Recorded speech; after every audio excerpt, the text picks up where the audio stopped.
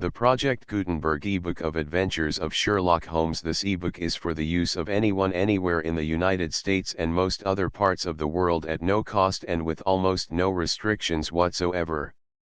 You may copy it, give it away or reuse it under the terms of the Project Gutenberg license included with this ebook or online at www.gutenberg.org.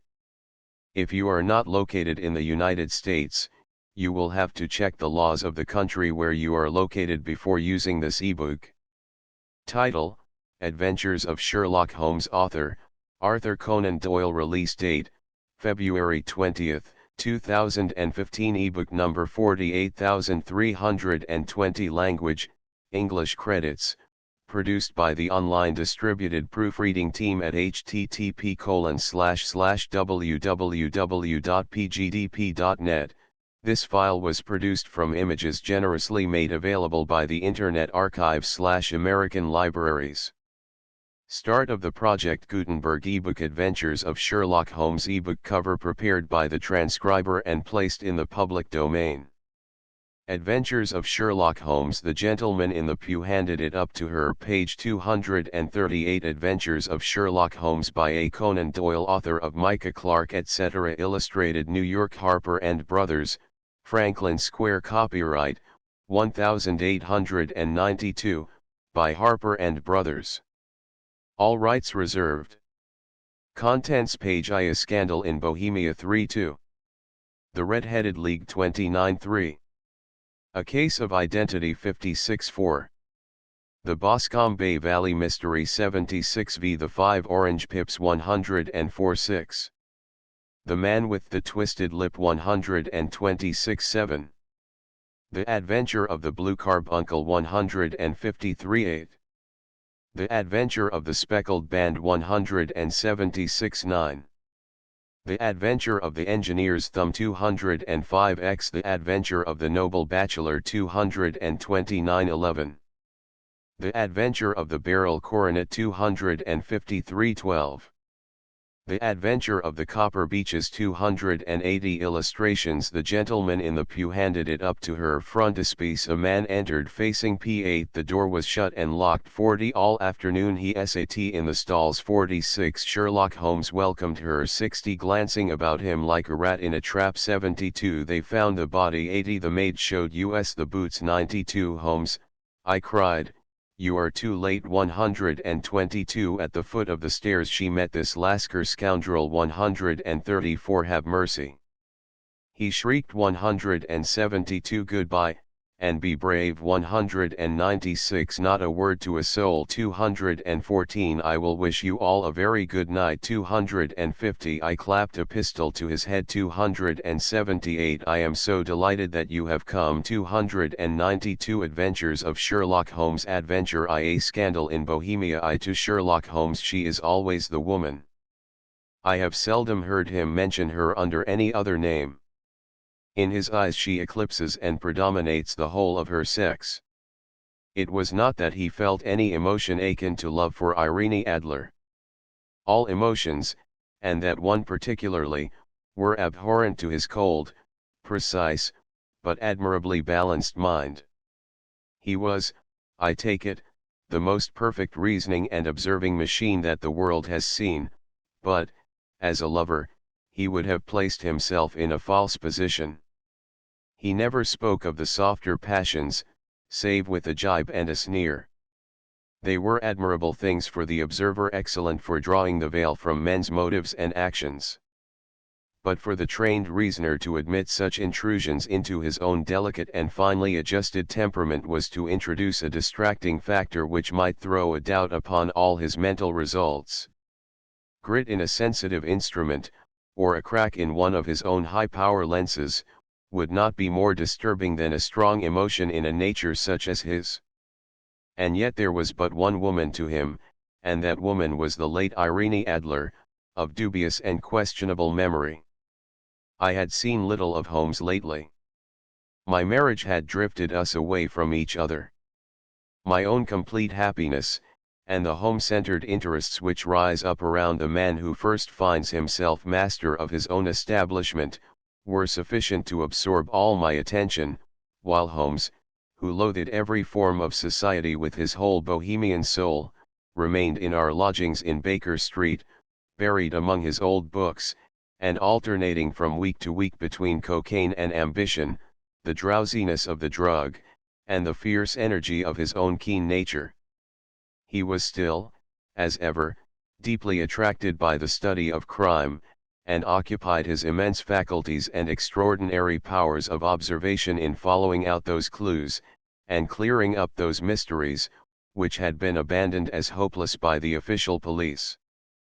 From time to time I heard some vague account of his doings, of his summons to Odessa in the case of the Trepov murder, of his clearing up of the singular tragedy of the Atkinson brothers at Trincomalee, and finally of the mission which he had accomplished so delicately and successfully for the reigning family of Holland.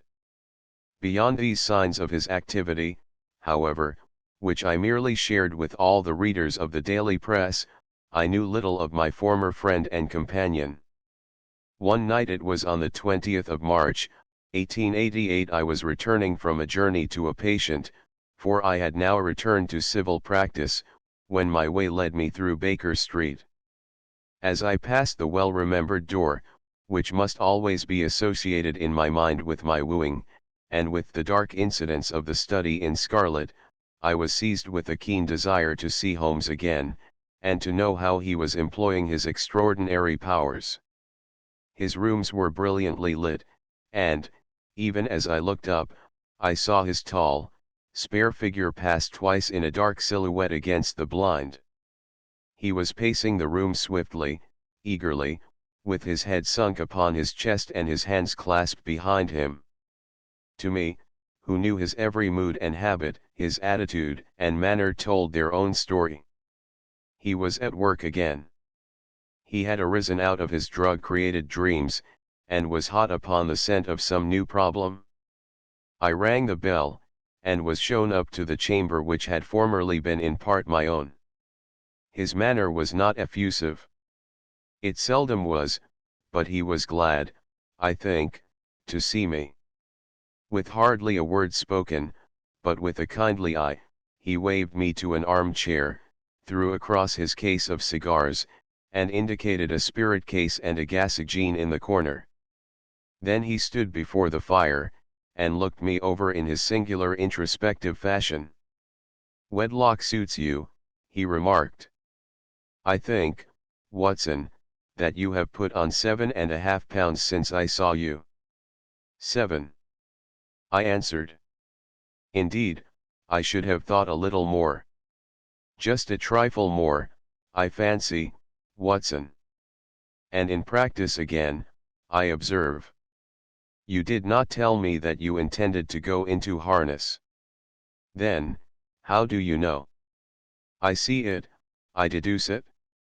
"How do I know that you have been getting yourself very wet lately, and that you have a most clumsy and careless servant girl?" "My dear Holmes," said I, "this is too much. You would certainly have been burned, had you lived a few centuries ago. It is true that I had a country walk on Thursday and came home in a dreadful mess, but, as I have changed my clothes, I can't imagine how you deduce it. As to Mary Jane, she is incorrigible, and my wife has given her notice, but there, again, I fail to see how you work it out." He chuckled to himself and rubbed his long, nervous hands together. "It is simplicity itself," said he. "My eyes tell me that on the inside of your left shoe, just where the firelight strikes it, the leather is scored by 6 almost parallel cuts. Obviously they have been caused by someone who has very carelessly scraped round the edges of the sole in order to remove crusted mud from it. Hence, you see, my double deduction that you had been out in vile weather, and that you had a particularly malignant boot-slitting specimen of the London slavey. As to your practice, if a gentleman walks into my room smelling of iodoform, with a black mark of nitrate of silver upon his right forefinger, and a bulge on the side of his top hat to show where he has secreted his stethoscope, I must be dull, indeed, if I do not pronounce him to be an active member of the medical profession. I could not help laughing at the ease with which he explained his process of deduction. When I hear you give your reasons, I remarked, the thing always appears to me to be so ridiculously simple that I could easily do it myself, though at each successive instance of your reasoning I am baffled, until you explain your process. And yet I believe that my eyes are as good as yours. Quite so, he answered, lighting a cigarette, and throwing himself down into an armchair. You see, but you do not observe. The distinction is clear. For example, you have frequently seen the steps which lead up from the hall to this room. Frequently. How often? Well, some hundreds of times. Then how many are there? How many? I don't know. Quite so. You have not observed. And yet you have seen. That is just my point.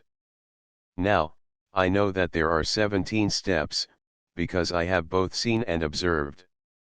By the way, since you are interested in these little problems, and since you are good enough to chronicle one or two of my trifling experiences, you may be interested in this. He threw over a sheet of thick, pink-tinted notepaper which had been lying open upon the table. It came by the last post, said he. Read it aloud. The note was undated, and without either signature or address. There will call upon you tonight, at 7:45, it said, a gentleman who desires to consult you upon a matter of the very deepest moment. Your recent services to one of the royal houses of Europe have shown that you are one who may safely be trusted with matters which are of an importance which can hardly be exaggerated. This account of you we have from all quarters received. Be in your chamber then at that hour, and do not take it amiss if your visitor wear a mask. This is indeed a mystery, I remarked. What do you imagine that it means? I have no data yet. It is a capital mistake to theorize before one has data. Insensibly one begins to twist facts to suit theories, instead of theories to suit facts. But the note itself. What do you deduce from it? I carefully examined the writing, and the paper upon which it was written. The man who wrote it was presumably well-to-do, I remarked, endeavoring to imitate my companion's processes. Such paper could not be bought under half a crown a packet. It is peculiarly strong and stiff. Peculiar, that is the very word, said Holmes. It is not an English paper at all. Hold it up to the light. I did so, and saw a large E with a small g, AP, and a large G with a small t woven into the texture of the paper. What do you make of that? Asked Holmes. The name of the maker, no doubt, or his monogram, rather. Not at all. The G with the small t stands for Gesellschaft, which is the German for company. It is a customary contraction like our copy, of course, stands for papier. Now for the EG. Let us glance at our Continental Gazetteer. He took down a heavy brown volume from his shelves. Eglo, Eglanitz, here we are, Egria. It is in a German-speaking country in Bohemia, not far from Carlsbad. Remarkable as being the scene of the death of Wallenstein, and for its numerous glass factories and paper mills. Ha, ha, my boy, what do you make of that? His eyes sparkled, and he sent up a great blue triumphant cloud from his cigarette. The paper was made in Bohemia, I said. Precisely. And the man who wrote the note is a German. Do you note the peculiar construction of the sentence, this account of you we have from all quarters received? A Frenchman or Russian could not have written that. It is the German who is so uncourteous to his verbs. It only remains, therefore, to discover what is wanted by this German who writes upon Bohemian paper, and prefers wearing a mask to showing his face. And here he comes, if I am not mistaken, to resolve all our doubts. As he spoke there was the sharp sound of horses' hoofs and grating wheels against the curb, followed by a sharp pull at the bell. Holmes whistled. "A pair, by the sound," said he. "Yes," he continued, glancing out of the window. "A nice little brougham and a pair of beauties. 150 guineas apiece. There's money in this case, Watson, if there is nothing else. I think that I had better go, Holmes." "Not a bit, doctor. Stay where you are. I am lost without my Boswell. And this promises to be interesting. It would be a pity to miss it. But your client, never mind him. I may want your help, and so may he. Here he comes. Sit down in that armchair, doctor, and give us your best attention." A slow and heavy step, which had been heard upon the stairs and in the passage, paused immediately outside the door. Then there was a loud and authoritative tap. "Come in," said Holmes. A man entered who could hardly have been less than 6 feet 6 inches in height, with the chest and limbs of a Hercules. His dress was rich with a richness which would, in England, be looked upon as akin to bad taste. Heavy bands of astrakhan were slashed across the sleeves and fronts of his double-breasted coat, while the deep blue cloak which was thrown over his shoulders was lined with flame-colored silk, and secured at the neck with a brooch which consisted of a single flaming beryl. Boots which extended halfway up his calves, and which were trimmed at the tops with rich brown fur, completed the impression of barbaric opulence which was suggested by his whole appearance. He carried a broad-brimmed hat in his hand, while he wore across the upper part of his face, extending down past the cheekbones, a black visored mask, which he had apparently adjusted that very moment, for his hand was still raised to it as he entered. From the lower part of the face he appeared to be a man of strong character, with a thick, hanging lip and a long, straight chin, suggestive of resolution pushed to the length of obstinacy. "You had my note?" he asked, with a deep harsh voice and a strongly marked German accent. "I told you that I would call." He looked from one to the other of us, as if uncertain which to address. "Pray take a seat," said Holmes. "This is my friend and colleague, Dr. Watson, who is occasionally good enough to help me in my cases. Whom have I the honor to address?" "You may address me as the Count von Kram, a Bohemian nobleman. I understand that this gentleman, your friend, is a man of honor and discretion, whom I may trust with a matter of the most extreme importance. If not, I should much prefer to communicate with you alone." I rose to go, but Holmes caught me by the wrist and pushed me back into my chair. "It is both, or none," said he. "You may say before this gentleman anything which you may say to me." The Count shrugged his broad shoulders. "Then I must begin," said he, "by binding you both to absolute secrecy for 2 years, at the end of that time the matter will be of no importance.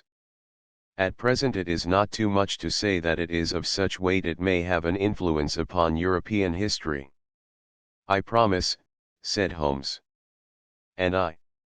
"You will excuse this mask," continued our strange visitor. "The august person who employs me wishes his agent to be unknown to you, and I may confess at once that the title by which I have just called myself is not exactly my own." "I was aware of it," said Holmes, dryly. "The circumstances are of great delicacy, and every precaution has to be taken to quench what might grow to be an immense scandal and seriously compromise one of the reigning families of Europe. To speak plainly, the matter implicates the great house of Ormstein, hereditary kings of Bohemia." "I was also aware of that," murmured Holmes, settling himself down in his armchair and closing his eyes. Our visitor glanced with some apparent surprise at the languid, lounging figure of the man who had been no doubt depicted to him as the most incisive reasoner and most energetic agent in Europe. Holmes slowly reopened his eyes and looked impatiently at his gigantic client. "If your Majesty would condescend to state your case," he remarked, "I should be better able to advise you." The man sprang from his chair and paced up and down the room in uncontrollable agitation. Then, with a gesture of desperation, he tore the mask from his face and hurled it upon the ground. "You are right," he cried, "I am the king. Why should I attempt to conceal it?" "Why, indeed," murmured Holmes. "Your Majesty had not spoken before I was aware that I was addressing Wilhelm Gotz Reichssigismund von Ormstein, Grand Duke of Kassel-Felstein, and hereditary King of Bohemia."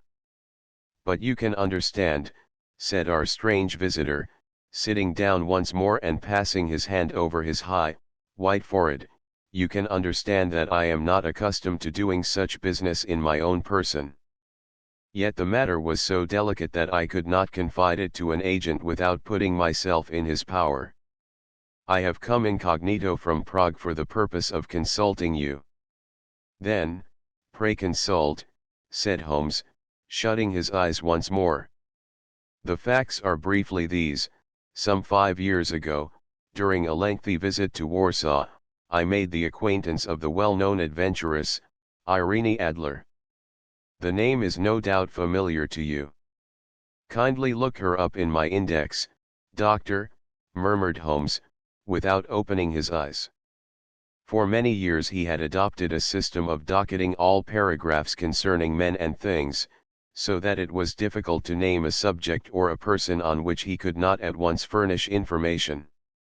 In this case I found her biography sandwiched in between that of a Hebrew rabbi and that of a staff commander who had written a monograph upon the deep-sea fishes. "Let me see," said Holmes. Born in New Jersey in the year 1858. Contralto La Scala, Prima donna Imperial Opera of Warsaw, yes. Retired from operatic stage, Living in London, quite so. Your Majesty, as I understand, became entangled with this young person, wrote her some compromising letters, and is now desirous of getting those letters back." "Precisely so. But how was there a secret marriage?" "None. No legal papers or certificates?" "None." "Then I fail to follow your Majesty. If this young person should produce her letters for blackmailing or other purposes, how is she to prove their authenticity?" "There is the writing." "Pooh, pooh. Forgery." "My private notepaper." "Stolen." "My own seal." "Imitated." "My photograph." "Bought." "We were both in the photograph." "Oh dear. That is very bad. Your Majesty has indeed committed an indiscretion." "I was mad insane." "You have compromised yourself seriously." "I was only Crown Prince then. I was young. I am but 30 now. It must be recovered. We have tried and failed. Your Majesty must pay. It must be bought." "She will not sell." "Stolen, then." 5 attempts have been made. Twice burglars in my pay ransacked her house. Once we diverted her luggage when she traveled. Twice she has been waylaid. There has been no result. "No sign of it?" "Absolutely none." Holmes laughed. "It is quite a pretty little problem," said he. "But a very serious one to me," returned the king, reproachfully. "Very, indeed. And what does she propose to do with the photograph?" "To ruin me." "But how?" "I am about to be married." "So I have heard. To Clotilde Lethmann von Saxe-Meiningen, second daughter of the King of Scandinavia. You may know the strict principles of her family. She is herself the very soul of delicacy. A shadow of a doubt as to my conduct would bring the matter to an end. And Irene Adler. threatens to send them the photograph. And she will do it? I know that she will do it. You do not know her, but she has a soul of steel. She has the face of the most beautiful of women, and the mind of the most resolute of men. Rather than I should marry another woman, there are no lengths to which she would not go, none. You are sure that she has not sent it yet? I am sure. And why? Because she has said that she would send it on the day when the betrothal was publicly proclaimed. That will be next Monday. Oh, then, we have 3 days yet, said Holmes, with a yawn. That is very fortunate, as I have 1 or 2 matters of importance to look into just at present. Your Majesty will, of course, stay in London for the present. Certainly. You will find me at the Langham, under the name of the Count von Kram. Then I shall drop you a line to let you know how we progress. Pray do so. I shall be all anxiety. Then, as to money. You have carte blanche. Absolutely.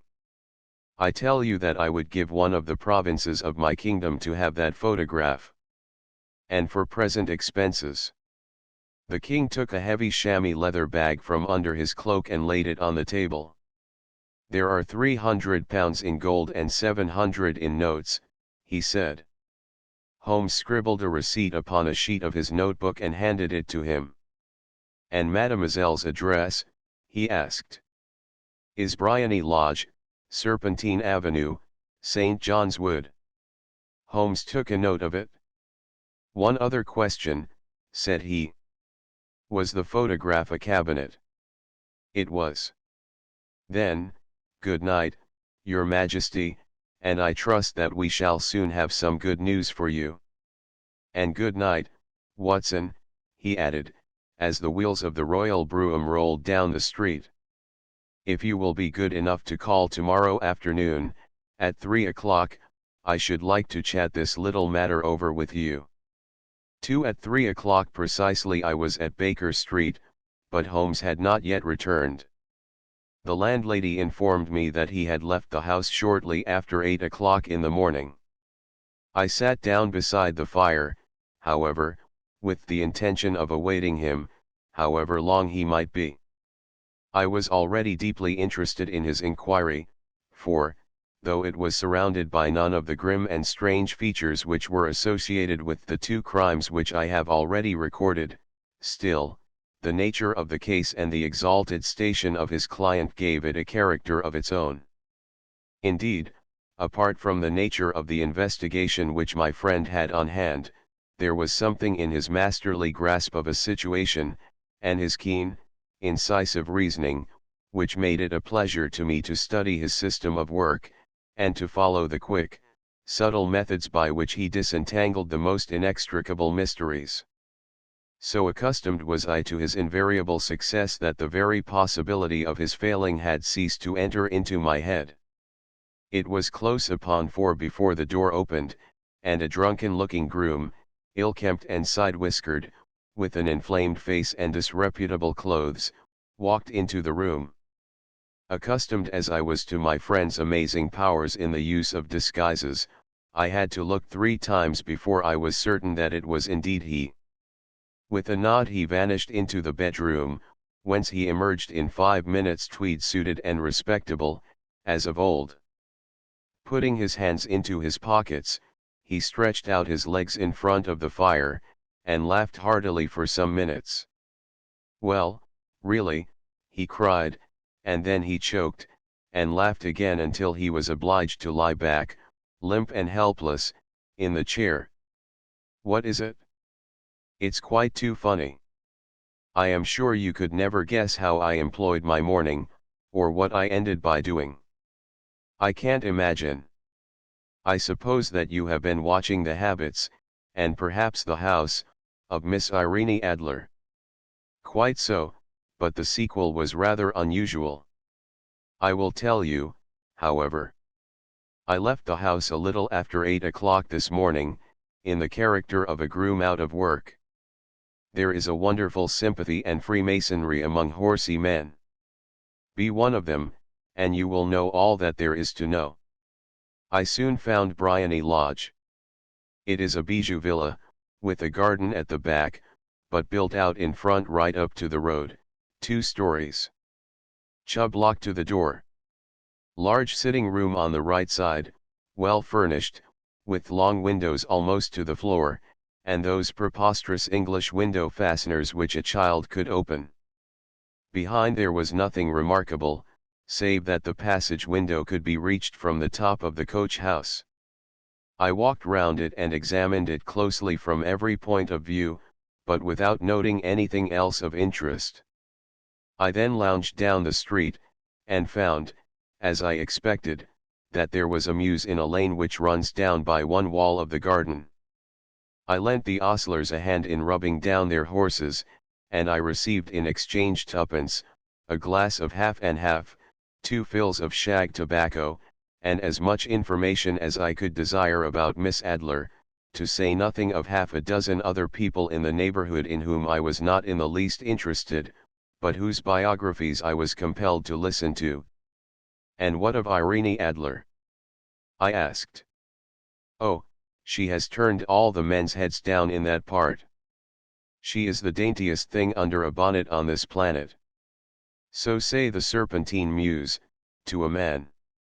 She lives quietly, sings at concerts, drives out at 5 every day, and returns at 7 sharp for dinner. Seldom goes out at other times, except when she sings. Has only one male visitor, but a good deal of him. He is dark, handsome, and dashing, never calls less than once a day, and often twice. He is a Mr. Godfrey Norton, of the Inner Temple. See the advantages of a cabman as a confidant. They had driven him home a dozen times from Serpentine Mews, and knew all about him. When I had listened to all that they had to tell, I began to walk up and down near Briony Lodge once more, and to think over my plan of campaign. This Godfrey Norton was evidently an important factor in the matter. He was a lawyer. That sounded ominous. What was the relation between them, and what the object of his repeated visits? Was she his client, his friend, or his mistress? If the former, she had probably transferred the photograph to his keeping. If the latter, it was less likely. On the issue of this question depended whether I should continue my work at Briony Lodge, or turn my attention to the gentlemen's chambers in the Temple. It was a delicate point, and it widened the field of my inquiry. I fear that I bore you with these details, but I have to let you see my little difficulties, if you are to understand the situation. "I am following you closely," I answered. I was still balancing the matter in my mind, when a hansom cab drove up to Briony Lodge, and a gentleman sprang out. He was a remarkably handsome man, dark, aquiline, and mustached, evidently the man of whom I had heard. He appeared to be in a great hurry, shouted to the cabman to wait, and brushed past the maid who opened the door with the air of a man who was thoroughly at home. He was in the house about half an hour, and I could catch glimpses of him in the windows of the sitting room, pacing up and down, talking excitedly, and waving his arms. Of her I could see nothing. Presently he emerged, looking even more flurried than before. As he stepped up to the cab, he pulled a gold watch from his pocket and looked at it earnestly. "Drive like the devil," he shouted, "first to Gross and Hankey's in Regent Street, and then to the Church of St. Monica in the Edgware Road. Half a guinea if you do it in 20 minutes. Away they went, and I was just wondering whether I should not do well to follow them, when up the lane came a neat little landau, the coachman with his coat only half buttoned, and his tie under his ear, while all the tags of his harness were sticking out of the buckles. It hadn't pulled up before she shot out of the hall door and into it. I only caught a glimpse of her at the moment, but she was a lovely woman, with a face that a man might die for. "The Church of Saint Monica, John," she cried, "and half a sovereign if you reach it in 20 minutes. This was quite too good to lose, Watson. I was just balancing whether I should run for it, or whether I should perch behind her landau, when a cab came through the street. The driver looked twice at such a shabby fare, but I jumped in before he could object. "The Church of Saint Monica," said I, "and half a sovereign if you reach it in 20 minutes. It was 25 minutes to 12, and of course it was clear enough what was in the wind. My cabby drove fast. I don't think I ever drove faster, but the others were there before us. The cab and the landau with their steaming horses were in front of the door when I arrived. I paid the man and hurried into the church. There was not a soul there save the two whom I had followed and a surpliced clergyman, who seemed to be expostulating with them. They were all three standing in a knot in front of the altar. I lounged up the side aisle like any other idler who has dropped into a church. Suddenly, to my surprise, the three at the altar faced round to me, and Godfrey Norton came running as hard as he could towards me. "Thank God," he cried. "You'll do. Come. Come." "What then?" I asked. "Come, man, come, only 3 minutes, or it won't be legal." I was half dragged up to the altar, and, before I knew where I was, I found myself mumbling responses which were whispered in my ear, and vouching for things of which I knew nothing, and generally assisting in the secure tying up of Irene Adler, spinster, to Godfrey Norton, bachelor.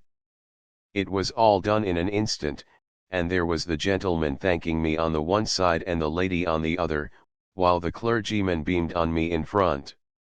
It was the most preposterous position in which I ever found myself in my life, and it was the thought of it that started me laughing just now. It seems that there had been some informality about their license, that the clergyman absolutely refused to marry them without a witness of some sort, and that my lucky appearance saved the bridegroom from having to sally out into the streets in search of a best man. The bride gave me a sovereign, and I mean to wear it on my watch chain in memory of the occasion. "This is a very unexpected turn of affairs," said I, "and what then?" "Well, I found my plans very seriously menaced. It looked as if the pair might take an immediate departure, and so necessitate very prompt and energetic measures on my part.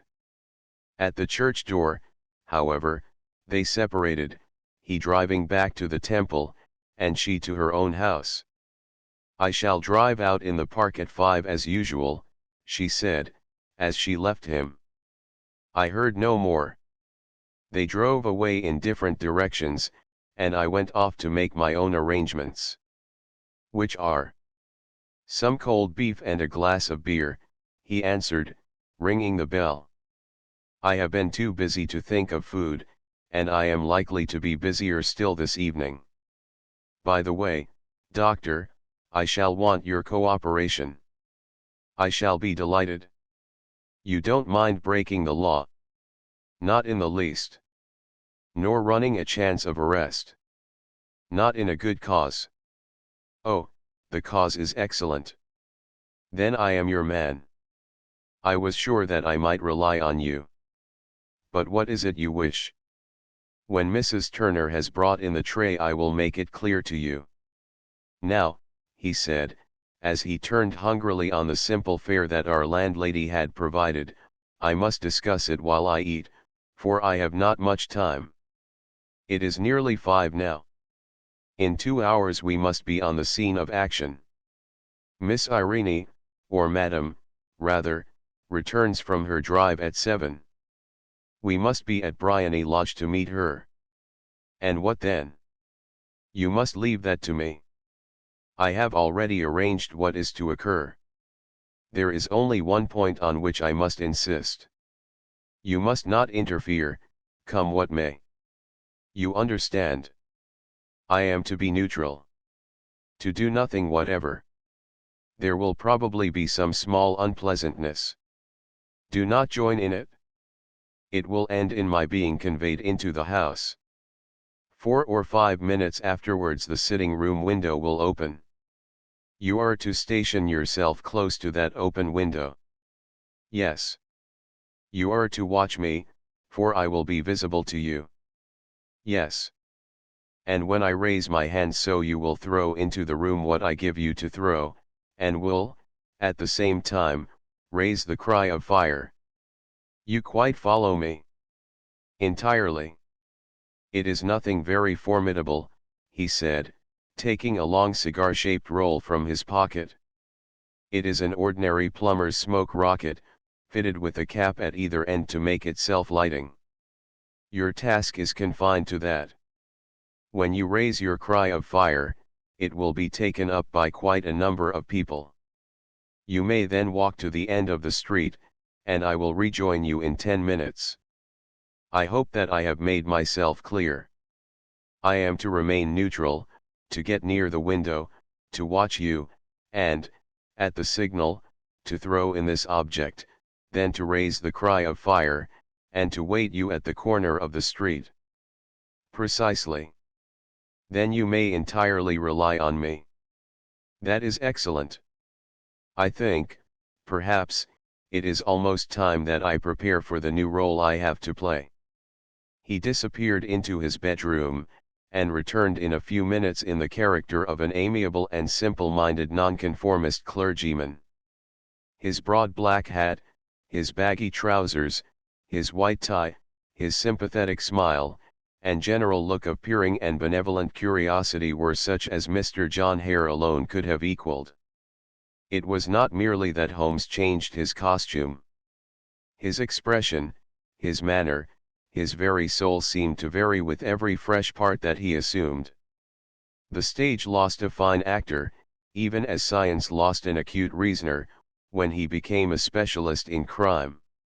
It was 6:15 when we left Baker Street, and it still wanted 10 minutes to the hour when we found ourselves in Serpentine Avenue. It was already dusk, and the lamps were just being lighted as we paced up and down in front of Briony Lodge, waiting for the coming of its occupant. The house was just such as I had pictured it from Sherlock Holmes's succinct description, but the locality appeared to be less private than I expected. On the contrary, for a small street in a quiet neighborhood, it was remarkably animated. There was a group of shabbily dressed men smoking and laughing in a corner, a scissors grinder with his wheel, 2 guardsmen who were flirting with a nurse girl, and several well-dressed young men who were lounging up and down with cigars in their mouths. You see, remarked Holmes, as we paced to and fro in front of the house, this marriage rather simplifies matters. The photograph becomes a double-edged weapon now. The chances are that she would be as averse to its being seen by Mr. Godfrey Norton, as our client is to its coming to the eyes of his princess. Now the question is, where are we to find the photograph? Where, indeed? It is most unlikely that she carries it about with her. It is cabinet size. Too large for easy concealment about a woman's dress. She knows that the king is capable of having her waylaid and searched. 2 attempts of the sort have already been made. We may take it, then, that she does not carry it about with her. Where, then? Her banker or her lawyer. There is that double possibility. But I am inclined to think neither. Women are naturally secretive, and they like to do their own secreting. Why should she hand it over to anyone else? She could trust her own guardianship, but she could not tell what indirect or political influence might be brought to bear upon a businessman. Besides, remember that she had resolved to use it within a few days. It must be where she can lay her hands upon it. It must be in her own house. But it has twice been burgled. Pshaw! They did not know how to look. But how will you look? I will not look. What then? I will get her to show me. But she will refuse. She will not be able to. But I hear the rumble of wheels. It is her carriage. Now carry out my orders to the letter." As he spoke, the gleam of the side lights of a carriage came round the curve of the avenue. It was a smart little landau which rattled up to the door of Bryony Lodge. As it pulled up, one of the loafing men at the corner dashed forward to open the door in the hope of earning a copper, but was elbowed away by another loafer, who had rushed up with the same intention. A fierce quarrel broke out, which was increased by the two guardsmen, who took sides with one of the loungers, and by the scissors grinder, who was equally hot upon the other side. A blow was struck, and in an instant the lady, who had stepped from her carriage, was the center of a little knot of flushed and struggling men, who struck savagely at each other with their fists and sticks. Holmes dashed into the crowd to protect the lady, but just as he reached her he gave a cry and dropped to the ground, with the blood running freely down his face. At his fall the guardsmen took to their heels in one direction and the loungers in the other, while a number of better dressed people, who had watched the scuffle without taking part in it, crowded in to help the lady and to attend to the injured man. Irene Adler, as I will still call her, had hurried up the steps, but she stood at the top with her superb figure outlined against the lights of the hall, looking back into the street. "Is the poor gentleman much hurt?" she asked. "He is dead," cried several voices. "No, no, there's life in him," shouted another. "But he'll be gone before you can get him to hospital." "He's a brave fellow," said a woman. "They would have had the lady's purse and watch if it hadn't been for him. They were a gang, and a rough one, too. Ah, he's breathing now. He can't lie in the street. May we bring him in, marm?" "Surely. Bring him into the sitting room.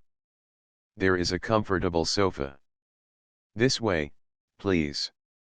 Slowly and solemnly he was borne into Bryony Lodge and laid out in the principal room, while I still observed the proceedings from my post by the window. The lamps had been lit, but the blinds had not been drawn, so that I could see Holmes as he lay upon the couch. I do not know whether he was seized with compunction at that moment for the part he was playing, but I know that I never felt more heartily ashamed of myself in my life than when I saw the beautiful creature against whom I was conspiring, or the grace and kindliness with which she waited upon the injured man. And yet it would be the blackest treachery to Holmes to draw back now from the part which he had intrusted to me. I hardened my heart, and took the smoke rocket from under my ulster. After all, I thought, we are not injuring her. We are but preventing her from injuring another. Holmes had sat up upon the couch, and I saw him motion like a man who is in need of air. A maid rushed across and threw open the window. At the same instant I saw him raise his hand, and at the signal I tossed my rocket into the room with a cry of fire. The word was no sooner out of my mouth than the whole crowd of spectators, well-dressed and ill gentlemen, ostlers, and servant maids joined in a general shriek of fire. Thick clouds of smoke curled through the room and out at the open window. I caught a glimpse of rushing figures, and a moment later the voice of Holmes from within assuring them that it was a false alarm. Slipping through the shouting crowd I made my way to the corner of the street, and in 10 minutes was rejoiced to find my friend's arm in mine, and to get away from the scene of uproar. He walked swiftly and in silence for some few minutes, until we had turned down one of the quiet streets which lead towards the Edgware Road. "You did it very nicely, Doctor," he remarked. "Nothing could have been better. It is all right. You have the photograph. I know where it is." "And how did you find out?" "She showed me, as I told you that she would. I am still in the dark."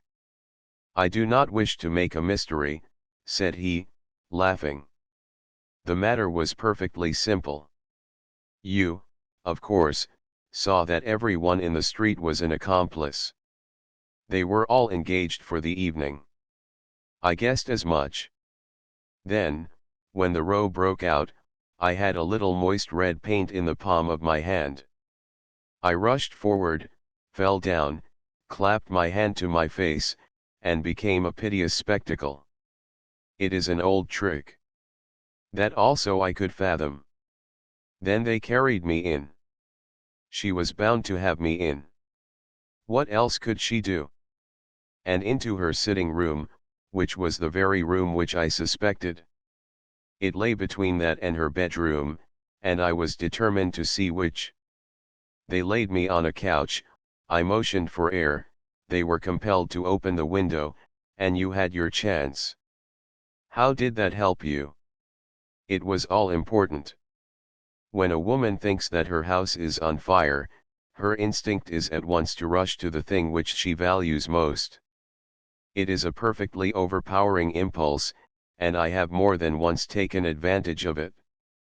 In the case of the Darlington substitution scandal it was of use to me, and also in the Arnsworth Castle business.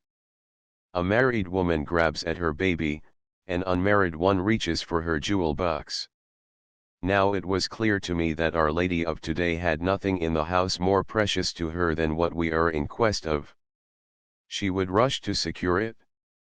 The alarm of fire was admirably done.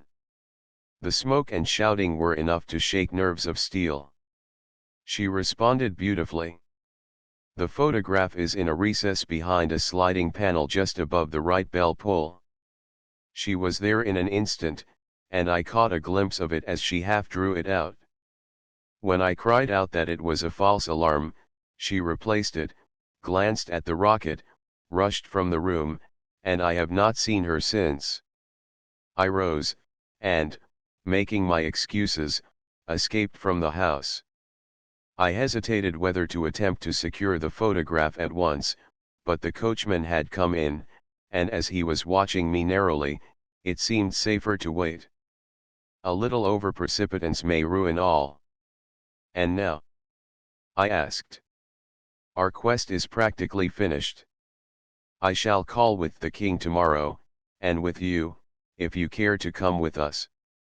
We will be shown into the sitting room to wait for the lady, but it is probable that when she comes she may find neither us nor the photograph.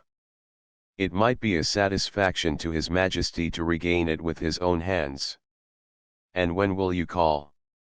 At 8 in the morning. She will not be up, so that we shall have a clear field. Besides, we must be prompt, for this marriage may mean a complete change in her life and habits. I must wire to the king without delay. We had reached Baker Street, and had stopped at the door. He was searching his pockets for the key, when someone passing said, "Good night, Mr. Sherlock Holmes." There were several people on the pavement at the time, but the greeting appeared to come from a slim youth in an ulster who had hurried by. "I've heard that voice before," said Holmes, staring down the dimly lit street. "Now, I wonder who the deuce that could have been." I slept at Baker Street that night, and we were engaged upon our toast and coffee in the morning when the King of Bohemia rushed into the room. "You have really got it," he cried, grasping Sherlock Holmes by either shoulder, and looking eagerly into his face. "Not yet. But you have hopes." "I have hopes." "Then, come. I am all impatience to be gone." "We must have a cab." "No, my brougham is waiting." "Then that will simplify matters." We descended, and started off once more for Briony Lodge. "Irene Adler is married," remarked Holmes. "Married? When?" "Yesterday." "But to whom?" "To an English lawyer named Norton." "But she could not love him." "I am in hopes that she does." "And why in hopes?" "Because it would spare your Majesty all fear of future annoyance. If the lady loves her husband, she does not love your Majesty. If she does not love your Majesty, there is no reason why she should interfere with your Majesty's plan." "It is true. And yet well. I wish she had been of my own station. What a queen she would have made. He relapsed into a moody silence, which was not broken until we drew up in Serpentine Avenue. The door of Bryony Lodge was open, and an elderly woman stood upon the steps. She watched us with a sardonic eye as we stepped from the brougham. "Mr. Sherlock Holmes, I believe," said she. "I am Mr. Holmes," answered my companion, looking at her with a questioning and rather startled gaze. "Indeed. My mistress told me that you were likely to call.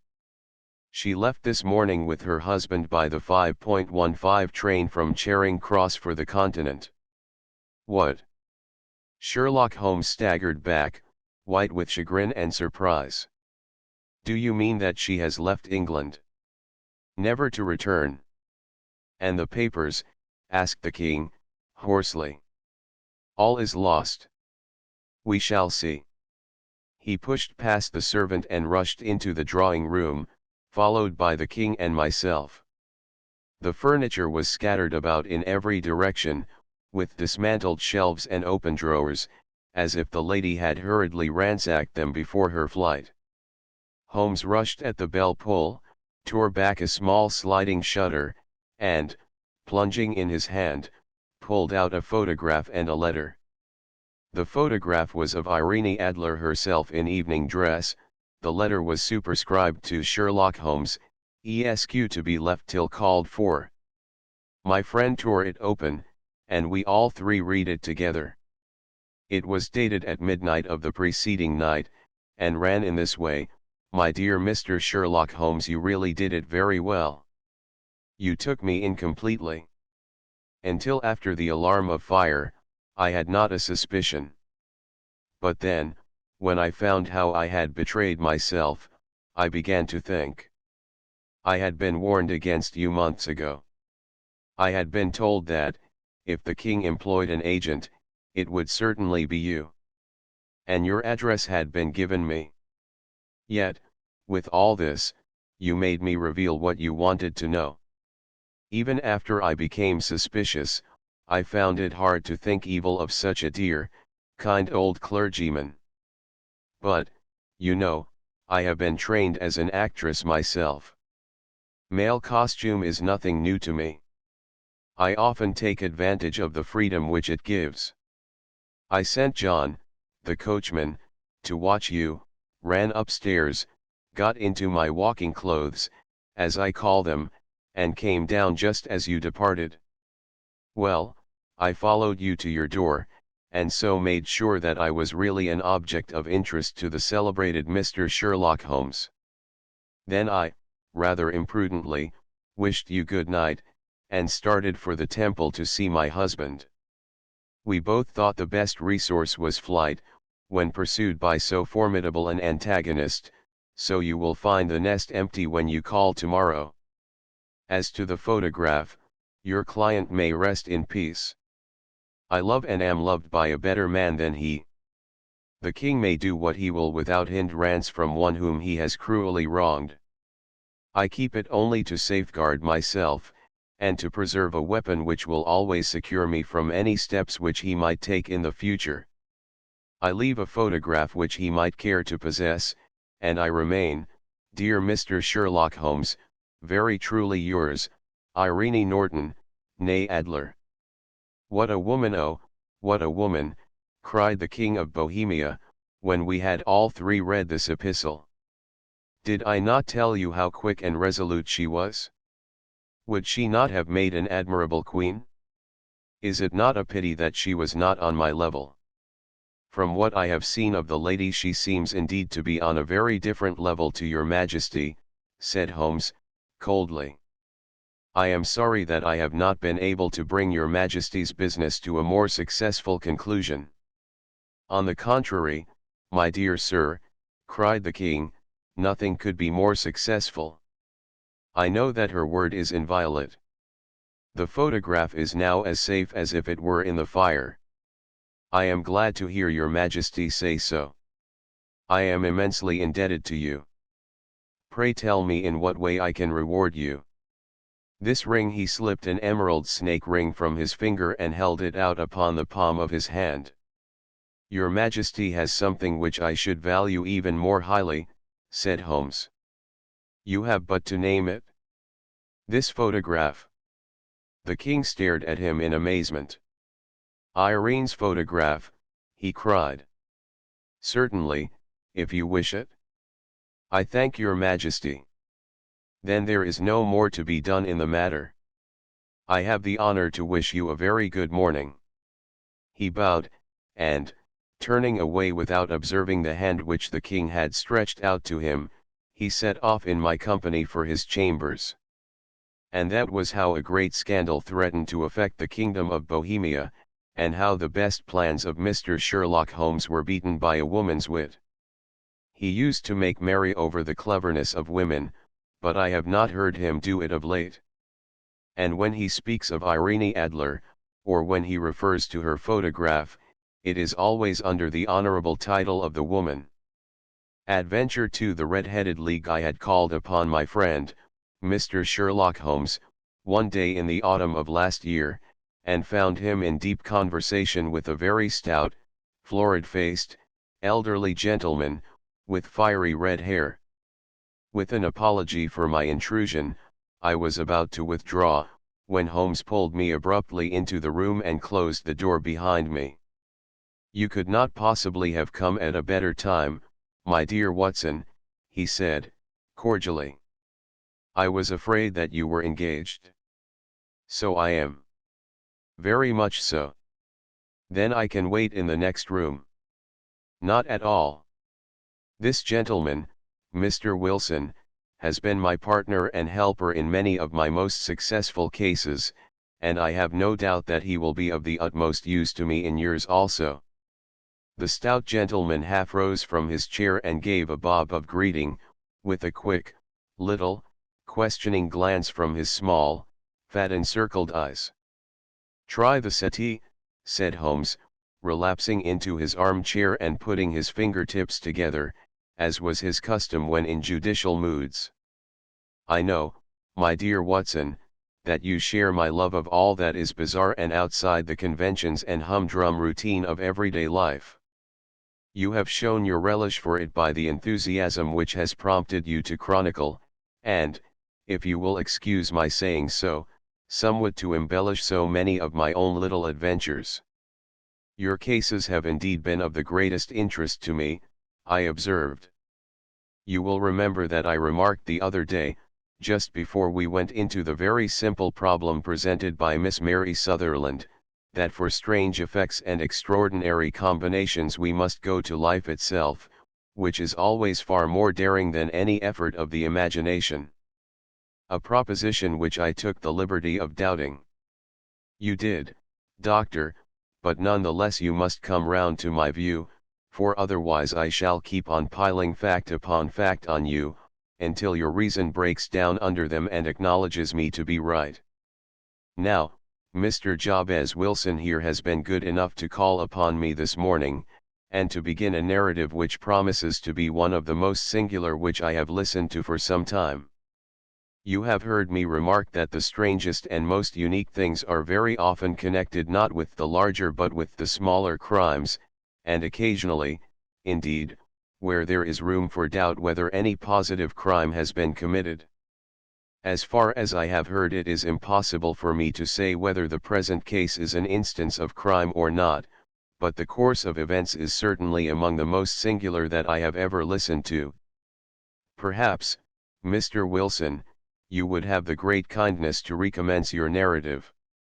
I ask you, not merely because my friend Dr. Watson has not heard the opening part, but also because the peculiar nature of the story makes me anxious to have every possible detail from your lips.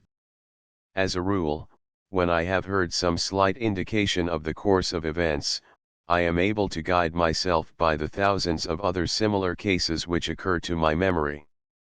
In the present instance I am forced to admit that the facts are, to the best of my belief, unique."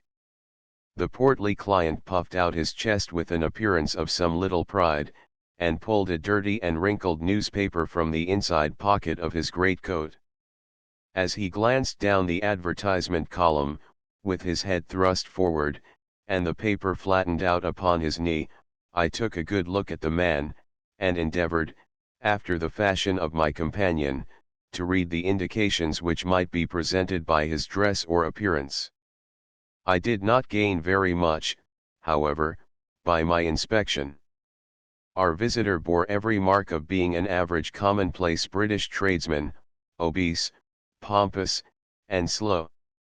He wore rather baggy grey shepherd's check trousers, a not over-clean black frock coat, unbuttoned in the front, and a drab waistcoat with a heavy brassy Albert chain, and a square pierced bit of metal dangling down as an ornament.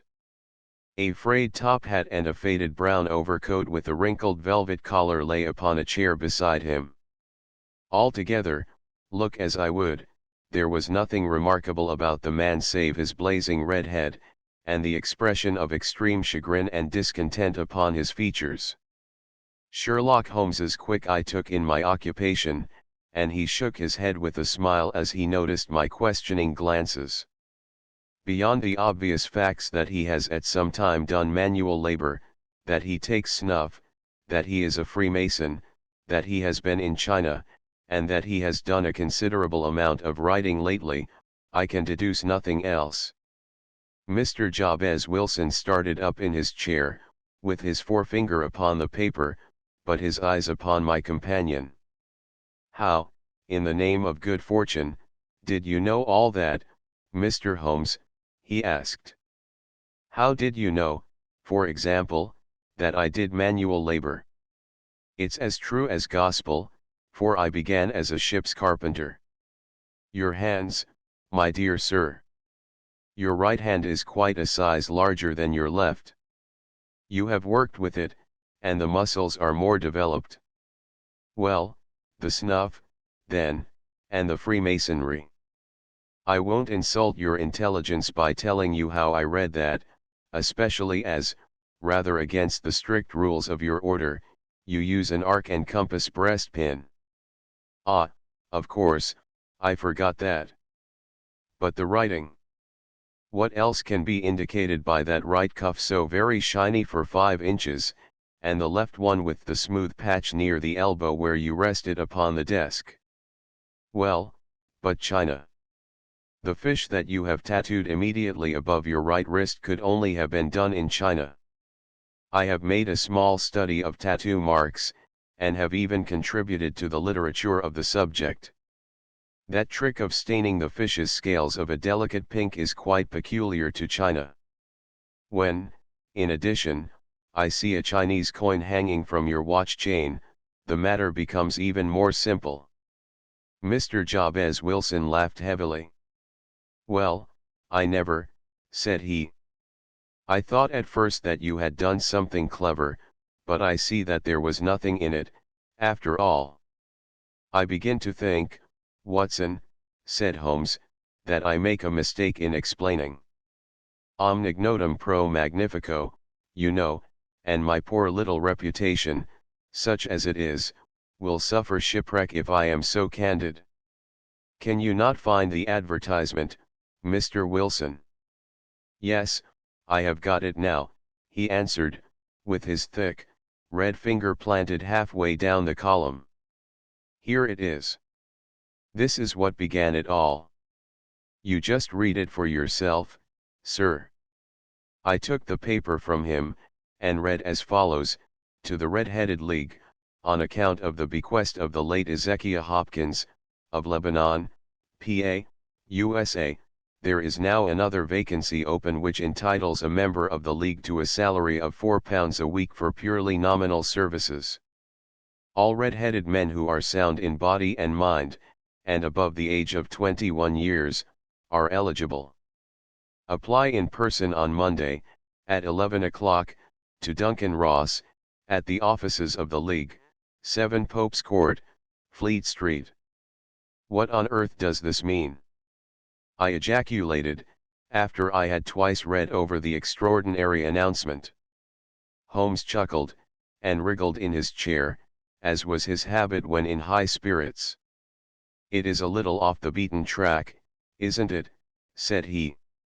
And now, Mr. Wilson, off you go at scratch, and tell us all about yourself, your household, and the effect which this advertisement had upon your fortunes.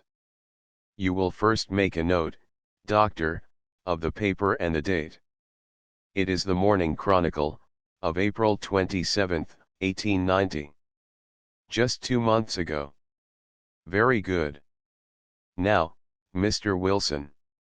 Well, it is just as I have been telling you, Mr. Sherlock Holmes, said Jabez Wilson, mopping his forehead. I have a small pawnbroker's business at Coburg Square, near the city.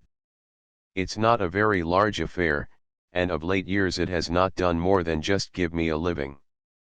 I used to be able to keep 2 assistants, but now I only keep 1, and I would have a job to pay him, but that he is willing to come for half wages, so as to learn the business. What is the name of this obliging youth? Asked Sherlock Holmes. His name is Vincent Spaulding, and he's not such a youth, either. It's hard to say his age. I should not wish a smarter assistant, Mr. Holmes, and I know very well that he could better himself, and earn twice what I am able to give him. But, after all, if he is satisfied, why should I put ideas in his head? Why, indeed. You seem most fortunate in having an employee who comes under the full market price. It is not a common experience among employers in this age. I don't know that your assistant is not as remarkable as your advertisement. Oh, he has his faults, too, said Mr. Wilson. Never was such a fellow for photography. Snapping away with the camera when he ought to be improving his mind, and then diving down into the cellar like a rabbit into its hole to develop his pictures. That is his main fault, but, on the whole, he's a good worker. There's no vice in him. He is still with you, I presume. Yes, sir. He and a girl of 14, who does a bit of simple cooking, and keeps the place clean. That's all I have in the house, for I am a widower, and never had any family. We live very quietly, sir, the 3 of us, and we keep a roof over our heads, and pay our debts, if we do nothing more. The first thing that put us out was that advertisement. Spaulding, he came down into the office just this day 8 weeks, with this very paper in his hand, and he says, I wish to the Lord, Mr. Wilson, that I was a red-headed man. Why that? I asks. Why, says he, here's another vacancy on the League of the Red-Headed Men. It's worth quite a little fortune to any man who gets it, and I understand that there are more vacancies than there are men, so that the trustees are at their wits' end what to do with the money. If my hair would only change color, here's a nice little crib all ready for me to step into. Why, what is it, then? I asked. You see, Mr. Holmes, I am a very stay-at-home man, and as my business came to me instead of my having to go to it, I was often weeks on end without putting my foot over the doormat. In that way I didn't know much of what was going on outside, and I was always glad of a bit of news. Have you never heard of the League of the Red-Headed Men? He asked, with his eyes open. Never. Why, I wonder at that, for you are eligible yourself for one of the vacancies. And what are they worth? I asked. Oh, merely a couple of hundred a year, but the work is slight, and it need not interfere very much with one's other occupations.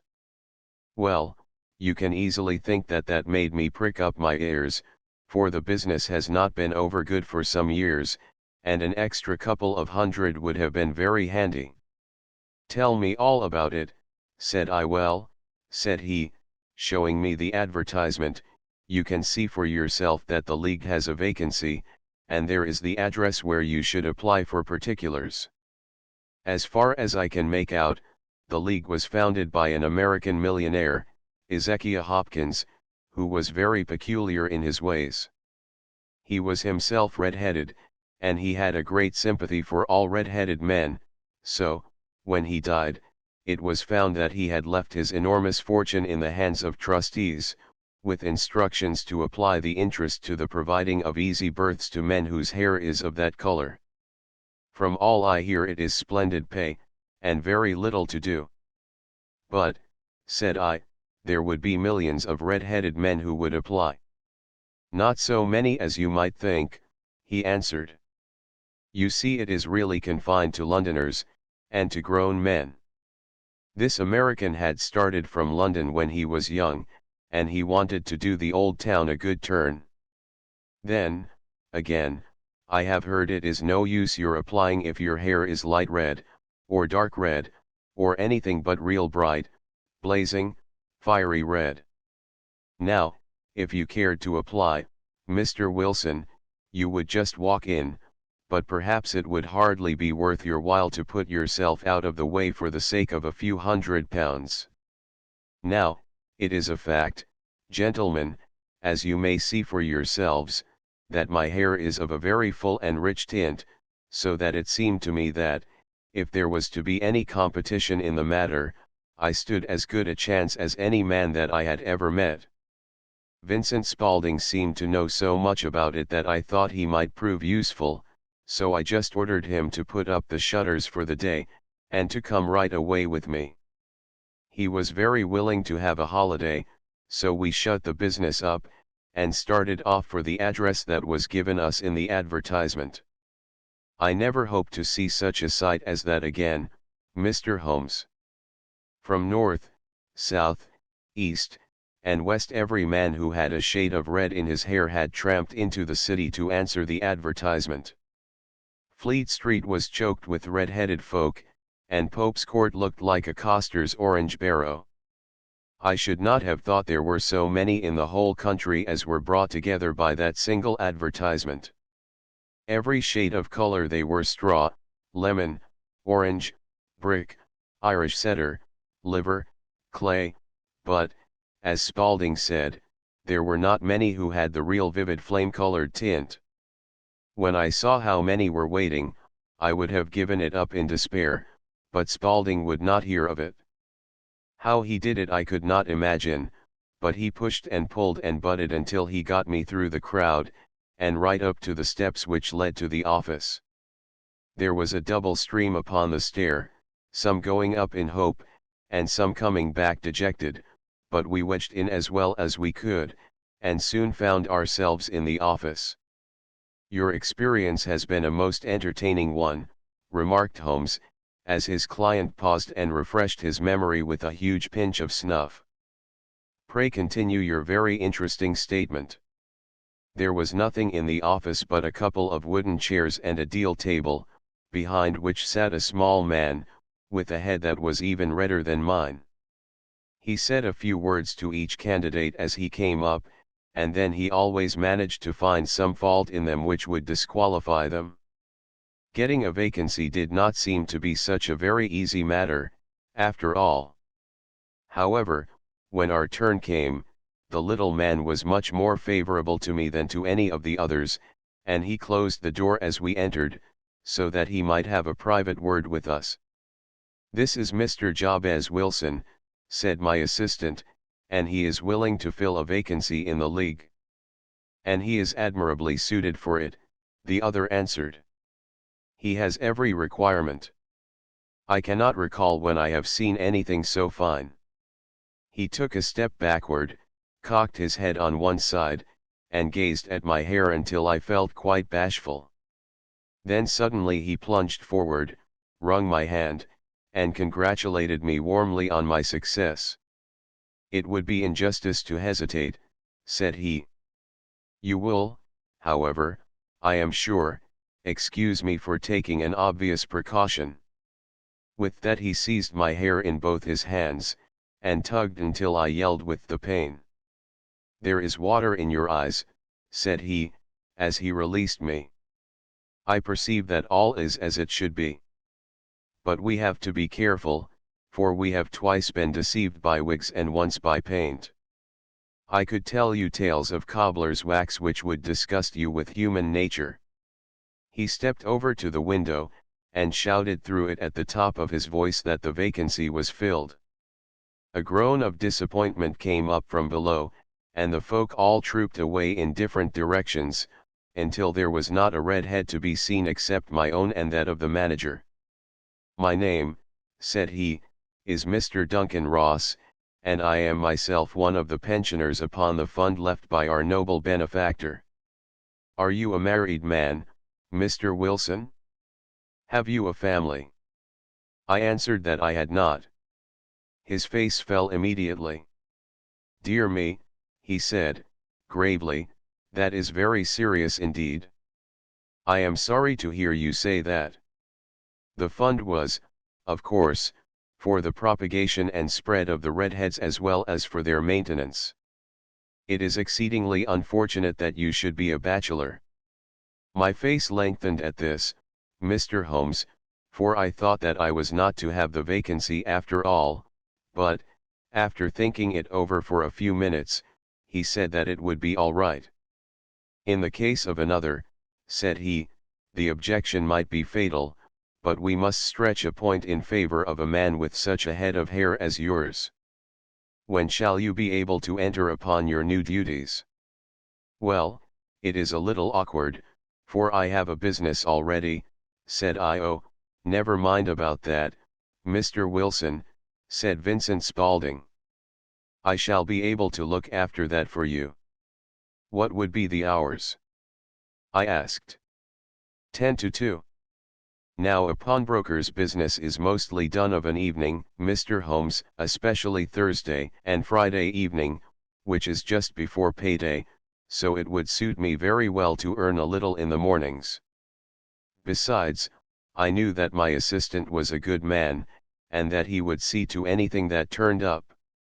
"That would suit me very well," said I. "And the pay?" "Is £4 a week."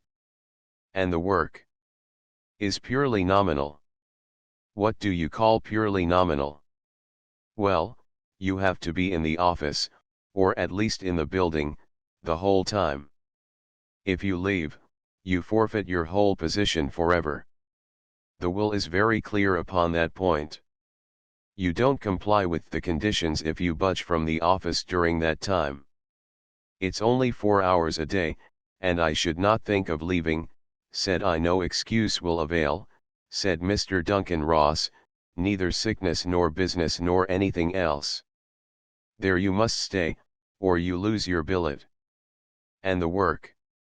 "Is to copy out the Encyclopedia Britannica. There is the first volume of it in that press. You must find your own ink, pens, and blotting paper, but we provide this table and chair. Will you be ready tomorrow?" "Certainly," I answered.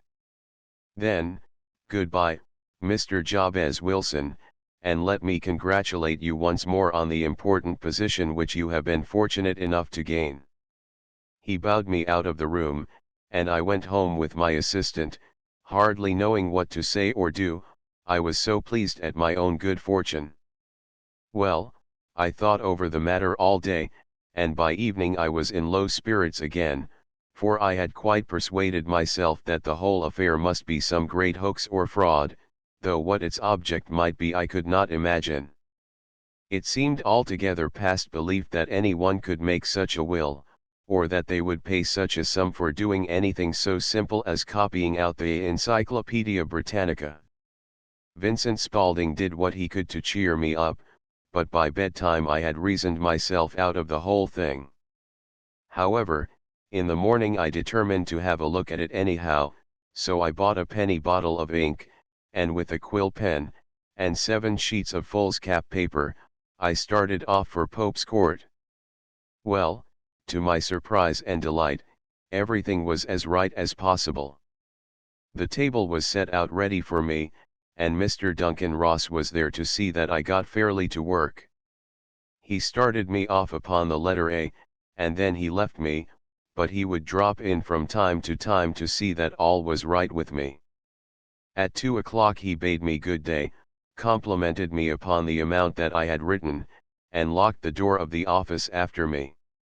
This went on day after day, Mr. Holmes, and on Saturday the manager came in and planked down 4 golden sovereigns for my week's work. It was the same next week, and the same the week after. Every morning I was there at 10, and every afternoon I left at 2.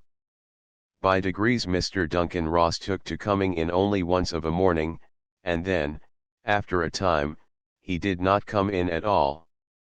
Still, of course, I never dared to leave the room for an instant, for I was not sure when he might come, and the billet was such a good one, and suited me so well, that I would not risk the loss of it. 8 weeks passed away like this, and I had written about abbots and archery and armor and architecture and Attica, and hoped with diligence that I might get on to the bees before very long. It cost me something in foolscap, and I had pretty nearly filled a shelf with my writings. And then suddenly the whole business came to an end. To an end? Yes, sir. And no later than this morning.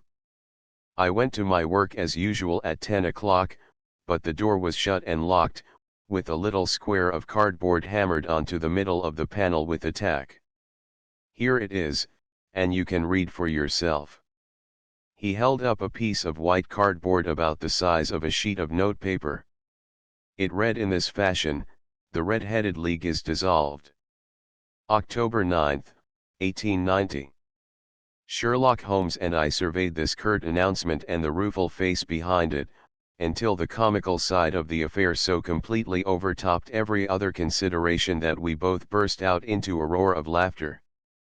I cannot see that there is anything very funny," cried our client, flushing up to the roots of his flaming head. "If you can do nothing better than laugh at me, I can go elsewhere."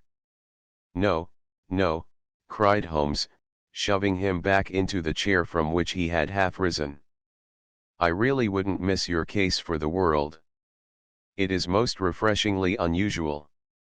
But there is, if you will excuse my saying so, something just a little funny about it. Pray what steps did you take when you found the card upon the door?" "I was staggered, sir. I did not know what to do. Then I called at the offices round, but none of them seemed to know anything about it. Finally, I went to the landlord, who is an accountant living on the ground floor, and I asked him if he could tell me what had become of the Red-Headed League. He said that he had never heard of any such body. Then I asked him who Mr. Duncan Ross was. He answered that the name was new to him.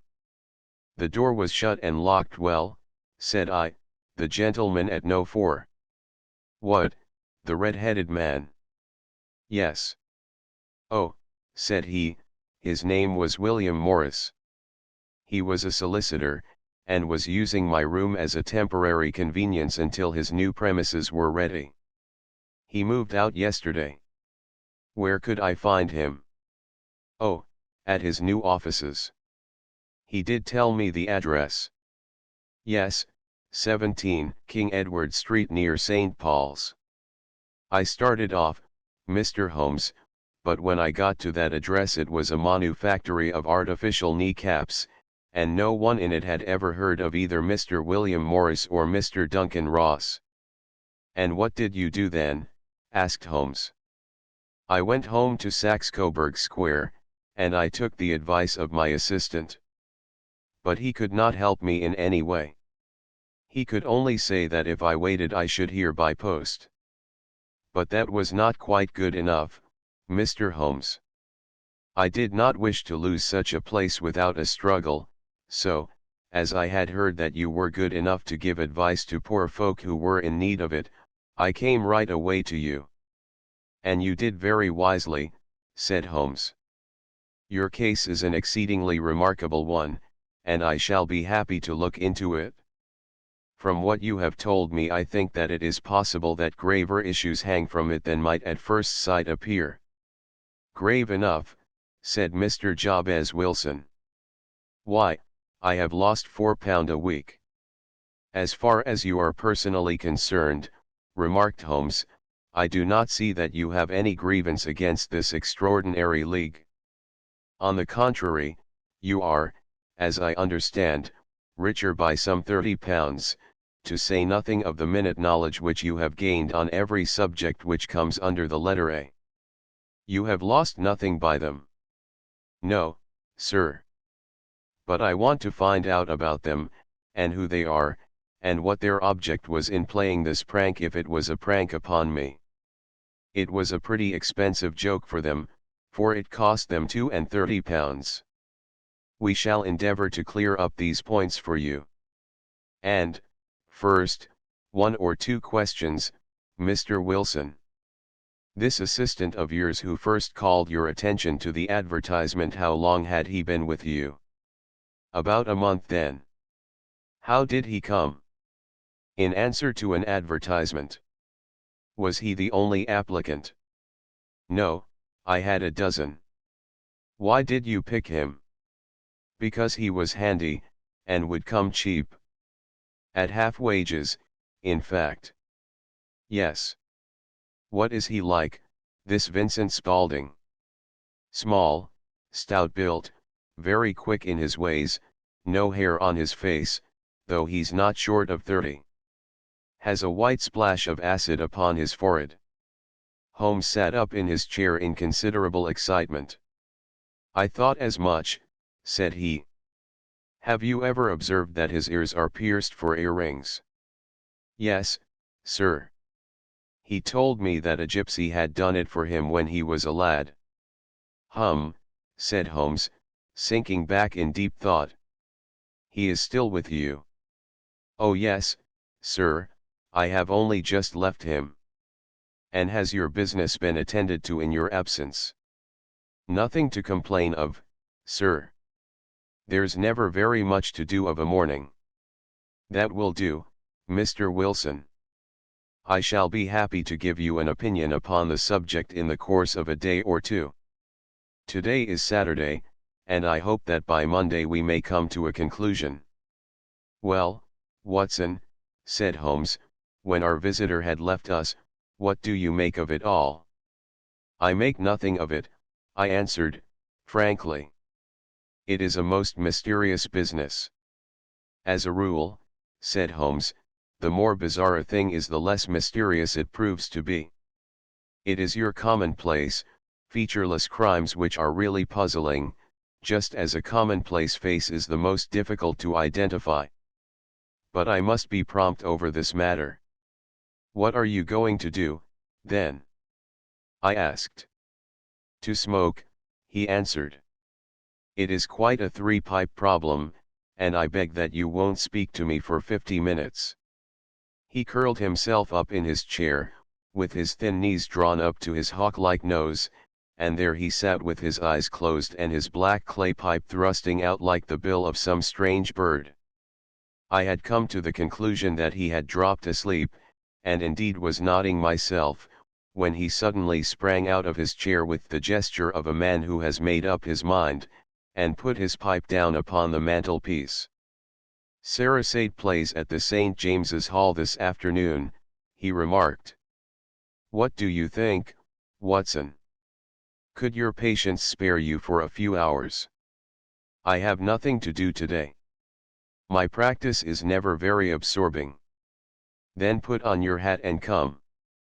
I am going through the city first, and we can have some lunch on the way. I observe that there is a good deal of German music on the program, which is rather more to my taste than Italian or French. It is introspective, and I want to introspect. Come along. We traveled by the underground as far as Aldersgate, and a short walk took us to Saxe-Coburg Square, the scene of the singular story which we had listened to in the morning. It was a poky, little, shabby genteel place, where 4 lines of dingy 2-storied brick houses looked out into a small railed-in enclosure, where a lawn of weedy grass and a few clumps of faded laurel bushes made a hard fight against a smoke-laden and ungenial atmosphere. 3 gilt balls and a brown board with Jabez Wilson in white letters, upon a corner house, announced the place where our red-headed client carried on his business. Sherlock Holmes stopped in front of it with his head on one side, and looked it all over, with his eyes shining brightly between puckered lids. Then he walked slowly up the street, and then down again to the corner, still looking keenly at the houses. Finally he returned to the pawnbroker's, and, having thumped vigorously upon the pavement with his stick 2 or 3 times, he went up to the door and knocked. It was instantly opened by a bright-looking, clean-shaven young fellow, who asked him to step in. "Thank you," said Holmes, "I only wished to ask you how you would go from here to the Strand." "Third right, fourth left," answered the assistant, promptly, closing the door. "Smart fellow, that," observed Holmes, as we walked away. "He is, in my judgment, the 4th smartest man in London, and for daring I am not sure that he has not a claim to be third. I have known something of him before." "Evidently," said I, "Mr. Wilson's assistant counts for a good deal in this mystery of the Red-Headed League. I am sure that you inquired your way merely in order that you might see him." "Not him." "What then?" "The knees of his trousers." "And what did you see?" "What I expected to see." "Why did you beat the pavement?" "My dear doctor, this is a time for observation, not for talk. We are spies in an enemy's country. We know something of Saxe-Coburg Square. Let us now explore the parts which lie behind it. The road in which we found ourselves as we turned round the corner from the retired Saxe-Coburg Square presented as great a contrast to it as the front of a picture does to the back. It was one of the main arteries which convey the traffic of the city to the north and west. The roadway was blocked with the immense stream of commerce flowing in a double tide inward and outward, while the footpaths were black with the hurrying swarm of pedestrians. It was difficult to realize as we looked at the line of fine shops and stately business premises that they really abutted on the other side upon the faded and stagnant square which we had just quitted. "Let me see," said Holmes, standing at the corner, and glancing along the line, "I should like just to remember the order of the houses here. It is a hobby of mine to have an exact knowledge of London. There is Mortimer's, the tobacconist, the little newspaper shop, the Coburg branch of the City and Suburban Bank, the vegetarian restaurant, and McFarlane's carriage building depot. That carries us right on to the other block. And now, doctor, we've done our work, so it's time we had some play.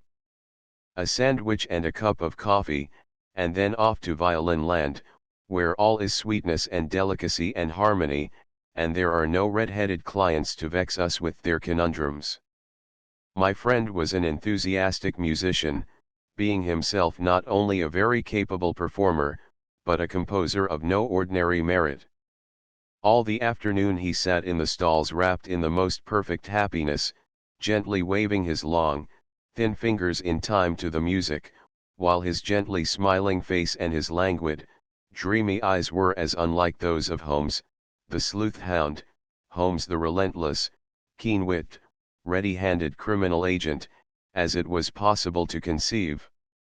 In his singular character the dual nature alternately asserted itself, and his extreme exactness and astuteness represented, as I have often thought, the reaction against the poetic and contemplative mood which occasionally predominated in him.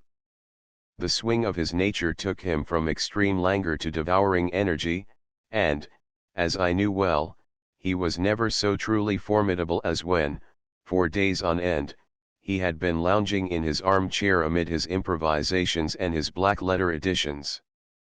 Then it was that the lust of the chase would suddenly come upon him, and that his brilliant reasoning power would rise to the level of intuition, until those who were unacquainted with his methods would look askance at him as on a man whose knowledge was not that of other mortals. When I saw him that afternoon so enwrapped in the music at St. James's Hall, I felt that an evil time might be coming upon those whom he had set himself to hunt down. "You want to go home, no doubt, doctor," he remarked, as we emerged. "Yes, it would be as well. And I have some business to do which will take some hours." This business at Coburg Square is serious. Why serious? A considerable crime is in contemplation. I have every reason to believe that we shall be in time to stop it. But today being Saturday rather complicates matters. I shall want your help tonight. At what time? 10 will be early enough. I shall be at Baker Street at 10. Very well. And, I say, Doctor, there may be some little danger, so kindly put your army revolver in your pocket. He waved his hand, turned on his heel, and disappeared in an instant among the crowd. All afternoon he sat in the stalls. I trust that I am not more dense than my neighbors, but I was always oppressed with a sense of my own stupidity in my dealings with Sherlock Holmes. Here I had heard what he had heard, I had seen what he had seen, and yet from his words it was evident that he saw clearly not only what had happened, but what was about to happen, while to me the whole business was still confused and grotesque. As I drove home to my house in Kensington I thought over it all, from the extraordinary story of the red-headed copier of the encyclopedia down to the visit to Saxe-Coburg Square, and the ominous words with which he had parted from me. What was this nocturnal expedition, and why should I go armed? Where were we going, and what were we to do? I had the hint from Holmes that this smooth-faced pawnbroker's assistant was a formidable man, a man who might play a deep game. I tried to puzzle it out, but gave it up in despair, and set the matter aside until night should bring an explanation. It was 9:15 when I started from home and made my way across the park, and so through Oxford Street to Baker Street. Two hansoms were standing at the door, and, as I entered the passage, I heard the sound of voices from above. On entering his room I found Holmes in animated conversation with two men, one of whom I recognized as Peter Jones, the official police agent, while the other was a long, thin, sad-faced man, with a very shiny hat and oppressively respectable frock coat. "Ha, our party is complete," said Holmes, buttoning up his pea jacket, and taking his heavy hunting crop from the rack. "Watson, I think you know Mr. Jones, of Scotland Yard. Let me introduce you to Mr. Merryweather, who is to be our companion in tonight's adventure. We're hunting in couples again, Doctor, you see," said Jones, in his consequential way.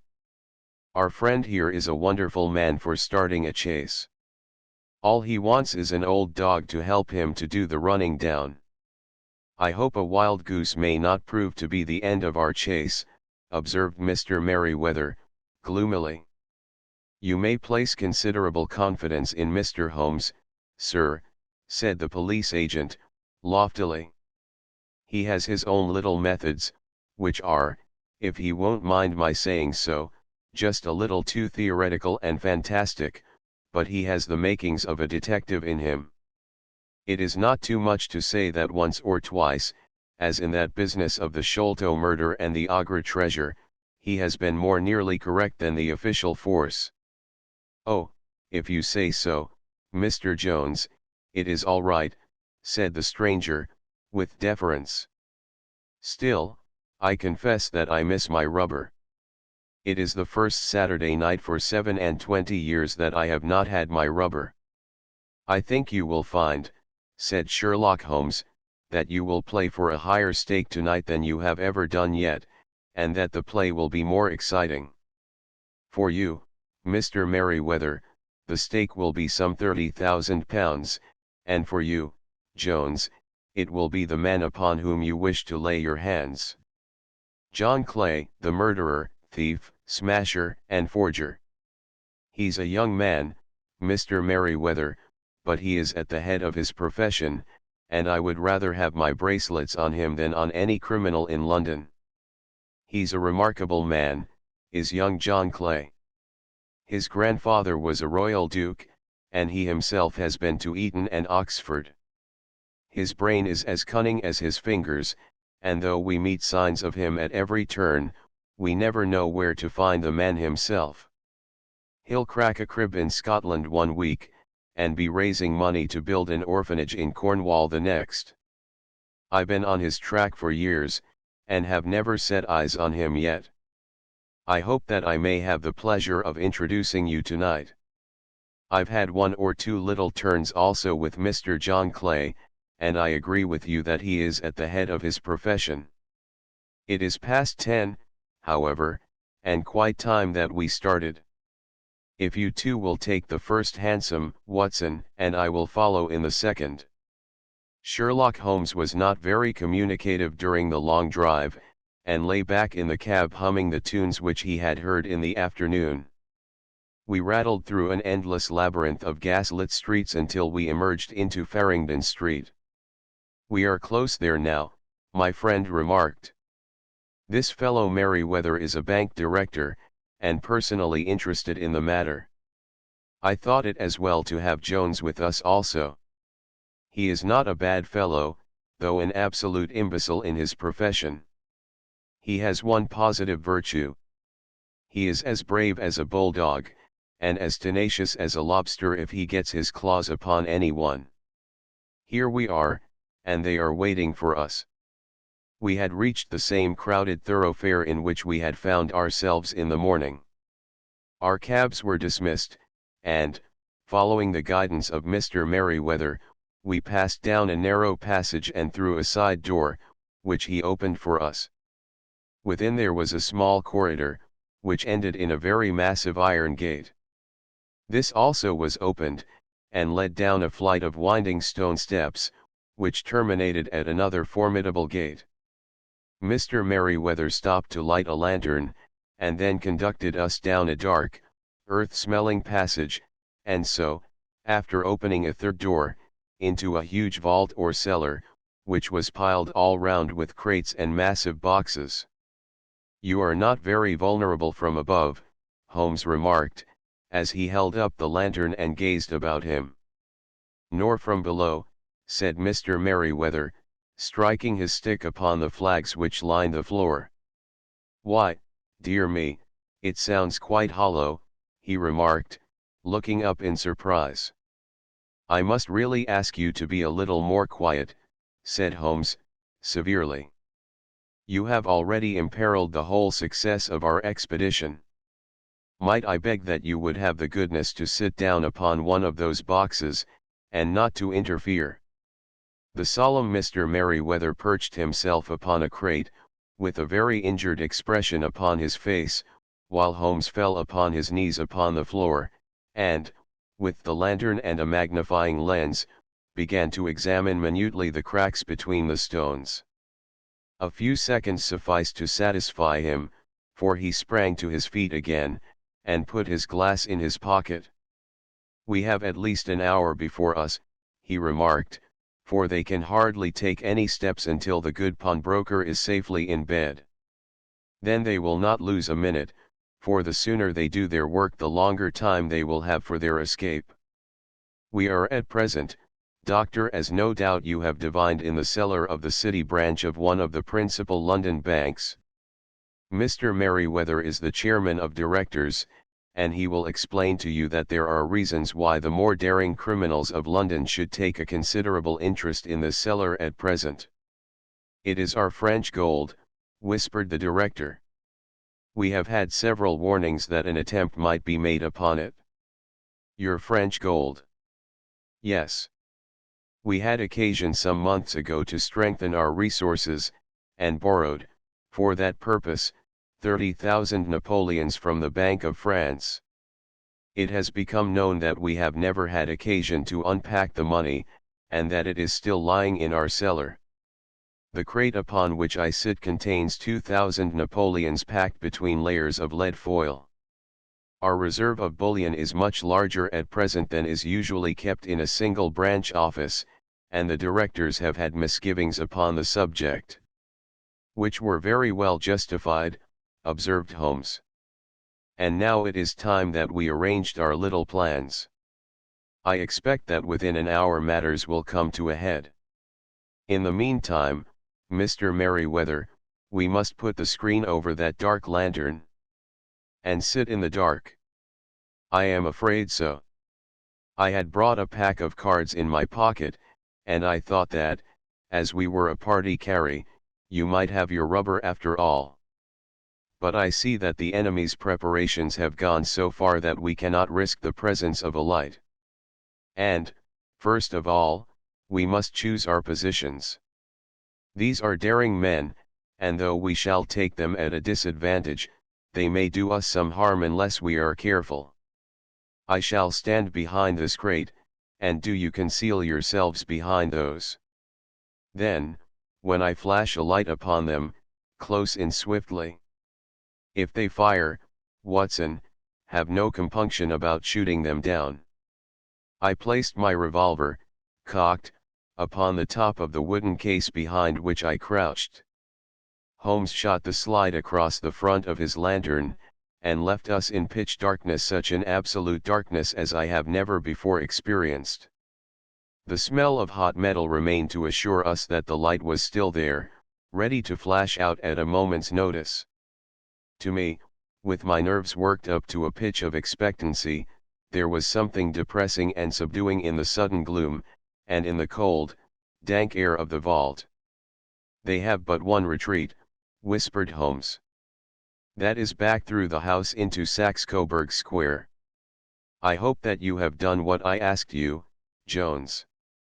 I have an inspector and 2 officers waiting at the front door. Then we have stopped all the holes. And now we must be silent and wait." What a time it seemed! From comparing notes afterwards, it was but an hour and a quarter, yet it appeared to me that the night must have almost gone, and the dawn be breaking above us.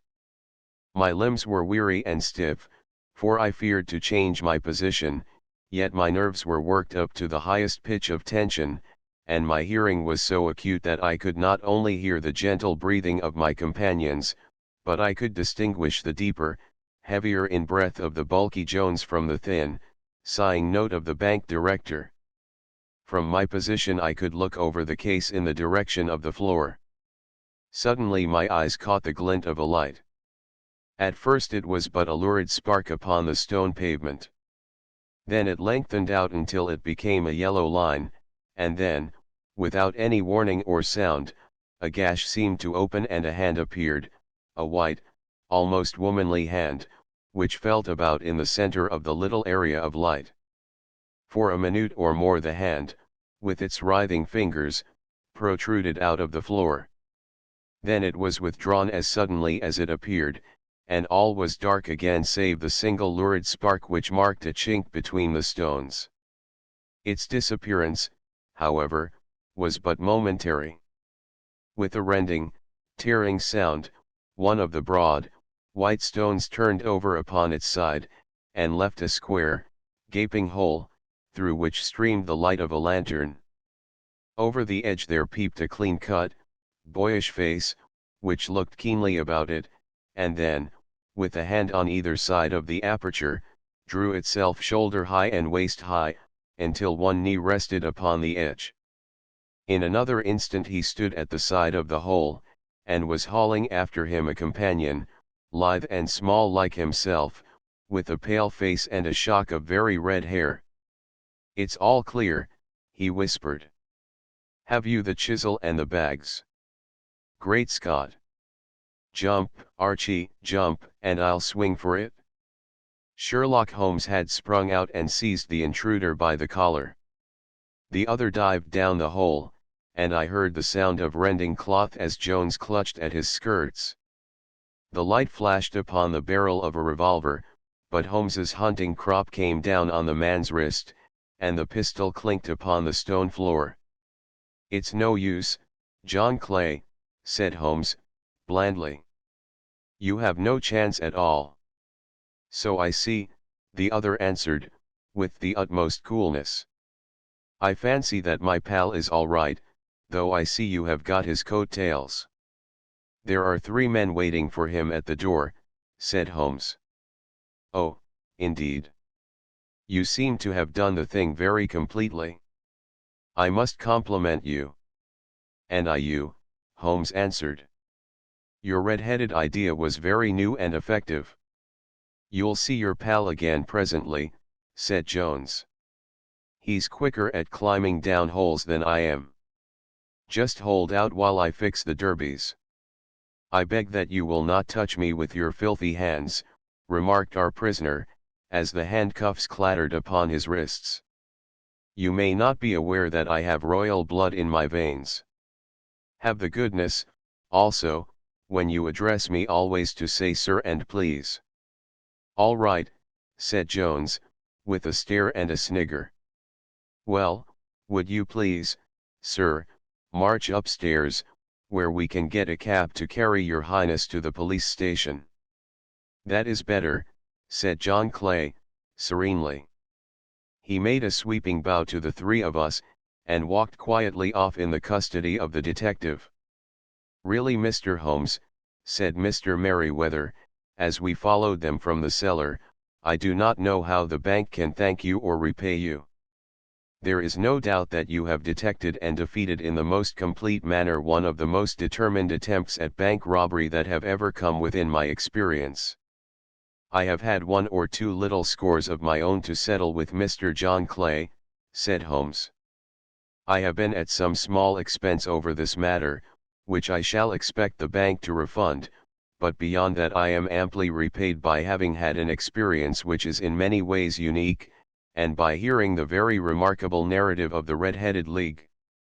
You see, Watson," he explained, in the early hours of the morning, as we sat over a glass of whiskey and soda in Baker Street, "it was perfectly obvious from the first that the only possible object of this rather fantastic business of the advertisement of the League, and the copying of the encyclopedia, must be to get this not over-bright pawnbroker out of the way for a number of hours every day. It was a curious way of managing it, but, really, it would be difficult to suggest a better. The method was no doubt suggested to Clay's ingenious mind by the color of his accomplice's hair. The £4 a week was a lure which must draw him, and what was it to them, who were playing for thousands? They put in the advertisement, one rogue has the temporary office, the other rogue incites the man to apply for it, and together they manage to secure his absence every morning in the week. From the time that I heard of the assistant having come for half wages, it was obvious to me that he had some strong motive for securing the situation. But how could you guess what the motive was? Had there been women in the house, I should have suspected a mere vulgar intrigue. That, however, was out of the question. The man's business was a small one, and there was nothing in his house which could account for such elaborate preparations, and such an expenditure as they were at. It must, then, be something out of the house. What could it be? I thought of the assistant's fondness for photography, and his trick of vanishing into the cellar. The cellar. There was the end of this tangled clue. Then I made inquiries as to this mysterious assistant, and found that I had to deal with one of the coolest and most daring criminals in London. He was doing something in the cellar, something which took many hours a day for months on end. What could it be, once more? I could think of nothing save that he was running a tunnel to some other building. So far I had got when we went to visit the scene of action. I surprised you by beating upon the pavement with my stick. I was ascertaining whether the cellar stretched out in front or behind. It was not in front. Then I rang the bell, and, as I hoped, the assistant answered it. We have had some skirmishes, but we had never set eyes upon each other before. I hardly looked at his face. His knees were what I wished to see. You must yourself have remarked how worn, wrinkled, and stained they were. They spoke of those hours of burrowing. The only remaining point was what they were burrowing for. I walked round the corner, saw that the City and Suburban Bank abutted on our friend's premises, and felt that I had solved my problem. When you drove home after the concert I called upon Scotland Yard, and upon the chairman of the bank directors, with the result that you have seen. And how could you tell that they would make their attempt tonight? I asked. Well, when they closed their league offices, that was a sign that they cared no longer about Mr. Jabez Wilson's presence, in other words, that they had completed their tunnel. But it was essential that they should use it soon, as it might be discovered, or the bullion might be removed. Saturday would suit them better than any other day, as it would give them 2 days for their escape. For all these reasons I expected them to come tonight. You reasoned it out beautifully, I exclaimed, in unfeigned admiration. It is so long a chain, and yet every link rings true. It saved me from ennui, he answered, yawning.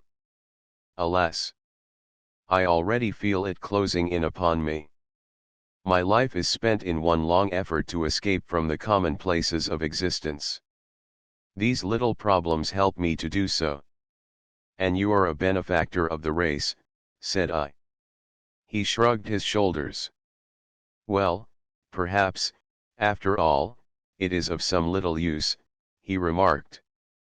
L'homme c'est rien l'ouvre c'est tout, as Gustave Flaubert wrote to Georges Sand. Adventure 3: A case of identity, my dear fellow, said Sherlock Holmes, as we sat on either side of the fire in his lodgings at Baker Street. Life is infinitely stranger than anything which the mind of man could invent. We would not dare to conceive the things which are really mere commonplaces of existence. If we could fly out of that window hand in hand, hover over this great city, gently remove the roofs, and peep in at the queer things which are going on, the strange coincidences, the plannings, the cross purposes, the wonderful chains of events, working through generations, and leading to the most outre results, it would make all fiction with its conventionalities and foreseen conclusions most stale and unprofitable. And yet I am not convinced of it, I answered. The cases which come to light in the papers are, as a rule, bald enough, and vulgar enough. We have in our police reports realism pushed to its extreme limits, and yet the result is, it must be confessed, neither fascinating nor artistic. A certain selection and discretion must be used in producing a realistic effect, remarked Holmes. This is wanting in the police report, where more stress is laid, perhaps, upon the platitudes of the magistrate than upon the details, which to an observer contain the vital essence of the whole matter. Depend upon it, there is nothing so unnatural as the commonplace. I smiled and shook my head. I can quite understand you thinking so, I said. Of course, in your position of unofficial advisor and helper to everybody who is absolutely puzzled, throughout 3 continents, you are brought in contact with all that is strange and bizarre. But here I picked up the morning paper from the ground. Let us put it to a practical test. Here is the first heading upon which I come. A husband's cruelty to his wife. There is half a column of print, but I know without reading it that it is all perfectly familiar to me. There is, of course, the other woman, the drink, the push, the blow, the bruise, the sympathetic sister or landlady. The crudest of writers could invent nothing more crude. Indeed, your example is an unfortunate one for your argument, said Holmes, taking the paper and glancing his eye down it. This is the Dundas separation case, and, as it happens, I was engaged in clearing up some small points in connection with it. The husband was a teetotaler, there was no other woman, and the conduct complained of was that he had drifted into the habit of winding up every meal by taking out his false teeth and hurling them at his wife, which, you will allow, is not an action likely to occur to the imagination of the average storyteller. Take a pinch of snuff, doctor, and acknowledge that I have scored over you in your example. He held out his snuff-box of old gold, with a great amethyst in the center of the lid. Its splendor was in such contrast to his homely ways and simple life that I could not help commenting upon it. Ah, said he, I forgot that I had not seen you for some weeks. It is a little souvenir from the King of Bohemia in return for my assistance in the case of the Irene Adler papers. And the ring? I asked, glancing at a remarkable brilliant which sparkled upon his finger. It was from the reigning family of Holland, though the matter in which I served them was of such delicacy that I cannot confide it even to you, who have been good enough to chronicle one or two of my little problems. And have you any on hand just now? I asked, with interest. Some 10 or 12, but none which present any feature of interest. They are important, you understand, without being interesting. Indeed, I have found that it is usually in unimportant matters that there is a field for the observation, and for the quick analysis of cause and effect which gives the charm to an investigation. The larger crimes are apt to be the simpler, for the bigger the crime, the more obvious, as a rule, is the motive. In these cases, save for one rather intricate matter which has been referred to me from Marseilles, there is nothing which presents any features of interest. It is possible, however, that I may have something better before very many minutes are over, for this is one of my clients, or I am much mistaken. He had risen from his chair, and was standing between the parted blinds, gazing down into the dull, neutral-tinted London street. Looking over his shoulder, I saw that on the pavement opposite there stood a large woman with a heavy fur bow around her neck, and a large curling red feather in a broad-brimmed hat which was tilted in a coquettish Duchess of Devonshire fashion over her ear. From under this great panoply she peeped up in a nervous, hesitating fashion at our windows, while her body oscillated backward and forward, and her fingers fidgeted with her glove buttons. Suddenly, with a plunge, as of the swimmer who leaves the bank, she hurried across the road, and we heard the sharp clang of the bell. I have seen those symptoms before, said Holmes, throwing his cigarette into the fire. Oscillation upon the pavement always means an affaire de cœur. She would like advice, but is not sure that the matter is not too delicate for communication. And yet even here we may discriminate. When a woman has been seriously wronged by a man she no longer oscillates, and the usual symptom is a broken bell wire. Here we may take it that there is a love matter, but that the maiden is not so much angry as perplexed, or grieved. But here she comes in person to resolve our doubts. As he spoke there was a tap at the door, and the boy in buttons entered to announce Miss Mary Sutherland, while the lady herself loomed behind his small black figure like a full-sailed merchantman behind a tiny pilot boat. Sherlock Holmes welcomed her with the easy courtesy for which he was remarkable, and having closed the door, and bowed her into an armchair, he looked her over in the minute, and yet abstracted fashion which was peculiar to him. "Do you not find," he said, "that with your short sight it is a little trying to do so much typewriting?" "I did at first," she answered, "but now I know where the letters are without looking."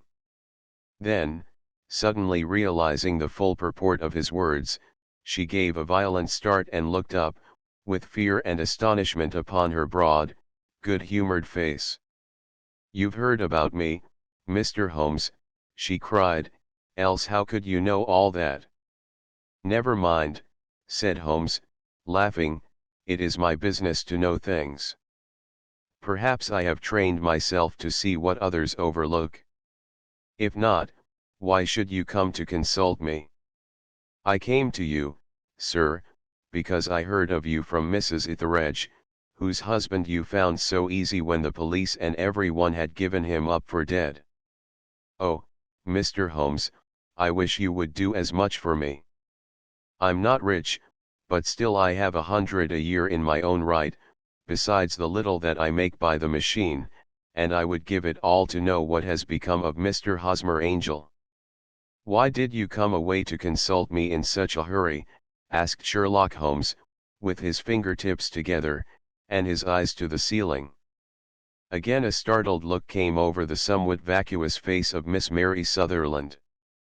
"Yes, I did bang out of the house," she said, for it made me angry to see the easy way in which Mr. Windybank, that is, my father, took it all. He would not go to the police, and he would not go to you, and so at last, as he would do nothing, and kept on saying that there was no harm done, it made me mad, and I just on with my things and came right away to you. Your father, said Holmes, your stepfather, surely, since the name is different. Yes, my stepfather. I call him father, though it sounds funny, too, for he is only 5 years and 2 months older than myself. And your mother is alive? Oh yes, mother is alive and well. I wasn't best pleased, Mr. Holmes, when she married again so soon after father's death, and a man who was nearly 15 years younger than herself. Father was a plumber in the Tottenham Court Road, and he left a tidy business behind him, which mother carried on with Mr. Hardy, the foreman, but when Mr. Windybank came he made her sell the business, for he was very superior, being a traveller in wines. They got £4,700 for the goodwill and interest, which wasn't near as much as father could have got if he had been alive. I had expected to see Sherlock Holmes impatient under this rambling and inconsequential narrative, but, on the contrary, he had listened with the greatest concentration of attention. Your own little income, he asked, does it come out of the business? Oh no, sir. It is quite separate, and was left me by my Uncle Ned in Auckland. It is in New Zealand stock, paying 4.5%. £2,500 was the amount, but I can only touch the interest. You interest me extremely, said Holmes. And since you draw so large a sum as 100 a year, with what you earn into the bargain, you no doubt travel a little, and indulge yourself in every way. I believe that a single lady can get on very nicely upon an income of about £60. Sherlock Holmes welcomed her. I could do with much less than that, Mr. Holmes, but you understand that as long as I live at home I don't wish to be a burden to them, and so they have the use of the money just while I am staying with them. Of course, that is only just for the time. Mr. Windybank draws my interest every quarter, and pays it over to mother, and I find that I can do pretty well with what I earn at typewriting. It brings me twopence a sheet, and I can often do from 15 to 20 sheets in a day. You have made your position very clear to me, said Holmes. This is my friend, Dr. Watson, before whom you can speak as freely as before myself. Kindly tell us now all about your connection with Mr. Hosmer Angel. A flush stole over Miss Sutherland's face, and she picked nervously at the fringe of her jacket. I met him first at the gasfitters' ball, she said. They used to send father tickets when he was alive, and then afterwards they remembered us, and sent them to mother. Mr. Windybank did not wish us to go. He never did wish us to go anywhere. He would get quite mad if I wanted so much as to join a Sunday school treat. But this time I was set on going, and I would go, for what right had he to prevent? He said the folk were not fit for us to know, when all father's friends were to be there. And he said that I had nothing fit to wear, when I had my purple plush that I had never so much as taken out of the drawer. At last, when nothing else would do, he went off to France upon the business of the firm, but we went, mother and I, with Mr. Hardy, who used to be our foreman, and it was there I met Mr. Hosmer Angel. I suppose, said Holmes, that when Mr. Windybank came back from France he was very annoyed at your having gone to the ball. Oh, well, he was very good about it. He laughed, I remember, and shrugged his shoulders, and said there was no use denying anything to a woman, for she would have her way. I see.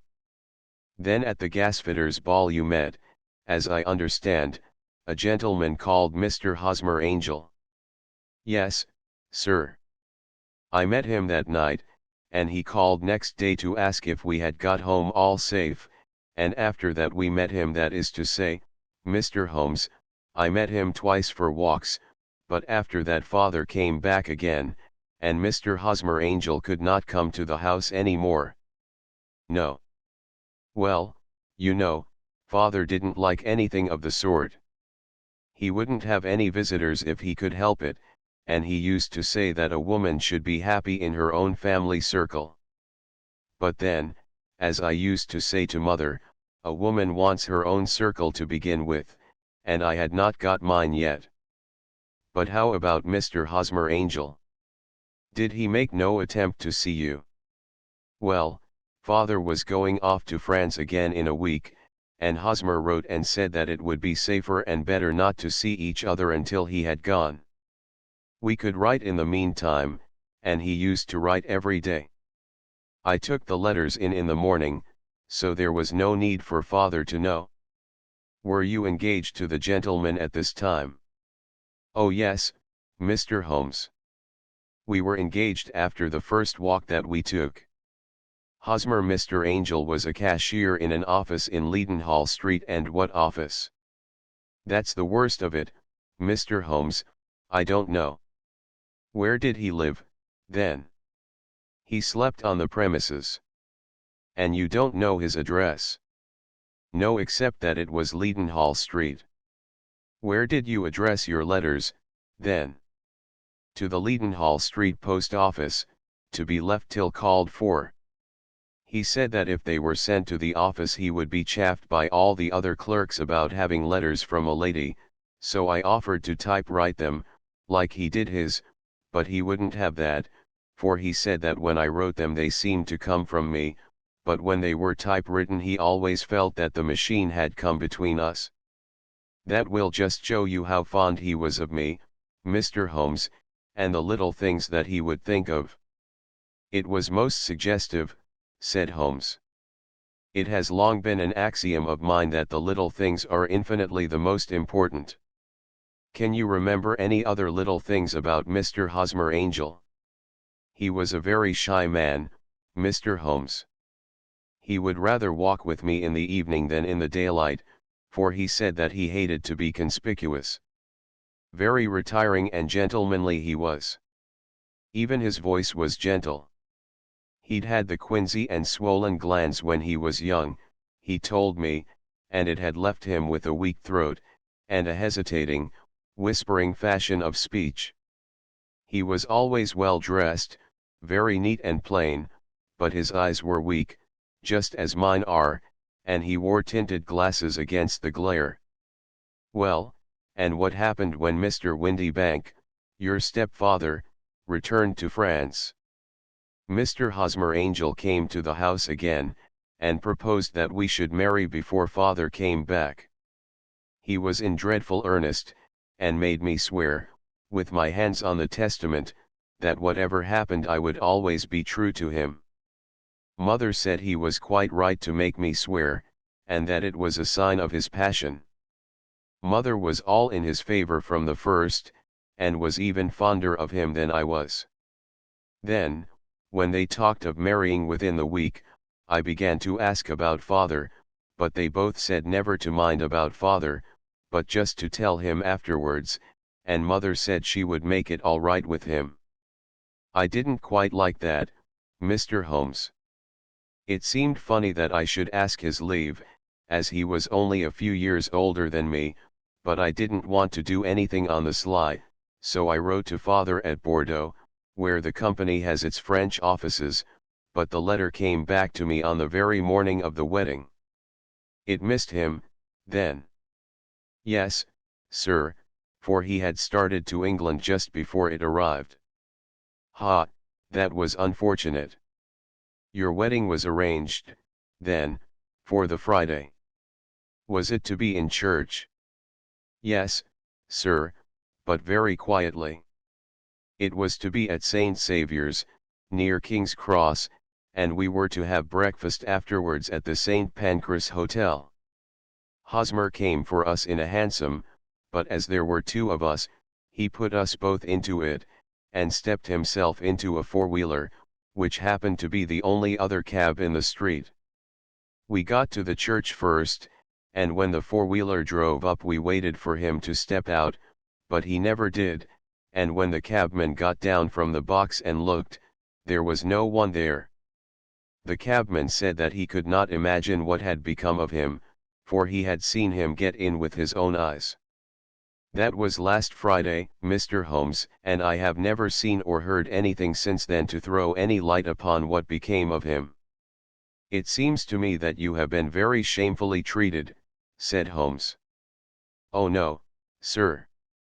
He was too good and kind to leave me so. Why, all the morning he was saying to me that, whatever happened, I was to be true, and that even if something quite unforeseen occurred to separate us, I was always to remember that I was pledged to him, and that he would claim his pledge sooner or later. It seemed strange talk for a wedding morning, but what has happened since gives a meaning to it. Most certainly it does. Your own opinion is, then, that some unforeseen catastrophe has occurred to him. Yes, sir. I believe that he foresaw some danger, or else he would not have talked so. And then I think that what he foresaw happened. But you have no notion as to what it could have been. None. One more question. How did your mother take the matter? She was angry, and said that I was never to speak of the matter again. And your father? Did you tell him? Yes, and he seemed to think, with me, that something had happened, and that I should hear of Hosmer again. As he said, what interest could anyone have in bringing me to the doors of the church, and then leaving me?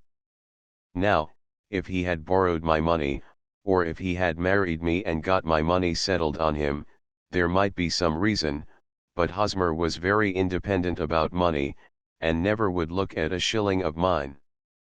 And yet, what could have happened? And why could he not write? Oh, it drives me half mad to think of. And I can't sleep a wink at night.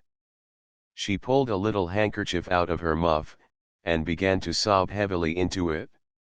I shall glance into the case for you, said Holmes, rising, and I have no doubt that we shall reach some definite result. Let the weight of the matter rest upon me now, and do not let your mind dwell upon it further. Above all, try to let Mr. Hosmer Angel vanish from your memory, as he has done from your life. Then you don't think I'll see him again? I fear not. Then what has happened to him? You will leave that question in my hands. I should like an accurate description of him, and any letters of his which you can spare. I advertised for him in last Saturday's Chronicle, said she. Here is the slip, and here are 4 letters from him. Thank you. And your address? No 31, Leon Place, Camberwell. Mr. Angel's address you never had, I understand. Where is your father's place of business? He travels for Westhouse and Marbank, the great claret importers of Fenchurch Street. Thank you. You have made your statement very clearly. You will leave the papers here, and remember the advice which I have given you. Let the whole incident be a sealed book, and do not allow it to affect your life.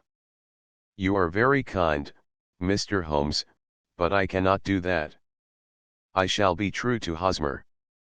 He shall find me ready when he comes back. For all the preposterous hat and the vacuous face, there was something noble in the simple faith of our visitor which compelled our respect. She laid her little bundle of papers upon the table, and went her way, with a promise to come again whenever she might be summoned.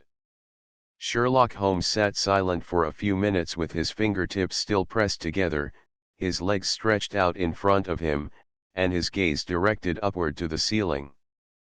Then he took down from the rack the old and oily clay pipe, which was to him as a counselor, and, having lit it, he leaned back in his chair, with the thick blue cloud wreath spinning up from him, and a look of infinite languor in his face. Quite an interesting study, that maiden, he observed. I found her more interesting than her little problem, which, by the way, is rather a trite one. You will find parallel cases, if you consult my index, in Andover in '77, and there was something of the sort at The Hague last year. Old as is the idea, however, there were one or two details which were new to me. But the maiden herself was most instructive. You appeared to read a good deal upon her which was quite invisible to me, I remarked. Not invisible, but unnoticed, Watson. You did not know where to look, and so you missed all that was important. I can never bring you to realize the importance of sleeves, the suggestiveness of thumbnails, or the great issues that may hang from a bootlace. Now, what did you gather from that woman's appearance? Describe it. Well, she had a slate-colored, broad-brimmed straw hat, with a feather of a brickish red.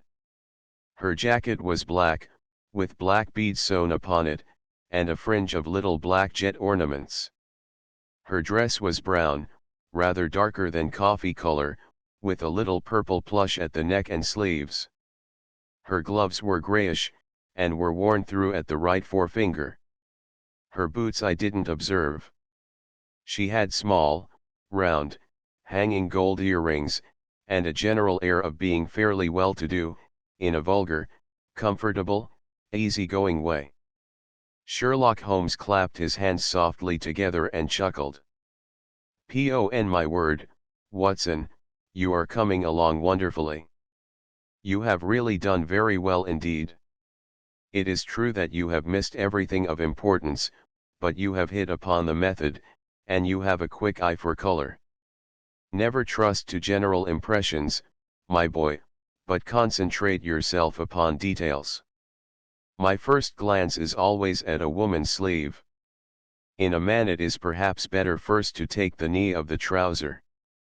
As you observe, this woman had plush upon her sleeves, which is a most useful material for showing traces. The double line a little above the wrist, where the typewriter presses against the table, was beautifully defined. The sewing machine, of the hand type, leaves a similar mark, but only on the left arm, and on the side of it farthest from the thumb, instead of being right across the broadest part, as this was. I then glanced at her face, and observing the dint of a pince-nez at either side of her nose, I ventured a remark upon short sight and typewriting, which seemed to surprise her. It surprised me. But, surely, it was very obvious. I was then much surprised and interested on glancing down to observe that, though the boots which she was wearing were not unlike each other, they were really odd ones, the one having a slightly decorated toe cap, and the other a plain one. One was buttoned only in the 2 lower buttons out of 5, and the other at the 1st, 3rd, and 5th. Now, when you see that a young lady, otherwise neatly dressed, has come away from home with odd boots, half-buttoned, it is no great deduction to say that she came away in a hurry. And what else? I asked, keenly interested, as I always was, by my friend's incisive reasoning. I noted, in passing, that she had written a note before leaving home, but after being fully dressed. You observed that her right glove was torn at the forefinger, but you did not apparently see that both glove and finger were stained with violet ink. She had written in a hurry, and dipped her pen too deep. It must have been this morning, or the mark would not remain clear upon the finger. All this is amusing, though rather elementary, but I must go back to business, Watson. Would you mind reading me the advertised description of Mr. Hosmer Angel? I held the little printed slip to the light. Missing, it said, on the morning of the 14th, a gentleman named Hosmer Angel. About 5 feet 7 inches. In height, strongly built, sallow complexion, black hair, a little bald in the center, bushy, black side whiskers and mustache, tinted glasses, slight infirmity of speech. Was dressed, when last seen, in black frock coat faced with silk, black waistcoat, gold Albert chain, and grey Harris tweed trousers, with brown gaiters over elastic-sided boots. Known to have been employed in an office in Leadenhall Street. Anybody bringing, etc., etc. That will do, said Holmes. As to the letters, he continued, glancing over them, they are very commonplace. Absolutely no clue in them to Mr. Angel, save that he quotes Balzac once. There is one remarkable point, however, which will no doubt strike you. They are typewritten, I remarked. Not only that, but the signature is typewritten. Look at the neat little Hosmer Angel at the bottom. There is a date, you see, but no superscription except Leadenhall Street, which is rather vague. The point about the signature is very suggestive. In fact, we may call it conclusive. Of what?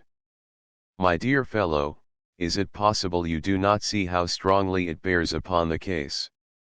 I cannot say that I do, unless it were that he wished to be able to deny his signature if an action for breach of promise were instituted. No, that was not the point. However, I shall write 2 letters, which should settle the matter.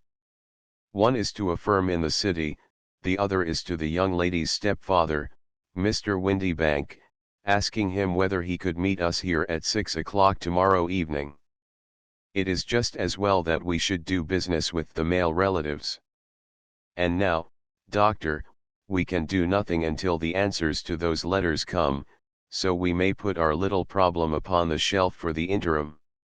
I had had so many reasons to believe in my friend's subtle powers of reasoning, and extraordinary energy in action, that I felt that he must have some solid grounds for the assured and easy demeanor with which he treated the singular mystery which he had been called upon to fathom. Once only had I known him to fail, in the case of the King of Bohemia and of the Irene Adler photograph, but when I looked back to the weird business of the sign of 4, and the extraordinary circumstances connected with the study in scarlet, I felt that it would be a strange tangle indeed which he could not unravel. I left him then, still puffing at his black clay pipe, with the conviction that when I came again on the next evening I would find that he held in his hands all the clues which would lead up to the identity of the disappearing bridegroom of Miss Mary Sutherland. A professional case of great gravity was engaging my own attention at the time, and the whole of next day I was busy at the bedside of the sufferer. It was not until close upon 6 o'clock that I found myself free, and was able to spring into a hansom and drive to Baker Street, half afraid that I might be too late to assist at the denouement of the little mystery. I found Sherlock Holmes alone, however, half asleep, with his long, thin form curled up in the recesses of his armchair.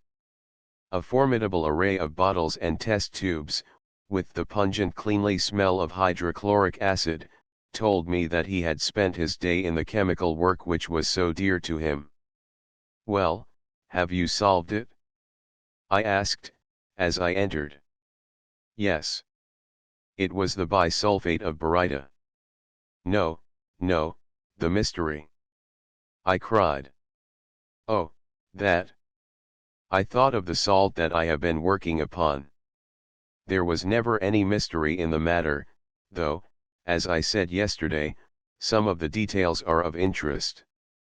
The only drawback is that there is no law, I fear, that can touch the scoundrel.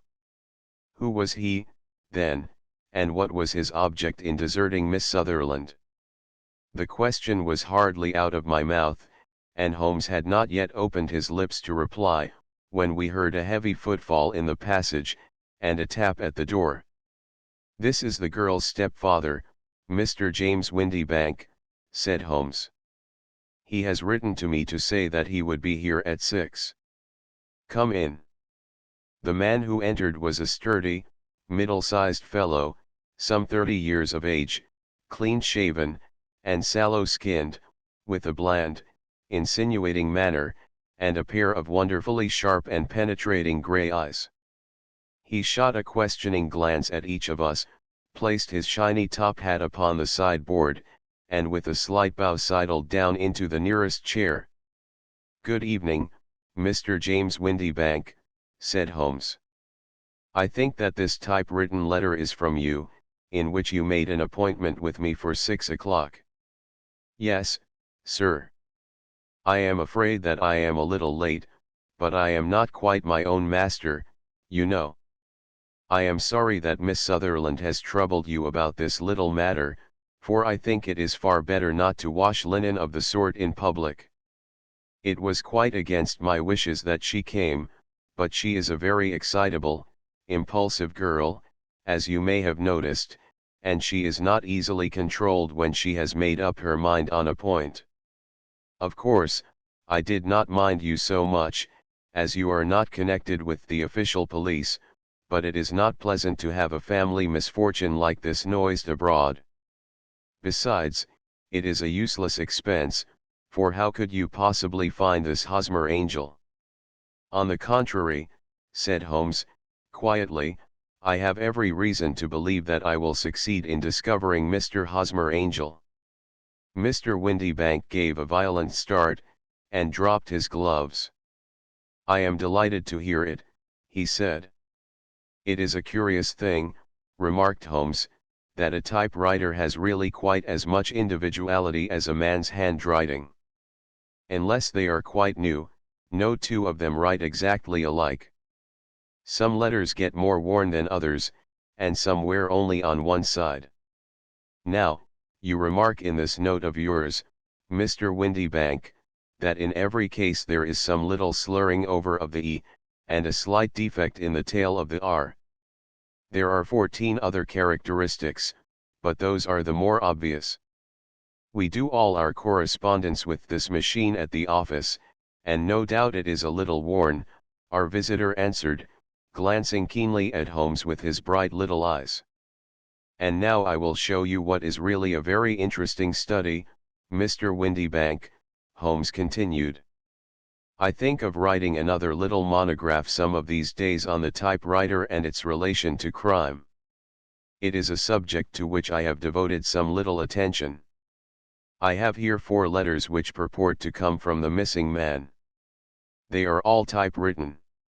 In each case, not only are the E's slurred and the R's tailless, but you will observe, if you care to use my magnifying lens, that the 14 other characteristics to which I have alluded are there as well."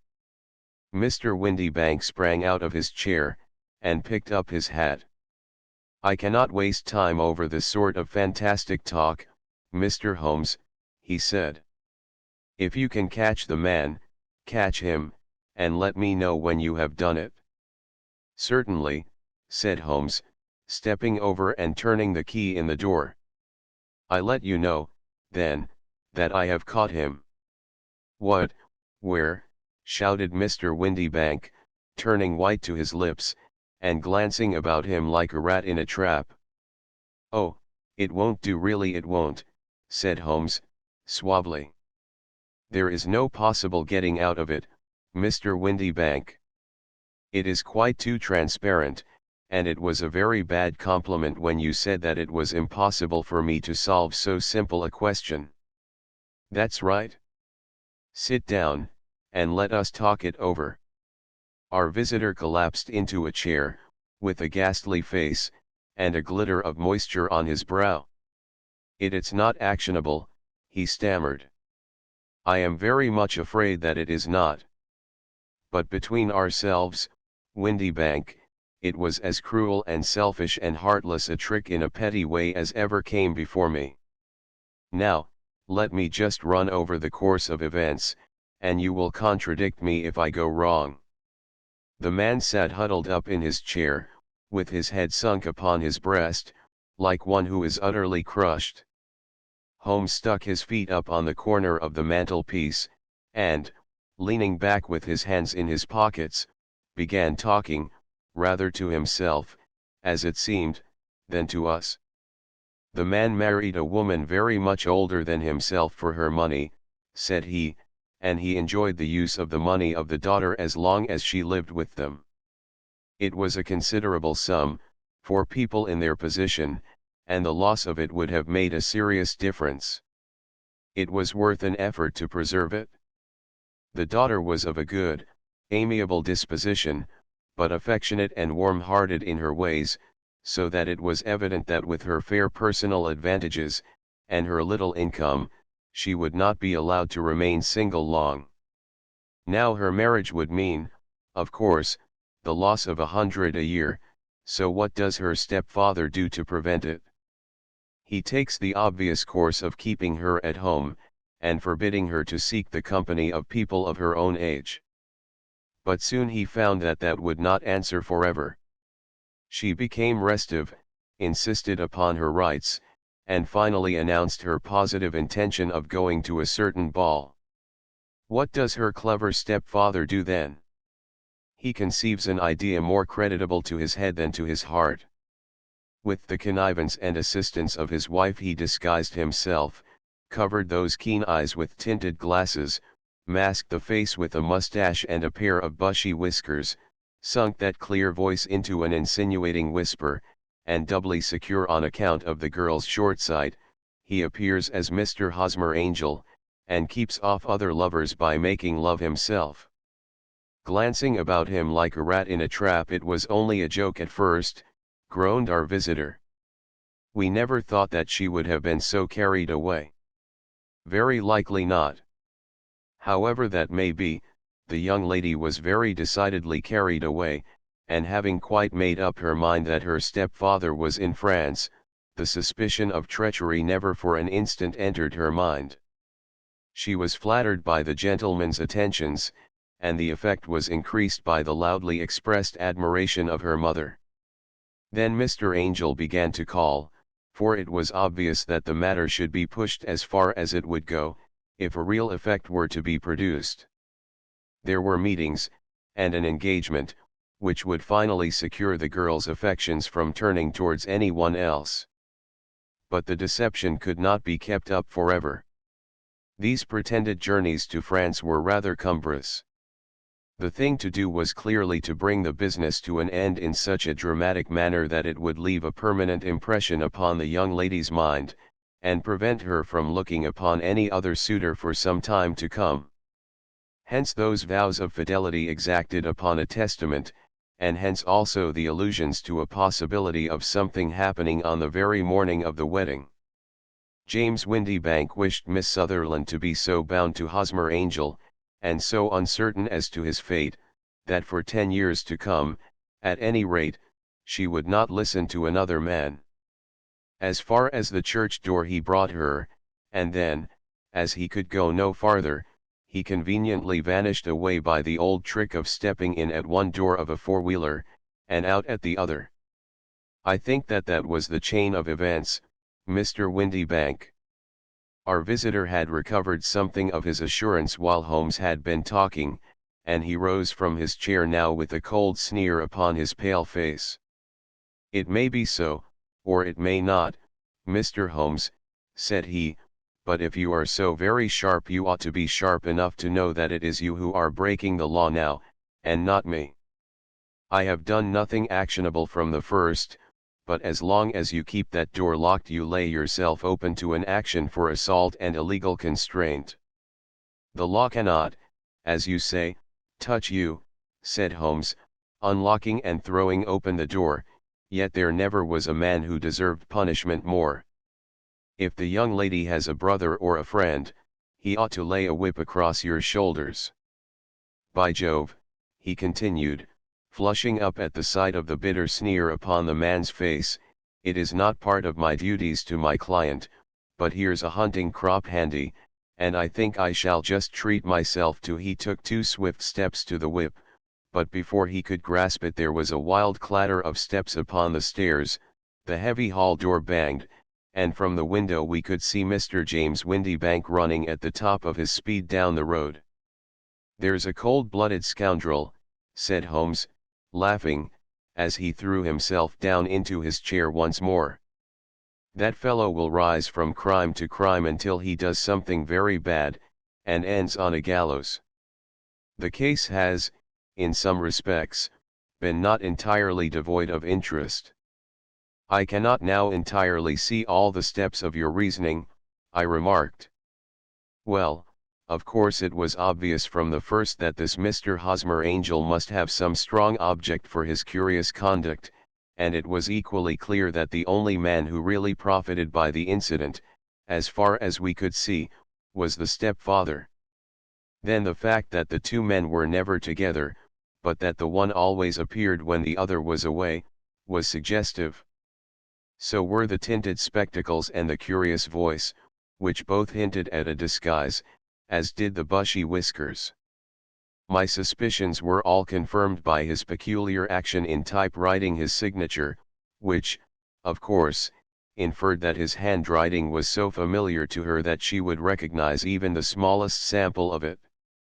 You see, all these isolated facts, together with many minor ones, all pointed in the same direction. And how did you verify them? Having once spotted my man, it was easy to get corroboration. I knew the firm for which this man worked. Having taken the printed description, I eliminated everything from it which could be the result of a disguise: the whiskers, the glasses, the voice, and I sent it to the firm, with a request that they would inform me whether it answered to the description of any of their travelers. I had already noticed the peculiarities of the typewriter, and I wrote to the man himself at his business address, asking him if he would come here. As I expected, his reply was typewritten, and revealed the same trivial but characteristic defects. The same post brought me a letter from Westhouse and Marbank, of Fenchurch Street, to say that the description tallied in every respect with that of their employee, James Windybank. Voila tout. And Miss Sutherland. If I tell her, she will not believe me. You may remember the old Persian saying, there is danger for him who taketh the tiger cub, and danger also for whoso snatches a delusion from a woman. There is as much sense in Hafiz as in Horace, and as much knowledge of the world. Adventure for the Boscombe Valley Mystery. We were seated at breakfast one morning, my wife and I, when the maid brought in a telegram. It was from Sherlock Holmes, and ran in this way: have you a couple of days to spare? Have just been wired for from the west of England in connection with Boscombe Valley tragedy. Shall be glad if you will come with me. Air and scenery perfect. Leave Paddington by the 11:15. What do you say, dear? Said my wife, looking across at me. Will you go? I really don't know what to say. I have a fairly long list at present. Oh, Anstruther would do your work for you. You have been looking a little pale lately. I think that the change would do you good, and you are always so interested in Mr. Sherlock Holmes's cases. I should be ungrateful if I were not, seeing what I gain through one of them, I answered. But if I am to go, I must pack at once, for I have only half an hour. My experience of camp life in Afghanistan had at least had the effect of making me a prompt and ready traveler. My wants were few and simple, so that in less than the time stated I was in a cab with my valise, rattling away to Paddington Station. Sherlock Holmes was pacing up and down the platform, his tall, gaunt figure made even gaunter and taller by his long grey travelling cloak and close-fitting cloth cap. It is really very good of you to come, Watson, said he. It makes a considerable difference to me, having someone with me on whom I can thoroughly rely. Local aid is always either worthless or else biased. If you will keep the two corner seats, I shall get the tickets. We had the carriage to ourselves save for an immense litter of papers which Holmes had brought with him.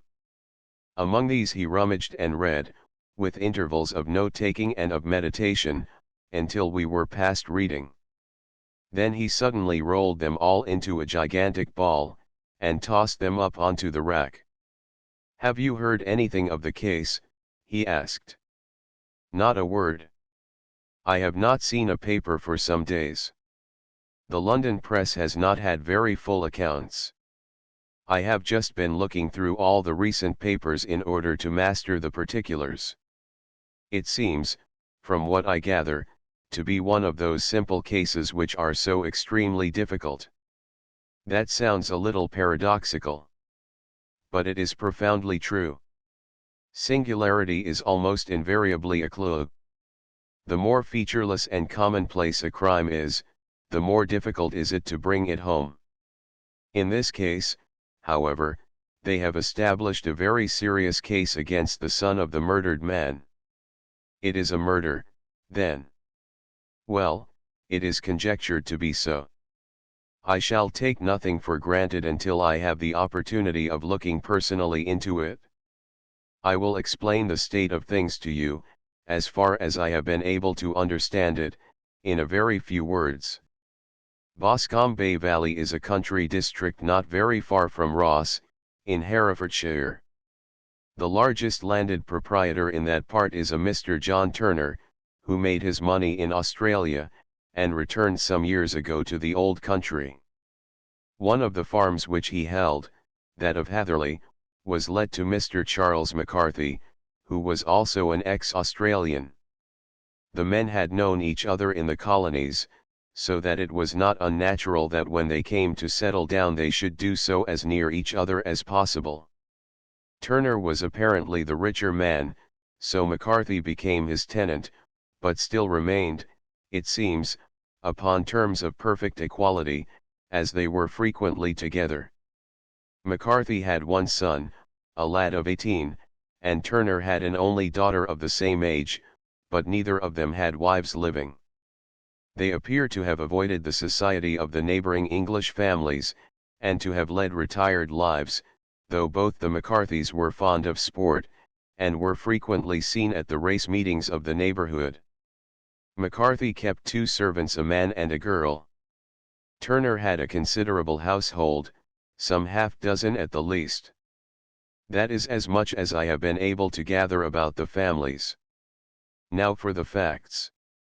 On June 3, that is, on Monday last, McCarthy left his house at Hatherley about 3 in the afternoon, and walked down to the Boscombe Pool, which is a small lake formed by the spreading out of the stream which runs down the Boscombe Valley. He had been out with his serving man in the morning at Ross, and he had told the man that he must hurry, as he had an appointment of importance to keep at 3. From that appointment he never came back alive. From Hatherley farmhouse to the Boscombe Pool is 1/4 of a mile, and 2 people saw him as he passed over this ground. One was an old woman, whose name is not mentioned, and the other was William Crowder, a gamekeeper in the employ of Mr. Turner. Both these witnesses depose that Mr. McCarthy was walking alone. The gamekeeper adds that within a few minutes of his seeing Mr. McCarthy pass he had seen his son, Mr. James McCarthy, going the same way with a gun under his arm. To the best of his belief, the father was actually in sight at the time, and the son was following him. He thought no more of the matter until he heard in the evening of the tragedy that had occurred. The 2 McCarthys were seen after the time when William Crowder, the gamekeeper, lost sight of them. The Boscombe Pool is thickly wooded round, with just a fringe of grass and of reeds round the edge. A girl of 14, Patience Moran, who is the daughter of the lodgekeeper of the Boscombe Valley estate, was in one of the woods picking flowers. She states that while she was there she saw, at the border of the wood and close by the lake, Mr. McCarthy and his son, and that they appeared to be having a violent quarrel. She heard Mr. McCarthy the elder using very strong language to his son, and she saw the latter raise up his hand as if to strike his father. She was so frightened by their violence that she ran away, and told her mother when she reached home that she had left the 2 McCarthys quarreling near Boscombe Pool, and that she was afraid that they were going to fight. She had hardly said the words when young Mr. McCarthy came running up to the lodge to say that he had found his father dead in the wood, and to ask for the help of the lodgekeeper.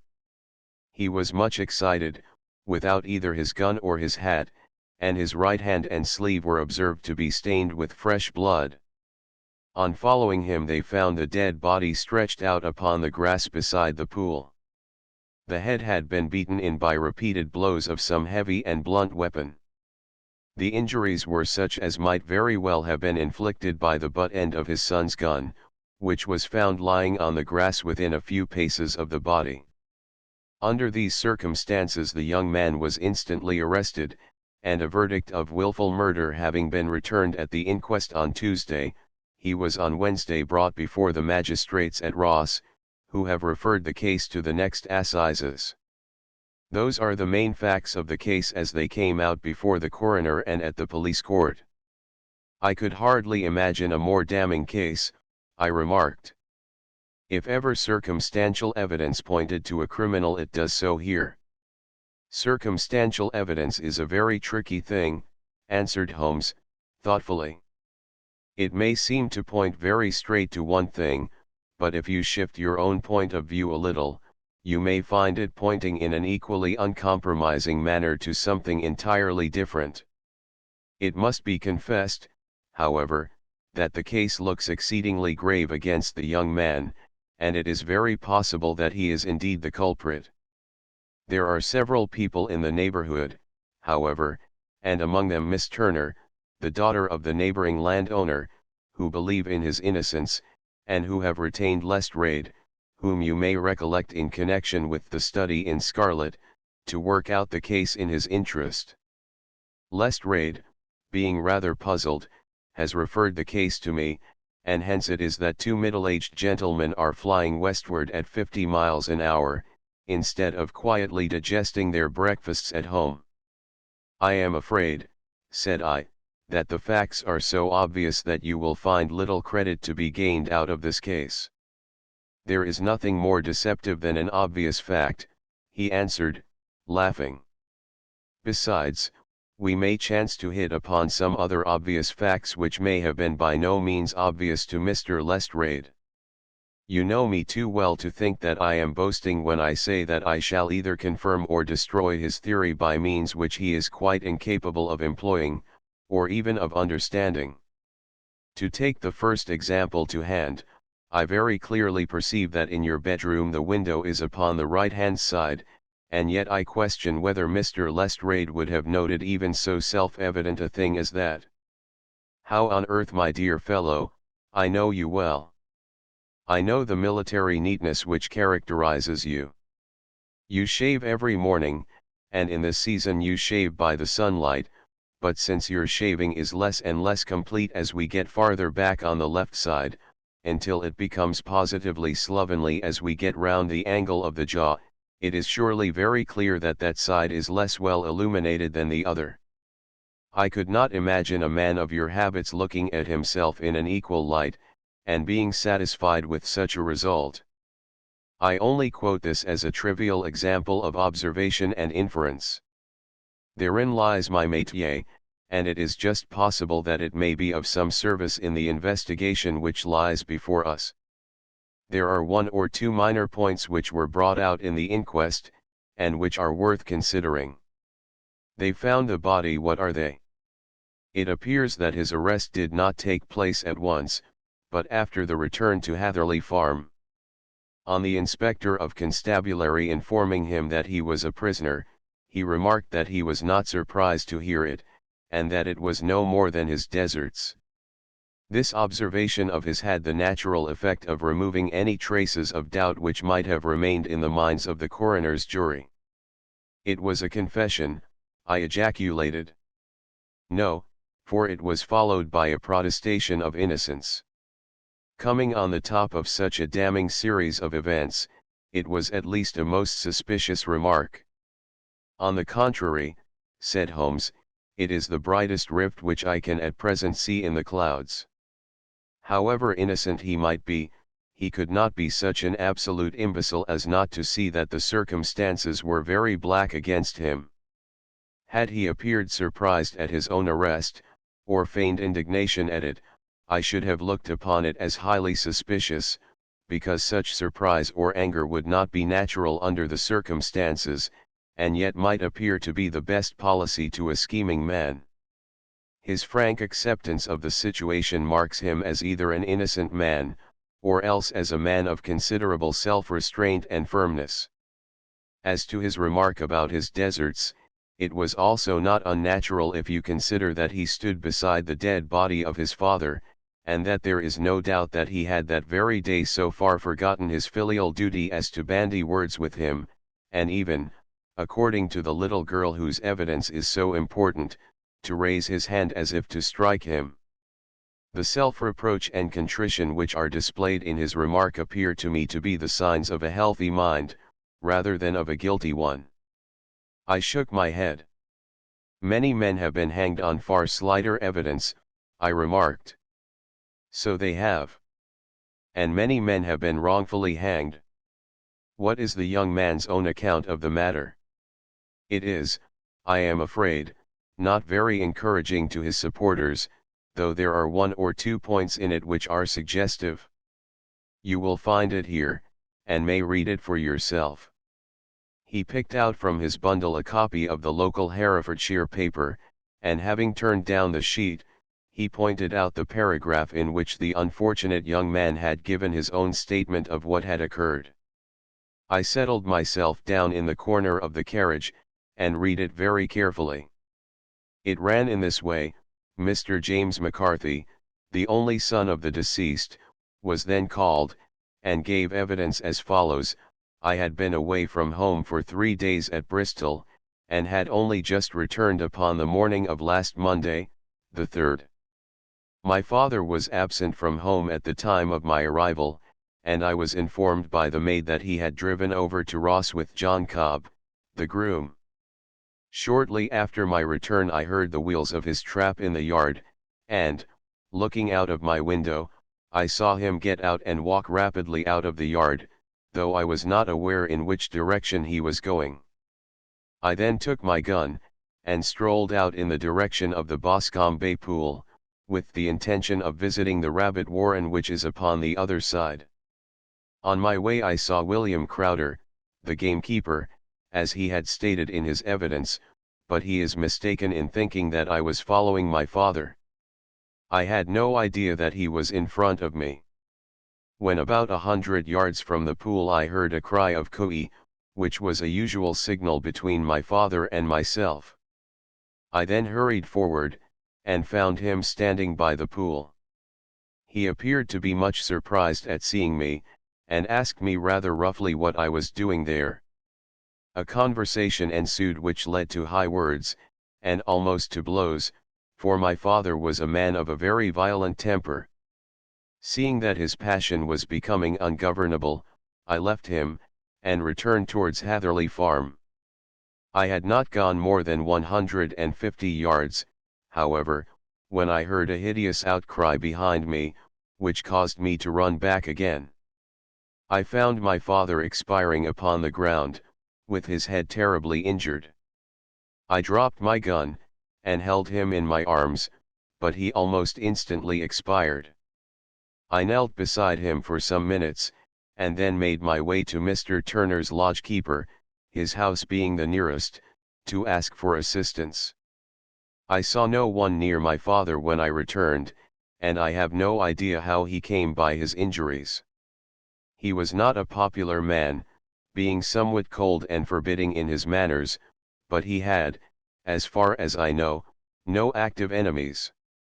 I know nothing further of the matter. The coroner: did your father make any statement to you before he died? Witness: he mumbled a few words, but I could only catch some allusion to a rat. The coroner: what did you understand by that? Witness: it conveyed no meaning to me. I thought that he was delirious. The coroner: what was the point upon which you and your father had this final quarrel? Witness: I should prefer not to answer. The coroner: I am afraid that I must press it. Witness: it is really impossible for me to tell you. I can assure you that it has nothing to do with the sad tragedy which followed. The coroner: that is for the court to decide. I need not point out to you that your refusal to answer will prejudice your case considerably in any future proceedings which may arise. Witness, I must still refuse. The coroner, I understand that the cry of "Cooey" was a common signal between you and your father? Witness, it was. The coroner, how was it, then, that he uttered it before he saw you, and before he even knew that you had returned from Bristol? Witness, with considerable confusion, I do not know. A juryman, did you see nothing which aroused your suspicions when you returned on hearing the cry, and found your father fatally injured? Witness, nothing definite. The coroner, what do you mean? Witness, I was so disturbed and excited as I rushed out into the open, that I could think of nothing except of my father. Yet I have a vague impression that as I ran forward something lay upon the ground to the left of me. It seemed to me to be something grey in color, a coat of some sort, or a plaid perhaps. When I rose from my father I looked round for it, but it was gone. Do you mean that it disappeared before you went for help? Yes, it was gone. You cannot say what it was? No, I had a feeling something was there. How far from the body? A dozen yards or so. And how far from the edge of the wood? About the same. Then if it was removed it was while you were within a dozen yards of it? Yes, but with my back towards it? This concluded the examination of the witness. I see, said I, as I glanced down the column, that the coroner in his concluding remarks was rather severe upon young McCarthy. He calls attention, and with reason, to the discrepancy about his father having signaled to him before seeing him, also to his refusal to give details of his conversation with his father, and his singular account of his father's dying words. They are all, as he remarks, very much against the son. Holmes laughed softly to himself, and stretched himself out upon the cushioned seat. Both you and the coroner have been at some pains, said he, to single out the very strongest points in the young man's favor. Don't you see that you alternately give him credit for having too much imagination and too little? Too little, if he could not invent a cause of quarrel which would give him the sympathy of the jury; too much, if he evolved from his own inner consciousness anything so outré as a dying reference to a rat, and the incident of the vanishing cloth. No, sir, I shall approach this case from the point of view that what this young man says is true, and we shall see whither that hypothesis will lead us. And now here is my pocket Petrarch, and not another word shall I say of this case until we are on the scene of action. We lunch at Swindon, and I see that we shall be there in 20 minutes. It was nearly 4 o'clock when we at last, after passing through the beautiful Stroud Valley, and over the broad gleaming Severn, found ourselves at the pretty little country town of Ross.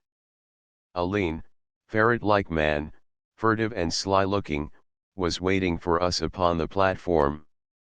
In spite of the light brown dust coat and leather leggings which he wore in deference to his rustic surroundings, I had no difficulty in recognizing Lestrade, of Scotland Yard. With him we drove to the Hereford Arms, where a room had already been engaged for us. "I have ordered a carriage," said Lestrade, as we sat over a cup of tea.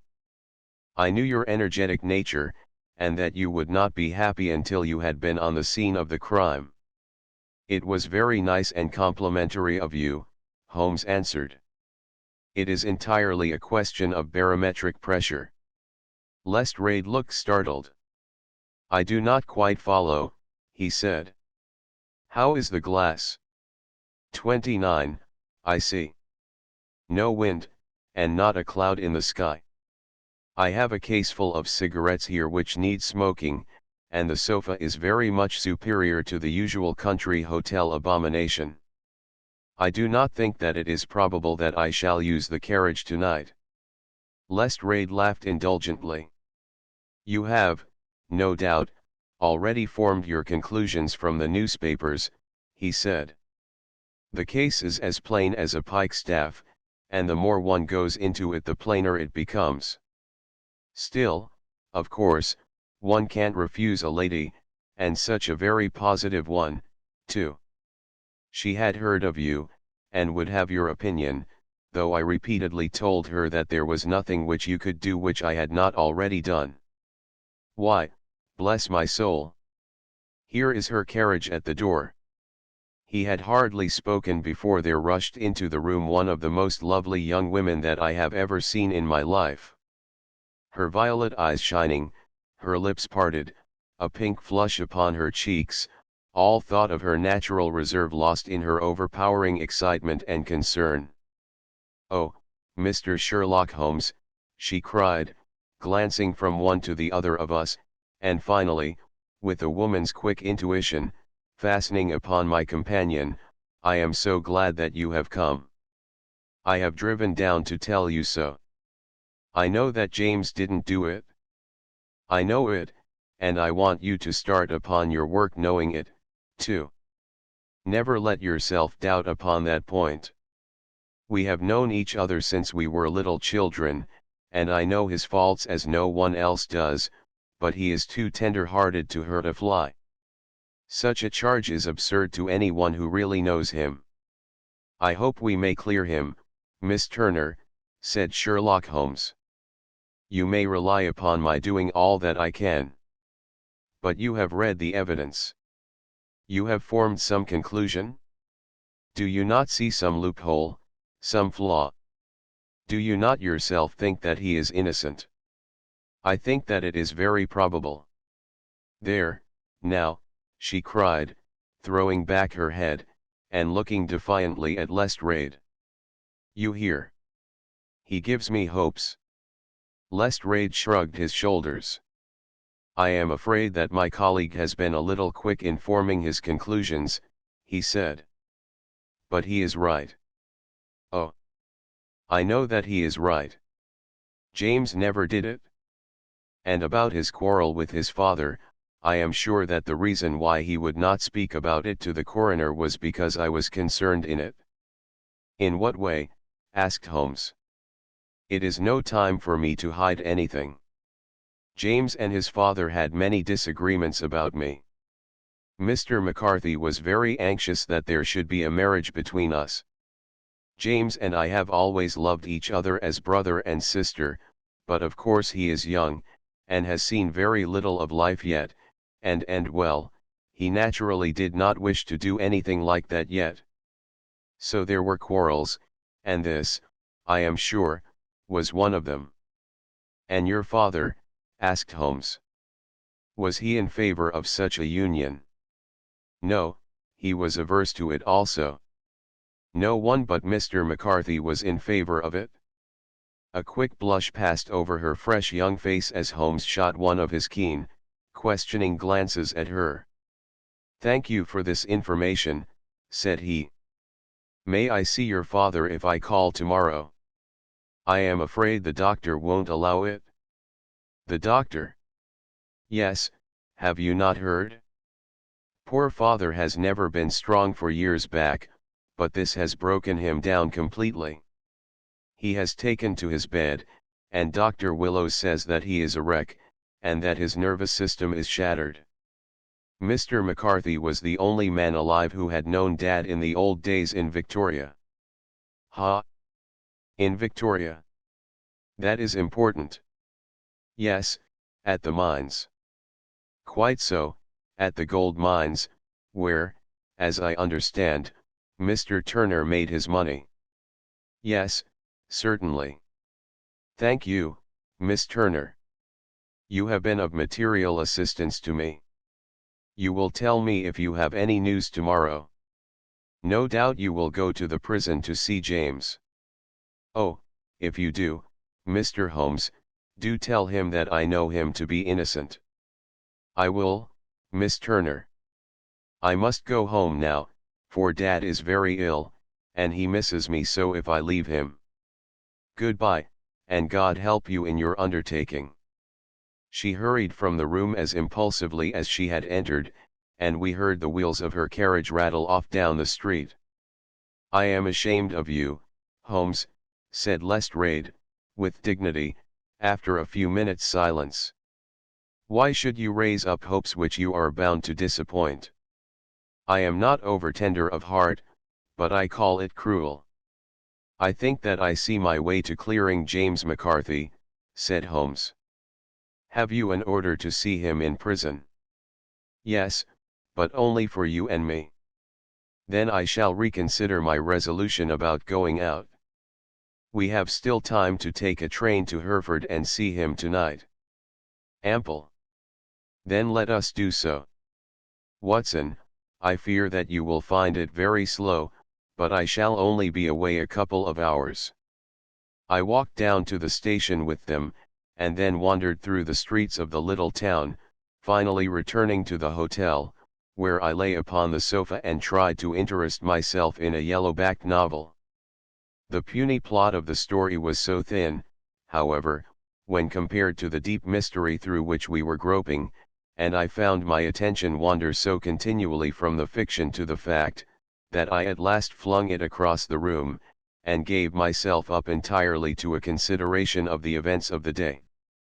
Supposing that this unhappy young man's story was absolutely true, then what hellish thing, what absolutely unforeseen and extraordinary calamity could have occurred between the time when he parted from his father, and the moment when, drawn back by his screams, he rushed into the glade? It was something terrible and deadly. What could it be?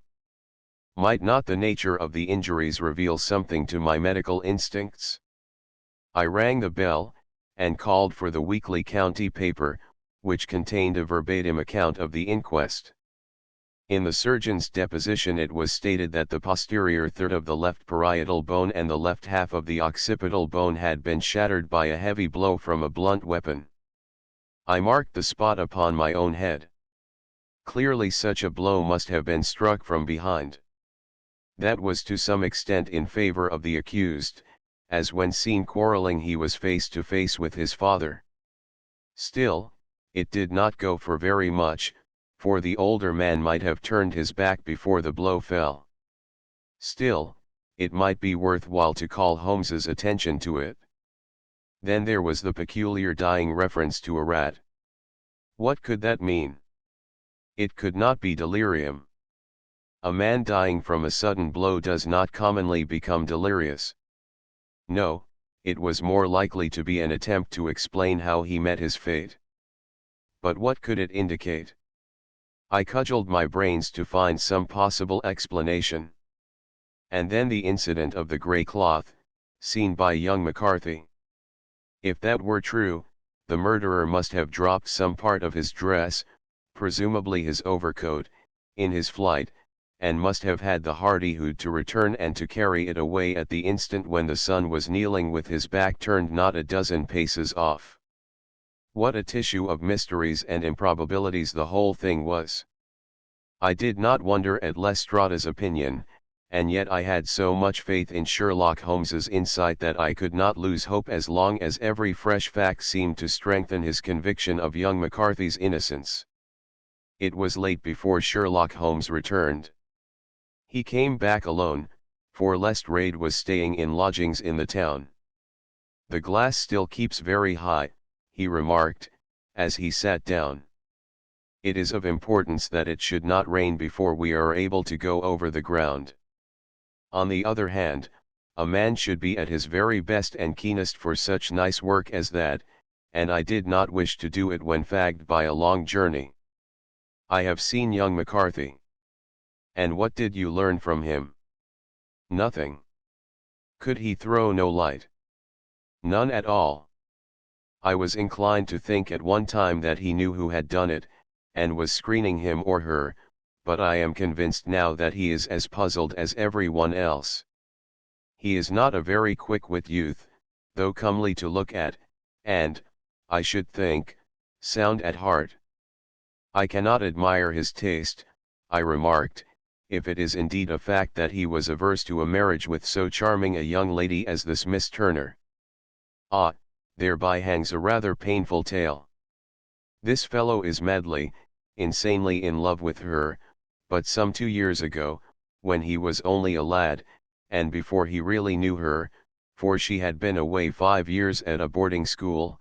What does the idiot do but get into the clutches of a barmaid in Bristol, and marry her at a registry office? No one knows a word of the matter, but you can imagine how maddening it must be to him to be upbraided for not doing what he would give his very eyes to do, but what he knows to be absolutely impossible. It was sheer frenzy of the sort which made him throw his hands up into the air when his father, at their last interview, was goading him on to propose to Miss Turner. On the other hand, he had no means of supporting himself, and his father, who was by all accounts a very hard man, would have thrown him over utterly had he known the truth. It was with his barmaid wife that he had spent the last 3 days in Bristol, and his father did not know where he was. Mark that point. It is of importance. Good has come out of evil, however, for the barmaid, finding from the papers that he is in serious trouble, and likely to be hanged, has thrown him over utterly, and has written to him to say that she has a husband already in the Bermuda dockyard, so that there is really no tie between them. I think that that bit of news has consoled young McCarthy for all that he has suffered. But if he is innocent, who has done it? Ah, who? I would call your attention very particularly to 2 points. One is that the murdered man had an appointment with someone at the pool, and that the someone could not have been his son, for his son was away, and he did not know when he would return. The second is that the murdered man was heard to cry "Cooey," before he knew that his son had returned. Those are the crucial points upon which the case depends.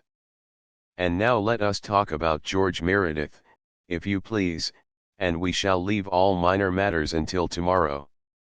There was no rain, as Holmes had foretold, and the morning broke bright and cloudless. At 9 o'clock Lestrade called for us with the carriage, and we set off for Hatherley Farm and the Boscombe Bay Pool. "There is serious news this morning," Lestrade observed. "It is said that Mr. Turner, of the Hall, is so ill that his life is despaired of." "An elderly man, I presume," said Holmes. "About 60, but his constitution has been shattered by his life abroad, and he has been in failing health for some time. This business has had a very bad effect upon him. He was an old friend of McCarthy's, and, I may add, a great benefactor to him, for I have learned that he gave him Hatherley Farm rent-free." "Indeed. That is interesting," said Holmes. "Oh yes. In 100 other ways he has helped him. Everybody about here speaks of his kindness to him." "Really? Does it not strike you as a little singular that this McCarthy, who appears to have had little of his own, and to have been under such obligations to Turner, should still talk of marrying his son to Turner's daughter, who is, presumably, heiress to the estate, and that in such a very cocksure manner, as if it were merely a case of a proposal and all else would follow? It is the more strange, since we know that Turner himself was averse to the idea. The daughter told us as much. Do you not deduce something from that?" "We have got to the deductions and the inferences," said Lestrade, winking at me. "I find it hard enough to tackle facts, Holmes, without flying away after theories and fancies." "You are right," said Holmes, demurely, "you do find it very hard to tackle the facts." "Anyhow, I have grasped one fact which you seem to find it difficult to get hold of," replied Lestrade, with some warmth. "And that is that McCarthy, Sr., met his death from McCarthy, Jr., and that all theories to the contrary are the merest moonshine." "Well, moonshine is a brighter thing than fog," said Holmes, laughing. "But I am very much mistaken if this is not Hatherley Farm upon the left." "Yes, that is it." It was a widespread, comfortable-looking building, 2-storied, slate-roofed, with great yellow blotches of lichen upon the grey walls.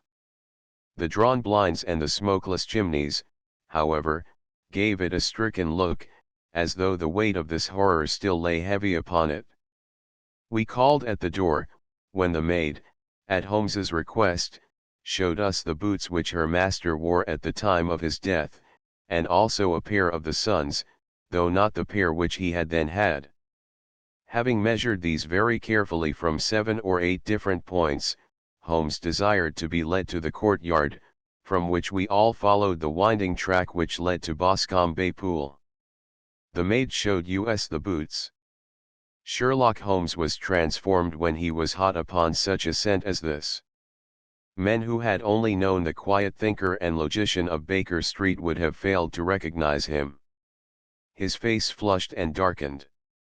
His brows were drawn into 2 hard, black lines, while his eyes shone out from beneath them with a steely glitter. His face was bent downward, his shoulders bowed, his lips compressed, and the veins stood out like whipcord in his long, sinewy neck.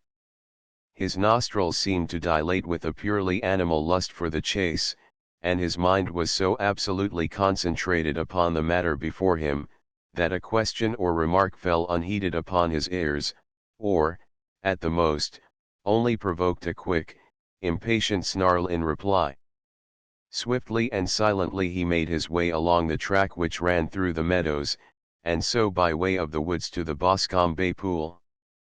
It was damp, marshy ground, as is all that district, and there were marks of many feet, both upon the path and amid the short grass which bounded it on either side. Sometimes Holmes would hurry on, sometimes stop dead, and once he made quite a little detour into the meadow. Lestrade and I walked behind him, the detective indifferent and contemptuous, while I watched my friend with the interest which sprang from the conviction that every one of his actions was directed towards a definite end.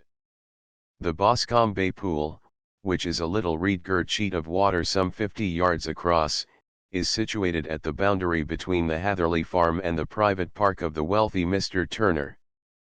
Above the woods which lined it upon the farther side we could see the red, jutting pinnacles which marked the site of the rich landowner's dwelling. On the Hatherley side of the pool the woods grew very thick, and there was a narrow belt of sodden grass 20 paces across between the edge of the trees and the reeds which lined the lake. Lestrade showed us the exact spot at which the body had been found, and, indeed, so moist was the ground, that I could plainly see the traces which had been left by the fall of the stricken man. To Holmes, as I could see by his eager face and peering eyes, very many other things were to be read upon the trampled grass. He ran round, like a dog who is picking up a scent, and then turned upon my companion. "What did you go into the pool for?" he asked. "I fished about with the rake. I thought there might be some weapon or other trace. But how on earth? Oh, tut, tut! I have no time. That left foot of yours with its inward twist is all over the place. A mole could trace it, and there it vanishes among the reeds. Oh, how simple it would all have been had I been here before they came like a herd of buffalo, and wallowed all over it. Here is where the party with the lodge-keeper came, and they have covered all tracks for 6 or 8 feet round the body. But here are 3 separate tracks of the same feet." He drew out a lens, and lay down upon his waterproof to have a better view, talking all the time rather to himself than to us. "These are young McCarthy's feet. Twice he was walking, and once he ran swiftly so that the soles are deeply marked, and the heels hardly visible. That bears out his story. He ran when he saw his father on the ground. Then here are the father's feet as he paced up and down. What is this, then? It is the butt end of the gun as the son stood listening. And this? Ha, ha! What have we here? Tiptoes. Tiptoes. Square, too, quite unusual boots. They come, they go, they come again. Of course that was for the cloak. Now where did they come from?" He ran up and down, sometimes losing, sometimes finding the track until we were well within the edge of the wood, and under the shadow of a great beech, the largest tree in the neighborhood. Holmes traced his way to the farther side of this, and lay down once more upon his face with a little cry of satisfaction. For a long time he remained there, turning over the leaves and dried sticks, gathering up what seemed to me to be dust into an envelope, and examining with his lens not only the ground, but even the bark of the tree as far as he could reach. A jagged stone was lying among the moss, and this also he carefully examined and retained. Then he followed a pathway through the wood until he came to the high road, where all traces were lost. "It has been a case of considerable interest," he remarked, returning to his natural manner. "I fancy that this grey house on the right must be the lodge. I think that I will go in and have a word with Moran, and perhaps write a little note. Having done that, we may drive back to our luncheon. You may walk to the cab, and I shall be with you presently." It was about 10 minutes before we regained our cab, and drove back into Ross, Holmes still carrying with him the stone which he had picked up in the wood. "This may interest you, Lestrade," he remarked, holding it out. "The murder was done with it?" "I see no marks." "There are none." "How do you know, then?" "The grass was growing under it." "It had only lain there a few days." "There was no sign of a place whence it had been taken." "It corresponds with the injuries." "There is no sign of any other weapon." "And the murderer?" "Is a tall man, left-handed, limps with the right leg, wears thick-soled shooting boots and a grey cloak, smokes Indian cigars, uses a cigar holder, and carries a blunt penknife in his pocket. There are several other indications, but these may be enough to aid us in our search." Lestrade laughed. "I am afraid that I am still a sceptic," he said. "Theories are all very well, but we have to deal with a hard-headed British jury." "Nous verrons," answered Holmes, calmly. "You work your own method, and I shall work mine. I shall be busy this afternoon, and shall probably return to London by the evening train."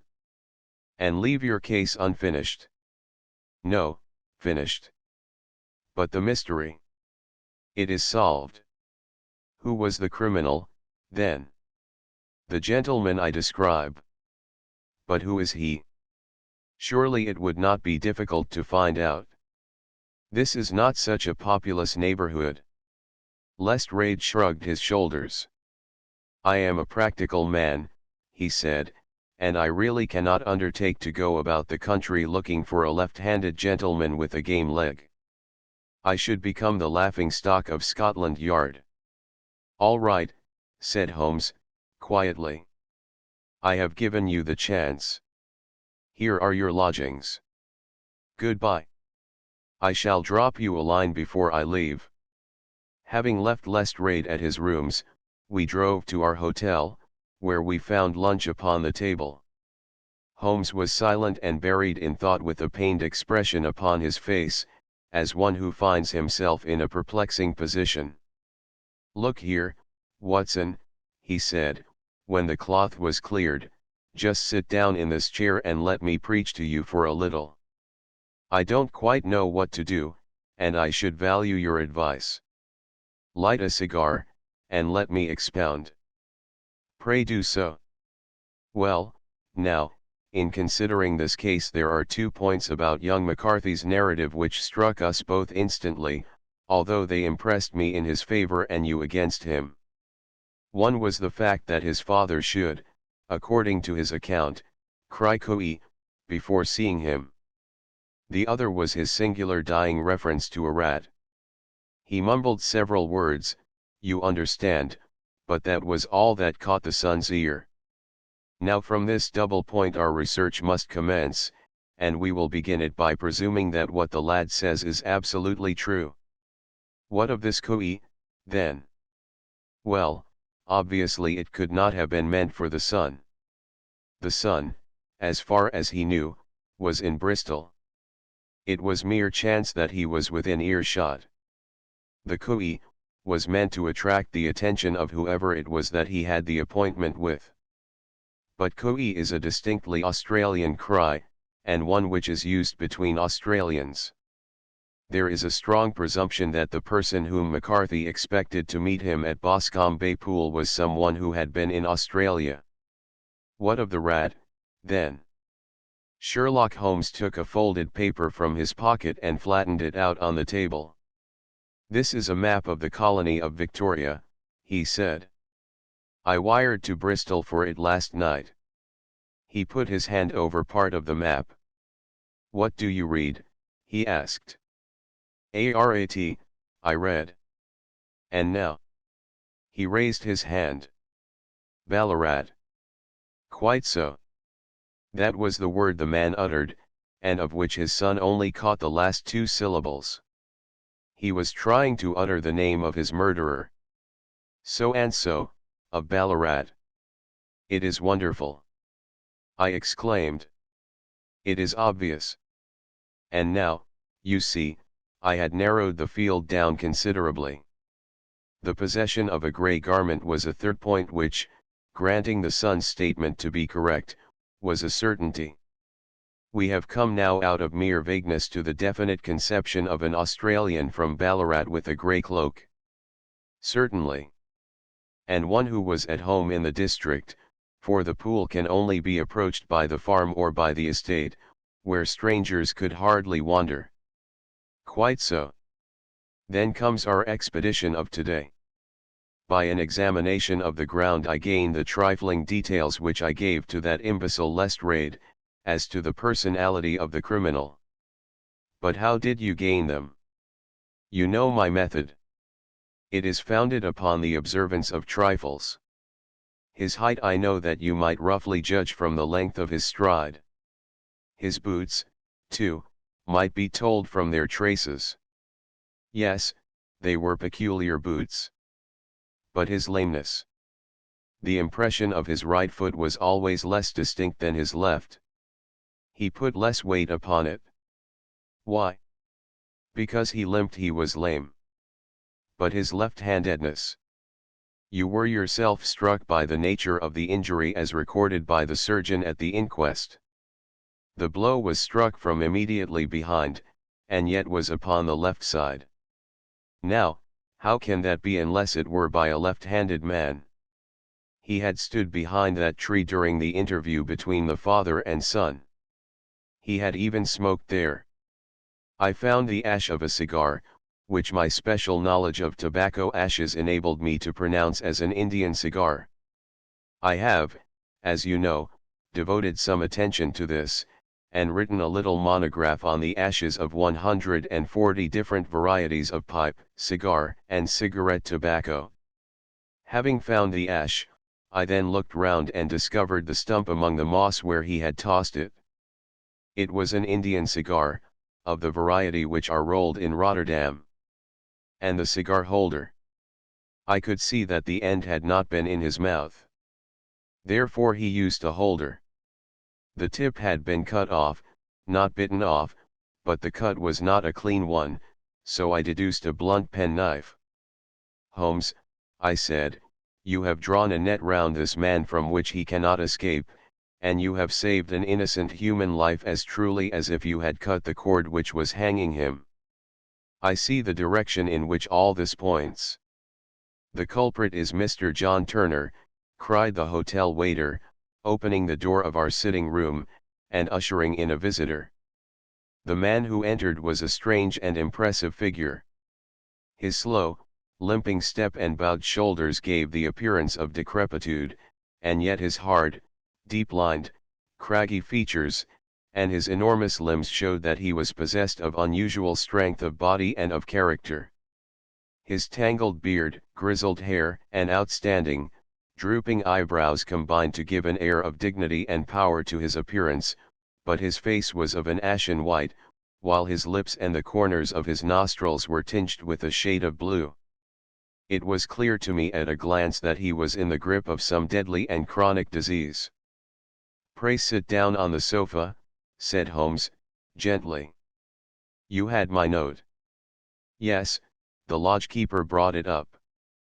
You said that you wished to see me here to avoid scandal. I thought people would talk if I went to the hall. And why did you wish to see me? He looked across at my companion with despair in his weary eyes, as though his question was already answered. Yes, said Holmes, answering the look rather than the words. It is so. I know all about McCarthy.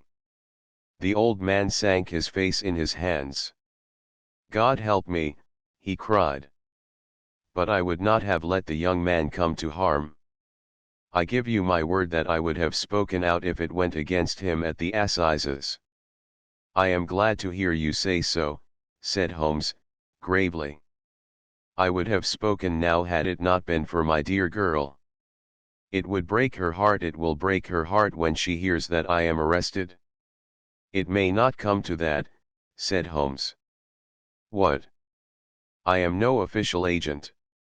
I understand that it was your daughter who required my presence here, and I am acting in her interests.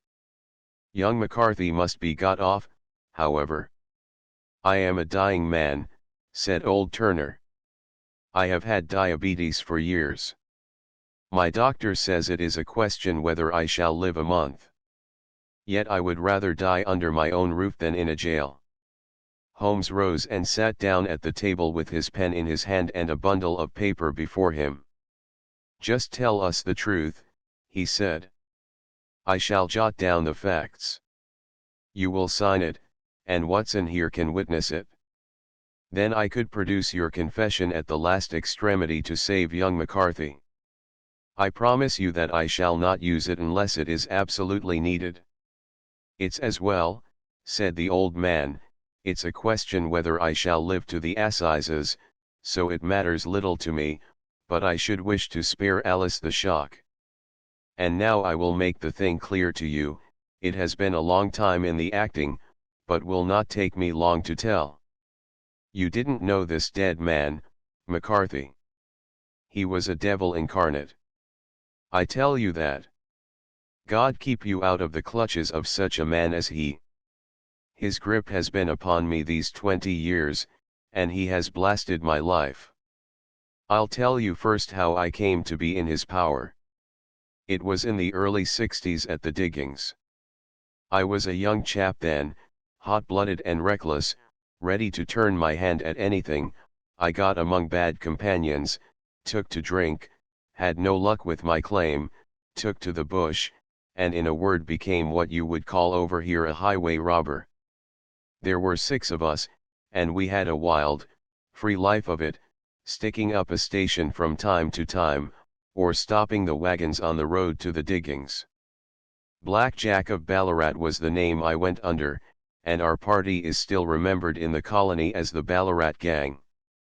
One day a gold convoy came down from Ballarat to Melbourne, and we lay in wait for it and attacked it.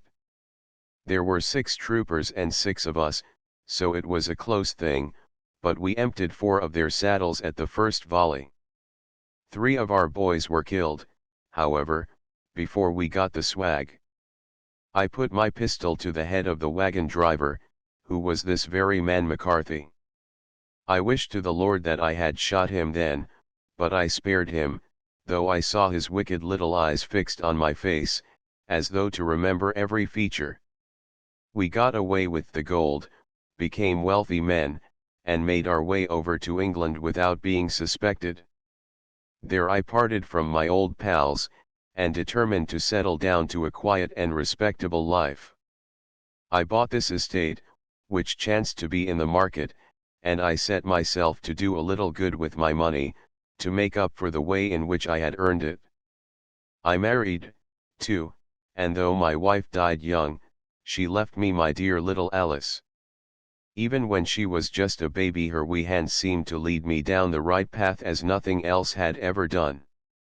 In a word, I turned over a new leaf, and did my best to make up for the past.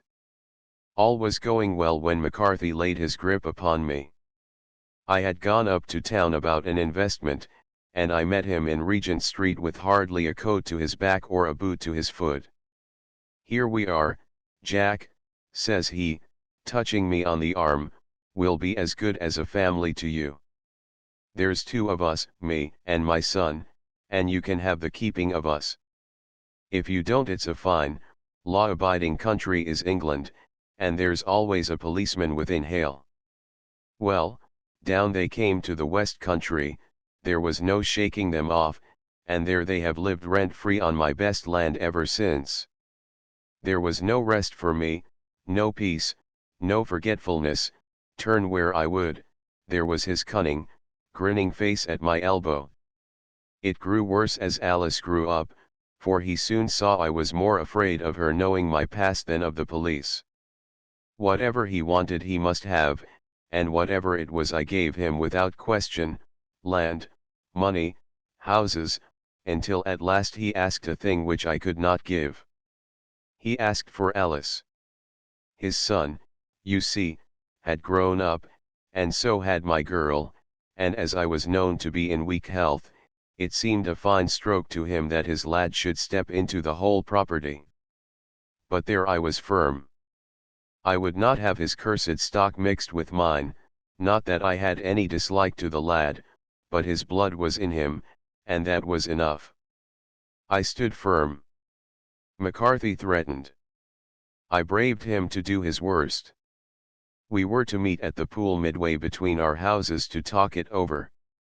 When I went down there I found him talking with his son, so I smoked a cigar, and waited behind a tree until he should be alone. But as I listened to his talk all that was black and bitter in me seemed to come uppermost. He was urging his son to marry my daughter with as little regard for what she might think as if she were a slut from off the streets. It drove me mad to think that I and all that I held most dear should be in the power of such a man as this. Could I not snap the bond? I was already a dying and a desperate man. Though clear of mind and fairly strong of limb, I knew that my own fate was sealed. But my memory and my girl, both could be saved, if I could but silence that foul tongue. I did it, Mr. Holmes. I would do it again. Deeply as I have sinned, I have led a life of martyrdom to atone for it. But that my girl should be entangled in the same meshes which held me was more than I could suffer. I struck him down with no more compunction than if he had been some foul and venomous beast. His cry brought back his son, but I had gained the cover of the wood, though I was forced to go back to fetch the cloak which I had dropped in my flight. That is the true story, gentlemen, of all that occurred. Well, it is not for me to judge you, said Holmes, as the old man signed the statement which had been drawn out. I pray that we may never be exposed to such a temptation. I pray not, sir. And what do you intend to do? In view of your health, nothing. You are yourself aware that you will soon have to answer for your deed at a higher court than the assizes. I will keep your confession, and, if McCarthy is condemned, I shall be forced to use it. If not, it shall never be seen by mortal eye, and your secret, whether you be alive or dead, shall be safe with us. Farewell, then, said the old man, solemnly. Your own deathbeds, when they come, will be the easier for the thought of the peace which you have given to mine.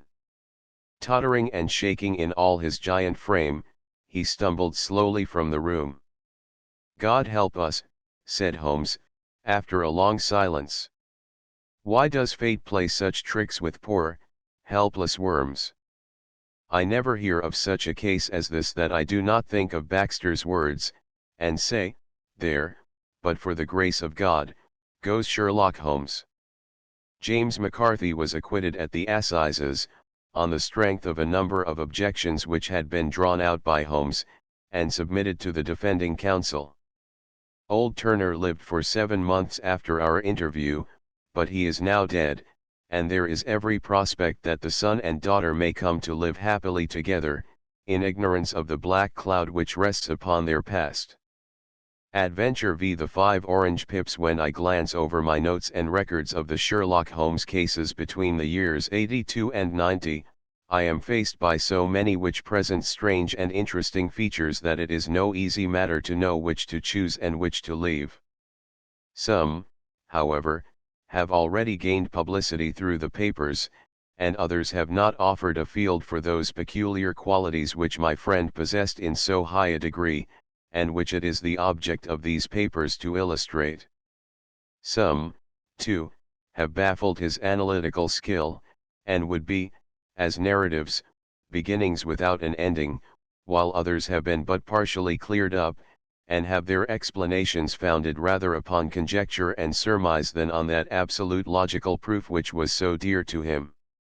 There is, however, one of these last which was so remarkable in its details and so startling in its results that I am tempted to give some account of it, in spite of the fact that there are points in connection with it which never have been, and probably never will be, entirely cleared up. The year 87 furnished us with a long series of cases of greater or less interest, of which I retain the records. Among my headings under this 112 months I find an account of the adventure of the Paradol Chamber, of the Amateur Mendicant Society, who held a luxurious club in the lower vault of a furniture warehouse, of the facts connected with the loss of the British bark Sophie Anderson, of the singular adventures of the Grice Pattersons in the island of Uffa, and finally of the Camberwell poisoning case. In the latter, as may be remembered, Sherlock Holmes was able, by winding up the dead man's watch, to prove that it had been wound up 2 hours before, and that therefore the deceased had gone to bed within that time, a deduction which was of the greatest importance in clearing up the case.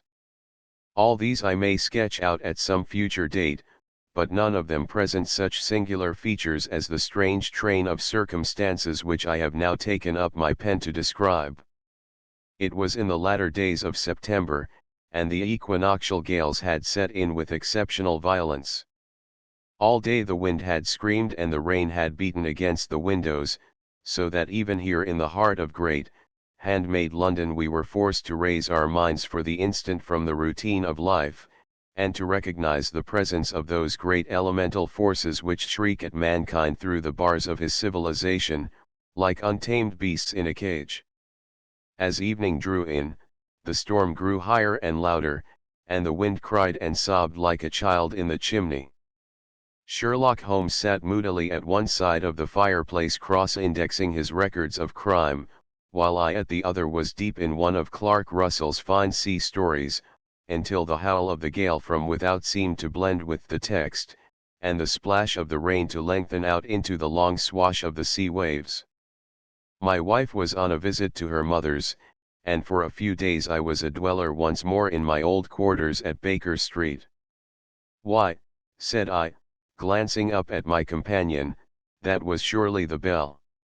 Who could come tonight?" "Some friend of yours, perhaps." "Except yourself I have none," he answered. "I do not encourage visitors." "A client, then?" "If so, it is a serious case. Nothing less would bring a man out on such a day and at such an hour. But I take it that it is more likely to be some crony of the landlady's." Sherlock Holmes was wrong in his conjecture, however, for there came a step in the passage and a tapping at the door. He stretched out his long arm to turn the lamp away from himself and towards the vacant chair upon which a newcomer must sit. "Come in," said he. The man who entered was young, some 22 at the outside, well-groomed and trimly clad, with something of refinement and delicacy in his bearing. The steaming umbrella which he held in his hand, and his long shining waterproof told of the fierce weather through which he had come. He looked about him anxiously in the glare of the lamp, and I could see that his face was pale and his eyes heavy, like those of a man who is weighed down with some great anxiety. "I owe you an apology," he said, raising his golden pince-nez to his eyes. "I trust that I am not intruding. I fear that I have brought some traces of the storm and rain into your snug chamber. Give me your coat and umbrella, said Holmes.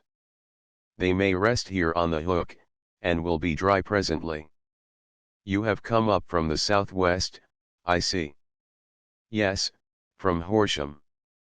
That clay and chalk mixture which I see upon your toe caps is quite distinctive. I have come for advice. That is easily got. And help. That is not always so easy. I have heard of you, Mr. Holmes. I heard from Major Prendergast how you saved him in the Tankerville Club scandal. Ah, of course. He was wrongfully accused of cheating at cards. He said that you could solve anything. He said too much. That you are never beaten. I have been beaten 4 times, 3 times by men, and once by a woman.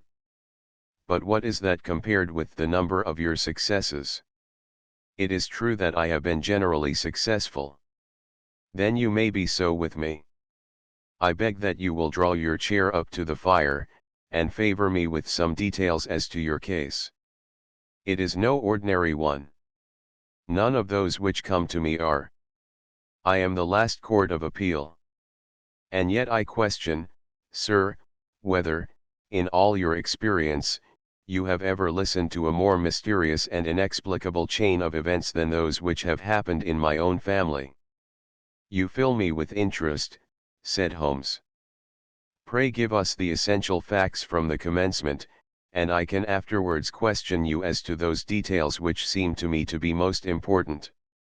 The young man pulled his chair up, and pushed his wet feet out towards the blaze. My name, said he, is John Openshaw, but my own affairs have, as far as I can understand it, little to do with this awful business. It is an hereditary matter, so in order to give you an idea of the facts, I must go back to the commencement of the affair. You must know that my grandfather had 2 sons, my uncle Elias and my father Joseph. My father had a small factory at Coventry, which he enlarged at the time of the invention of bicycling. He was the patentee of the Openshaw unbreakable tire, and his business met with such success that he was able to sell it, and to retire upon a handsome competence. My uncle Elias emigrated to America when he was a young man, and became a planter in Florida, where he was reported to have done very well. At the time of the war he fought in Jackson's army, and afterwards under Hood, where he rose to be a colonel. When Lee laid down his arms, my uncle returned to his plantation, where he remained for 3 or 4 years. About 1869 or 1870 he came back to Europe, and took a small estate in Sussex, near Horsham. He had made a very considerable fortune in the States, and his reason for leaving them was his aversion to the Negroes, and his dislike of the Republican policy in extending the franchise to them. He was a singular man, fierce and quick-tempered, very foul-mouthed when he was angry, and of a most retiring disposition. During all the years that he lived at Horsham I doubt if ever he set foot in the town. He had a garden and 2 or 3 fields round his house, and there he would take his exercise, though very often for weeks on end he would never leave his room. He drank a great deal of brandy, and smoked very heavily, but he would see no society, and did not want any friends, not even his own brother. He didn't mind me, in fact, he took a fancy to me, for at the time when he saw me first I was a youngster of 12 or so. This would be in the year 1878, after he had been 8 or 9 years in England. He begged my father to let me live with him, and he was very kind to me in his way. When he was sober he used to be fond of playing backgammon and draughts with me, and he would make me his representative both with the servants and with the tradespeople, so that by the time that I was 16 I was quite master of the house. I kept all the keys, and could go where I liked and do what I liked, so long as I did not disturb him in his privacy. There was one singular exception, however, for he had a single room, a lumber room up among the attics, which was invariably locked, and which he would never permit either me or anyone else to enter. With a boy's curiosity I have peeped through the keyhole, but I was never able to see more than such a collection of old trunks and bundles as would be expected in such a room. One day, it was in March, 1883, a letter with a foreign stamp lay upon the table in front of the colonel's plate. It was not a common thing for him to receive letters, for his bills were all paid in ready money, and he had no friends of any sort. "From India," said he, as he took it up, "Pondicherry postmark. What can this be?" Opening it hurriedly, out there jumped 5 little dried orange pips, which pattered down upon his plate. I began to laugh at this, but the laugh was struck from my lips at the sight of his face. His lip had fallen, his eyes were protruding, his skin the color of putty, and he glared at the envelope which he still held in his trembling hand. "KKK," he shrieked, and then, my God, my sins have overtaken me." "What is it, uncle?" I cried. "Death," said he, and rising from the table he retired to his room, leaving me palpitating with horror. I took up the envelope, and saw scrawled in red ink upon the inner flap, just above the gum, the letter K 3 times repeated. There was nothing else save the 5 dried pips. What could be the reason of his overpowering terror? I left the breakfast table, and as I ascended the stair I met him coming down with an old rusty key, which must have belonged to the attic, in one hand, and a small brass box, like a cash box, in the other. "They may do what they like, but I'll checkmate them still," said he, with an oath. "Tell Mary that I shall want a fire in my room today, and send down to Fordham, the Horsham lawyer." I did as he ordered, and when the lawyer arrived I was asked to step up to the room. The fire was burning brightly, and in the grate there was a mass of black, fluffy ashes, as of burned paper, while the brass box stood open and empty beside it. As I glanced at the box I noticed, with a start, that upon the lid were printed the treble K which I had read in the morning upon the envelope. "I wish you, John," said my uncle, "to witness my will. I leave my estate, with all its advantages and all its disadvantages, to my brother, your father, whence it will, no doubt, descend to you. If you can enjoy it in peace, well and good. If you find you cannot, take my advice, my boy, and leave it to your deadliest enemy. I am sorry to give you such a two-edged thing, but I can't say what turn things are going to take. Kindly sign the paper where Mr. Fordham shows you." I signed the paper as directed, and the lawyer took it away with him. The singular incident made, as you may think, the deepest impression upon me, and I pondered over it, and turned it every way in my mind without being able to make anything of it. Yet I could not shake off the vague feeling of dread which it left behind, though the sensation grew less keen as the weeks passed, and nothing happened to disturb the usual routine of our lives. I could see a change in my uncle, however. He drank more than ever, and he was less inclined for any sort of society. Most of his time he would spend in his room, with the door locked upon the inside, but sometimes he would emerge in a sort of drunken frenzy, and would burst out of the house and tear about the garden with a revolver in his hand, screaming out that he was afraid of no man, and that he was not to be cooped up, like a sheep in a pen, by man or devil. When these hot fits were over, however, he would rush tumultuously in at the door, and lock and bar it behind him, like a man who can brazen it out no longer against the terror which lies at the roots of his soul. At such times I have seen his face, even on a cold day, glisten with moisture, as though it were new raised from a basin. Well, to come to an end of the matter, Mr. Holmes, and not to abuse your patience, there came a night when he made one of those drunken sallies from which he never came back. We found him, when we went to search for him, face downward in a little green-scummed pool, which lay at the foot of the garden. There was no sign of any violence, and the water was but 2 feet deep, so that the jury, having regard to his known eccentricity, brought in a verdict of suicide. But I, who knew how he winced from the very thought of death, had much ado to persuade myself that he had gone out of his way to meet it. The matter passed, however, and my father entered into possession of the estate, and of some £14,000, which lay to his credit at the bank. "One moment," Holmes interposed. "Your statement is, I foresee, one of the most remarkable to which I have ever listened. Let me have the date of the reception by your uncle of the letter, and the date of his supposed suicide." "The latter arrived on March 10, 1883. His death was 7 weeks later, upon the night of May 2d. "Thank you. Pray proceed." "When my father took over the Horsham property, he, at my request, made a careful examination of the attic, which had been always locked up. We found the brass box there, although its contents had been destroyed. On the inside of the cover was a paper label, with the initials of KKK repeated upon it, and letters, memoranda, receipts, and a register written beneath. These, we presume, indicated the nature of the papers which had been destroyed by Colonel Openshaw.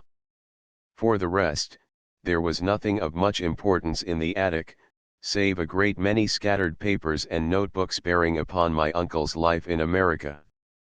Some of them were of the wartime, and showed that he had done his duty well, and had borne the repute of a brave soldier. Others were of a date during the reconstruction of the Southern states, and were mostly concerned with politics, for he had evidently taken a strong part in opposing the carpetbag politicians who had been sent down from the north. Well, it was the beginning of '84 when my father came to live at Horsham, and all went as well as possible with us until the January of '85. On the 4th day after the New Year I heard my father give a sharp cry of surprise as we sat together at the breakfast table. There he was, sitting with a newly opened envelope in one hand and 5 dried orange pips in the outstretched palm of the other one. He had always laughed at what he called my cock and a bull story about the colonel, but he looked very scared and puzzled now that the same thing had come upon himself. "Why, what on earth does this mean, John?" he stammered. My heart had turned to lead. "It is KKK, said I. He looked inside the envelope. "So it is," he cried. "Here are the very letters. But what is this written above them?" "Put the papers on the sundial," I read, peeping over his shoulder. "What papers? What sundial?" he asked. "The sundial in the garden." "There is no other," said I, "but the papers must be those that are destroyed." "Pooh," said he, gripping hard at his courage. "We are in a civilized land here, and we can't have tomfoolery of this kind. Where does the thing come from?" "From Dundee," I answered, glancing at the postmark. "Some preposterous practical joke," said he. "What have I to do with sundials and papers? I shall take no notice of such nonsense." "I should certainly speak to the police," I said. "And be laughed at for my pains." "Nothing of the sort." "Then let me do so." "No, I forbid you. I won't have a fuss made about such nonsense." It was in vain to argue with him, for he was a very obstinate man. I went about, however, with a heart which was full of forebodings. On the 3rd day after the coming of the letter my father went from home to visit an old friend of his, Major Freebody, who is in command of one of the forts upon Portsdown Hill. I was glad that he should go, for it seemed to me that he was farther from danger when he was away from home. In that, however, I was in error. Upon the 2nd day of his absence I received a telegram from the Major, imploring me to come at once. My father had fallen over one of the deep chalk pits which abound in the neighborhood, and was lying senseless, with a shattered skull. I hurried to him, but he passed away without having ever recovered his consciousness.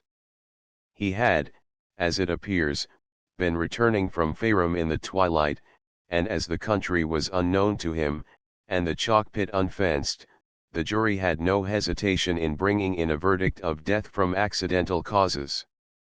Carefully as I examined every fact connected with his death, I was unable to find anything which could suggest the idea of murder.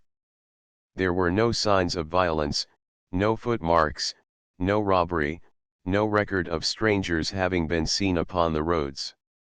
And yet I need not tell you that my mind was far from at ease, and that I was well nigh certain that some foul plot had been woven round him. In this sinister way I came into my inheritance. You will ask me why I did not dispose of it? I answer, because I was well convinced that our troubles were in some way dependent upon an incident in my uncle's life, and that the danger would be as pressing in one house as in another. It was in January, '85, that my poor father met his end, and 2 years and 8 months have elapsed since then. During that time I have lived happily at Horsham, and I had begun to hope that this curse had passed away from the family, and that it had ended with the last generation. I had begun to take comfort too soon, however. Yesterday morning the blow fell in the very shape in which it had come upon my father. The young man took from his waistcoat a crumpled envelope, and, turning to the table, he shook out upon it 5 little dried orange pips. "This is the envelope," he continued. "The postmark is London Eastern Division. Within are the very words which were upon my father's last message, KKK, and then put the papers on the sundial." "What have you done?" asked Holmes. "Nothing. Nothing." To tell the truth, he sank his face into his thin, white hands. "I have felt helpless. I have felt like one of those poor rabbits when the snake is writhing towards it. I seem to be in the grasp of some resistless, inexorable evil, which no foresight and no precautions can guard against." "Tut, tut," cried Sherlock Holmes. "You must act, man, or you are lost. Nothing but energy can save you. This is no time for despair. I have seen the police. Ah! But they listened to my story with a smile. I am convinced that the inspector has formed the opinion that the letters are all practical jokes, and that the deaths of my relations were really accidents, as the jury stated, and were not to be connected with the warnings." Holmes shook his clenched hands in the air. "Incredible imbecility," he cried. "They have, however, allowed me a policeman, who may remain in the house with me. Has he come with you tonight?" "No. His orders were to stay in the house." Again Holmes raved in the air. "Why did you come to me?" he said, "and, above all, why did you not come at once?" "I did not know. It was only today that I spoke to Major Prendergast about my troubles, and was advised by him to come to you.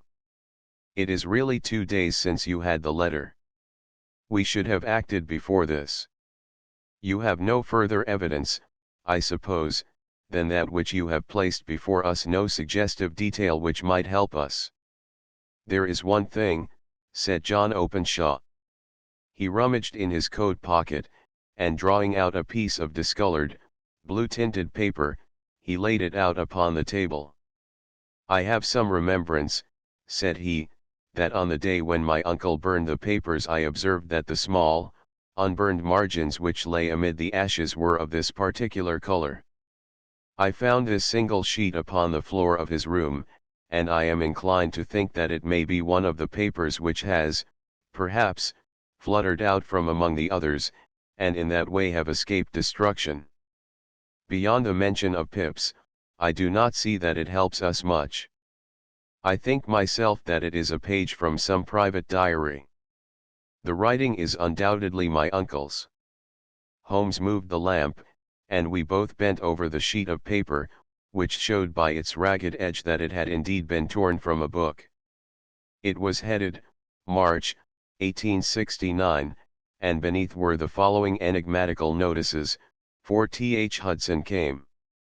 Same old platform. 7th set the pips on Macaulay, Paramore, and John Swain, of St. Augustine. 9th Macaulay cleared. 10th John Swain cleared. 12th visited Paramore. All well. Thank you, said Holmes, folding up the paper, and returning it to our visitor. And now you must on no account lose another instant. We cannot spare time even to discuss what you have told me. You must get home instantly and act. What shall I do? There is but one thing to do. It must be done at once. You must put this piece of paper which you have shown us into the brass box which you have described. You must also put in a note to say that all the other papers were burned by your uncle, and that this is the only one which remains. You must assert that in such words as will carry conviction with them. Having done this, you must at once put the box out upon the sundial, as directed. Do you understand? Entirely. Do not think of revenge, or anything of the sort, at present. I think that we may gain that by means of the law, but we have our web to weave, while theirs is already woven.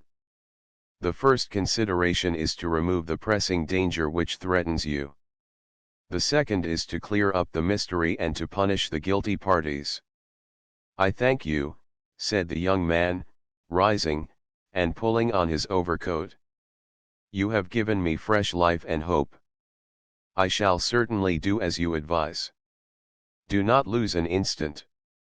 And, above all, take care of yourself in the meanwhile, for I do not think that there can be a doubt that you are threatened by a very real and imminent danger. How do you go back? By train from Waterloo. It is not yet 9. The streets will be crowded, so I trust that you may be in safety. And yet you cannot guard yourself too closely. I am armed. That is well. Tomorrow I shall set to work upon your case. I shall see you at Horsham, then.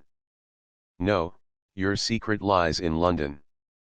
It is there that I shall seek it. Then I shall call upon you in a day, or in 2 days, with news as to the box and the papers. I shall take your advice in every particular. He shook hands with us, and took his leave. Outside the wind still screamed, and the rain splashed and pattered against the windows.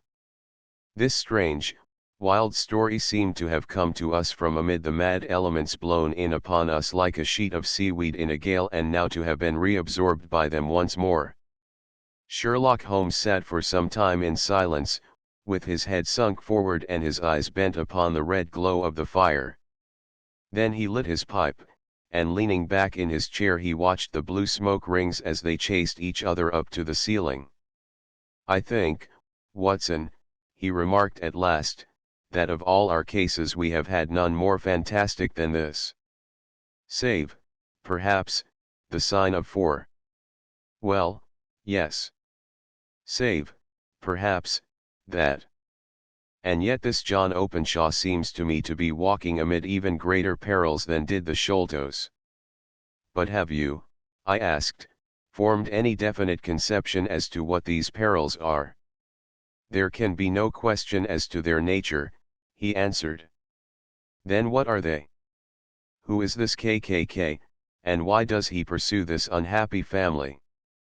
Sherlock Holmes closed his eyes and placed his elbows upon the arms of his chair, with his fingertips together. The ideal reasoner, he remarked, would, when he had once been shown a single fact in all its bearings, deduce from it not only all the chain of events which led up to it, but also all the results which would follow from it. As Cuvier could correctly describe a whole animal by the contemplation of a single bone, so the observer who has thoroughly understood one link in a series of incidents, should be able to accurately state all the other ones, both before and after. We have not yet grasped the results which the reason alone can attain to. Problems may be solved in the study which have baffled all those who have sought a solution by the aid of their senses. To carry the art, however, to its highest pitch, it is necessary that the reasoner should be able to utilize all the facts which have come to his knowledge, and this in itself implies, as you will readily see, a possession of all knowledge, which, even in these days of free education and encyclopedias, is a somewhat rare accomplishment. It is not so impossible, however, that a man should possess all knowledge which is likely to be useful to him in his work, and this I have endeavored in my case to do. If I remember rightly, you on one occasion, in the early days of our friendship, defined my limits in a very precise fashion. Yes, I answered, laughing. It was a singular document. Philosophy, astronomy, and politics were marked at 0, I remember. Botany variable, geology profound as regards the mud stains from any region within 50 miles of town, chemistry eccentric, anatomy unsystematic, sensational literature and crime records unique, violin player, boxer, swordsman, lawyer, and self-poisoner by cocaine and tobacco. Those, I think, were the main points of my analysis. Holmes grinned at the last item. Well, he said, I say now, as I said then, that a man should keep his little brain attic stocked with all the furniture that he is likely to use, and the rest he can put away in the lumber room of his library, where he can get it if he wants it. Now, for such a case as the one which has been submitted to us tonight, we need certainly to muster all our resources. Kindly hand me down the letter K of the American Encyclopedia which stands upon the shelf beside you. Thank you. Now let us consider the situation, and see what may be deduced from it. In the first place, we may start with the strong presumption that Colonel Openshaw had some very strong reason for leaving America. Men at his time of life do not change all their habits, and exchange willingly the charming climate of Florida for the lonely life of an English provincial town. His extreme love of solitude in England suggests the idea that he was in fear of someone or something, so we may assume as a working hypothesis that it was fear of someone or something which drove him from America.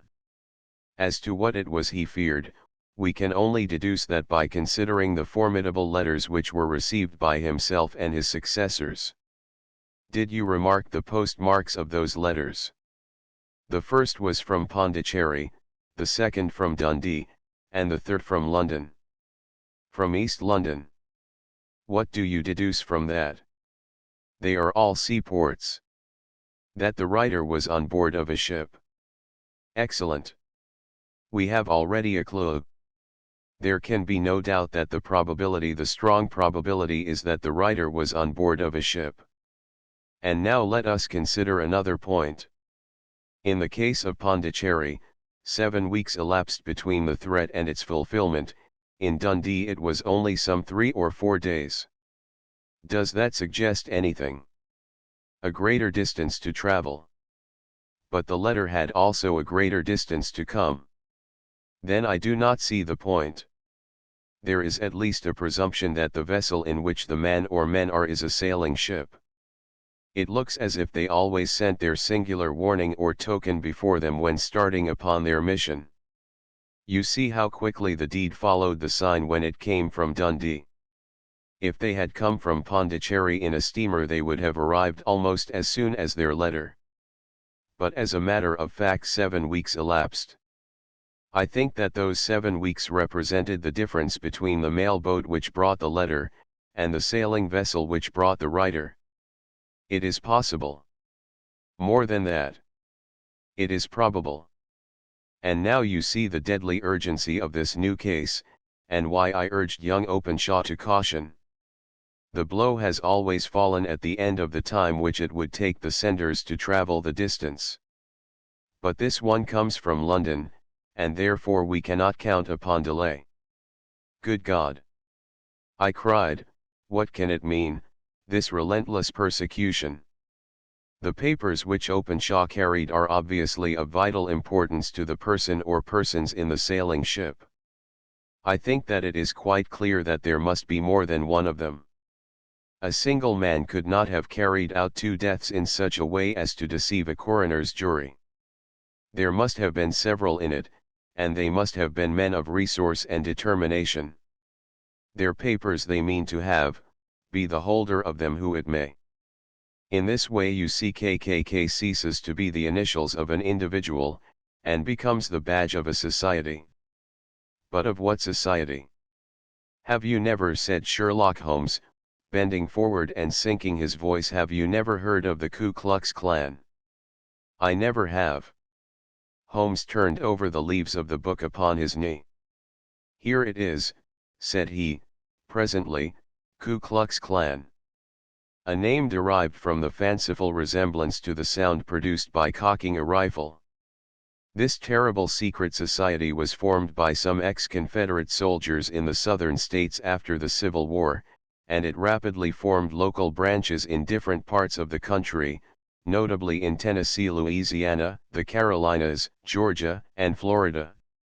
Its power was used for political purposes, principally for the terrorizing of the Negro voters, and the murdering and driving from the country of those who were opposed to its views.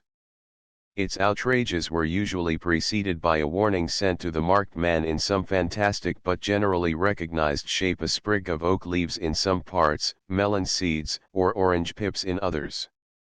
On receiving this, the victim might either openly abjure his former ways, or might fly from the country. If he braved the matter out, death would unfailingly come upon him, and usually in some strange and unforeseen manner. So perfect was the organization of the society, and so systematic its methods, that there is hardly a case upon record where any man succeeded in braving it with impunity, or in which any of its outrages were traced home to the perpetrators. For some years the organization flourished, in spite of the efforts of the United States government and of the better classes of the community in the South. Eventually, in the year 1869, the movement rather suddenly collapsed, although there have been sporadic outbreaks of the same sort since that date. You will observe, said Holmes, laying down the volume, that the sudden breaking up of the society was coincident with the disappearance of Openshaw from America with their papers. It may well have been cause and effect. It is no wonder that he and his family have some of the more implacable spirits upon their track. You can understand that this register and diary may implicate some of the first men in the South, and that there may be many who will not sleep easy at night until it is recovered. Then the page we have seen is such as we might expect. It ran, if I remember right, sent the pips to A, B, and C, that is, sent the society's warning to them. Then there are successive entries that A and B cleared, or left the country, and finally that C was visited, with, I fear, a sinister result for C. Well, I think, Doctor, that we may let some light into this dark place, and I believe that the only chance young Openshaw has in the meantime is to do what I have told him. There is nothing more to be said or to be done tonight, so hand me over my violin, and let us try to forget for half an hour the miserable weather and the still more miserable ways of our fellow men. It had cleared in the morning, and the sun was shining with a subdued brightness through the dim veil which hangs over the great city. Sherlock Holmes was already at breakfast when I came down. You will excuse me for not waiting for you, said he. I foresee, a very busy day before me in looking into this case of young Openshaw's. What steps will you take? I asked.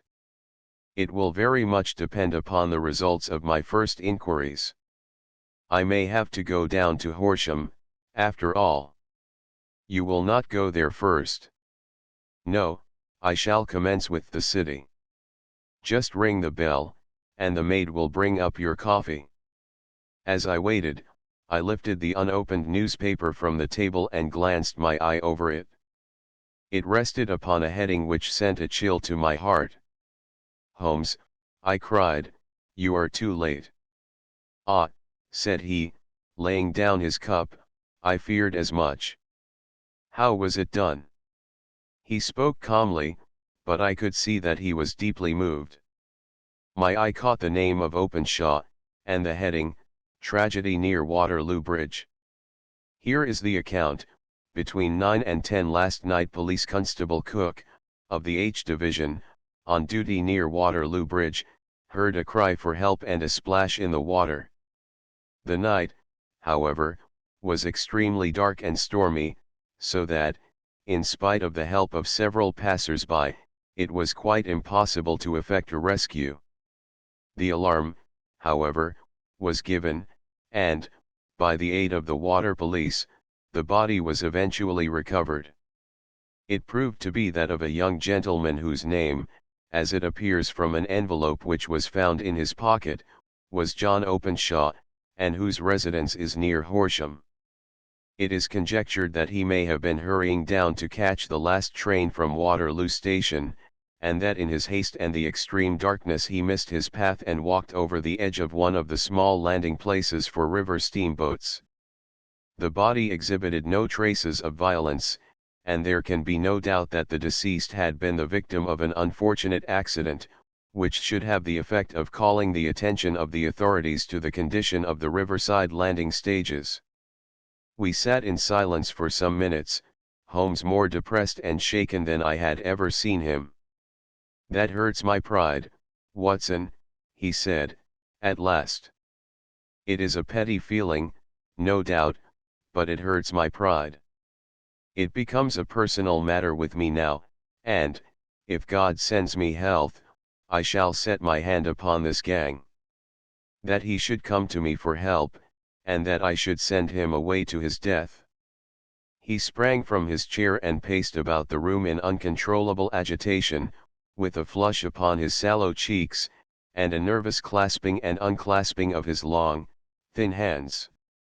"They must be cunning devils," he exclaimed, at last. "How could they have decoyed him down there?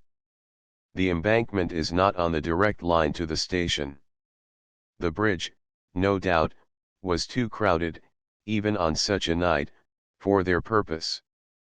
Well, Watson, we shall see who will win in the long run. I am going out now." "Holmes," I cried, "you are too late to the police." "No, I shall be my own police. When I have spun the web they may take the flies, but not before. All day I was engaged in my professional work, and it was late in the evening before I returned to Baker Street. Sherlock Holmes had not come back yet. It was nearly 10 o'clock before he entered, looking pale and worn. He walked up to the sideboard, and, tearing a piece from the loaf, he devoured it voraciously, washing it down with a long draught of water. "You are hungry," I remarked. "Starving." It had escaped my memory. "I have had nothing since breakfast." "Nothing?" "Not a bite." "I had no time to think of it." "And how have you succeeded?" "Well, you have a clue." "I have them in the hollow of my hand. Young Openshaw shall not long remain unavenged. Why, Watson, let us put their own devilish trademark upon them.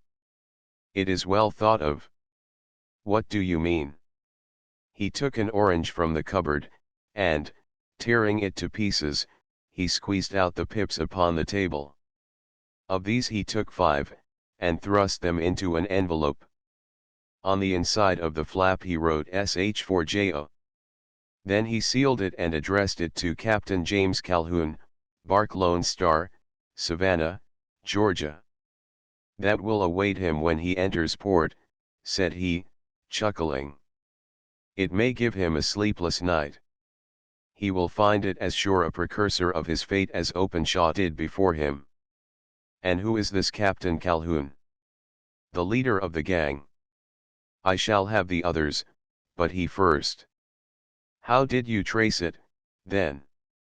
He took a large sheet of paper from his pocket, all covered with dates and names. "I have spent the whole day," said he, "over Lloyd's registers and the files of the old papers, following the future career of every vessel which touched at Pondicherry in January and February in '83. There were 36 ships of fair tonnage which were reported there during those months. Of these, one, the Lone Star, instantly attracted my attention, since, although it was reported as having cleared from London, the name is that which is given to one of the states of the Union. Texas, I think. I was not and am not sure which, but I knew that the ship must have an American origin. What then? I searched the Dundee records, and when I found that the bark Lone Star was there in January, '85, my suspicion became a certainty. I then inquired as to the vessels which lay at present in the port of London. Yes. The Lone Star had arrived here last week. I went down to the Albert Dock, and found that she had been taken down the river by the early tide this morning, homeward bound to Savannah. I wired to Gravesend, and learned that she had passed some time ago, and as the wind is easterly, I have no doubt that she is now past the Goodwins, and not very far from the Isle of Wight. What will you do, then? Oh, I have my hand upon him. He and the two mates are, as I learn, the only native-born Americans in the ship. The others are Finns and Germans. I know, also, that they were all three away from the ship last night.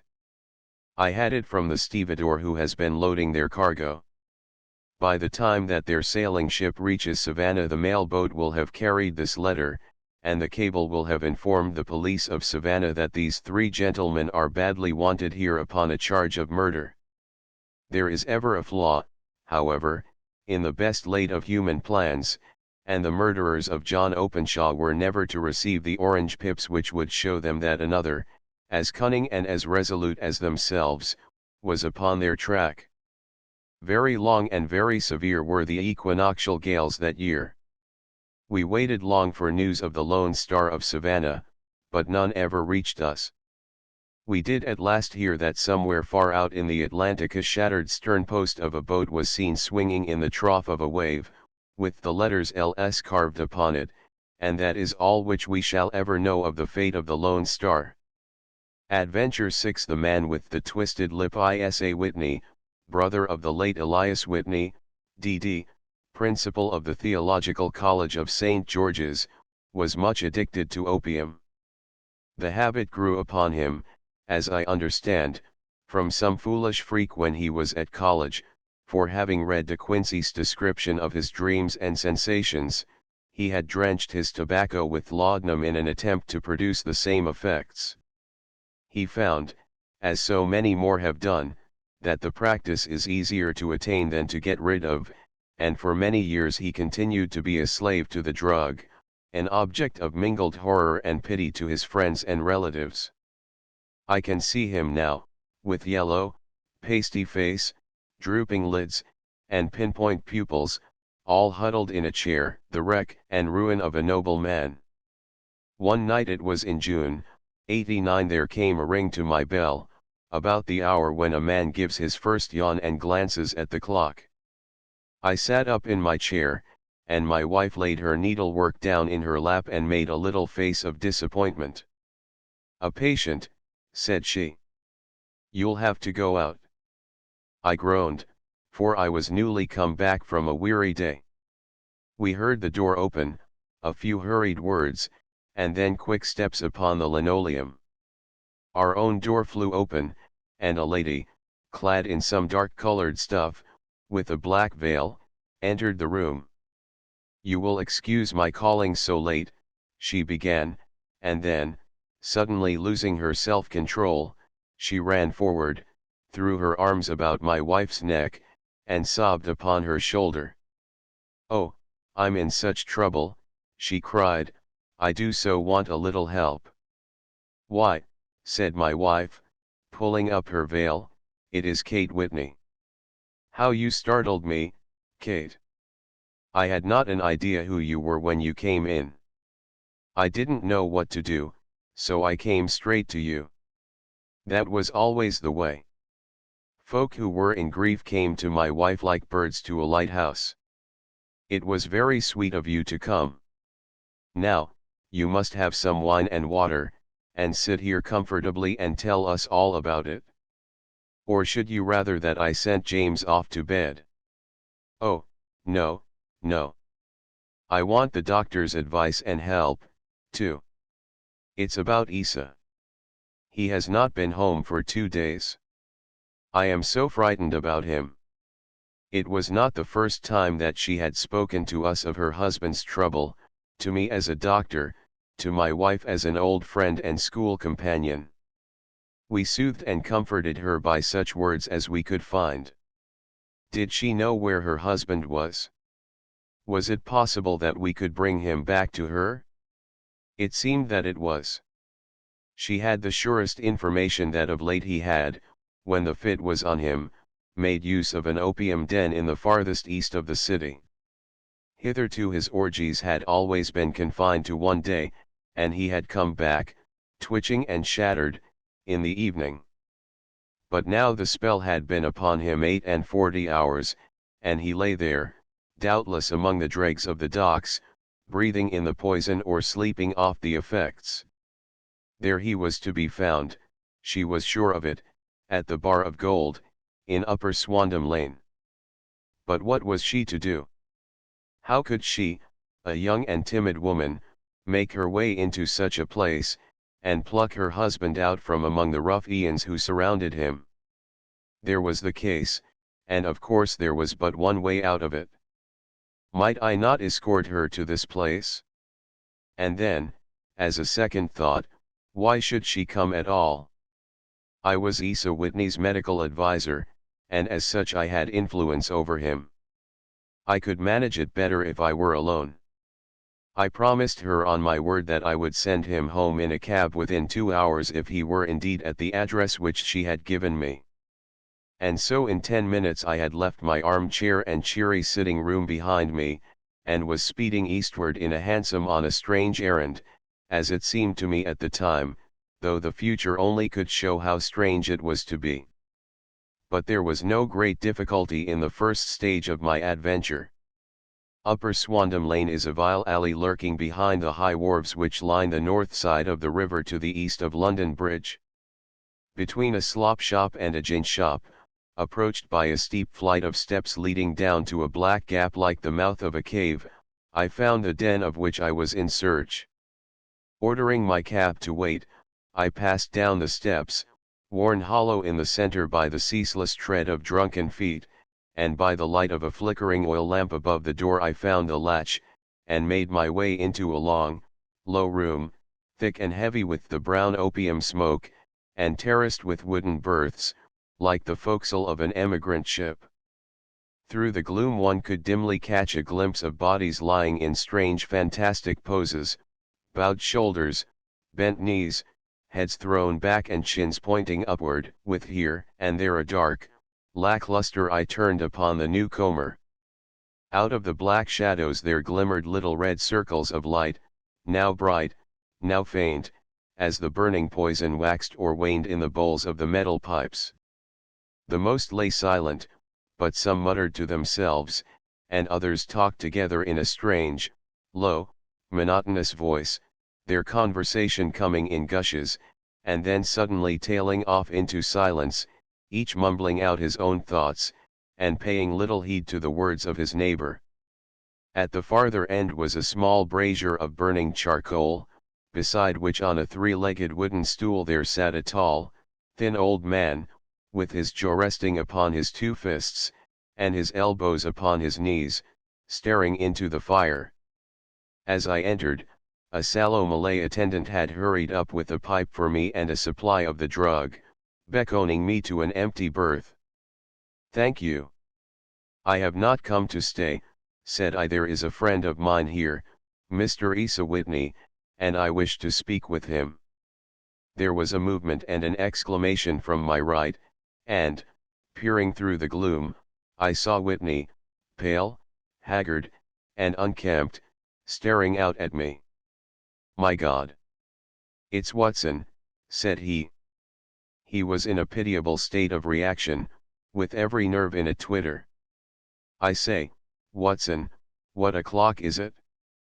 "Nearly 11. "Of what day?" "Of Friday, June 19th.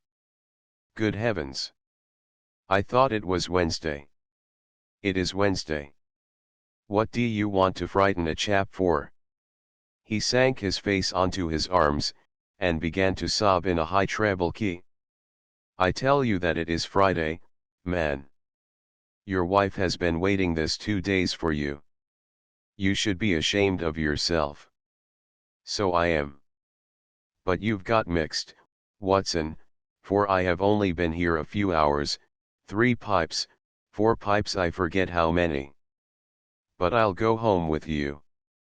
I wouldn't frighten Kate, poor little Kate. Give me your hand." "Have you a cab?" "Yes, I have one waiting." "Then I shall go in it." "But I must owe something." "Find what I owe, Watson." "I am all off color. I can do nothing for myself." I walked down the narrow passage between the double row of sleepers, holding my breath to keep out the vile, stupefying fumes of the drug, and looking about for the manager. As I passed the tall man who sat by the brazier, I felt a sudden pluck at my skirt, and a low voice whispered, "Walk past me, and then look back at me." The words fell quite distinctly upon my ear. I glanced down. They could only have come from the old man at my side, and yet he sat now as absorbed as ever, very thin, very wrinkled, bent with age, an opium pipe dangling down from between his knees, as though it had dropped in sheer lassitude from his fingers. I took 2 steps forward and looked back. It took all my self-control to prevent me from breaking out into a cry of astonishment. He had turned his back so that none could see him but I. His form had filled out, his wrinkles were gone, the dull eyes had regained their fire, and there, sitting by the fire, and grinning at my surprise, was none other than Sherlock Holmes. He made a slight motion to me to approach him, and instantly, as he turned his face half round to the company once more, subsided into a doddering, loose-lipped senility. "Holmes," I whispered, "what on earth are you doing in this den?" "As low as you can," he answered, "I have excellent ears. If you would have the great kindness to get rid of that sottish friend of yours, I should be exceedingly glad to have a little talk with you. I have a cab outside." "Then pray send him home in it." "You may safely trust him, for he appears to be too limp to get into any mischief. I should recommend you also to send a note by the cabman to your wife to say that you have thrown in your lot with me. If you will wait outside, I shall be with you in 5 minutes." It was difficult to refuse any of Sherlock Holmes's requests, for they were always so exceedingly definite, and put forward with such a quiet air of mastery. I felt, however, that when Whitney was once confined in the cab my mission was practically accomplished, and for the rest, I could not wish anything better than to be associated with my friend in one of those singular adventures which were the normal condition of his existence. In a few minutes I had written my note, paid Whitney's bill, led him out to the cab, and seen him driven through the darkness. In a very short time a decrepit figure had emerged from the opium den, and I was walking down the street with Sherlock Holmes. For 2 streets he shuffled along with a bent back and an uncertain foot. Then, glancing quickly round, he straightened himself out and burst into a hearty fit of laughter. "I suppose, Watson," said he, "that you imagine that I have added opium smoking to cocaine injections, and all the other little weaknesses on which you have favored me with your medical views. I was certainly surprised to find you there. But not more so than I to find you. I came to find a friend. And I to find an enemy." "An enemy?" "Yes, one of my natural enemies, or, shall I say, my natural prey. Briefly, Watson, I am in the midst of a very remarkable inquiry, and I have hoped to find a clue in the incoherent ramblings of these sots, as I have done before now. Had I been recognized in that den, my life would not have been worth an hour's purchase, for I have used it before now for my own purposes, and the rascally Lascar who runs it has sworn to have vengeance upon me. There is a trapdoor at the back of that building, near the corner of Paul's Wharf, which could tell some strange tales of what has passed through it upon the moonless nights. What? You do not mean bodies? Bodies, Watson. We should be rich men if we had £1,000 for every poor devil who has been done to death in that den. It is the vilest murder trap on the whole riverside, and I fear that Neville St. Clair has entered it never to leave it more. But our trap should be here. He put his 2 forefingers between his teeth and whistled shrilly, a signal which was answered by a similar whistle from the distance, followed shortly by the rattle of wheels and the clink of horses' hoofs. "Now, Watson," said Holmes, as a tall dog-cart dashed up through the gloom, throwing out 2 golden tunnels of yellow light from its side lanterns. "You'll come with me, won't you? If I can be of use." "Oh, a trusty comrade is always of use, and a chronicler still more so. My room at the Cedars is a double-bedded one." "The Cedars?" "Yes, that is Mr. St. Clair's house. I am staying there while I conduct the inquiry." "Where is it, then?" "Near Lee, in Kent. We have a 7-mile drive before us." "But I am all in the dark." "Of course you are. You'll know all about it presently. Jump up here." "All right, John, we shall not need you. Here's half a crown. Look out for me tomorrow, about 11. Give her head. So long, then." He flicked the horse with his whip, and we dashed away through the endless succession of somber and deserted streets, which widened gradually, until we were flying across a broad balustrade bridge, with the murky river flowing sluggishly beneath us. Beyond lay another dull wilderness of bricks and mortar, its silence broken only by the heavy, regular footfall of the policeman, or the songs and shouts of some belated party of revellers. A dull rack was drifting slowly across the sky, and a star or 2 twinkled dimly here and there through the rifts of the clouds. Holmes drove in silence, with his head sunk upon his breast, and the air of a man who is lost in thought, while I sat beside him, curious to learn what this new quest might be which seemed to tax his powers so sorely, and yet afraid to break in upon the current of his thoughts. We had driven several miles, and were beginning to get to the fringe of the belt of suburban villas, when he shook himself, shrugged his shoulders, and lit up his pipe with the air of a man who has satisfied himself that he is acting for the best. "You have a grand gift of silence, Watson," said he. "It makes you quite invaluable as a companion. Pon my word, it is a great thing for me to have someone to talk to, for my own thoughts are not over pleasant. I was wondering what I should say to this dear little woman tonight when she meets me at the door. You forget that I know nothing about it? I shall just have time to tell you the facts of the case before we get to Lee. It seems absurdly simple, and yet, somehow, I can get nothing to go upon. There's plenty of thread, no doubt, but I can't get the end of it into my hand. Now, I'll state the case clearly and concisely to you, Watson, and maybe you can see a spark where all is dark to me." "Proceed, then."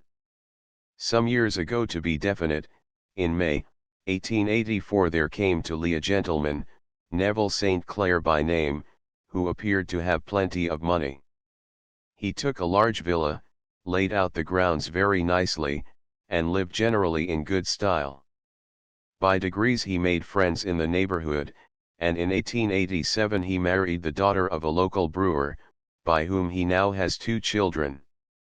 He had no occupation, but was interested in several companies, and went into town as a rule in the morning, returning by the 5.14 from Cannon Street every night. Mr. St. Clair is now 37 years of age, is a man of temperate habits, a good husband, a very affectionate father, and a man who is popular with all who know him. I may add that his whole debts at the present moment, as far as we have been able to ascertain, amount to £88 10s, while he has £220 standing to his credit in the Capital and Counties Bank. There is no reason, therefore, to think that money troubles have been weighing upon his mind. Last Monday Mr. Neville St. Clair went into town rather earlier than usual, remarking before he started that he had 2 important commissions to perform, and that he would bring his little boy home a box of bricks.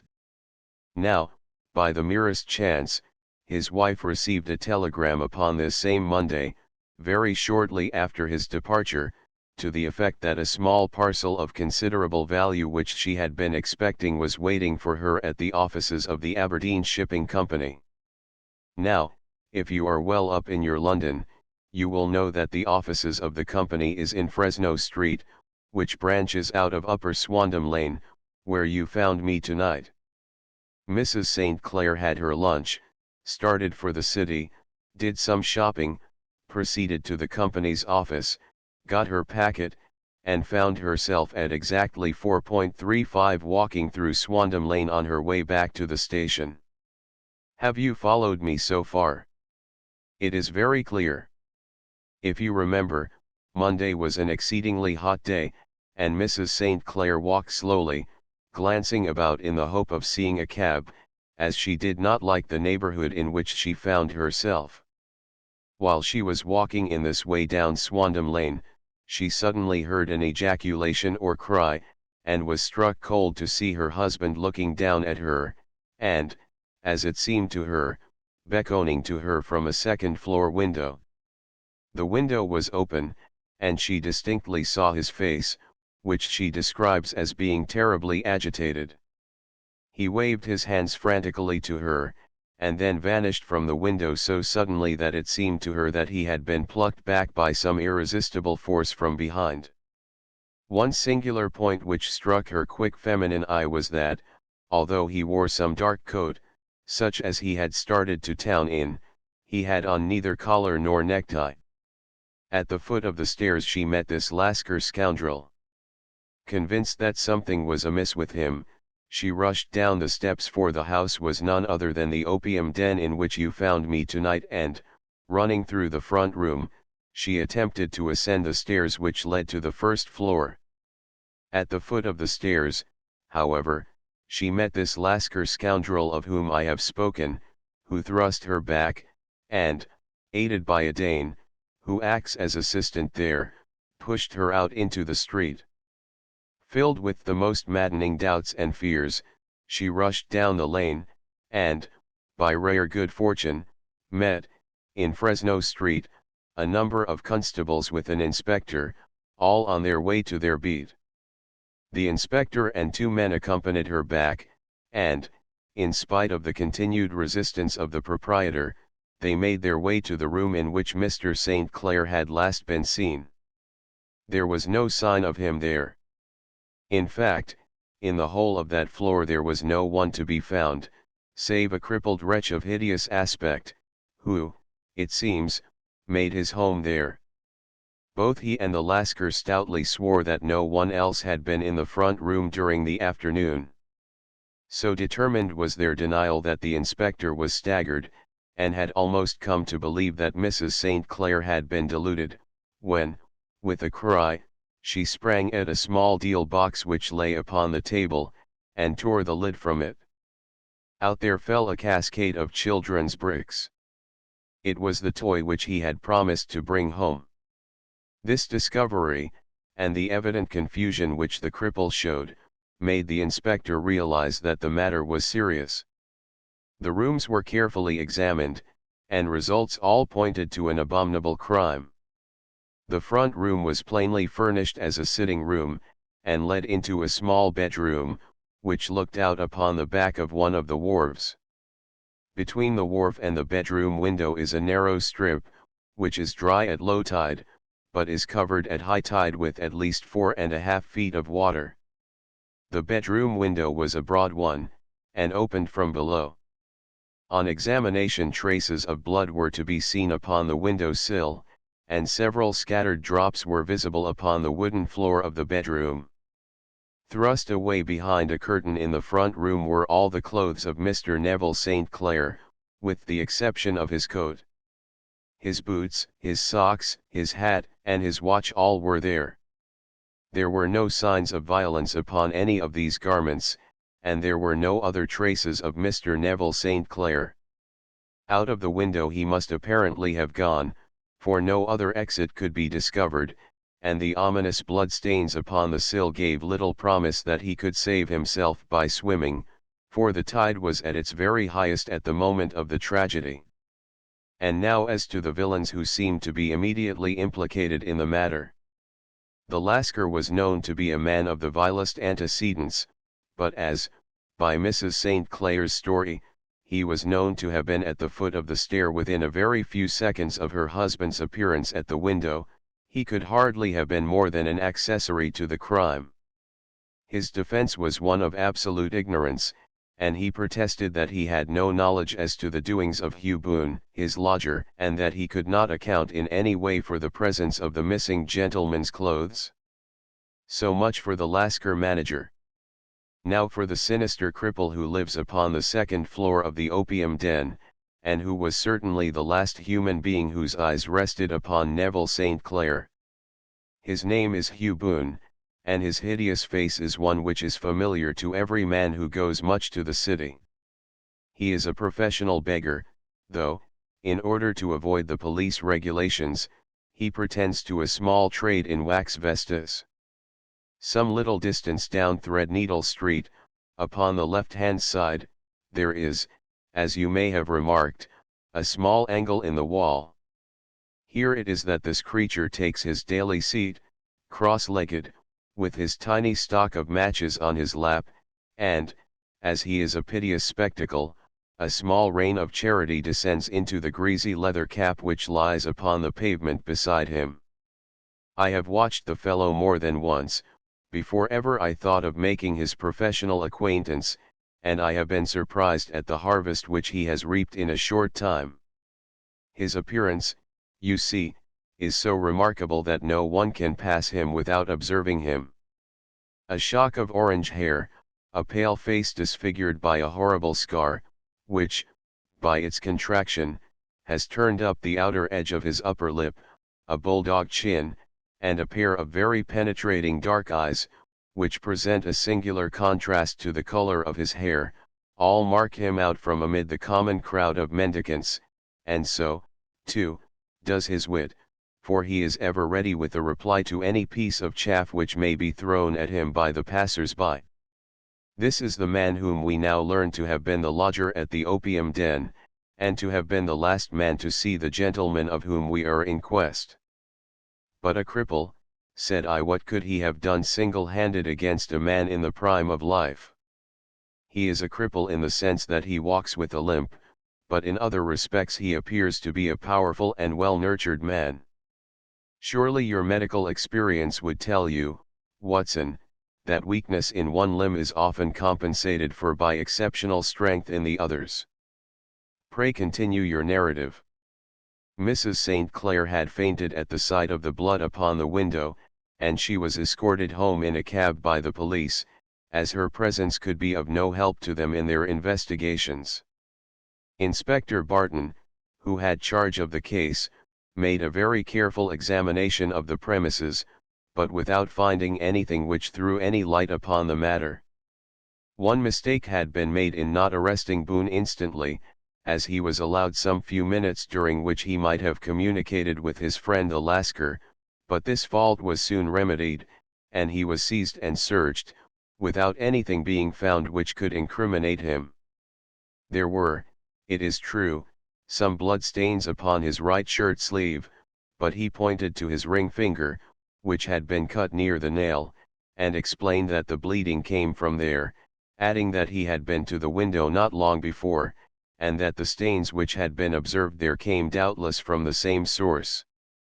He denied strenuously having ever seen Mr. Neville St. Clair, and swore that the presence of the clothes in his room was as much a mystery to him as to the police. As to Mrs. St. Clair's assertion that she had actually seen her husband at the window, he declared that she must have been either mad or dreaming. He was removed, loudly protesting, to the police station, while the inspector remained upon the premises in the hope that the ebbing tide might afford some fresh clue. And it did, though they hardly found upon the mud bank what they had feared to find. It was Neville St. Clair's coat, and not Neville St. Clair, which lay uncovered as the tide receded. And what do you think they found in the pockets? I cannot imagine. No, I don't think you would guess. Every pocket stuffed with pennies and halfpennies for 21 pennies and 270 halfpennies. It was no wonder that it had not been swept away by the tide. But a human body is a different matter. There is a fierce eddy between the wharf and the house. It seemed likely enough that the weighted coat had remained when the stripped body had been sucked away into the river. But I understand that all the other clothes were found in the room. Would the body be dressed in a coat alone? No, sir, but the facts might be met speciously enough. Suppose that this man Boone had thrust Neville St. Clair through the window, there is no human eye which could have seen the deed. What would he do then? It would of course instantly strike him that he must get rid of the telltale garments. He would seize the coat, then, and be in the act of throwing it out, when it would occur to him that it would swim and not sink. He has little time, for he has heard the scuffle downstairs when the wife tried to force her way up, and perhaps he has already heard from his Lascar confederate that the police are hurrying up the street. There is not an instant to be lost. He rushes to some secret hoard, where he has accumulated the fruits of his beggary, and he stuffs all the coins upon which he can lay his hands into the pockets to make sure of the coat sinking. He throws it out, and would have done the same with the other garments had not he heard the rush of steps below, and only just had time to close the window when the police appeared.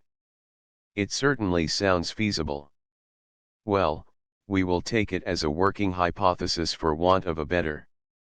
Boone, as I have told you, was arrested and taken to the station, but it could not be shown that there had ever before been anything against him.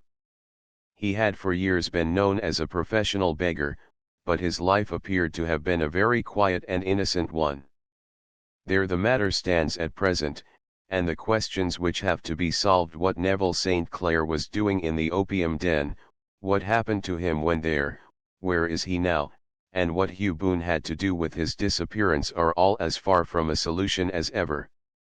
I confess that I cannot recall any case within my experience which looked at the first glance so simple, and yet which presented such difficulties. While Sherlock Holmes had been detailing this singular series of events, we had been whirling through the outskirts of the great town until the last straggling houses had been left behind, and we rattled along with the country hedge upon either side of us. Just as he finished, however, we drove through two scattered villages, where a few lights still glimmered in the windows. "We are on the outskirts of Lee," said my companion. "We have touched on 3 English counties in our short drive, starting in Middlesex, passing over an angle of Surrey, and ending in Kent. See that light among the trees? That is the Cedars, and beside that lamp sits a woman whose anxious ears have already, I have little doubt, caught the clink of our horses' feet. But why are you not conducting the case from Baker Street?" I asked. "Because there are many inquiries which must be made out here. Mrs. St. Clair has most kindly put 2 rooms at my disposal, and you may rest assured that she will have nothing but a welcome for my friend and colleague. I hate to meet her, Watson, when I have no news of her husband. Here we are. Whoa, there, whoa. We had pulled up in front of a large villa which stood within its own grounds. A stable boy had run out to the horse's head, and, springing down, I followed Holmes up the small, winding gravel drive which led to the house. As we approached, the door flew open, and a little blonde woman stood in the opening, clad in some sort of light mousseline de soie, with a touch of fluffy pink chiffon at her neck and wrists. She stood with her figure outlined against the flood of light, one hand upon the door, one half raised in her eagerness, her body slightly bent, her head and face protruded, with eager eyes and parted lips, a standing question. "Well," she cried, "well." And then, seeing that there were two of us, she gave a cry of hope which sank into a groan as she saw that my companion shook his head and shrugged his shoulders. "No good news." "None." "No bad." "No, thank God for that." "But come in. You must be weary, for you have had a long day. This is my friend, Dr. Watson. He has been of most vital use to me in several of my cases, and a lucky chance has made it possible for me to bring him out and associate him with this investigation." "I am delighted to see you," said she, pressing my hand warmly. "You will, I am sure, forgive anything that may be wanting in our arrangements, when you consider the blow which has come so suddenly upon us." "My dear madam," said I am an old campaigner, and if I were not, I can very well see that no apology is needed. If I can be of any assistance, either to you or to my friend here, I shall be indeed happy." "Now, Mr. Sherlock Holmes," said the lady, as we entered a well-lit dining room, upon the table of which a cold supper had been laid out, "I should very much like to ask you one or two plain questions, to which I beg that you will give a plain answer." "Certainly, madam. Do not trouble about my feelings. I am not hysterical, nor given to fainting. I simply wish to hear your real opinion." "Upon what point? In your heart of hearts, do you think that Neville is alive?" Sherlock Holmes seemed to be embarrassed by the question. "Frankly, now," she repeated, standing upon the rug and looking keenly down at him as he leaned back in a basket chair. "Frankly, then, madam, I do not." "You think that he is dead?" "I do." "Murdered?" "I don't say that." "Perhaps." "And on what day did he meet his death?" "On Monday." "Then perhaps, Mr. Holmes, you will be good enough to explain how it is that I have received a letter from him today." Sherlock Holmes sprang out of his chair as if he had been galvanized. "What?" he roared. "Yes, today." She stood smiling, holding up a little slip of paper in the air. "May I see it?" "Certainly." He snatched it from her in his eagerness, and smoothing it out upon the table, he drew over the lamp, and examined it intently. I had left my chair, and was gazing at it over his shoulder. The envelope was a very coarse one, and was stamped with the Gravesend postmark, and with the date of that very day, or rather of the day before, for it was considerably after midnight. "Coarse writing," murmured Holmes. "Surely this is not your husband's writing, madam?" "No, but the enclosure is." I perceive also that whoever addressed the envelope had to go and inquire as to the address. "How can you tell that?" "The name, you see, is in perfectly black ink, which has dried itself. The rest is of the grayish color, which shows that blotting paper has been used. If it had been written straight off, and then blotted, none would be of a deep black shade. This man has written the name, and there has then been a pause before he wrote the address, which can only mean that he was not familiar with it. It is, of course, a trifle, but there is nothing so important as trifles. Let us now see the letter. Ha! There has been an enclosure here. Yes, there was a ring. His signet ring. And you are sure that this is your husband's hand? One of his hands. One. His hand when he wrote hurriedly. It is very unlike his usual writing, and yet I know it well. Dearest, do not be frightened. All will come well. There is a huge error which it may take some little time to rectify. Wait in patience, Neville. Written in pencil upon the fly-leaf of a book, octavo size, no watermark. Posted today in Gravesend by a man with a dirty thumb. Ha! And the flap has been gummed, if I am not very much in error, by a person who had been chewing tobacco. And you have no doubt that it is your husband's hand, madam? None. Neville wrote those words. And they were posted today at Gravesend. Well, Mrs. St. Clair, the clouds lighten, though I should not venture to say that the danger is over. But he must be alive, Mr. Holmes. Unless this is a clever forgery to put us on the wrong scent. The ring, after all, proves nothing. It may have been taken from him. No, no, it is his very own writing. Very well. It may, however, have been written on Monday, and only posted today. That is possible. If so, much may have happened between. Oh, you must not discourage me, Mr. Holmes. I know that all is well with him. There is so keen a sympathy between us that I should know if evil came upon him. On the very day that I saw him last he cut himself in the bedroom, and yet I in the dining room rushed upstairs instantly with the utmost certainty that something had happened. Do you think that I would respond to such a trifle, and yet be ignorant of his death? I have seen too much not to know that the impression of a woman may be more valuable than the conclusion of an analytical reasoner. And in this letter you certainly have a very strong piece of evidence to corroborate your view. But if your husband is alive, and able to write letters, why should he remain away from you? I cannot imagine. It is unthinkable. And on Monday he made no remarks before leaving you. No, and you were surprised to see him in Swandam Lane. Very much so. Was the window open? Yes. Then he might have called to you. He might. He only, as I understand, gave an inarticulate cry. Yes. A call for help, you thought? Yes. He waved his hands. But it might have been a cry of surprise.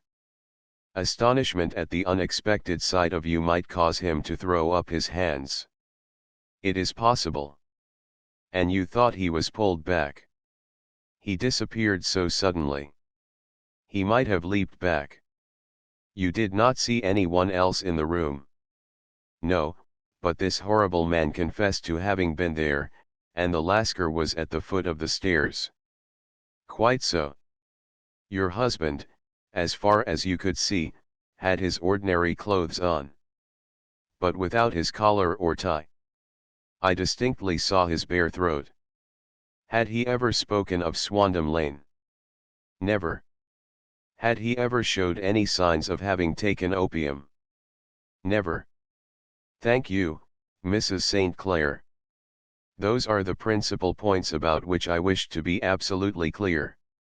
We shall now have a little supper and then retire, for we may have a very busy day tomorrow. A large and comfortable double-bedded room had been placed at our disposal, and I was quickly between the sheets, for I was weary after my night of adventure. Sherlock Holmes was a man, however, who, when he had an unsolved problem upon his mind, would go for days, and even for a week, without rest, turning it over, rearranging his facts, looking at it from every point of view, until he had either fathomed it, or convinced himself that his data were insufficient. It was soon evident to me that he was now preparing for an all-night sitting. He took off his coat and waistcoat, put on a large blue dressing gown, and then wandered about the room collecting pillows from his bed and cushions from the sofa and armchairs. With these he constructed a sort of Eastern divan, upon which he perched himself cross-legged, with an ounce of shag tobacco and a box of matches laid out in front of him. In the dim light of the lamp I saw him sitting there, an old briar pipe between his lips, his eyes fixed vacantly upon the corner of the ceiling, the blue smoke curling up from him, silent, motionless, with the light shining upon his strong-set aquiline features. So he sat as I dropped off to sleep, and so he sat when a sudden ejaculation caused me to wake up, and I found the summer sun shining into the apartment.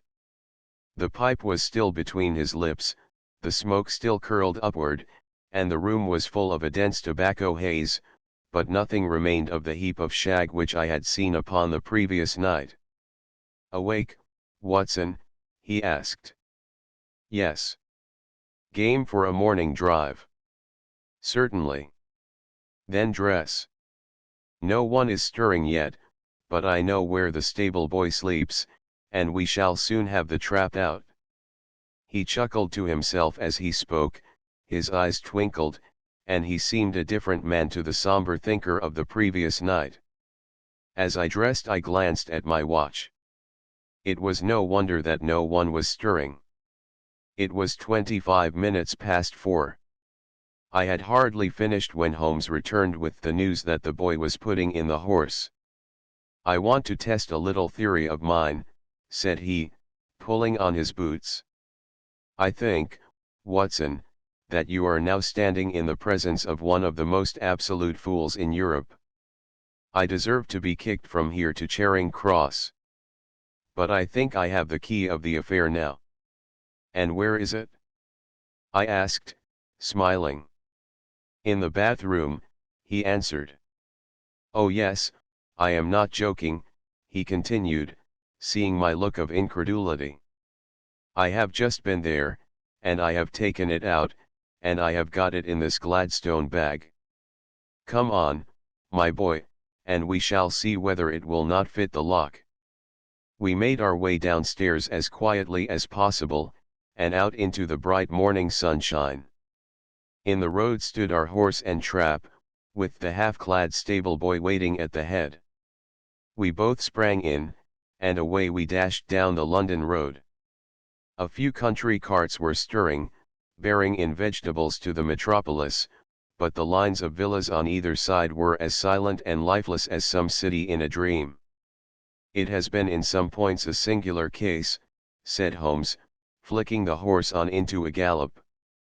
"I confess that I have been as blind as a mole, but it is better to learn wisdom late than never to learn it at all." In town the earliest risers were just beginning to look sleepily from their windows as we drove through the streets of the Surrey side. Passing down the Waterloo Bridge Road we crossed over the river, and dashing up Wellington Street wheeled sharply to the right, and found ourselves in Bow Street. Sherlock Holmes was well known to the force, and the two constables at the door saluted him. One of them held the horse's head while the other led us in. "Who is on duty?" asked Holmes. "Inspector Bradstreet, sir." "Ah, Bradstreet, how are you?" A tall, stout official had come down the stone-flagged passage, in a peaked cap and frog jacket. "I wish to have a quiet word with you, Bradstreet." "Certainly, Mr. Holmes. Step into my room here." It was a small, office-like room, with a huge ledger upon the table, and a telephone projecting from the wall. The inspector sat down at his desk. "What can I do for you, Mr. Holmes?" "I called about that beggarman, Boone, the one who was charged with being concerned in the disappearance of Mr. Neville St. Clair, of Lee." "Yes. He was brought up and remanded for further inquiries." "So I heard." "You have him here?" "In the cells." "Is he quiet?" "Oh, he gives no trouble." "But he is a dirty scoundrel." "Dirty?" "Yes, it is all we can do to make him wash his hands, and his face is as black as a tinker's. Well, when once his case has been settled, he will have a regular prison bath, and I think, if you saw him, you would agree with me that he needed it. I should like to see him very much. Would you? That is easily done. Come this way. You can leave your bag. No, I think that I'll take it. Very good. Come this way, if you please. He led us down a passage, opened a barred door, passed down a winding stair, and brought us to a whitewashed corridor with a line of doors on each side. The third on the right is his, said the inspector. Here it is. He quietly shot back a panel in the upper part of the door and glanced through. He is asleep, said he. You can see him very well. We both put our eyes to the grating. The prisoner lay with his face towards us, in a very deep sleep, breathing slowly and heavily. He was a middle-sized man, coarsely clad as became his calling, with a colored shirt protruding through the rent in his tattered coat. He was, as the inspector had said, extremely dirty, but the grime which covered his face could not conceal its repulsive ugliness. A broad wheal from an old scar ran right across it from eye to chin, and by its contraction had turned up one side of the upper lip, so that 3 teeth were exposed in a perpetual snarl. A shock of very bright red hair grew low over his eyes and forehead. He's a beauty, isn't he? Said the inspector. He certainly needs a wash, remarked Holmes. I had an idea that he might, and I took the liberty of bringing the tools with me. He opened the Gladstone bag as he spoke, and took out, to my astonishment, a very large bath sponge. You are a funny one, chuckled the inspector. Now, if you will have the great goodness to open that door very quietly, we will soon make him cut a much more respectable figure. Well, I don't know why not, said the inspector. He doesn't look a credit to the Bow Street cells, does he? He slipped his key into the lock, and we all very quietly entered the cell. The sleeper half turned, and then settled down once more into a deep slumber. Holmes stooped to the water jug, moistened his sponge, and then rubbed it twice vigorously across and down the prisoner's face. Let me introduce you, he shouted, to Mr. Neville St. Clair, of Lee, in the county of Kent. Never in my life have I seen such a sight. The man's face peeled off under the sponge like the bark from a tree. Gone was the coarse brown tint. Gone, too, was the horrid scar which had seamed it across, and the twisted lip which had given the repulsive sneer to the face. A twitch brought away the tangled red hair, and there, sitting up in his bed, was a pale, sad-faced, refined-looking man, black-haired and smooth-skinned, rubbing his eyes, and staring about him with sleepy bewilderment. Then suddenly realizing the exposure, he broke into a scream, and threw himself down with his face to the pillow. Great heavens, cried the inspector, it is, indeed, the missing man. I know him from the photograph. The prisoner turned with the reckless air of a man who abandons himself to his destiny. Be it so, said he. And pray, what am I charged with? With making away with Mr. Neville Sto. Come, you can't be charged with that, unless they make a case of attempted suicide of it, said the inspector, with a grin. Well, I have been 27 years in the force, but this really takes the cake. If I am Mr. Neville St. Clair, then it is obvious that no crime has been committed, and that, therefore, I am illegally detained. No crime, but a very great error has been committed, said Holmes. You would have done better to have trusted your wife. It was not the wife, it was the children, groaned the prisoner. God help me, I would not have them ashamed of their father. My God! What an exposure! What can I do? Sherlock Holmes sat down beside him on the couch and patted him kindly on the shoulder. "If you leave it to a court of law to clear the matter up," said he, "of course you can hardly avoid publicity. On the other hand, if you convince the police authorities that there is no possible case against you, I do not know that there is any reason that the details should find their way into the papers. Inspector Bradstreet would, I am sure, make notes upon anything which you might tell us, and submit it to the proper authorities. The case would then never go into court at all." "God bless you," cried the prisoner, passionately. "I would have endured imprisonment, even execution, rather than have left my miserable secret as a family blot to my children. You are the first who have ever heard my story. My father was a schoolmaster in Chesterfield, where I received an excellent education. I traveled in my youth, took to the stage, and finally became a reporter on an evening paper in London. One day my editor wished to have a series of articles upon begging in the metropolis, and I volunteered to supply them. There was the point from which all my adventures started. It was only by trying begging as an amateur that I could get the facts upon which to base my articles.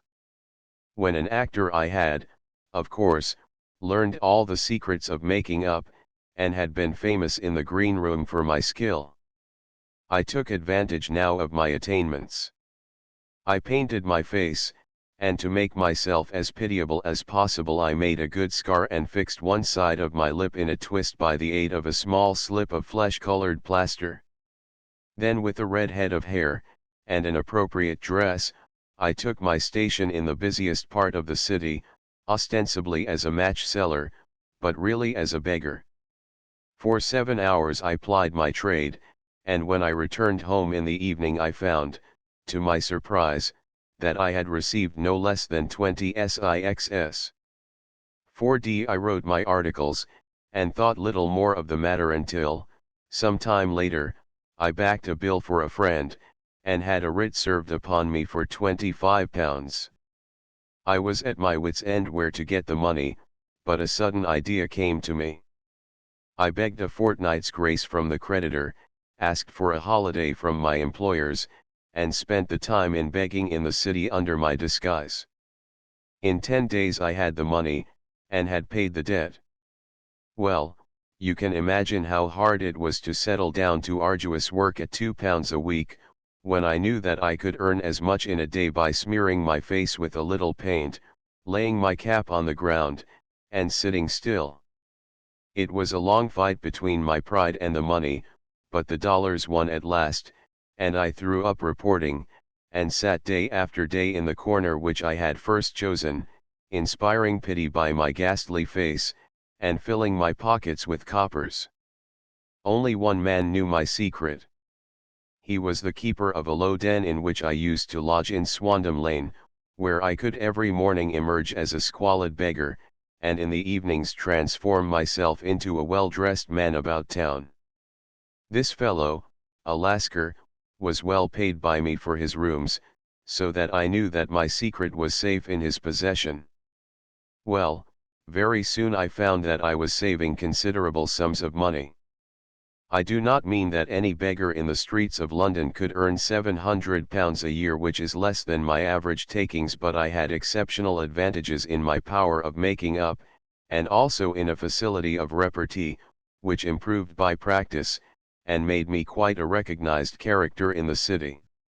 All day a stream of pennies, varied by silver, poured in upon me, and it was a very bad day in which I failed to take £2. As I grew richer I grew more ambitious, took a house in the country, and eventually married, without anyone having a suspicion as to my real occupation. My dear wife knew that I had business in the city. She little knew what. Last Monday I had finished for the day, and was dressing in my room above the opium den, when I looked out of my window, and saw, to my horror and astonishment, that my wife was standing in the street, with her eyes fixed full upon me. I gave a cry of surprise, threw up my arms to cover my face, and, rushing to my confidant, the Lascar, entreated him to prevent anyone from coming up to me. I heard her voice downstairs, but I knew that she could not ascend. Swiftly I threw off my clothes, pulled on those of a beggar, and put on my pigments and wig.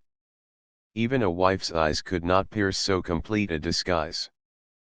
But then it occurred to me that there might be a search in the room, and that the clothes might betray me. I threw open the window, reopening by my violence a small cut which I had inflicted upon myself in the bedroom that morning.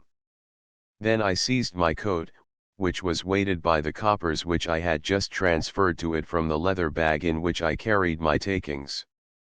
I hurled it out of the window, and it disappeared into the Thames. The other clothes would have followed, but at that moment there was a rush of constables up the stair, and a few minutes after I found, rather, I confess, to my relief, that instead of being identified as Mr. Neville St. Clair, I was arrested as his murderer. I do not know that there is anything else for me to explain. I was determined to preserve my disguise as long as possible, and hence my preference for a dirty face. Knowing that my wife would be terribly anxious, I slipped off my ring, and confided it to the Lascar at a moment when no constable was watching me, together with a hurried scrawl, telling her that she had no cause to fear. "That note only reached her yesterday," said Holmes. "Good God! What a week she must have spent." "The police have watched this Lascar," said Inspector Bradstreet, "and I can quite understand that he might find it difficult to post a letter unobserved. Probably he handed it to some sailor customer of his, who forgot all about it for some days." "That was it," said Holmes, nodding approvingly, "I have no doubt of it." "But have you never been prosecuted for begging?" "Many times, but what was a fine to me?"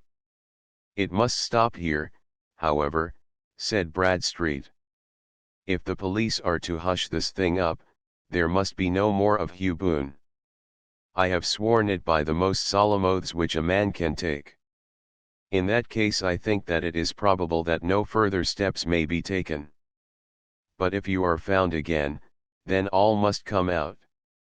I am sure, Mr. Holmes, that we are very much indebted to you for having cleared the matter up.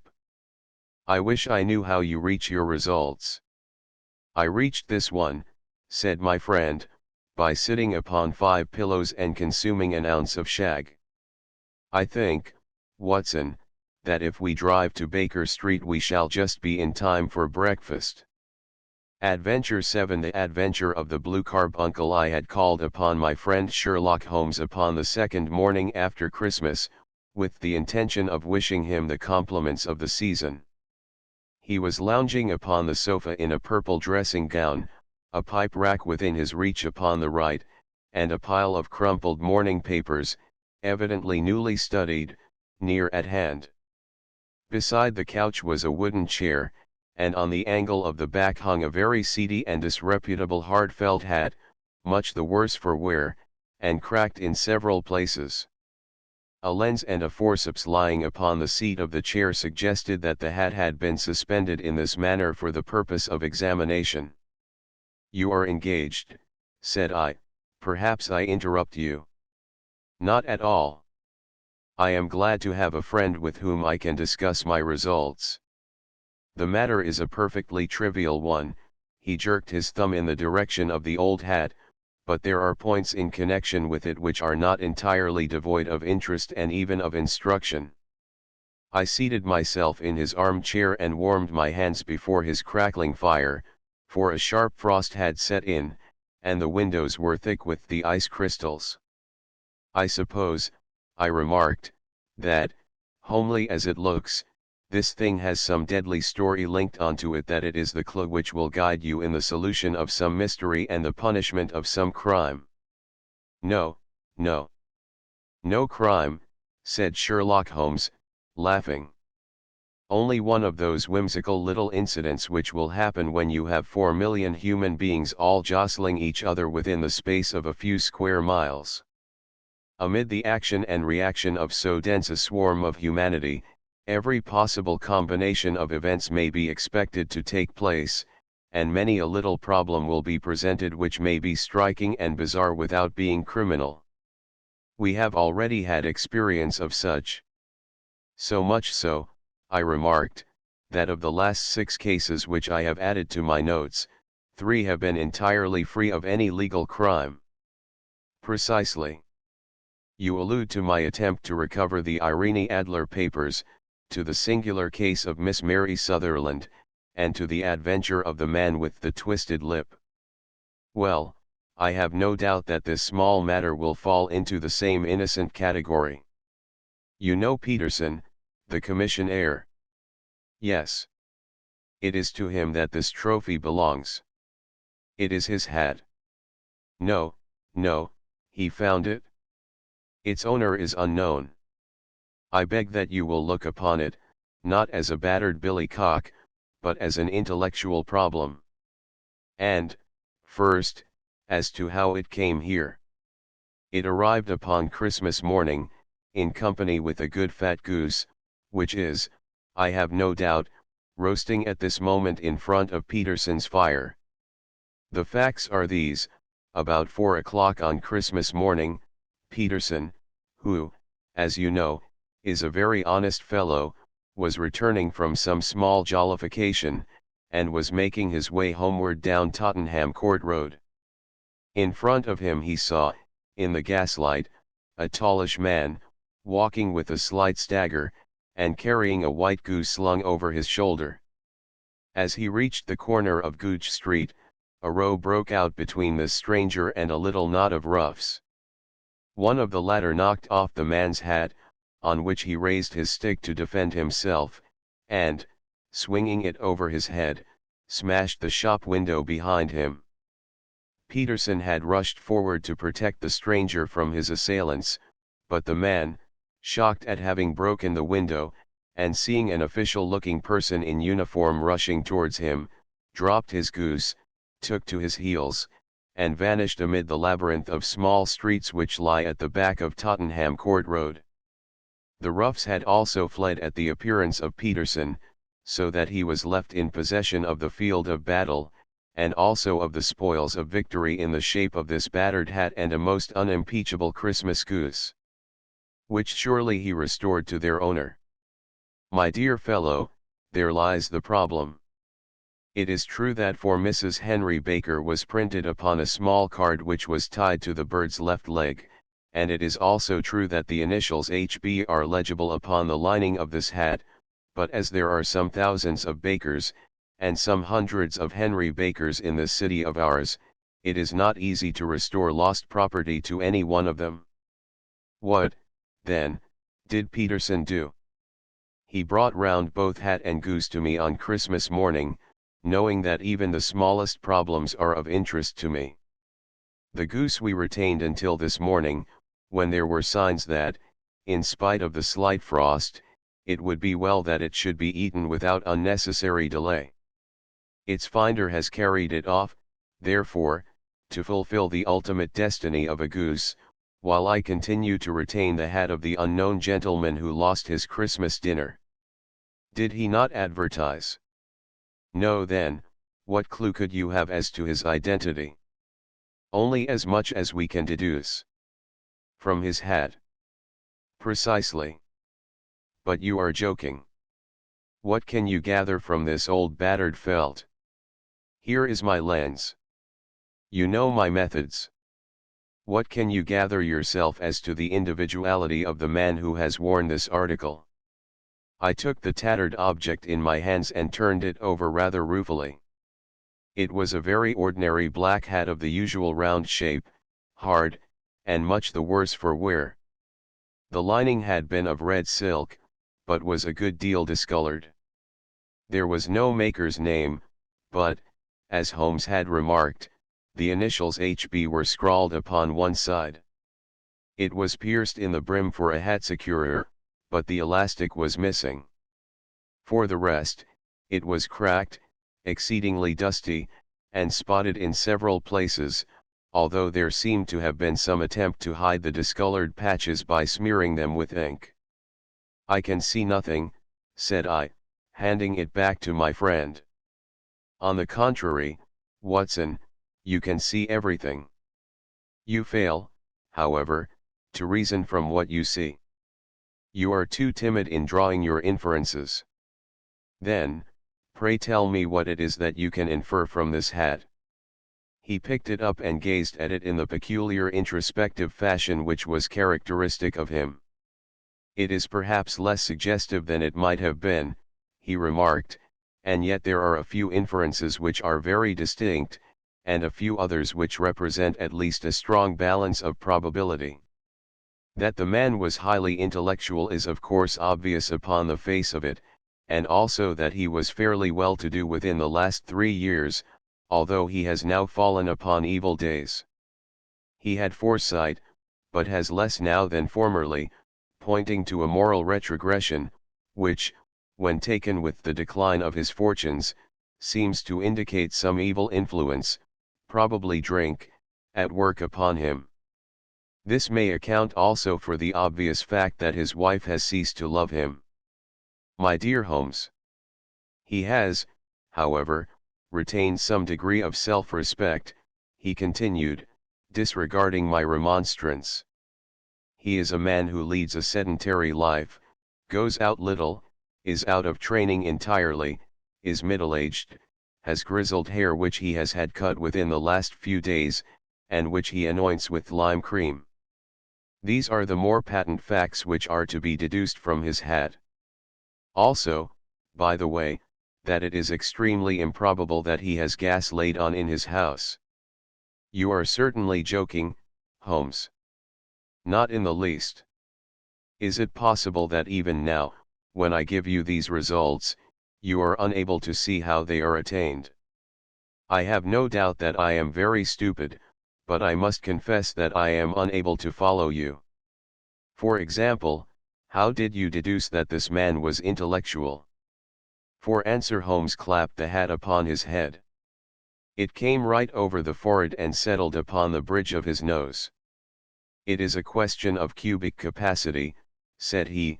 "A man with so large a brain must have something in it. The decline of his fortunes, then.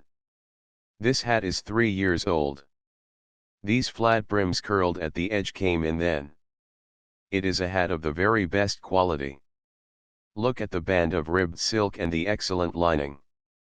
If this man could afford to buy so expensive a hat 3 years ago, and has had no hat since, then he has assuredly gone down in the world." "Well, that is clear enough, certainly. But how about the foresight and the moral retrogression?" Sherlock Holmes laughed. "Here is the foresight," said he, putting his finger upon the little disc and loop of the hat securer. "They are never sold upon hats. If this man ordered one, it is a sign of a certain amount of foresight, since he went out of his way to take this precaution against the wind. But since we see that he has broken the elastic, and has not troubled to replace it, it is obvious that he has less foresight now than formerly, which is a distinct proof of a weakening nature. On the other hand, he has endeavored to conceal some of these stains upon the felt by daubing them with ink, which is a sign that he has not entirely lost his self-respect. Your reasoning is certainly plausible. The further points, that he is middle-aged, that his hair is grizzled, that it has been recently cut, and that he uses lime cream, are all to be gathered from a close examination of the lower part of the lining. The lens discloses a large number of hair ends, clean cut by the scissors of the barber. They all appear to be adhesive, and there is a distinct odor of lime cream. This dust, you will observe, is not the gritty, gray dust of the street, but the fluffy brown dust of the house, showing that it has been hung up indoors most of the time, while the marks of moisture upon the inside are proof positive that the wearer perspired very freely, and could, therefore, hardly be in the best of training. But his wife, you said that she had ceased to love him. This hat has not been brushed for weeks. When I see you, my dear Watson, with a week's accumulation of dust upon your hat, and when your wife allows you to go out in such a state, I shall fear that you also have been unfortunate enough to lose your wife's affection. But he might be a bachelor. Nay, he was bringing home the goose as a peace offering to his wife. Remember the card upon the bird's leg. You have an answer to everything. But how on earth do you deduce that the gas is not laid on in his house? One tallow stain, or even two, might come by chance, but when I see no less than 5, I think that there can be little doubt that the individual must be brought into frequent contact with burning tallow, walks upstairs at night probably with his hat in one hand and a guttering candle in the other. Anyhow, he never got tallow stains from a gas jet. Are you satisfied? Well, it is very ingenious, said I, laughing, but since, as you said just now, there has been no crime committed, and no harm done, save the loss of a goose, all this seems to be rather a waste of energy. Sherlock Holmes had opened his mouth to reply, when the door flew open, and Peterson, the commissionaire, rushed into the apartment with flushed cheeks and the face of a man who is dazed with astonishment. The goose, Mr. Holmes. The goose, sir, he gasped. Eh? What of it, then? Has it returned to life and flapped off through the kitchen window? Holmes twisted himself round upon the sofa to get a fairer view of the man's excited face. See here, sir. See what my wife found in its crop. He held out his hand and displayed upon the center of the palm a brilliantly scintillating blue stone, rather smaller than a bean in size, but of such purity and radiance that it twinkled like an electric point in the dark hollow of his hand. Sherlock Holmes sat up with a whistle. By Jove, Peterson, said he, this is treasure trove indeed. I suppose you know what you have got. A diamond, sir. A precious stone. It cuts into glass as though it were putty. It's more than a precious stone. It is the precious stone. Not the Countess of Morcar's blue carbuncle. I ejaculated. Precisely so. I ought to know its size and shape, seeing that I have read the advertisement about it in the Times every day lately. It is absolutely unique, and its value can only be conjectured, but the reward offered of £1,000 is certainly not within a 20th part of the market price. £8,000. Great Lord of mercy! The commissionaire plumped down into a chair, and stared from one to the other of us. That is the reward, and I have reason to know that there are sentimental considerations in the background which would induce the Countess to part with half her fortune if she could but recover the gem. It was lost, if I remember aright, at the Hotel Cosmopolitan, I remarked. Precisely so, on December 22d, just 5 days ago. John Horner, a plumber, was accused of having abstracted it from the lady's jewel case. The evidence against him was so strong that the case has been referred to the assizes. I have some account of the matter here, I believe. He rummaged amid his newspapers, glancing over the dates, until at last he smoothed one out, doubled it over, and read the following paragraph: Hotel Cosmopolitan jewel robbery. John Horner, 26, plumber, was brought up upon the charge of having upon the 22 Dinst abstracted from the jewel case of the Countess of Morcar the valuable gem known as the blue carbuncle. James Ryder, upper attendant at the hotel, gave his evidence to the effect that he had shown Horner up to the dressing room of the Countess of Morcar upon the day of the robbery, in order that he might solder the second bar of the grate, which was loose. He had remained with Horner some little time, but had finally been called away. On returning, he found that Horner had disappeared, that the bureau had been forced open, and that the small morocco casket in which, As it afterwards transpired, the Countess was accustomed to keep her jewel, was lying empty upon the dressing table.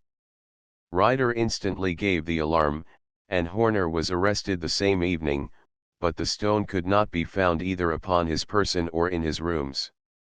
Catherine Cusack, maid to the Countess, deposed to having heard Ryder's cry of dismay on discovering the robbery, and to having rushed into the room, where she found matters as described by the last witness.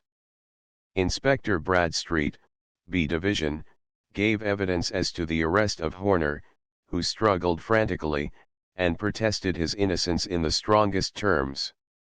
Evidence of a previous conviction for robbery having been given against the prisoner, the magistrate refused to deal summarily with the offence, but referred it to the assizes.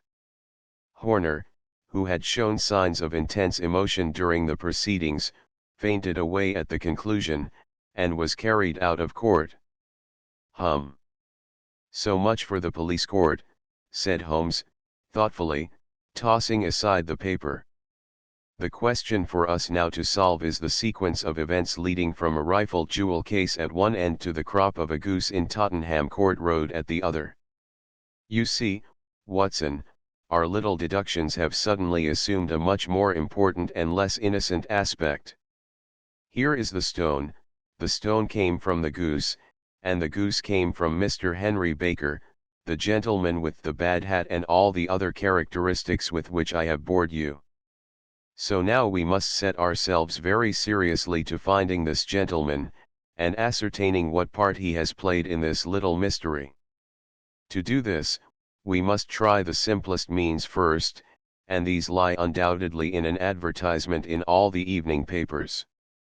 If this fails, I shall have recourse to other methods. What will you say? Give me a pencil and that slip of paper. Now, then, found at the corner of Gooch Street, a goose and a black felt hat.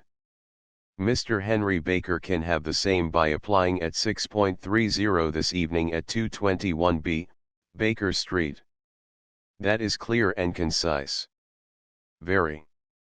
But will he see it?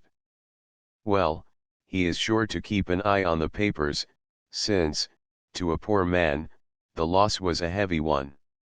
He was clearly so scared by his mischance in breaking the window and by the approach of Peterson, that he thought of nothing but flight, but since then he must have bitterly regretted the impulse which caused him to drop his bird. Then, again, the introduction of his name will cause him to see it, for everyone who knows him will direct his attention to it. Here you are, Peterson, run down to the advertising agency, and have this put in the evening papers. In which, sir? Oh, in the Globe, Star, Pall Mall, St. James's, Evening News, Standard, Echo, and any others that occur to you. Very well, sir. And this stone?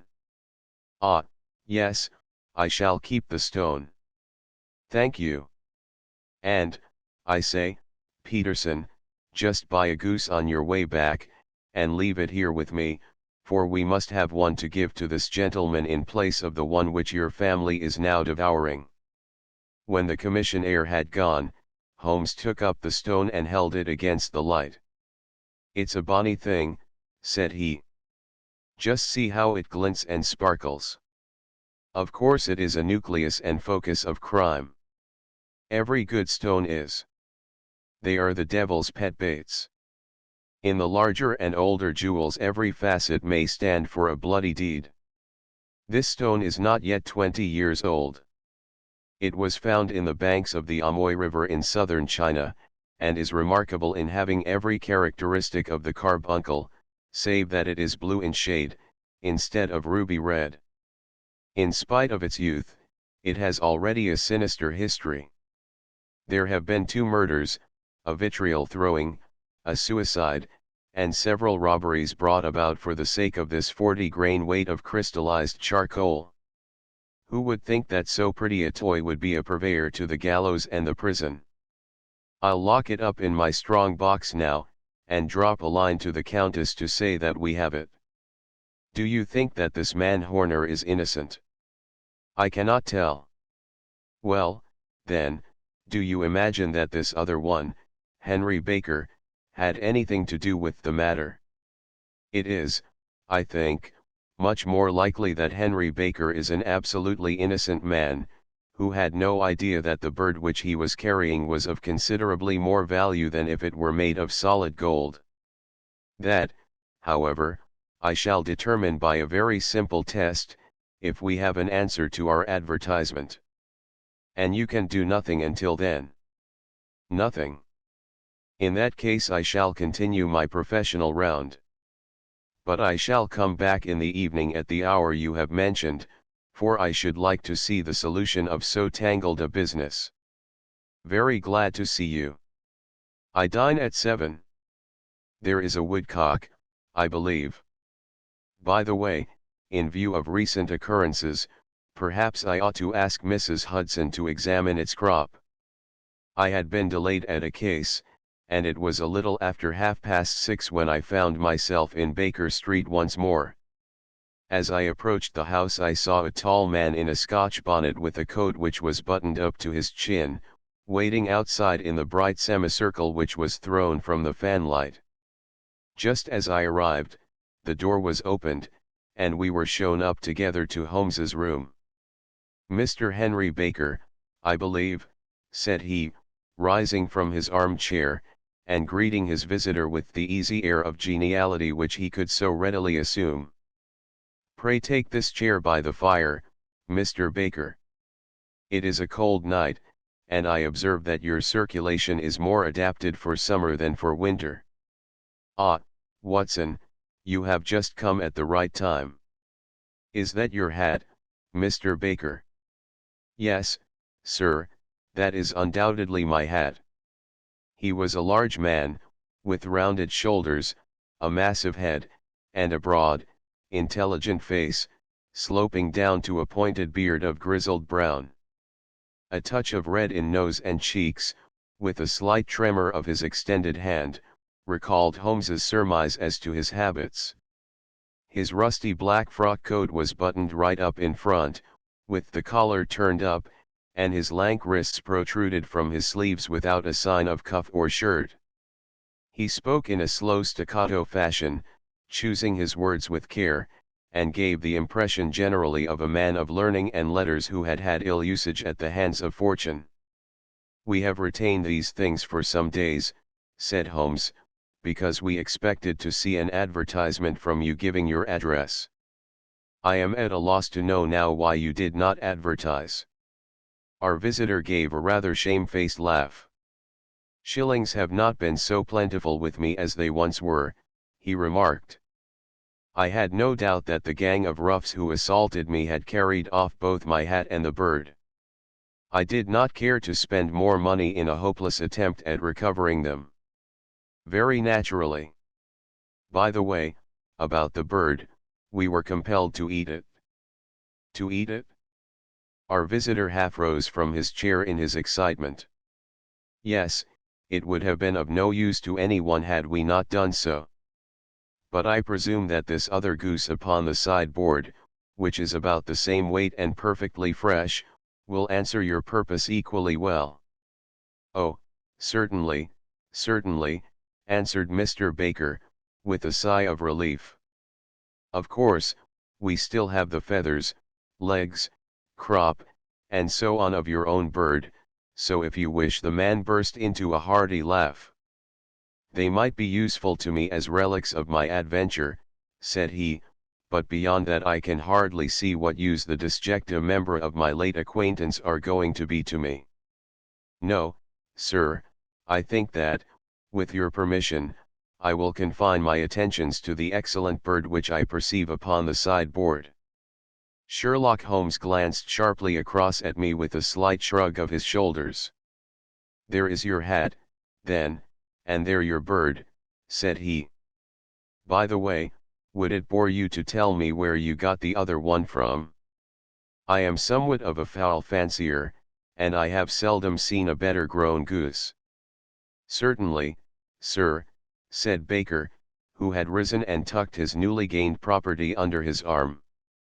There are a few of us who frequent the Alpha Inn, near the museum. We are to be found in the museum itself during the day, you understand. This year our good host, Windygate by name, instituted a goose club, by which, on consideration of some few pence every week, we were each to receive a bird at Christmas. My pence were duly paid, and the rest is familiar to you.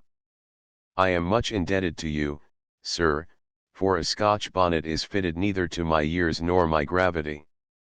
With a comical pomposity of manner he bowed solemnly to both of us and strode off upon his way. So much for Mr. Henry Baker, said Holmes, when he had closed the door behind him. It is quite certain that he knows nothing whatever about the matter. Are you hungry, Watson? Not particularly. Then I suggest that we turn our dinner into a supper, and follow up this clue while it is still hot. By all means. It was a bitter night, so we drew on our ulsters and wrapped cravats about our throats. Outside, the stars were shining coldly in a cloudless sky, and the breath of the passers-by blew out into smoke like so many pistol shots. Our footfalls rang out crisply and loudly as we swung through the Doctor's Quarter, Wimpole Street, Harley Street, and so through Wigmore Street into Oxford Street. In a quarter of an hour we were in Bloomsbury at the Alpha Inn, which is a small public house at the corner of one of the streets which runs down into Holborn. Holmes pushed open the door of the private bar, and ordered 2 glasses of beer from the ruddy-faced, white-aproned landlord. Your beer should be excellent if it is as good as your geese, said he. My geese? The man seemed surprised. Yes. I was speaking only half an hour ago to Mr. Henry Baker, who was a member of your goose club. Ah, yes, I see. But you see, sir, them's not our geese. Indeed. Whose, then? Well, I got the 2 dozen from a salesman in Covent Garden. Indeed? I know some of them. Which was it? Breckenridge is his name. Ah. I don't know him. Well, here's your good health, landlord, and prosperity to your house. Good night. Now for Mr. Breckenridge, he continued, buttoning up his coat, as we came out into the frosty air. Remember, Watson, that though we have so homely a thing as a goose at one end of this chain, we have at the other a man who will certainly get 7 years penal servitude unless we can establish his innocence. It is possible that our inquiry may but confirm his guilt, but, in any case, we have a line of investigation which has been missed by the police, and which a singular chance has placed in our hands. Let us follow it out to the bitter end. Faces to the south, then, and quick march. We passed across Holborn, down Indell Street, and so through a zigzag of slums to Covent Garden Market. One of the largest stalls bore the name of Breckenridge upon it, and the proprietor, a horsey-looking man, with a sharp face and trim side whiskers, was helping a boy to put up the shutters. Good evening. It's a cold night, said Holmes. The salesman nodded, and shot a questioning glance at my companion. Sold out of geese, I see, continued Holmes, pointing at the bare slabs of marble. Let you have 500 tomorrow morning. That's no good. Well, there are some on the stall with the gas flare. Ah, but I was recommended to you. Who by? The landlord of the Alpha. Oh, yes, I sent him a couple of dozen. Fine birds they were, too. Now where did you get them from? To my surprise the question provoked a burst of anger from the salesman. Now, then, mister, said he, with his head cocked and his arms akimbo, what are you driving at? Let's have it straight, now.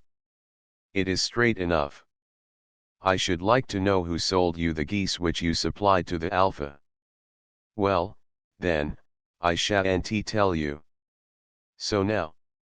Oh, it is a matter of no importance, but I don't know why you should be so warm over such a trifle. Warm. You'd be as warm, maybe, if you were as pestered as I am. When I pay good money for a good article there should be an end of the business, but it's where are the geese, and who did you sell the geese to, and what will you take for the geese? One would think they were the only geese in the world, to hear the fuss that is made over them. Well, I have no connection with any other people who have been making inquiries, said Holmes, carelessly. If you won't tell us the bet is off, that is all. But I'm always ready to back my opinion on a matter of fowls, and I have a fiver on it that the bird I ate is country bred. Well, then, you've lost your fiver, for it's town bred, snapped the salesman. It's nothing of the kind.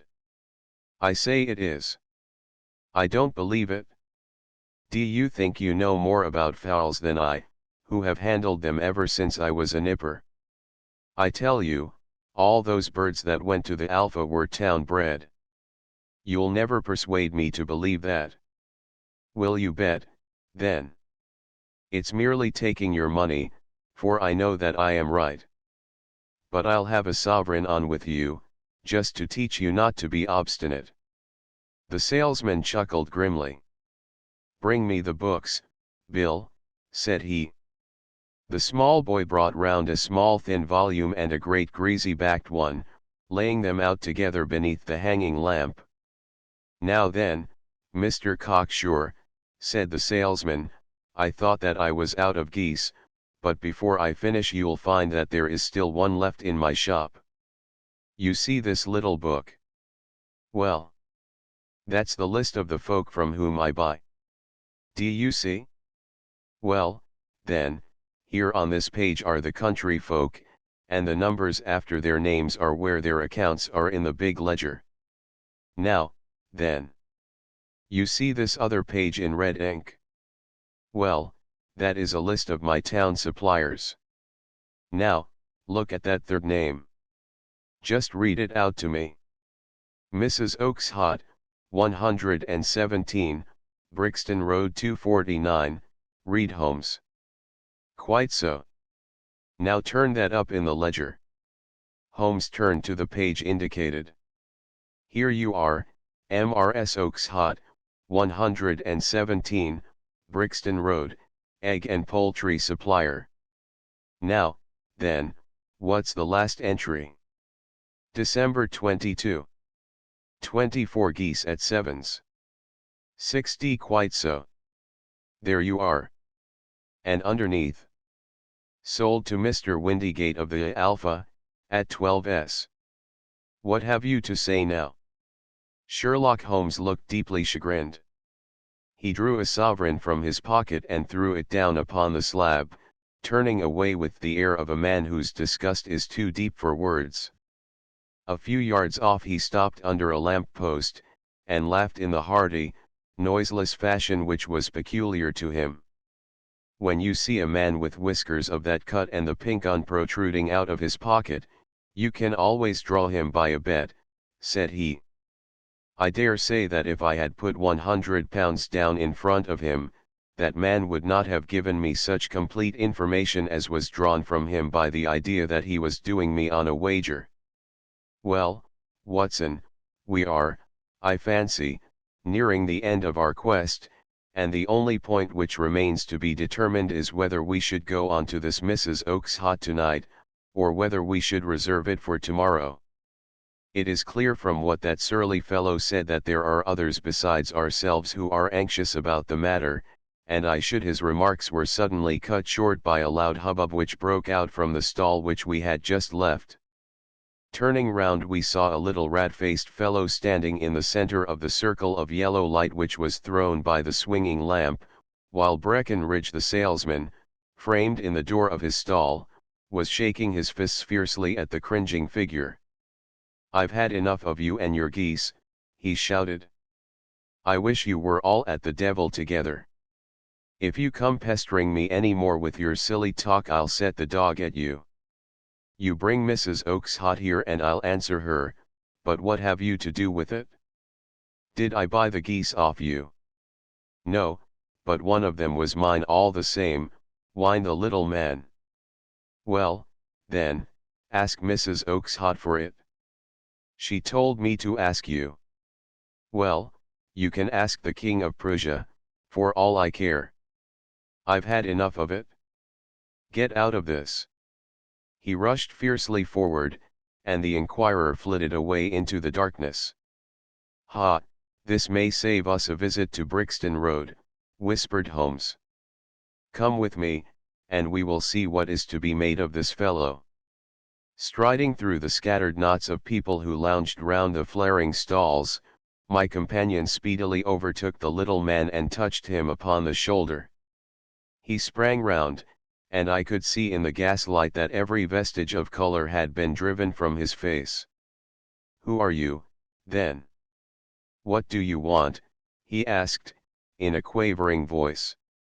You will excuse me, said Holmes, blandly, but I could not help overhearing the questions which you put to the salesman just now. I think that I could be of assistance to you. You? Who are you? How could you know anything of the matter? My name is Sherlock Holmes. It is my business to know what other people don't know. But you can know nothing of this. Excuse me, I know everything of it. You are endeavoring to trace some geese which were sold by Mrs. Oakeshott, of Brixton Road, to a salesman named Breckenridge, by him in turn to Mr. Windygate, of the Alpha, and by him to his club, of which Mr. Henry Baker is a member. Oh, sir, you are the very man whom I have longed to meet, cried the little fellow, with outstretched hands and quivering fingers. I can hardly explain to you how interested I am in this matter. Sherlock Holmes hailed a four-wheeler which was passing. In that case we had better discuss it in a cozy room rather than in this windswept marketplace, said he. But pray tell me, before we go farther, who it is that I have the pleasure of assisting. The man hesitated for an instant. My name is John Robinson, he answered, with a sidelong glance. No, no, the real name, said Holmes, sweetly. It is always awkward doing business with an alias. A flush sprang to the white cheeks of the stranger. Well, then, said he, my real name is James Ryder. Precisely so. Head attendant at the Hotel Cosmopolitan. Pray step into the cab, and I shall soon be able to tell you everything which you would wish to know. The little man stood glancing from one to the other of us with half-frightened, half-hopeful eyes, as one who is not sure whether he is on the verge of a windfall or of a catastrophe. Then he stepped into the cab, and in half an hour we were back in the sitting room at Baker Street.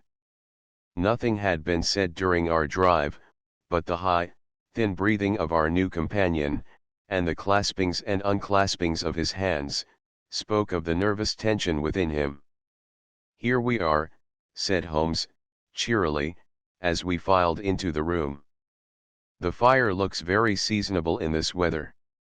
You look cold, Mr. Ryder. Pray take the basket chair. I will just put on my slippers before we settle this little matter of yours. Now, then. You want to know what became of those geese? Yes, sir. Or rather, I fancy, of that goose. It was one bird, I imagine, in which you were interested, white, with a black bar across the tail. Ryder quivered with emotion. Oh, sir, he cried, can you tell me where it went to? It came here. Here. Yes, and a most remarkable bird it proved. I don't wonder that you should take an interest in it. It laid an egg after it was dead, the bonniest, brightest little blue egg that ever was seen. I have it here in my museum. Our visitor staggered to his feet and clutched the mantelpiece with his right hand. Holmes unlocked his strong box, and held up the blue carbuncle, which shone out like a star, with a cold, brilliant, many-pointed radiance. Ryder stood glaring with a drawn face, uncertain whether to claim or to disown it. "The game's up, Ryder," said Holmes, quietly. "Hold up, man, or you'll be into the fire. Give him an arm back into his chair, Watson. He's not got blood enough to go in for felony with impunity. Give him a dash of brandy. So. Now he looks a little more human. What a shrimp it is, to be sure." For a moment he had staggered and nearly fallen, but the brandy brought a tinge of color into his cheeks, and he sat staring with frightened eyes at his accuser.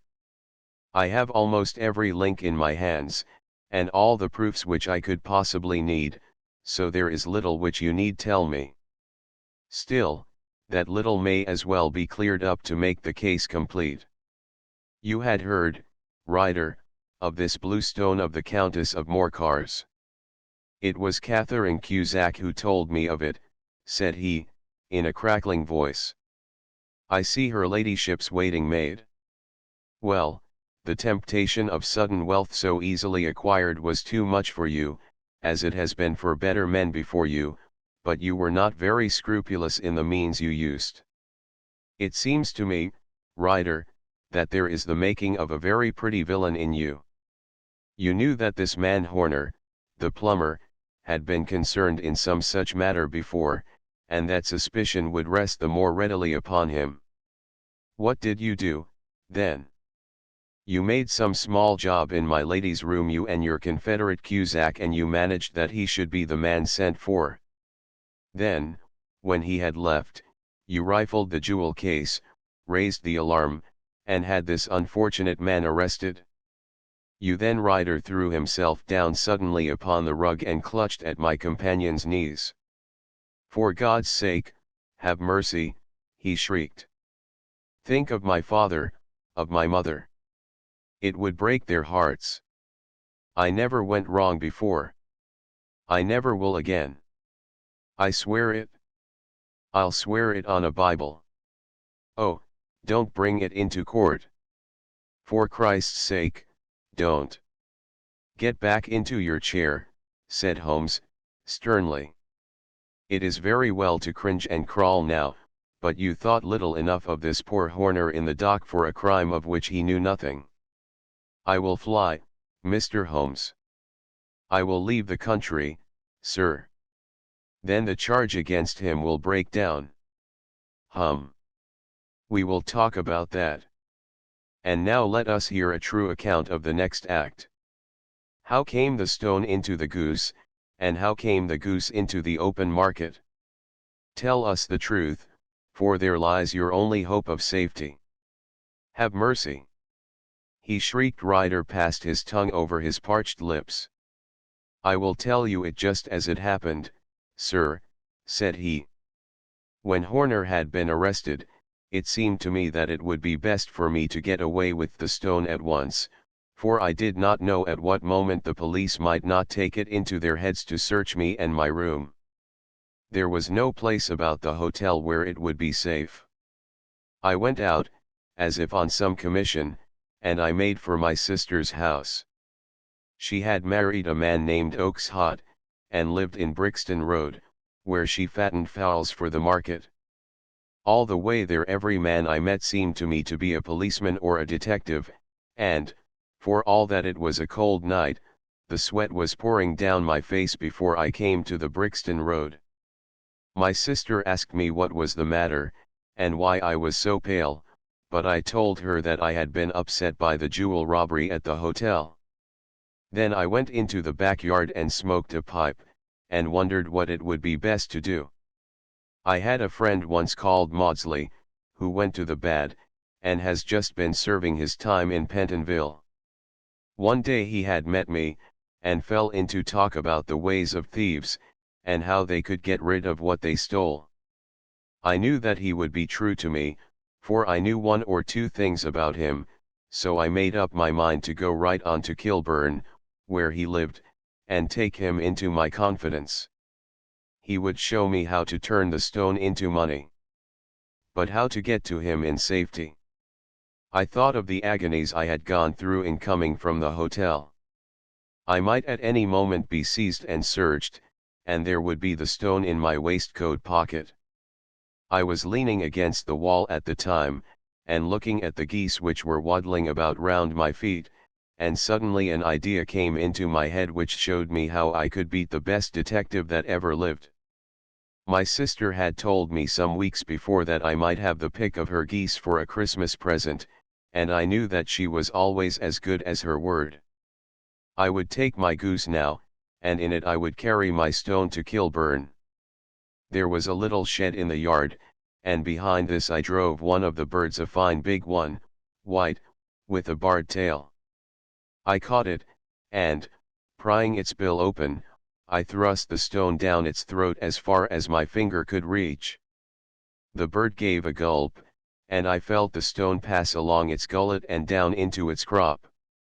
But the creature flapped and struggled, and out came my sister to know what was the matter. As I turned to speak to her, the brute broke loose and fluttered off among the others. "Whatever were you doing with that bird, Jim?" says she. "Well," said I, "you said you'd give me one for Christmas, and I was feeling which was the fattest." "Oh," says she, "we've set yours aside for you, Jem's bird, we call it. It's the big white one over yonder. There's 26 of them, which makes one for you, and one for us, and 2 dozen for the market." "Thank you, Maggie," says I, "but if it is all the same to you, I'd rather have that one I was handling just now." "The other is a good 3 pound heavier," said she, "and we fattened it expressly for you." "Never mind. I'll have the other, and I'll take it now," said I. "Oh, just as you like," said she, a little huffed. "Which is it you want, then?" "That white one with the barred tail, right in the middle of the flock." "Oh, very well. Kill it and take it with you." Well, I did what she said, Mr. Holmes, and I carried the bird all the way to Kilburn. I told my pal what I had done, for he was a man that it was easy to tell a thing like that to. He laughed until he choked, and we got a knife and opened the goose. My heart turned to water, for there was no sign of the stone, and I knew that some terrible mistake had occurred. I left the bird, rushed back to my sister's, and hurried into the backyard. There was not a bird to be seen there. "Where are they all, Maggie?" I cried. "Gone to the dealers, Jim." "Which dealers?" "Breckenridge, of Covent Garden." "But was there another with a barred tail?" I asked, "the same as the one I chose?" "Yes, Jim, there were 2 barred-tailed ones, and I could never tell them apart." "Well, then, of course I saw it all, and I ran off as hard as my feet would carry me to this man Breckenridge, but he had sold the lot at once, and not one word would he tell me as to where they had gone." "You heard him yourselves tonight?" "Well, he has always answered me like that. My sister thinks that I am going mad. Sometimes I think that I am myself. And now I am myself a branded thief, without ever having touched the wealth for which I sold my character. God help me! God help me!" He burst into convulsive sobbing, with his face buried in his hands. There was a long silence, broken only by his heavy breathing, and by the measured tapping of Sherlock Holmes's fingertips upon the edge of the table. Then my friend rose and threw open the door. "Get out," said he. "What, sir?" "Oh, heaven bless you! No more words. Get out." And no more words were needed. There was a rush, a clatter upon the stairs, the bang of a door, and the crisp rattle of running footfalls from the street. "After all, Watson," said Holmes, reaching up his hand for his clay pipe, I am not retained by the police to supply their deficiencies.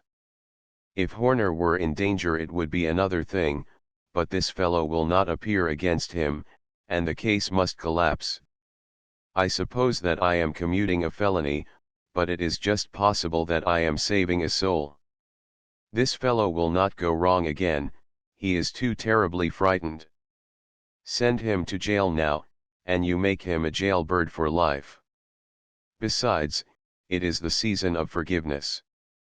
Chance has put in our way a most singular and whimsical problem, and its solution is its own reward. If you will have the goodness to touch the bell, doctor, we will begin another investigation, in which, also, a bird will be the chief feature.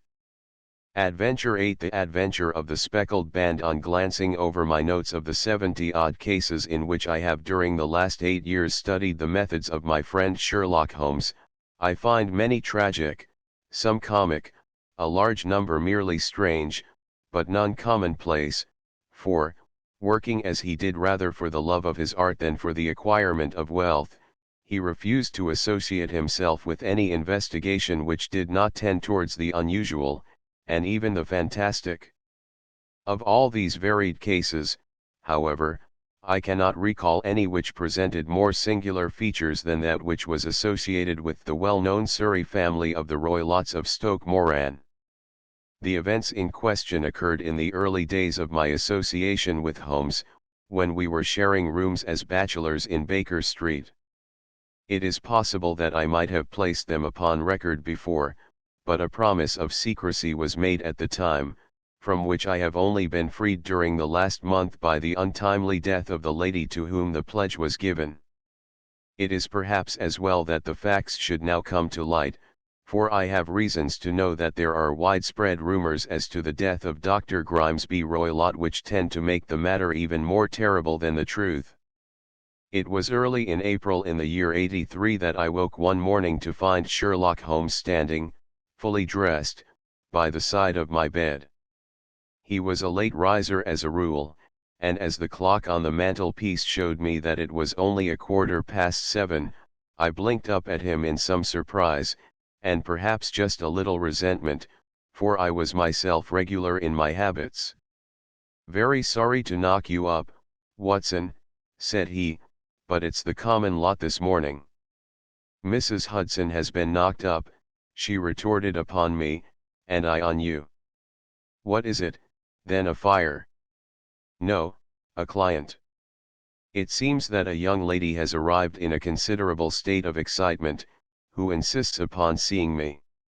She is waiting now in the sitting room." Now, when young ladies wander about the metropolis at this hour of the morning, and knock sleepy people up out of their beds, I presume that it is something very pressing which they have to communicate. Should it prove to be an interesting case, you would, I am sure, wish to follow it from the outset. I thought, at any rate, that I should call you and give you the chance. My dear fellow, I would not miss it for anything. I had no keener pleasure than in following Holmes in his professional investigations, and in admiring the rapid deductions, as swift as intuitions, and yet always founded on a logical basis, with which he unraveled the problems which were submitted to him. I rapidly threw on my clothes, and was ready in a few minutes to accompany my friend down to the sitting room. A lady dressed in black and heavily veiled, who had been sitting in the window, rose as we entered. "Good morning, madam," said Holmes, cheerily. "My name is Sherlock Holmes. This is my intimate friend and associate, Dr. Watson, before whom you can speak as freely as before myself." "Ha! I am glad to see that Mrs. Hudson has had the good sense to light the fire. Pray draw up to it, and I shall order you a cup of hot coffee, for I observe that you are shivering." "It is not cold which makes me shiver," said the woman, in a low voice, changing her seat as requested. "What, then?" "It is fear, Mr. Holmes. It is terror." She raised her veil as she spoke, and we could see that she was indeed in a pitiable state of agitation, her face all drawn and grey, with restless, frightened eyes, like those of some hunted animal. Her features and figure were those of a woman of 30, but her hair was shot with premature grey, and her expression was weary and haggard. Sherlock Holmes ran her over with one of his quick, all-comprehensive glances. "You must not fear," said he, soothingly, bending forward and patting her forearm. "We shall soon set matters right, I have no doubt. You have come in by train this morning, I see. You know me, then?" "No, but I observe the second half of a return ticket in the palm of your left glove. You must have started early, and yet you had a good drive in a dog cart, along heavy roads, before you reached the station." The lady gave a violent start, and stared in bewilderment at my companion. "There is no mystery, my dear madam," said he, smiling. "The left arm of your jacket is spattered with mud in no less than 7 places. The marks are perfectly fresh. There is no vehicle save a dog cart which throws up mud in that way, and then only when you sit on the left-hand side of the driver. Whatever your reasons may be, you are perfectly correct," said she. "I started from home before 6, reached Leatherhead at 20 past, and came in by the first train to Waterloo. Sir, I can stand this strain no longer, I shall go mad if it continues. I have no one to turn to, none, save only one, who cares for me, and he, poor fellow, can be of little aid. I have heard of you, Mr. Holmes, I have heard of you from Mrs. Farintosh, whom you helped in the hour of her sore need. It was from her that I had your address.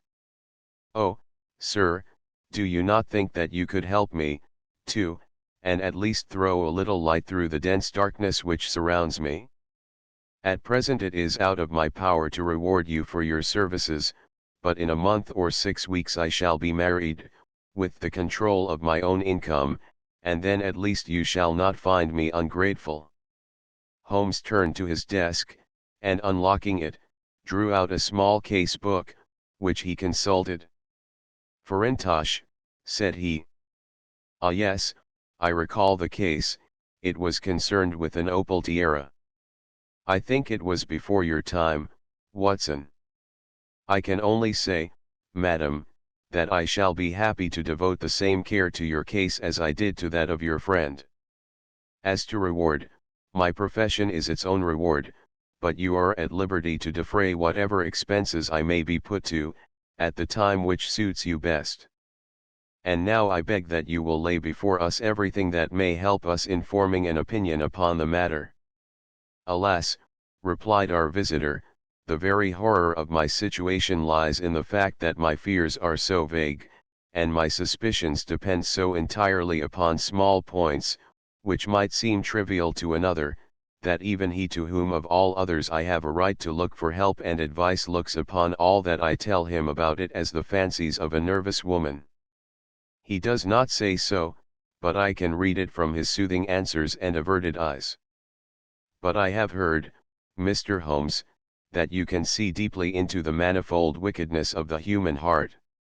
You may advise me how to walk amid the dangers which encompass me." "I am all attention, madam. My name is Helen Stoner, and I am living with my stepfather, who is the last survivor of one of the oldest Saxon families in England, the Roylotts of Stoke Moran, on the western border of Surrey." Holmes nodded his head. "The name is familiar to me," said he. "The family was at one time among the richest in England, and the estates extended over the borders into Berkshire in the north, and Hampshire in the west.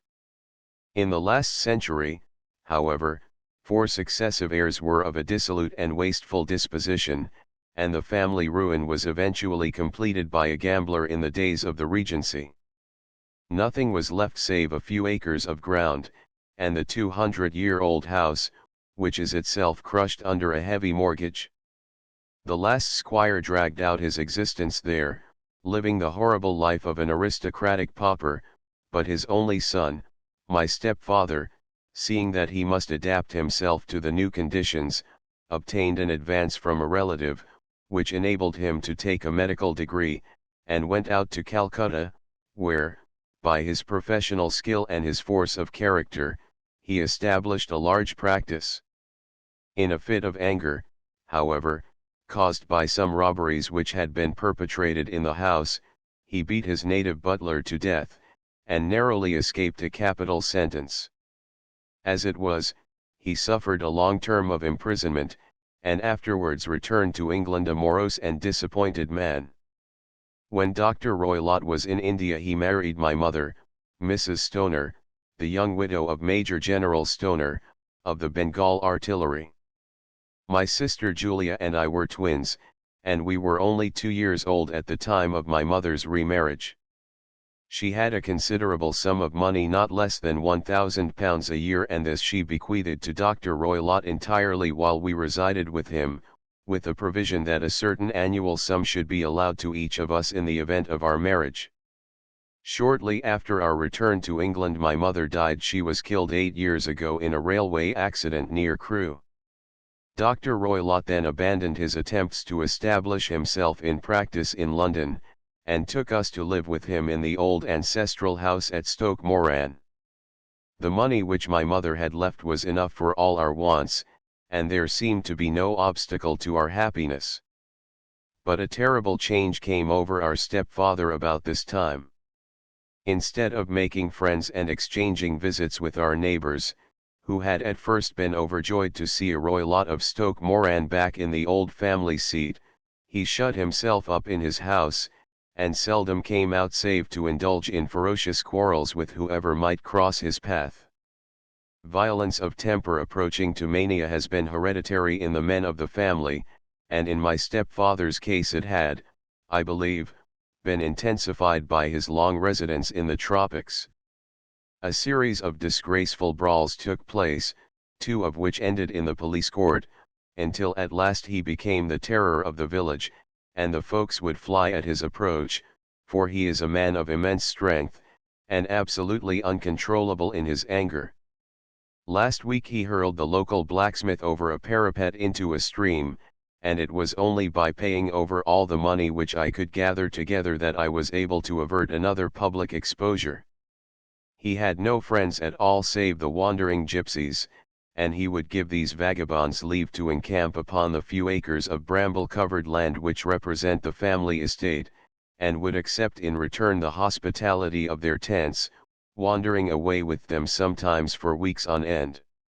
He has a passion also for Indian animals, which are sent over to him by a correspondent, and he has at this moment a cheetah and a baboon, which wander freely over his grounds, and are feared by the villagers almost as much as their master. You can imagine from what I say that my poor sister Julia and I had no great pleasure in our lives. No servant would stay with us, and for a long time we did all the work of the house. She was but 30 at the time of her death, and yet her hair had already begun to whiten, even as mine has. Your sister is dead, then. She died just 2 years ago, and it is of her death that I wish to speak to you. You can understand that, living the life which I have described, we were little likely to see anyone of our own age and position. We had, however, an aunt, my mother's maiden sister, Miss Honoria Westphale, who lives near Harrow, and we were occasionally allowed to pay short visits at this lady's house. Julia went there at Christmas 2 years ago, and met there a half-pay major of Marines, to whom she became engaged. My stepfather learned of the engagement when my sister returned, and offered no objection to the marriage, but within a fortnight of the day which had been fixed for the wedding, the terrible event occurred which has deprived me of my only companion. Sherlock Holmes had been leaning back in his chair with his eyes closed and his head sunk in a cushion, but he half opened his lids now and glanced across at his visitor. "Pray be precise as to details," said he. "It is easy for me to be so, for every event of that dreadful time is seared into my memory. The manor house is, as I have already said, very old, and only one wing is now inhabited. The bedrooms in this wing are on the ground floor, the sitting rooms being in the central block of the buildings. Of these bedrooms the first is Dr. Roylott's, the second my sister's, and the third my own. There is no communication between them, but they all open out into the same corridor. Do I make myself plain? Perfectly so. The windows of the three rooms open out upon the lawn. That fatal night Dr. Roylott had gone to his room early, though we knew that he had not retired to rest, for my sister was troubled by the smell of the strong Indian cigars which it was his custom to smoke. She left her room, therefore, and came into mine, where she sat for some time, chatting about her approaching wedding. At 11 o'clock she rose to leave me, but she paused at the door and looked back. "Tell me, Helen," said she, "have you ever heard any one whistle in the dead of the night?" "Never," said I. "I suppose that you could not possibly whistle, yourself, in your sleep?"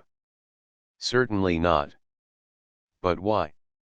"Because during the last few nights I have always, about 3 in the morning, heard a low, clear whistle. I am a light sleeper, and it has awakened me. I cannot tell where it came from, perhaps from the next room, perhaps from the lawn. I thought that I would just ask you whether you had heard it." "No, I have not." "It must be those wretched gypsies in the plantation." "Very likely. And yet if it were on the lawn, I wonder that you did not hear it also." "Ah, but I sleep more heavily than you."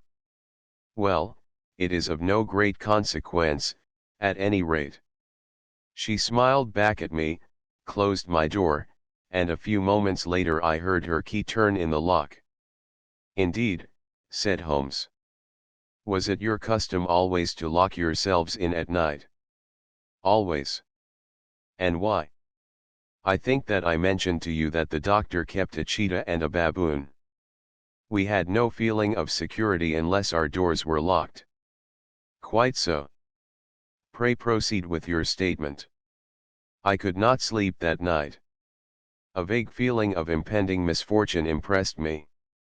My sister and I, you will recollect, were twins, and you know how subtle are the links which bind two souls which are so closely allied.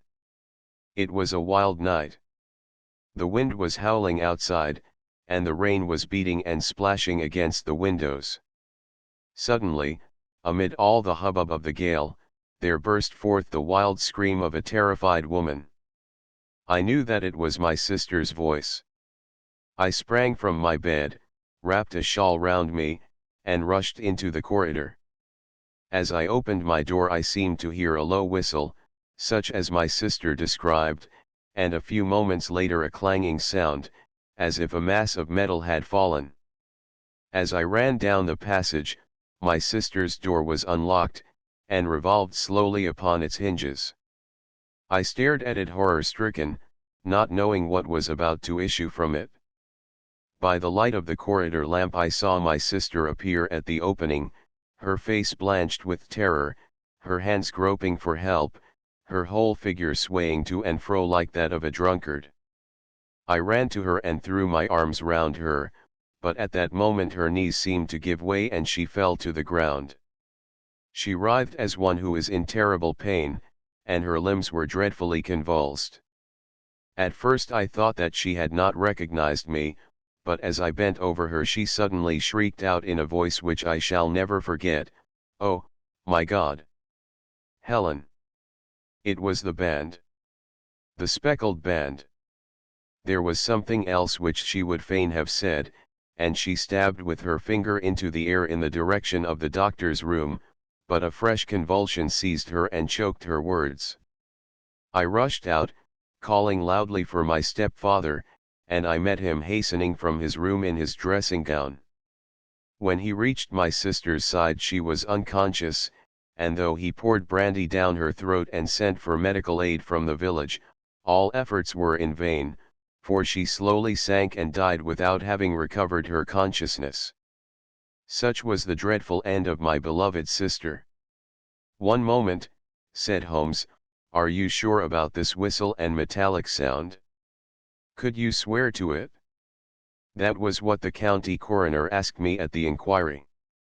It is my strong impression that I heard it, and yet, among the crash of the gale and the creaking of an old house, I may possibly have been deceived." "Was your sister dressed?" "No, she was in her night dress. In her right hand was found the charred stump of a match, and in her left a matchbox, showing that she had struck a light and looked about her when the alarm took place." "That is important. And what conclusions did the coroner come to?" "He investigated the case with great care, for Dr. Roylott's conduct had long been notorious in the county, but he was unable to find any satisfactory cause of death. My evidence showed that the door had been fastened upon the inner side, and the windows were blocked by old-fashioned shutters with broad iron bars, which were secured every night. The walls were carefully sounded, and were shown to be quite solid all round, and the flooring was also thoroughly examined, with the same result. The chimney is wide, but is barred up by 4 large staples. It is certain, therefore, that my sister was quite alone when she met her end. Besides, there were no marks of any violence upon her." "How about poison?"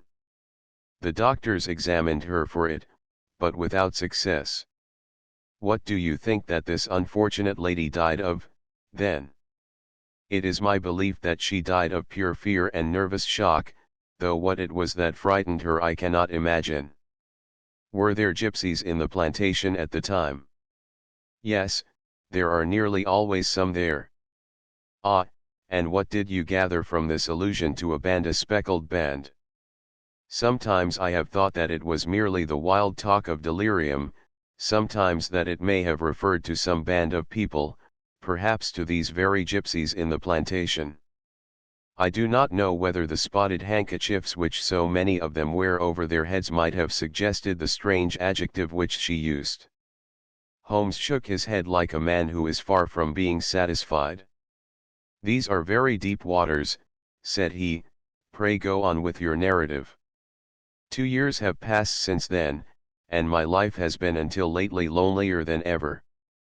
A month ago, however, a dear friend, whom I have known for many years, has done me the honor to ask my hand in marriage. His name is Armitage, Percy Armitage, the second son of Mr. Armitage, of Crane Water, near Reading. My stepfather has offered no opposition to the match, and we are to be married in the course of the spring. 2 days ago some repairs were started in the west wing of the building, and my bedroom wall has been pierced, so that I have had to move into the chamber in which my sister died, and to sleep in the very bed in which she slept. Imagine, then, my thrill of terror when last night, as I lay awake, thinking over her terrible fate, I suddenly heard in the silence of the night the low whistle which had been the herald of her own death. I sprang up and lit the lamp, but nothing was to be seen in the room. I was too shaken to go to bed again, however, so I dressed, and as soon as it was daylight I slipped down, got a dog cart at the Crown Inn, which is opposite, and drove to Leatherhead, from whence I have come on this morning with the one object of seeing you and asking your advice." "You have done wisely," said my friend. "But have you told me all?" "Yes, all." "Miss Roylott, you have not. You are screening your stepfather." "Why, what do you mean?" For answer Holmes pushed back the frill of black lace which fringed the hand that lay upon our visitor's knee. 5 little livid spots, the marks of 4 fingers and a thumb, were printed upon the white wrist. "You have been cruelly used," said Holmes. The lady colored deeply and covered over her injured wrist. "He is a hard man," she said, "and perhaps he hardly knows his own strength." There was a long silence, during which Holmes leaned his chin upon his hands and stared into the crackling fire. "This is a very deep business," he said, at last. There are 1,000 details which I should desire to know before I decide upon our course of action. Yet we have not a moment to lose. If we were to come to Stoke Moran today, would it be possible for us to see over these rooms without the knowledge of your stepfather? As it happens, he spoke of coming into town today upon some most important business. It is probable that he will be away all day, and that there would be nothing to disturb you. We have a housekeeper now, but she is old and foolish, and I could easily get her out of the way. Excellent. You are not averse to this trip, Watson? By no means. Then we shall both come. What are you going to do yourself? I have 1 or 2 things which I would wish to do now that I am in town. But I shall return by the 12 o'clock train, so as to be there in time for your coming. And you may expect us early in the afternoon. I have myself some small business matters to attend to. Will you not wait and breakfast? No, I must go. My heart is lightened already since I have confided my trouble to you. I shall look forward to seeing you again this afternoon. She dropped her thick black veil over her face and glided from the room. And what do you think of it all, Watson? Asked Sherlock Holmes, leaning back in his chair. It seems to me to be a most dark and sinister business. Dark enough and sinister enough. Yet if the lady is correct in saying that the flooring and walls are sound, and that the door, window, and chimney are impassable, then her sister must have been undoubtedly alone when she met her mysterious end. What becomes, then, of these nocturnal whistles, and what of the very peculiar words of the dying woman? I cannot think. When you combine the ideas of whistles at night, the presence of a band of gypsies who are on intimate terms with this old doctor, the fact that we have every reason to believe that the doctor has an interest in preventing his stepdaughter's marriage, the dying allusion to a band, and, finally, the fact that Miss Helen Stoner heard a metallic clang, which might have been caused by one of those metal bars which secured the shutters falling back into their place, I think that there is good ground to think that the mystery may be cleared along those lines. But what, then, did the gypsies do? I cannot imagine. I see many objections to any such theory. And so do I. It is precisely for that reason that we are going to Stoke Moran this day. I want to see whether the objections are fatal, or if they may be explained away. But what in the name of the devil? The ejaculation had been drawn from my companion by the fact that our door had been suddenly dashed open, and that a huge man had framed himself in the aperture.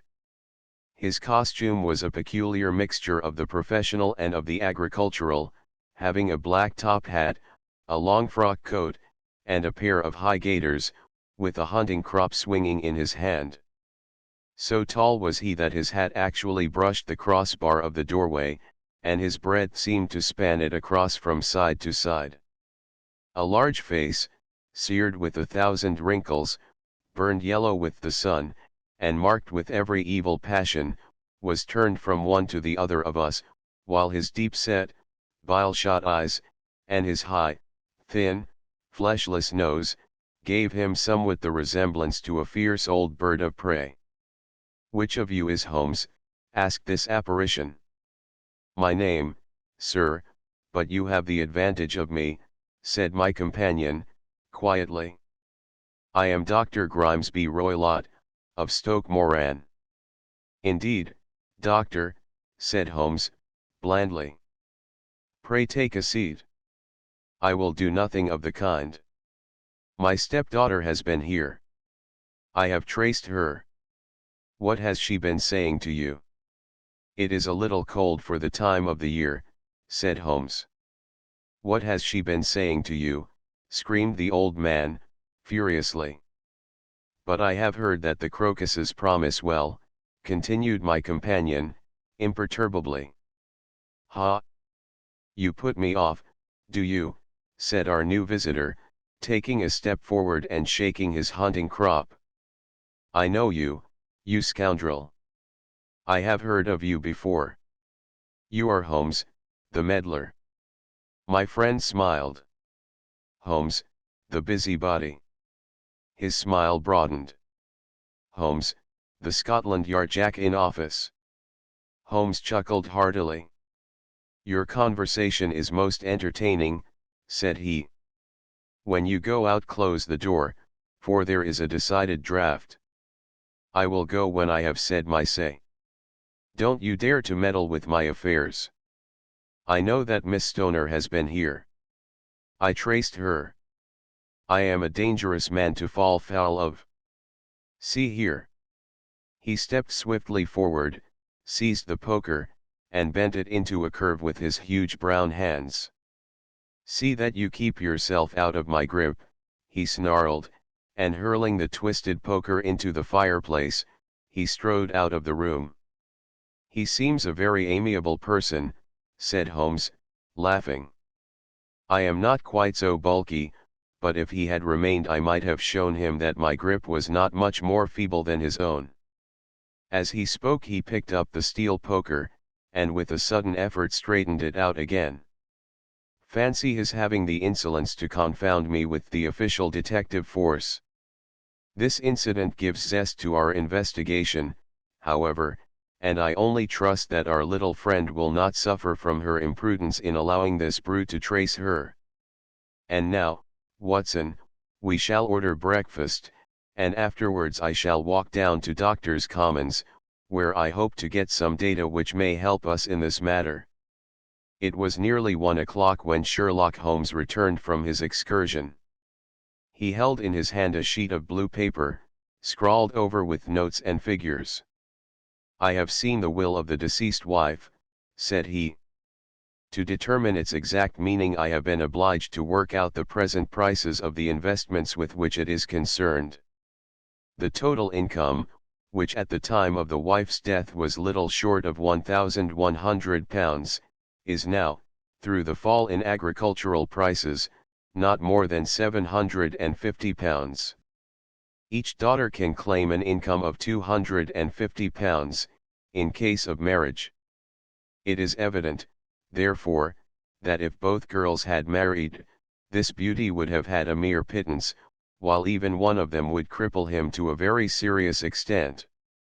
My morning's work has not been wasted, since it has proved that he has the very strongest motives for standing in the way of anything of the sort.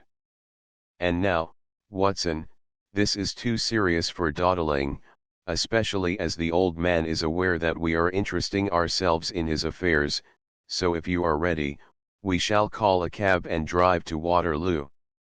I should be very much obliged if you would slip your revolver into your pocket. An Ely's number 2 is an excellent argument with gentlemen who can twist steel pokers into knots. That and a toothbrush are, I think, all that we need. At Waterloo we were fortunate in catching a train for Leatherhead, where we hired a trap at the station inn, and drove for 4 or 5 miles through the lovely Surrey lanes. It was a perfect day, with a bright sun and a few fleecy clouds in the heavens. The trees and wayside hedges were just throwing out their first green shoots, and the air was full of the pleasant smell of the moist earth. To me at least there was a strange contrast between the sweet promise of the spring and this sinister quest upon which we were engaged. My companion sat in the front of the trap, his arms folded, his hat pulled down over his eyes, and his chin sunk upon his breast, buried in the deepest thought. Suddenly, however, he started, tapped me on the shoulder, and pointed over the meadows. "Look there," said he. A heavily timbered park stretched up in a gentle slope, thickening into a grove at the highest point. From amid the branches there jutted out the grey gables and high roof tree of a very old mansion. "Stoke Moran," said he. "Yes, sir, that be the house of Dr. Grimesby Roylott," remarked the driver. "There is some building going on there," said Holmes, "that is where we are going."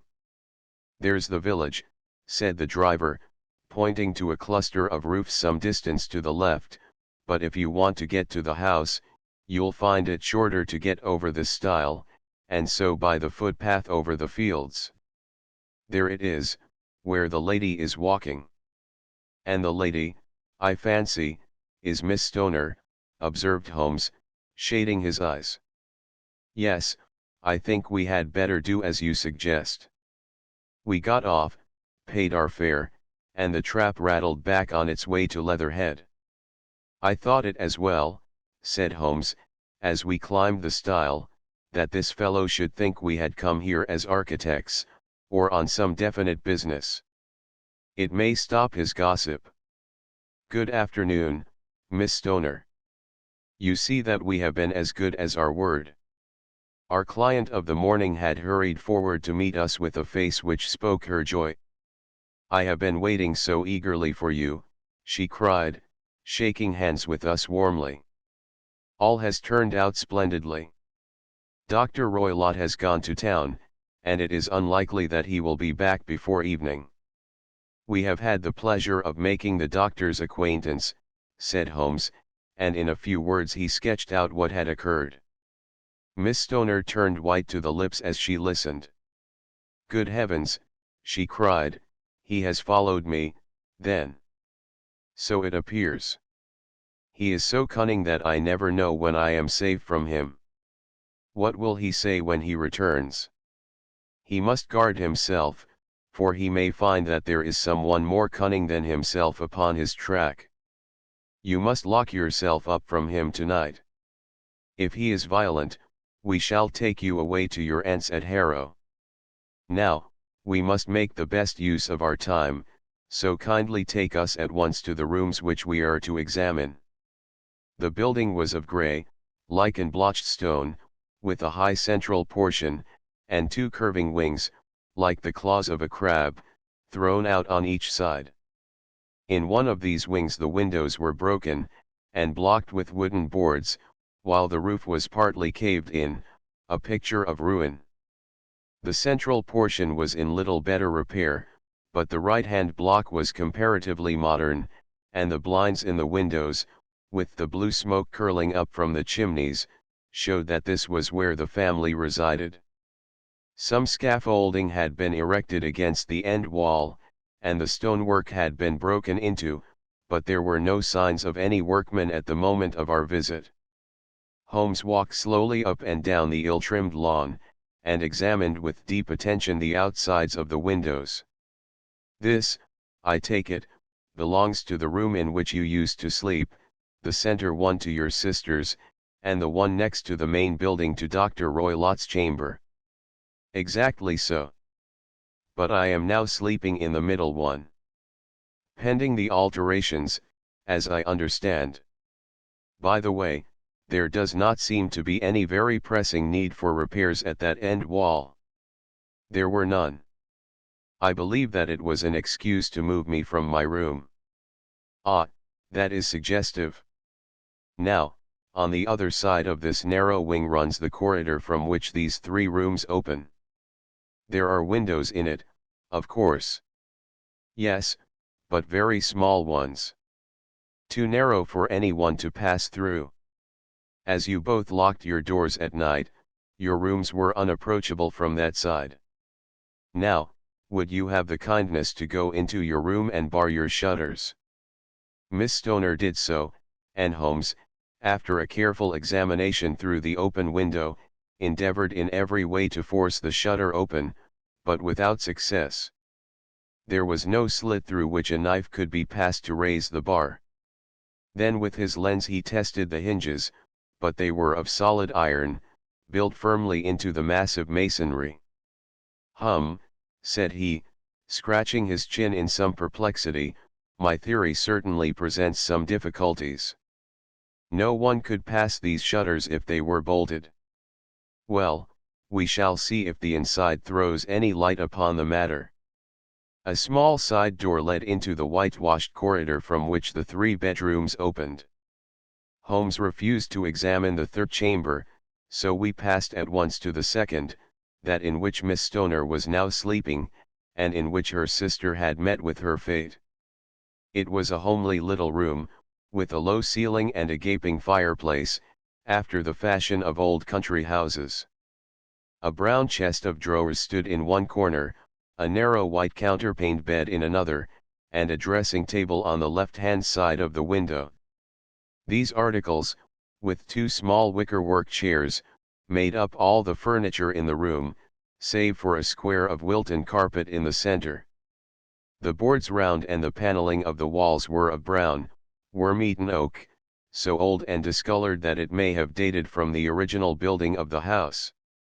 Holmes drew one of the chairs into a corner and sat silent, while his eyes traveled round and up and down, taking in every detail of the apartment.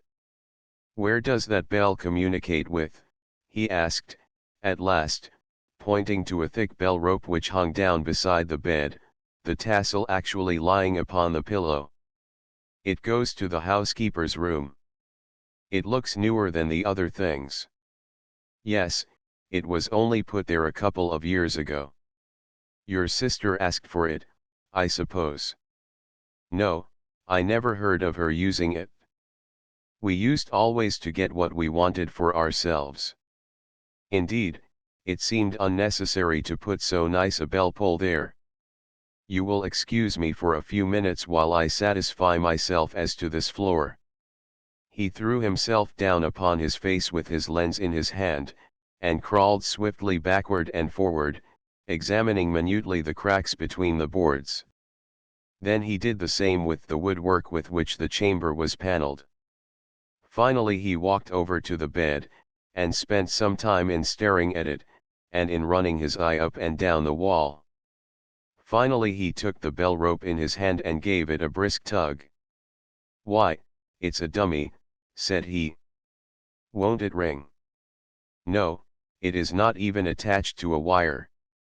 This is very interesting. You can see now that it is fastened to a hook just above where the little opening for the ventilator is. How very absurd! I never noticed that before." "Very strange," muttered Holmes, pulling at the rope. "There are one or two very singular points about this room. For example, what a fool a builder must be to open a ventilator into another room, when, with the same trouble, he might have communicated with the outside air." "That is also quite modern," said the lady. "Done about the same time as the bell rope," remarked Holmes. "Yes, there were several little changes carried out about that time. They seem to have been of a most interesting character, dummy bell ropes, and ventilators which do not ventilate. With your permission, Miss Stoner, we shall now carry our researches into the inner apartment." Dr. Grimesby Roylott's chamber was larger than that of his stepdaughter, but was as plainly furnished. A camp bed, a small wooden shelf full of books, mostly of a technical character, an armchair beside the bed, a plain wooden chair against the wall, a round table, and a large iron safe were the principal things which met the eye. Holmes walked slowly round and examined each and all of them with the keenest interest. "What's in here?" he asked, tapping the safe. "My stepfather's business papers." "Oh, you have seen inside, then?" "Only once, some years ago. I remember that it was full of papers." "There isn't a cat in it, for example?" "No." "What a strange idea. Well, look at this." He took up a small saucer of milk which stood on the top of it. "No, we don't keep a cat. But there is a cheetah and a baboon." "Ah, yes, of course. Well, a cheetah is just a big cat, and yet a saucer of milk does not go very far in satisfying its wants, I dare say. There is one point which I should wish to determine." He squatted down in front of the wooden chair, and examined the seat of it with the greatest attention. "Thank you. That is quite settled," said he, rising and putting his lens in his pocket. "Hello. Here is something interesting." The object which had caught his eye was a small dog lash hung on one corner of the bed. The lash, however, was curled upon itself, and tied so as to make a loop of whipcord. What do you make of that, Watson? It's a common enough lash. But I don't know why it should be tied. That is not quite so common, is it? Ah, me. It's a wicked world, and when a clever man turns his brains to crime it is the worst of all. I think that I have seen enough now, Miss Stoner, and with your permission we shall walk out upon the lawn. I had never seen my friend's face so grim or his brow so dark as it was when we turned from the scene of this investigation.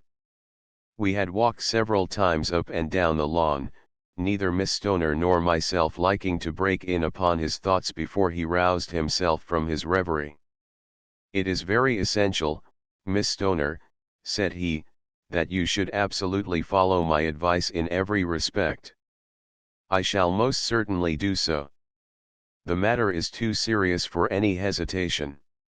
Your life may depend upon your compliance. I assure you that I am in your hands. In the first place, both my friend and I must spend the night in your room." Both Miss Stoner and I gazed at him in astonishment. "Yes, it must be so." "Let me explain. I believe that is the village inn over there." "Yes, that is the Crown." "Very good. Your windows would be visible from there." "Certainly. You must confine yourself to your room, on pretence of a headache, when your stepfather comes back. Then when you hear him retire for the night, you must open the shutters of your window, undo the hasp, put your lamp there as a signal to us, and then withdraw quietly with everything which you are likely to want into the room which you used to occupy. I have no doubt that, in spite of the repairs, you could manage there for one night." "Oh yes, easily. The rest you will leave in our hands." "But what will you do?" "We shall spend the night in your room, and we shall investigate the cause of this noise which has disturbed you." "I believe, Mr. Holmes, that you have already made up your mind," said Miss Stoner, laying her hand upon my companion's sleeve. "Perhaps I have." "Then for pity's sake tell me what was the cause of my sister's death." "I should prefer to have clearer proofs before I speak." "You can at least tell me whether my own thought is correct, and if she died from some sudden fright." "Goodbye, and be brave. No, I do not think so. I think that there was probably some more tangible cause. And now, Miss Stoner, we must leave you, for if Dr. Roylott returned and saw us, our journey would be in vain. Goodbye, and be brave, for if you will do what I have told you, you may rest assured that we shall soon drive away the dangers that threaten you." Sherlock Holmes and I had no difficulty in engaging a bedroom and sitting room at the Crown Inn. They were on the upper floor, and from our window we could command a view of the avenue gate, and of the inhabited wing of Stoke Moran Manor House. At dusk we saw Dr. Grimesby Roylott drive past, his huge form looming up beside the little figure of the lad who drove him. The boy had some slight difficulty in undoing the heavy iron gates, and we heard the hoarse roar of the doctor's voice, and saw the fury with which he shook his clenched fists at him. The trap drove on, and a few minutes later we saw a sudden light spring up among the trees as the lamp was lit in one of the sitting rooms. "Do you know, Watson," said Holmes, as we sat together in the gathering darkness, "I have really some scruples as to taking you tonight. There is a distinct element of danger. Can I be of assistance? Your presence might be invaluable." "Then I shall certainly come." "It is very kind of you. You speak of danger. You have evidently seen more in these rooms than was visible to me." "No, but I fancy that I may have deduced a little more." "I imagine that you saw all that I did." "I saw nothing remarkable save the bell rope, and what purpose that could answer I confess is more than I can imagine." "You saw the ventilator, too." "Yes, but I do not think that it is such a very unusual thing to have a small opening between two rooms." It was so small that a rat could hardly pass through. I knew that we should find a ventilator before ever we came to Stoke Moran. My dear Holmes. Oh yes, I did. You remember in her statement she said that her sister could smell Dr. Roylott's cigar. Now, of course that suggested at once that there must be a communication between the two rooms. It could only be a small one, or it would have been remarked upon at the coroner's inquiry. I deduced a ventilator. But what harm can there be in that?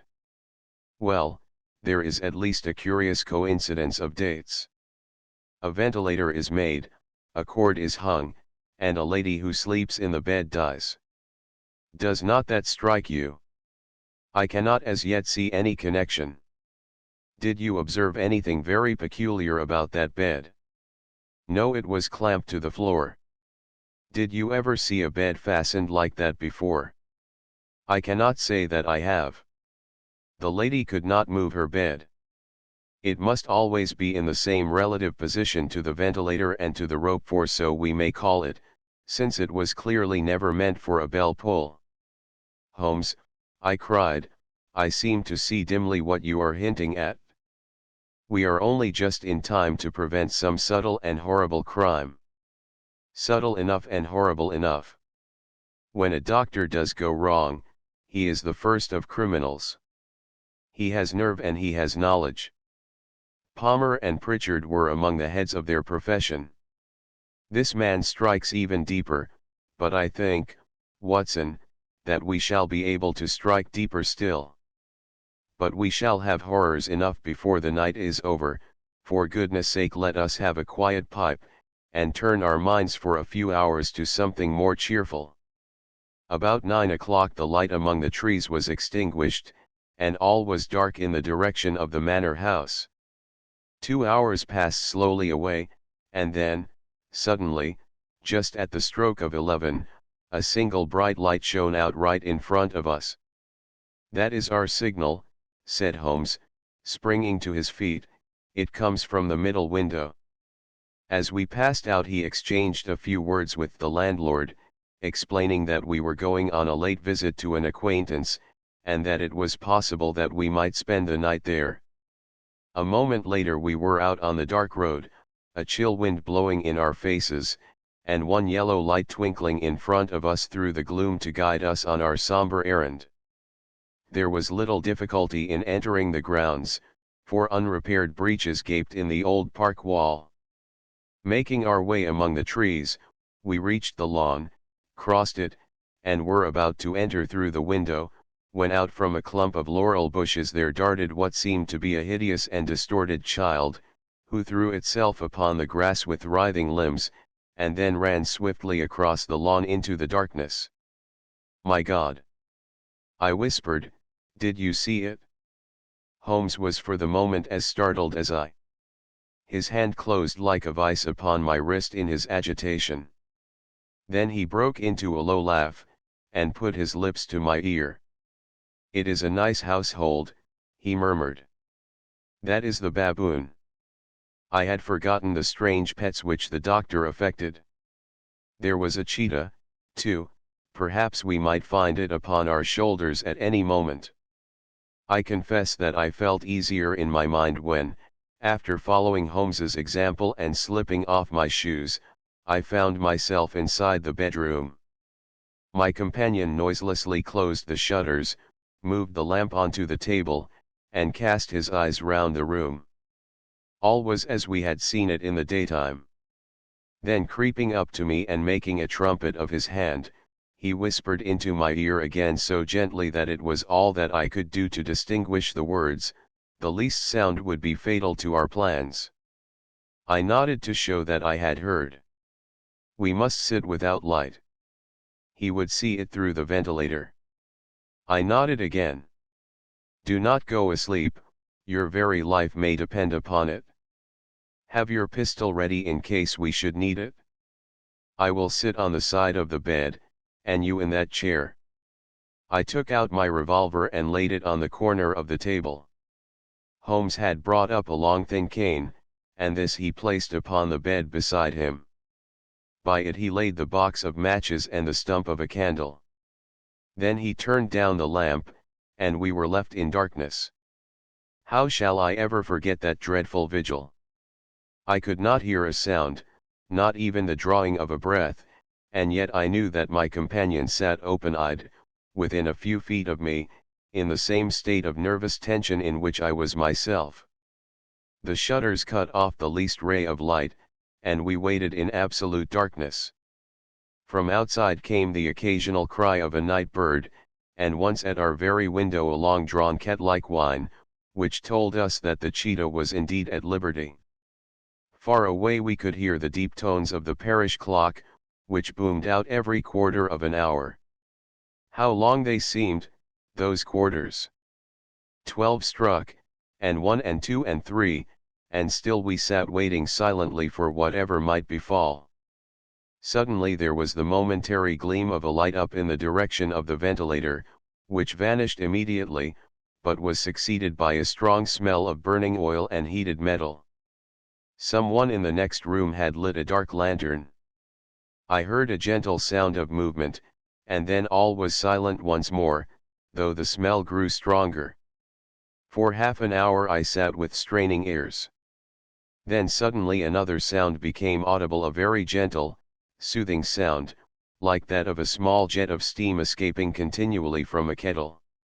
The instant that we heard it, Holmes sprang from the bed, struck a match, and lashed furiously with his cane at the bell pull.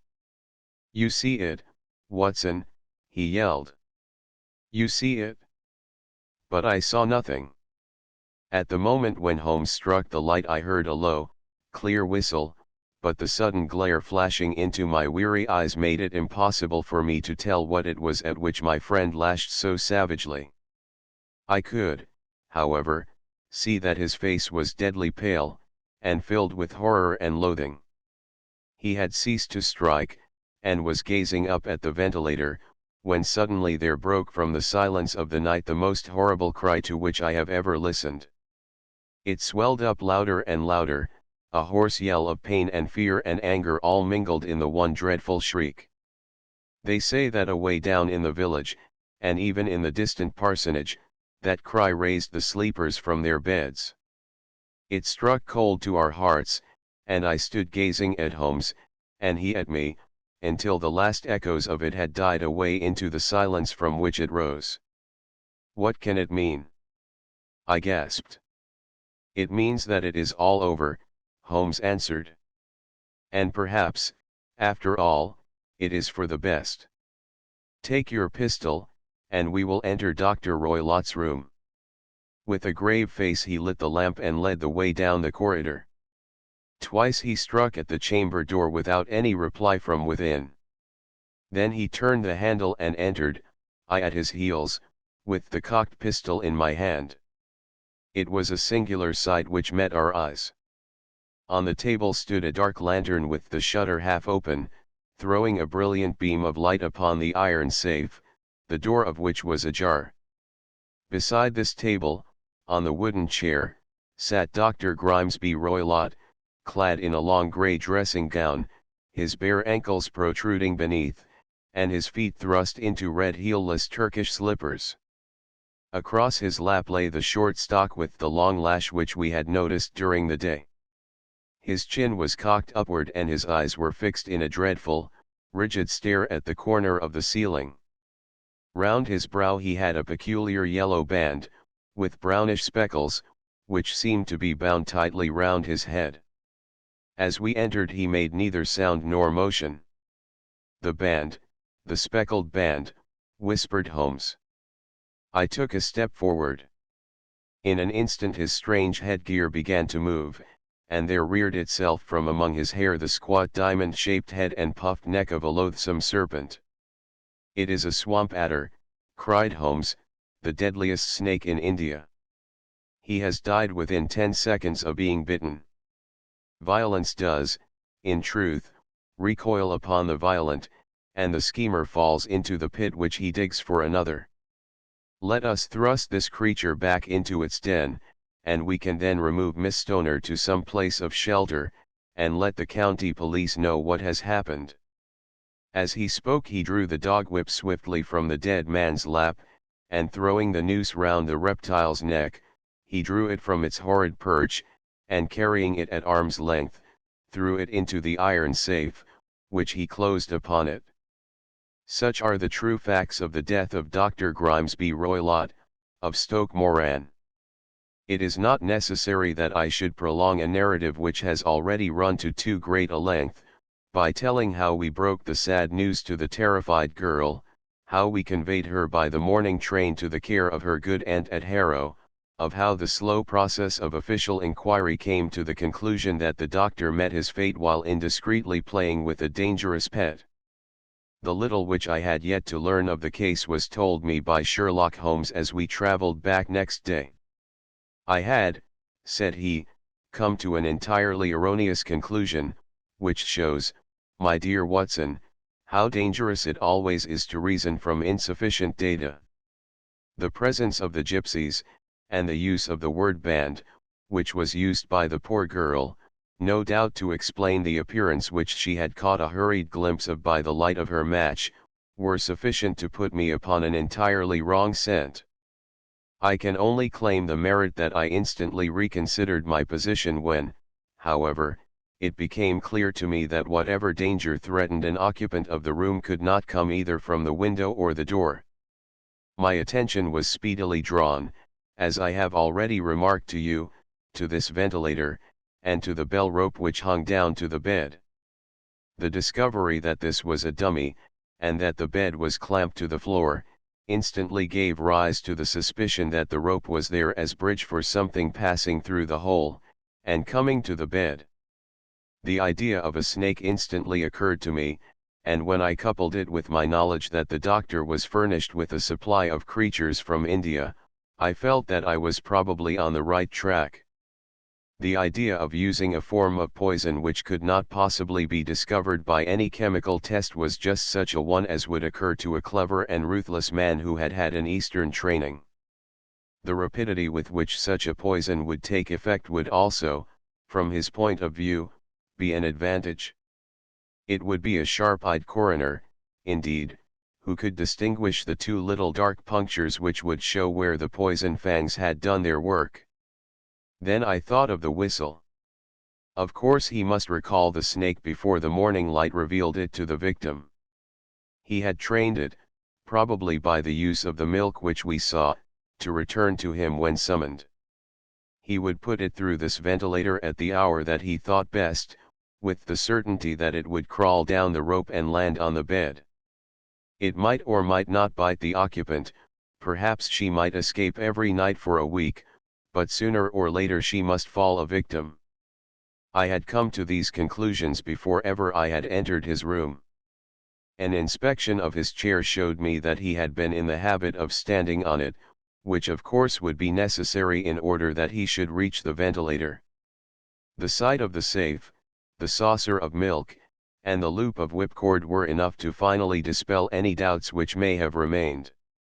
The metallic clang heard by Miss Stoner was obviously caused by her stepfather hastily closing the door of his safe upon its terrible occupant.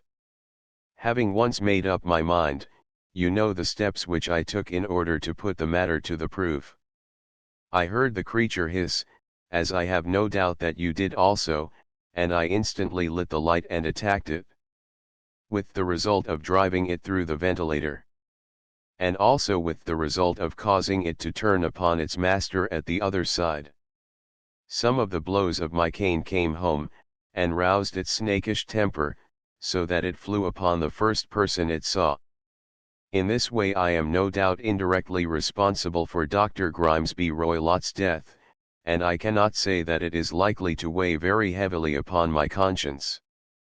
Adventure 9. The adventure of the engineer's thumb. Of all the problems which have been submitted to my friend Mr. Sherlock Holmes for solution during the years of our intimacy, there were only two which I was the means of introducing to his notice, that of Mr. Hatherley's thumb, and that of Colonel Warburton's madness.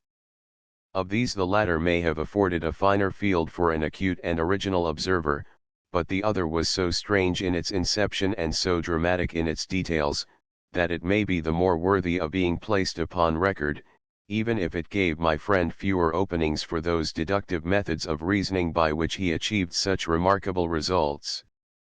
The story has, I believe, been told more than once in the newspapers, but, like all such narratives, its effect is much less striking when set forth en bloc in a single half-column of print than when the facts slowly evolve before your own eyes, and the mystery clears gradually away as each new discovery furnishes a step which leads on to the complete truth.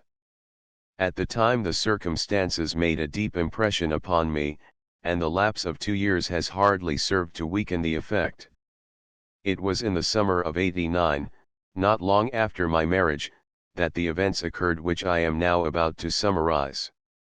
I had returned to civil practice, and had finally abandoned Holmes in his Baker Street rooms, although I continually visited him, and occasionally even persuaded him to forego his bohemian habits so far as to come and visit us. My practice had steadily increased, and as I happened to live at no very great distance from Paddington Station, I got a few patients from among the officials. One of these, whom I had cured of a painful and lingering disease, was never weary of advertising my virtues, and of endeavoring to send me on every sufferer over whom he might have any influence. One morning, at a little before 7 o'clock, I was awakened by the maid tapping at the door, to announce that 2 men had come from Paddington, and were waiting in the consulting room. I dressed hurriedly, for I knew by experience that railway cases were seldom trivial, and hastened downstairs. As I descended, my old ally, the guard, came out of the room and closed the door tightly behind him. "I've got him here," he whispered, jerking his thumb over his shoulder. "He's all right." "What is it, then?" I asked, for his manner suggested that it was some strange creature which he had caged up in my room. "It's a new patient," he whispered. "I thought I'd bring him round myself, then he couldn't slip away. There he is, all safe and sound. I must go now, doctor, I have my duties, just the same as you." And off he went, this trusty tout, without even giving me time to thank him. I entered my consulting room and found a gentleman seated by the table. He was quietly dressed in a suit of heather tweed, with a soft cloth cap, which he had laid down upon my books. Round one of his hands he had a handkerchief wrapped, which was mottled all over with blood stains. He was young, not more than 25, I should say, with a strong, masculine face, but he was exceedingly pale, and gave me the impression of a man who was suffering from some strong agitation, which it took all his strength of mind to control. "I am sorry to knock you up so early, doctor," said he, "but I have had a very serious accident during the night. I came in by train this morning, and on inquiring at Paddington as to where I might find a doctor, a worthy fellow very kindly escorted me here. I gave the maid a card, but I see that she has left it upon the side table." I took it up and glanced at it. "Mr. Victor Hatherley, Hydraulic Engineer 16A, Victoria Street, 3D floor, dot." That was the name, style, and abode of my morning visitor. "I regret that I have kept you waiting," said I, sitting down in my library chair. "You are fresh from a night journey, I understand, which is in itself a monotonous occupation." "Oh, my night could not be called monotonous," said he, and laughed. He laughed very heartily, with a high, ringing note, leaning back in his chair and shaking his sides. All my medical instincts rose up against that laugh. "Stop it!" I cried. "Pull yourself together," and I poured out some water from a carafe. It was useless, however. He was off in one of those hysterical outbursts which come upon a strong nature when some great crisis is over and gone. Presently he came to himself once more, very weary, and blushing hotly. "I have been making a fool of myself," he gasped. "Not at all. Drink this." I dashed some brandy into the water, and the color began to come back to his bloodless cheeks. "That's better," said he. "And now, doctor, perhaps you would kindly attend to my thumb, or rather to the place where my thumb used to be." He unwound the handkerchief and held out his hand. It gave even my hardened nerves a shudder to look at it. There were 4 protruding fingers and a horrid red, spongy surface where the thumb should have been. It had been hacked or torn right out from the roots. "Good heavens!" I cried, "this is a terrible injury. It must have bled considerably." "Yes, it did. I fainted when it was done, and I think that I must have been senseless for a long time. When I came to, I found that it was still bleeding, so I tied one end of my handkerchief very tightly round the wrist, and braced it up with a twig." "Excellent. You should have been a surgeon. It is a question of hydraulics, you see, and came within my own province." "This has been done," said I, examining the wound, "by a very heavy and sharp instrument." "A thing like a cleaver," said he. "An accident, I presume?" "By no means." "What, a murderous attack?" "Very murderous indeed." "You horrify me." I sponged the wound, cleaned it, dressed it, and finally covered it over with cotton wadding and carbolized bandages. He lay back without wincing, though he bit his lip from time to time. "How is that?" I asked, when I had finished. "Capital. Between your brandy and your bandage, I feel a new man. I was very weak, but I have had a good deal to go through." "Perhaps you had better not speak of the matter. It is evidently trying to your nerves." "Oh no, not now. I shall have to tell my tale to the police, but, between ourselves, if it were not for the convincing evidence of this wound of mine, I should be surprised if they believed my statement, for it is a very extraordinary one, and I have not much in the way of proof with which to back it up, and, even if they believe me, the clues which I can give them are so vague that it is a question whether justice will be done." "Ha!" cried I, "if it is anything in the nature of a problem which you desire to see solved, I should strongly recommend you to come to my friend Mr. Sherlock Holmes before you go to the official police." "Oh, I have heard of that fellow," answered my visitor, "and I should be very glad if he would take the matter up, though of course I must use the official police as well." "Would you give me an introduction to him?" "I'll do better. I'll take you round to him myself." "I should be immensely obliged to you." "We'll call a cab and go together. We shall just be in time to have a little breakfast with him. Do you feel equal to it?" "Yes, I shall not feel easy until I have told my story." "Then my servant will call a cab, and I shall be with you in an instant." I rushed upstairs, explained the matter shortly to my wife, and in 5 minutes was inside a hansom, driving with my new acquaintance to Baker Street. Sherlock Holmes was, as I expected, lounging about his sitting room in his dressing gown, reading the agony column of the Times, and smoking his before-breakfast pipe, which was composed of all the plugs and dottles left from his smokes of the day before, all carefully dried and collected on the corner of the mantelpiece. He received us in his quietly genial fashion, ordered fresh rashers and eggs, and joined us in a hearty meal. When it was concluded, he settled our new acquaintance upon the sofa, placed a pillow beneath his head, and laid a glass of brandy and water within his reach. "It is easy to see that your experience has been no common one, Mr. Hatherley," said he. "Pray, lie down there and make yourself absolutely at home. Tell us what you can, but stop when you are tired, and keep up your strength with a little stimulant." "Thank you," said my patient, "but I have felt another man since the doctor bandaged me, and I think that your breakfast has completed the cure. I shall take up as little of your valuable time as possible, so I shall start at once upon my peculiar experiences. Holmes sat in his big armchair with the weary, heavy-lidded expression which veiled his keen and eager nature, while I sat opposite to him, and we listened in silence to the strange story which our visitor detailed to us. "You must know," said he, "that I am an orphan and a bachelor, residing alone in lodgings in London. By profession I am an hydraulic engineer, and I have had considerable experience of my work during the 7 years that I was apprenticed to Venner and Matheson, the well-known firm, of Greenwich.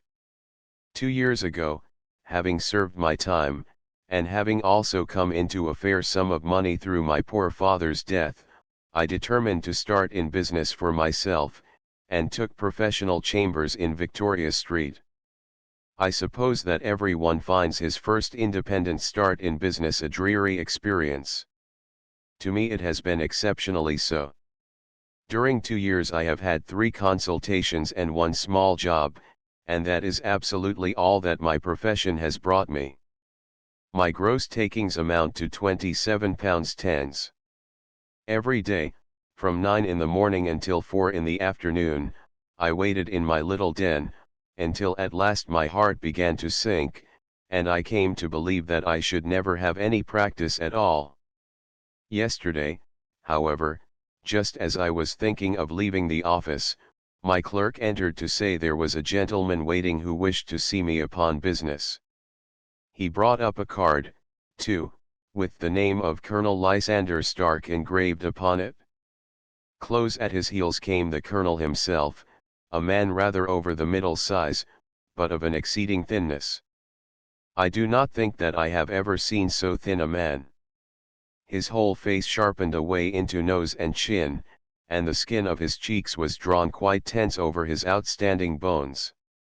Yet this emaciation seemed to be his natural habit, and due to no disease, for his eye was bright, his step brisk, and his bearing assured. He was plainly but neatly dressed, and his age, I should judge, would be nearer 40 than 30. "M.R. Hatherley," said he, with something of a German accent. "You have been recommended to me, Mr. Hatherley, as being a man who is not only proficient in his profession, but is also discreet and capable of preserving a secret."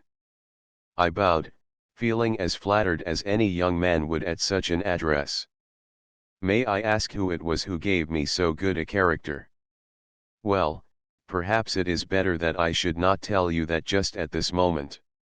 I have it from the same source that you are both an orphan and a bachelor, and are residing alone in London." "That is quite correct," I answered, "but you will excuse me if I say that I cannot see how all this bears upon my professional qualifications. I understood that it was on a professional matter that you wished to speak to me." "Undoubtedly so. But you will find that all I say is really to the point. I have a professional commission for you, but absolute secrecy is quite essential. Absolute secrecy, you understand, and of course we may expect that more from a man who is alone than from one who lives in the bosom of his family." "If I promise to keep a secret," said I, "you may absolutely depend upon my doing so." He looked very hard at me as I spoke, and it seemed to me that I had never seen so suspicious and questioning an eye. "Do you promise, then?" said he, at last. "Yes, I promise." "Absolute and complete silence before, during, and after? No reference to the matter at all, either in word or writing?" "I have already given you my word." "Very good."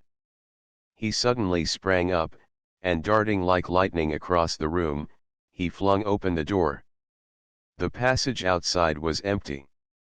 "That's all right," said he, coming back.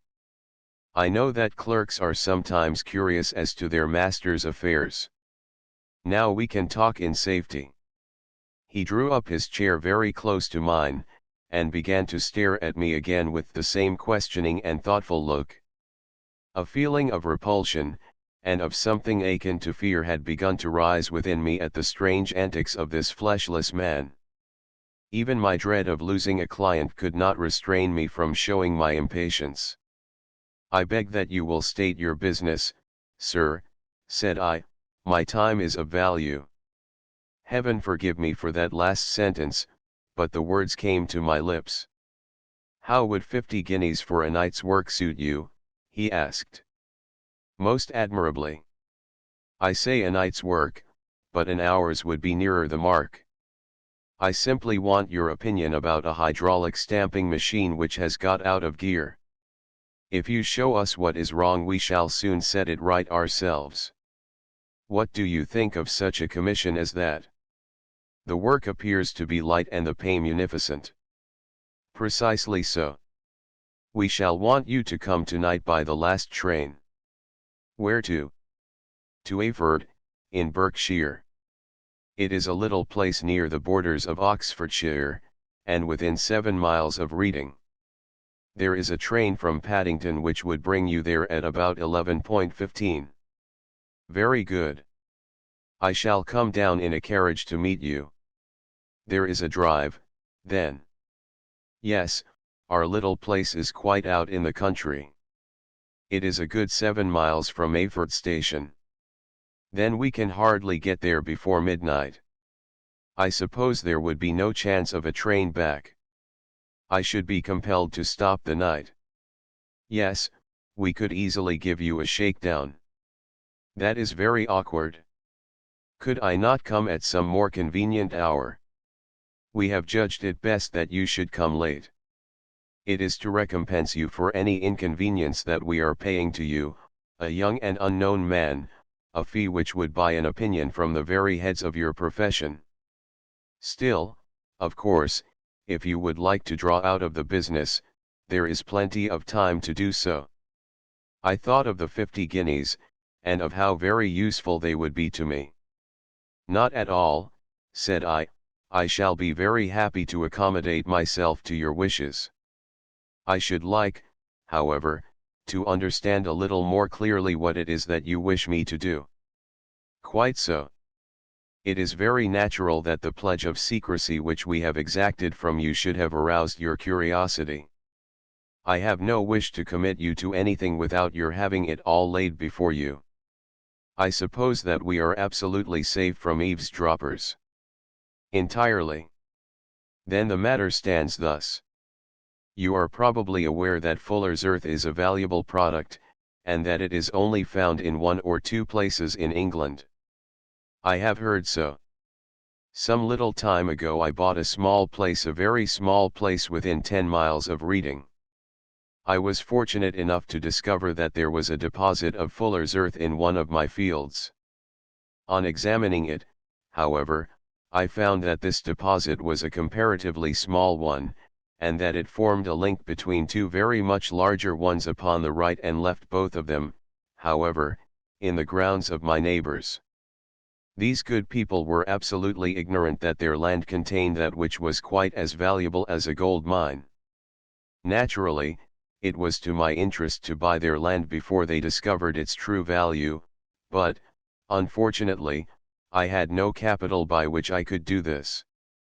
I took a few of my friends into the secret, however, and they suggested that we should quietly and secretly work our own little deposit, and that in this way we should earn the money which would enable us to buy the neighboring fields. This we have now been doing for some time, and in order to help us in our operations we erected an hydraulic press. This press, as I have already explained, has got out of order, and we wish your advice upon the subject. We guard our secret very jealously, however, and if it once became known that we had hydraulic engineers coming to our little house, it would soon rouse inquiry, and then, if the facts came out, it would be goodbye to any chance of getting these fields and carrying out our plans. That is why I have made you promise me that you will not tell a human being that you are going to Ayford tonight. I hope that I make it all plain." "I quite follow you," said I. "The only point which I could not quite understand, was what use you could make of an hydraulic press in excavating fuller's earth, which, as I understand, is dug out like gravel from a pit." "Ah," said he, carelessly, "we have our own process. We compress the earth into bricks, so as to remove them without revealing what they are. But that is a mere detail. I have taken you fully into my confidence now, Mr. Hatherley, and I have shown you how I trust you."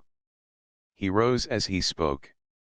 "I shall expect you, then, at Ayford at 11:15.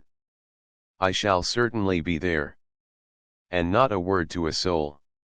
He looked at me with a last, long, questioning gaze, and then, pressing my hand in a cold, dank grasp, he hurried from the room. Well, when I came to think it all over in cool blood, I was very much astonished, as you may both think, at this sudden commission which had been intrusted to me. On the one hand, of course, I was glad, for the fee was at least tenfold what I should have asked had I set a price upon my own services, and it was possible that this order might lead to other ones. On the other hand, the face and manner of my patron had made an unpleasant impression upon me, and I could not think that his explanation of the fuller's earth was sufficient to explain the necessity for my coming at midnight, and his extreme anxiety lest I should tell any one of my errand. However, I threw all fears to the winds, ate a hearty supper, drove to Paddington, and started off, having obeyed to the letter the injunction as to holding my tongue. Not a word to a soul at Reading. I had to change not only my carriage, but my station.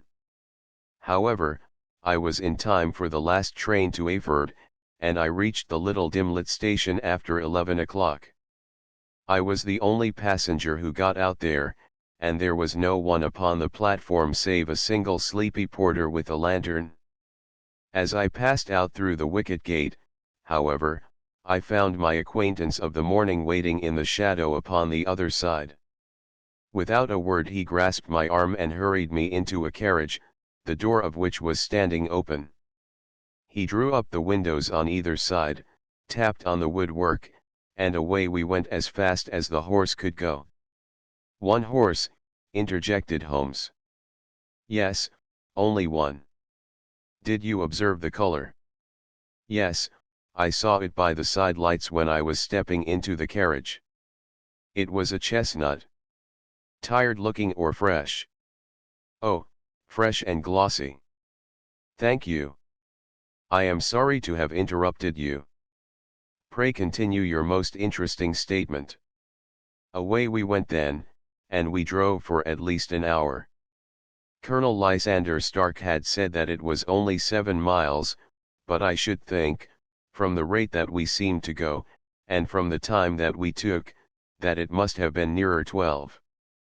He sat at my side in silence all the time, and I was aware, more than once when I glanced in his direction, that he was looking at me with great intensity.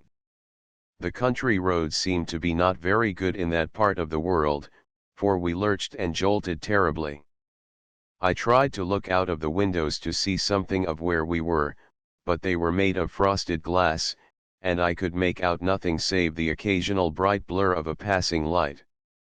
Now and then I hazarded some remark to break the monotony of the journey, but the colonel answered only in monosyllables, and the conversation soon flagged.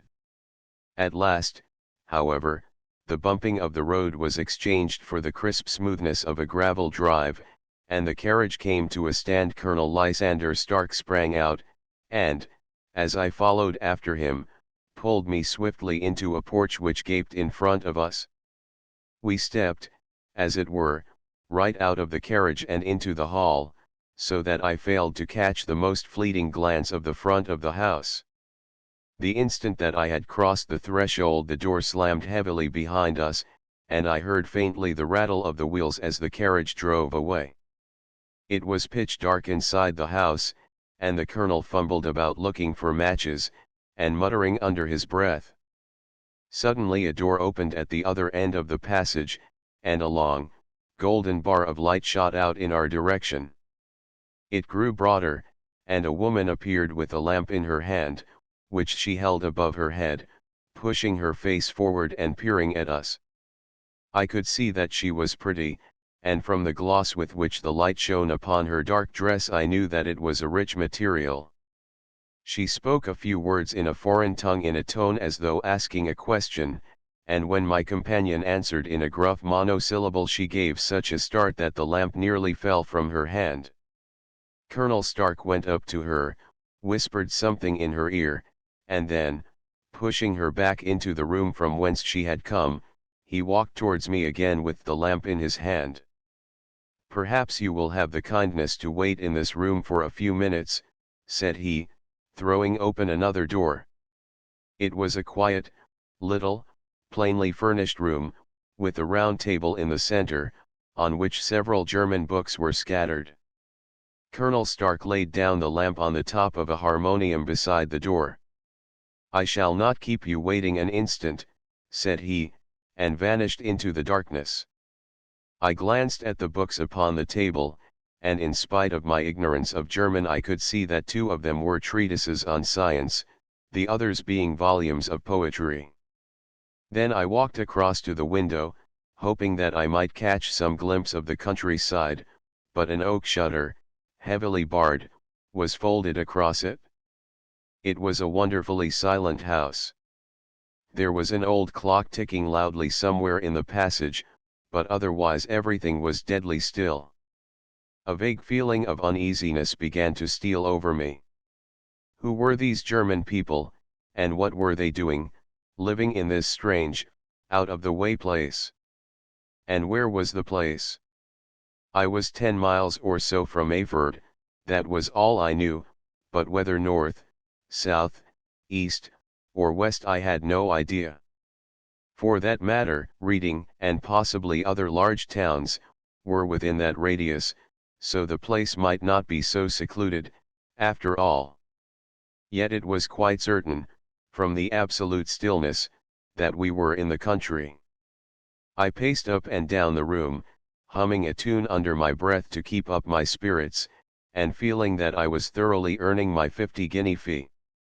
Suddenly, without any preliminary sound in the midst of the utter stillness, the door of my room swung slowly open.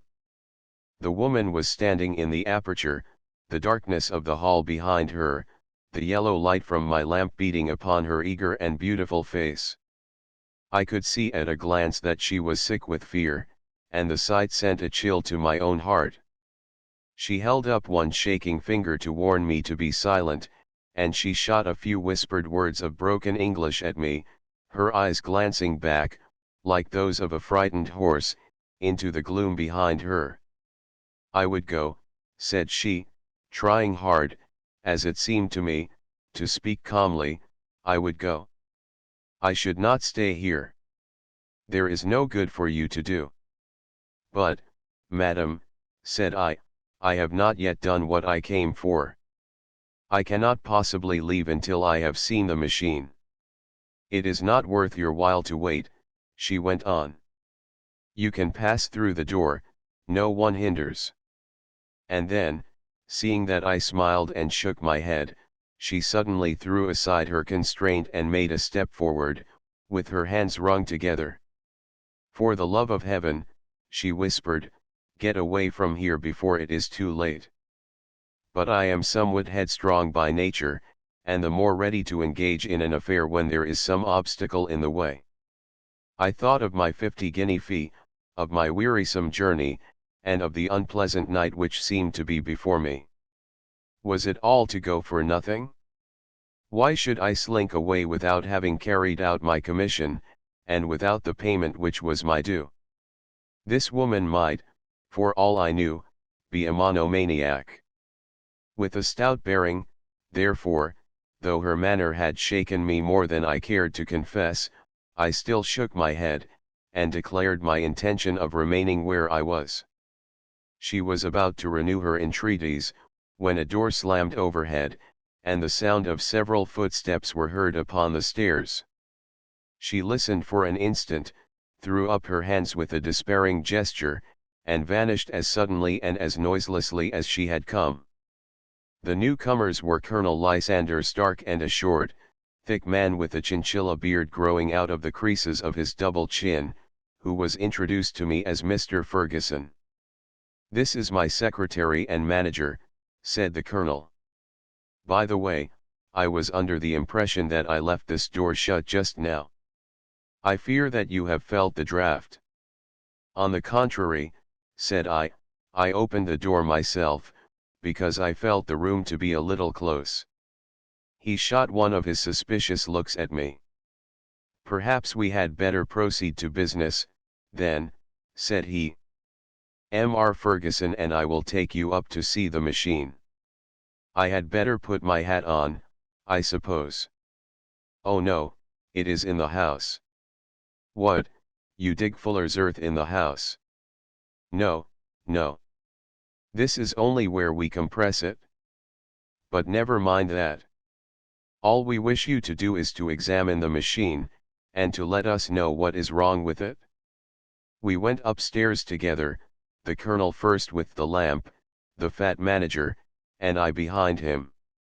It was a labyrinth of an old house, with corridors, passages, narrow winding staircases, and little low doors, the thresholds of which were hollowed out by the generations who had crossed them. There were no carpets and no signs of any furniture above the ground floor, while the plaster was peeling off the walls, and the damp was breaking through in green, unhealthy blotches. I tried to put on as unconcerned an air as possible, but I had not forgotten the warnings of the lady, even though I disregarded them, and I kept a keen eye upon my two companions. Ferguson appeared to be a morose and silent man, but I could see from the little that he said that he was at least a fellow countryman. Colonel Lysander Stark stopped at last before a low door, which he unlocked. Within was a small, square room, in which the three of us could hardly get at one time. Ferguson remained outside, and the colonel ushered me in. "We are now," said he, "actually within the hydraulic press, and it would be a particularly unpleasant thing for us if anyone were to turn it on. The ceiling of this small chamber is really the end of the descending piston, and it comes down with the force of many tons upon this metal floor. There are small lateral columns of water outside which receive the force, and which transmit and multiply it in the manner which is familiar to you. The machine goes readily enough, but there is some stiffness in the working of it, and it has lost a little of its force. Perhaps you will have the goodness to look it over and to show us how we can set it right." I took the lamp from him, and I examined the machine very thoroughly. It was indeed a gigantic one, and capable of exercising enormous pressure. When I passed outside, however, and pressed down the levers which controlled it, I knew at once by the whistling sound that there was a slight leakage, which allowed a regurgitation of water through one of the side cylinders. An examination showed that one of the india rubber bands which was round the head of a driving rod had shrunk so as not quite to fill the socket along which it worked. This was clearly the cause of the loss of power, and I pointed it out to my companions, who followed my remarks very carefully, and asked several practical questions as to how they should proceed to set it right. When I had made it clear to them, I returned to the main chamber of the machine and took a good look at it to satisfy my own curiosity. It was obvious at a glance that the story of the fuller's earth was the merest fabrication, for it would be absurd to suppose that so powerful an engine could be designed for so inadequate a purpose. The walls were of wood, but the floor consisted of a large iron trough, and when I came to examine it I could see a crust of metallic deposit all over it. I had stooped and was scraping at this to see exactly what it was, when I heard a muttered exclamation in German, and saw the cadaverous face of the colonel looking down at me. "What are you doing there?" he asked. I felt angry at having been tricked by so elaborate a story as that which he had told me. "I was admiring your fuller's earth," said I. "I think that I should be better able to advise you as to your machine if I knew what the exact purpose was for which it was used." The instant that I uttered the words I regretted the rashness of my speech. His face set hard, and a baleful light sprang up in his grey eyes. "Very well," said he, "you shall know all about the machine. He took a step backward, slammed the little door, and turned the key in the lock. I rushed towards it and pulled at the handle, but it was quite secure, and did not give in the least to my kicks and shoves. "Hello!" I yelled. "Hello! Colonel! Let me out!" And then suddenly in the silence I heard a sound which sent my heart into my mouth. It was the clank of the levers and the swish of the leaking cylinder. He had set the engine at work. The lamp still stood upon the floor where I had placed it when examining the trough. By its light I saw that the black ceiling was coming down upon me, slowly, jerkily, but, as none knew better than myself, with a force which must within a minute grind me to a shapeless pulp. I threw myself, screaming, against the door, and dragged with my nails at the lock. I implored the colonel to let me out, but the remorseless clanking of the levers drowned my cries. The ceiling was only a foot or two above my head, and with my hand upraised I could feel its hard, rough surface. Then it flashed through my mind that the pain of my death would depend very much upon the position in which I met it. If I lay on my face the weight would come upon my spine, and I shuddered to think of that dreadful snap.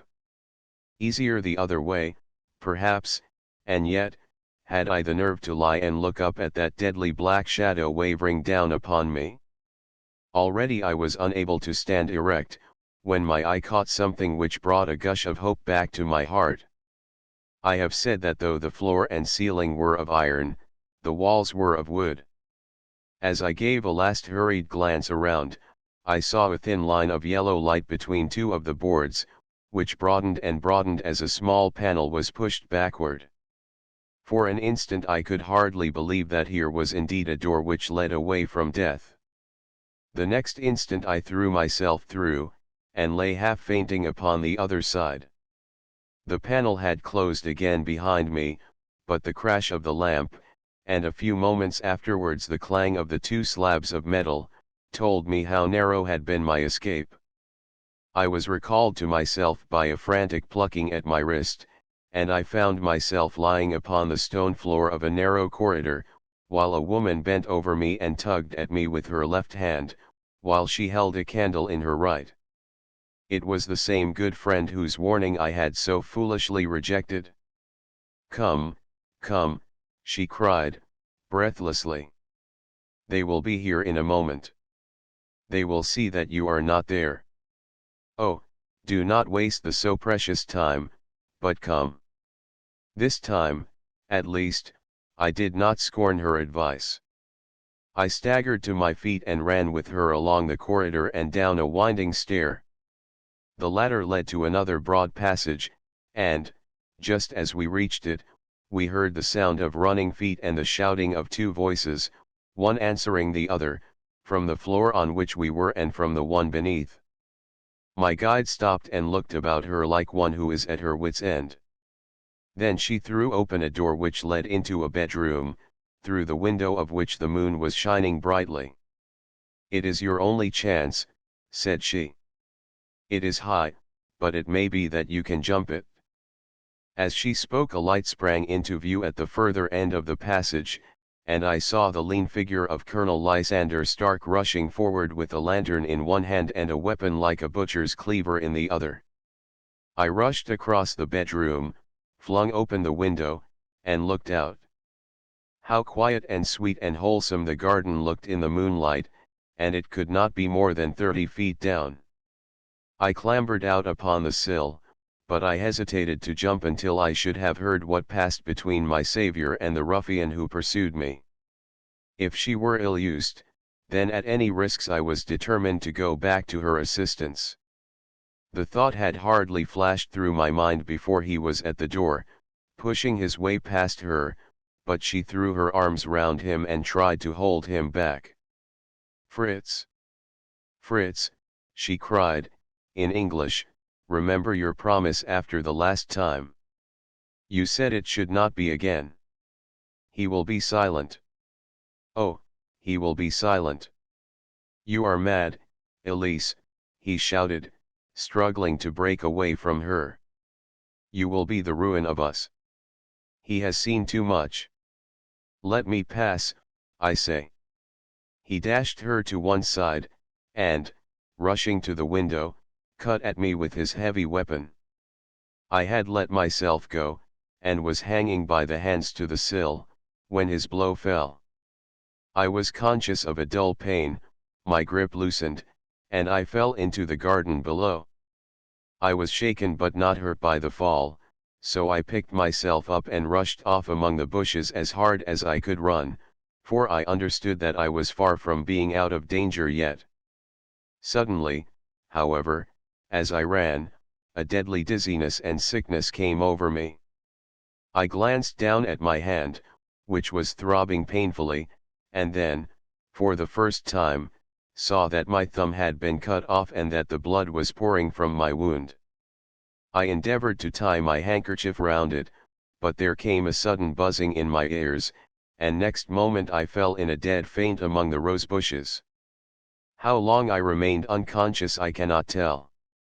It must have been a very long time, for the moon had sunk, and a bright morning was breaking when I came to myself. My clothes were all sodden with dew, and my coat sleeve was drenched with blood from my wounded thumb. The smarting of it recalled in an instant all the particulars of my night's adventure, and I sprang to my feet with the feeling that I might hardly yet be safe from my pursuers. But, to my astonishment, when I came to look round me, neither house nor garden were to be seen. I had been lying in an angle of the hedge close by the high road, and just a little lower down was a long building, which proved, upon my approaching it, to be the very station at which I had arrived upon the previous night. Were it not for the ugly wound upon my hand, all that had passed during those dreadful hours might have been an evil dream. Half dazed, I went into the station and asked about the morning train. There would be one to Reading in less than an hour. The same porter was on duty, I found, as had been there when I arrived. I inquired of him whether he had ever heard of Colonel Lysander Stark. The name was strange to him. Had he observed a carriage the night before waiting for me? No, he had not. Was there a police station anywhere near? There was one about 3 miles off. It was too far for me to go, weak and ill as I was. I determined to wait until I got back to town before telling my story to the police. It was a little past 6 when I arrived, so I went first to have my wound dressed, and then the doctor was kind enough to bring me along here. I put the case into your hands, and shall do exactly what you advise. We both sat in silence for some little time after, listening to this extraordinary narrative. Then Sherlock Holmes pulled down from the shelf one of the ponderous commonplace books in which he placed his cuttings. "Here is an advertisement which will interest you," said he. "It appeared in all the papers about a year ago. Listen to this: lost, on the 9th inst, Mr. Jeremiah Hailing, aged 26, an hydraulic engineer. Left his lodgings at 10 o'clock at night, and has not been heard of since. Was dressed in, etc., etc. Ha! That represents the last time that the colonel needed to have his machine overhauled, I fancy." "Good heavens," cried my patient. "Then that explains what the girl said." "Undoubtedly. It is quite clear that the colonel was a cool and desperate man, who was absolutely determined that nothing should stand in the way of his little game, like those out-and-out pirates who will leave no survivor from a captured ship. Well, every moment now is precious, so if you feel equal to it, we shall go down to Scotland Yard at once as a preliminary to starting for Ayford." Some 3 hours or so afterwards we were all in the train together, bound from Reading to the little Berkshire village.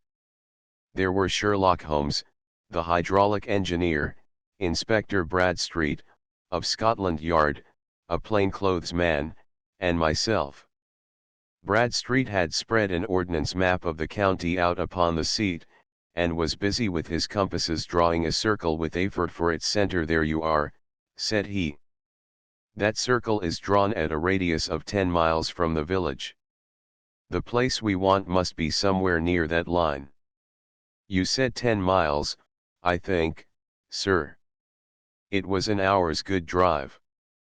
"And you think that they brought you back all that way when you were unconscious?" "They must have done so. I have a confused memory, too, of having been lifted and conveyed somewhere. What I cannot understand," said I, "is why they should have spared you when they found you lying fainting in the garden." "Perhaps the villain was softened by the woman's entreaties." "I hardly think that likely. I never saw a more inexorable face in my life." "Oh, we shall soon clear up all that," said Bradstreet. "Well, I have drawn my circle, and I only wish I knew at what point upon it the folk that we are in search of are to be found." "I think I could lay my finger on it," said Holmes, quietly. "Really, now," cried the inspector, "you have formed your opinion. Come, now, we shall see who agrees with you." "I say it is south, for the country is more deserted there." "And I say east," said my patient. "I am for west," remarked the plainclothes man. "There are several quiet little villages up there." "And I am for north," said I, "because there are no hills there, and our friend says that he did not notice the carriage go up any." "Come," cried the inspector, laughing, "it's a very pretty diversity of opinion. We have boxed the compass among us. Who do you give your casting vote to? You are all wrong." "But we can't all be." "Oh yes, you can. This is my point," he placed his finger in the center of the circle. "This is where we shall find them." "But the 12-mile drive," gasped Hatherley. "6 out and 6 back. Nothing simpler. You say yourself that the horse was fresh and glossy when you got in. How could it be that if it had gone 12 miles over heavy roads?" "Indeed, it is a likely ruse enough," observed Bradstreet, thoughtfully. "Of course there can be no doubt as to the nature of this gang." "None at all," said Holmes. "They are coiners on a large scale, and have used the machine to form the amalgam which has taken the place of silver." "We have known for some time that a clever gang was at work," said the inspector. "They have been turning out half-crowns by the thousand. We even traced them as far as Reading, but could get no farther, for they had covered their traces in a way that showed that they were very old hands. But now, thanks to this lucky chance, I think that we have got them right enough." But the inspector was mistaken, for those criminals were not destined to fall into the hands of justice. As we rolled into Ayford Station we saw a gigantic column of smoke which streamed up from behind a small clump of trees in the neighborhood, and hung like an immense ostrich feather over the landscape. "A house on fire?" asked Bradstreet, as the train steamed off again on its way. "Yes, sir," said the station master. "When did it break out?" "I hear that it was during the night, sir, but it has got worse, and the whole place is in a blaze." "Whose house is it?" "Dr. Beecher's." "Tell me," broke in the engineer, "is Dr. Beecher a German, very thin, with a long, sharp nose?" The station master laughed heartily. "No, sir, Dr. Beecher is an Englishman, and there isn't a man in the parish who has a better lined waistcoat. But he has a gentleman staying with him, a patient, as I understand, who is a foreigner, and he looks as if a little good Berkshire beef would do him no harm." The station master had not finished his speech before we were all hastening in the direction of the fire. The road topped a low hill, and there was a great widespread whitewashed building in front of us, spouting fire at every chink and window, while in the garden in front 3 fire engines were vainly striving to keep the flames under. "That's it," cried Hatherley, in intense excitement. "There is the gravel drive, and there are the rose bushes where I lay. That second window is the one that I jumped from." "Well, at least," said Holmes, "you have had your revenge upon them. There can be no question that it was your oil lamp which, when it was crushed in the press, set fire to the wooden walls, though no doubt they were too excited in the chase after you to observe it at the time. Now keep your eyes open in this crowd for your friends of last night, though I very much fear that they are a good 100 miles off by now." And Holmes's fears came to be realized, for from that day to this no word has ever been heard either of the beautiful woman, the sinister German, or the morose Englishman. Early that morning a peasant had met a cart containing several people and some very bulky boxes driving rapidly in the direction of Reading, but there all traces of the fugitives disappeared, and even Holmes's ingenuity failed ever to discover the least clue as to their whereabouts. The firemen had been much perturbed at the strange arrangements which they had found within, and still more so by discovering a newly severed human thumb upon a window sill of the second floor. About sunset, however, their efforts were at last successful, and they subdued the flames, but not before the roof had fallen in, and the whole place been reduced to such absolute ruin that, save some twisted cylinders and iron piping, not a trace remained of the machinery which had cost our unfortunate acquaintance so dearly. Large masses of nickel and of tin were discovered stored in an outhouse, but no coins were to be found, which may have explained the presence of those bulky boxes which have been already referred to. How our hydraulic engineer had been conveyed from the garden to the spot where he recovered his senses might have remained forever a mystery were it not for the soft mold, which told us a very plain tale. He had evidently been carried down by two persons, one of whom had remarkably small feet and the other unusually large ones. On the whole, it was most probable that the silent Englishman, being less bold or less murderous than his companion, had assisted the woman to bear the unconscious man out of the way of danger. "Well," said our engineer ruefully, as we took our seats to return once more to London, "it has been a pretty business for me. I have lost my thumb and I have lost a 50-guinea fee, and what have I gained?" "Experience," said Holmes, laughing. "Indirectly it may be of value, you know. You have only to put it into words to gain the reputation of being excellent company for the remainder of your existence. Adventure X, the adventure of the noble bachelor. The Lord St. Simon marriage, and its curious termination, have long ceased to be a subject of interest in those exalted circles in which the unfortunate bridegroom moves. Fresh scandals have eclipsed it, and their more piquant details have drawn the gossips away from this 4-year-old drama. As I have reason to believe, however, that the full facts have never been revealed to the general public, and as my friend Sherlock Holmes had a considerable share in clearing the matter up, I feel that no memoir of him would be complete without some little sketch of this remarkable episode.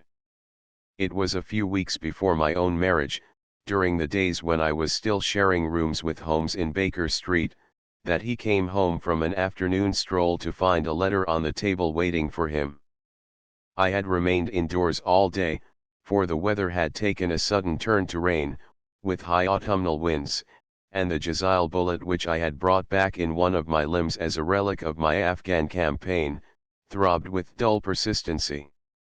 With my body in one easy chair and my legs upon another, I had surrounded myself with a cloud of newspapers, until at last, saturated with the news of the day, I tossed them all aside and lay listless, watching the huge crest and monogram upon the envelope upon the table, and wondering lazily who my friend's noble correspondent could be. "Here is a very fashionable epistle," I remarked, as he entered. "Your morning letters, if I remember right, were from a fishmonger and a tidewaiter." "Yes, my correspondence has certainly the charm of variety," he answered, smiling, "and the humbler are usually the more interesting." This looks like one of those unwelcome social summonses which call upon a man either to be bored or to lie. He broke the seal and glanced over the contents. Oh, come, it may prove to be something of interest after all.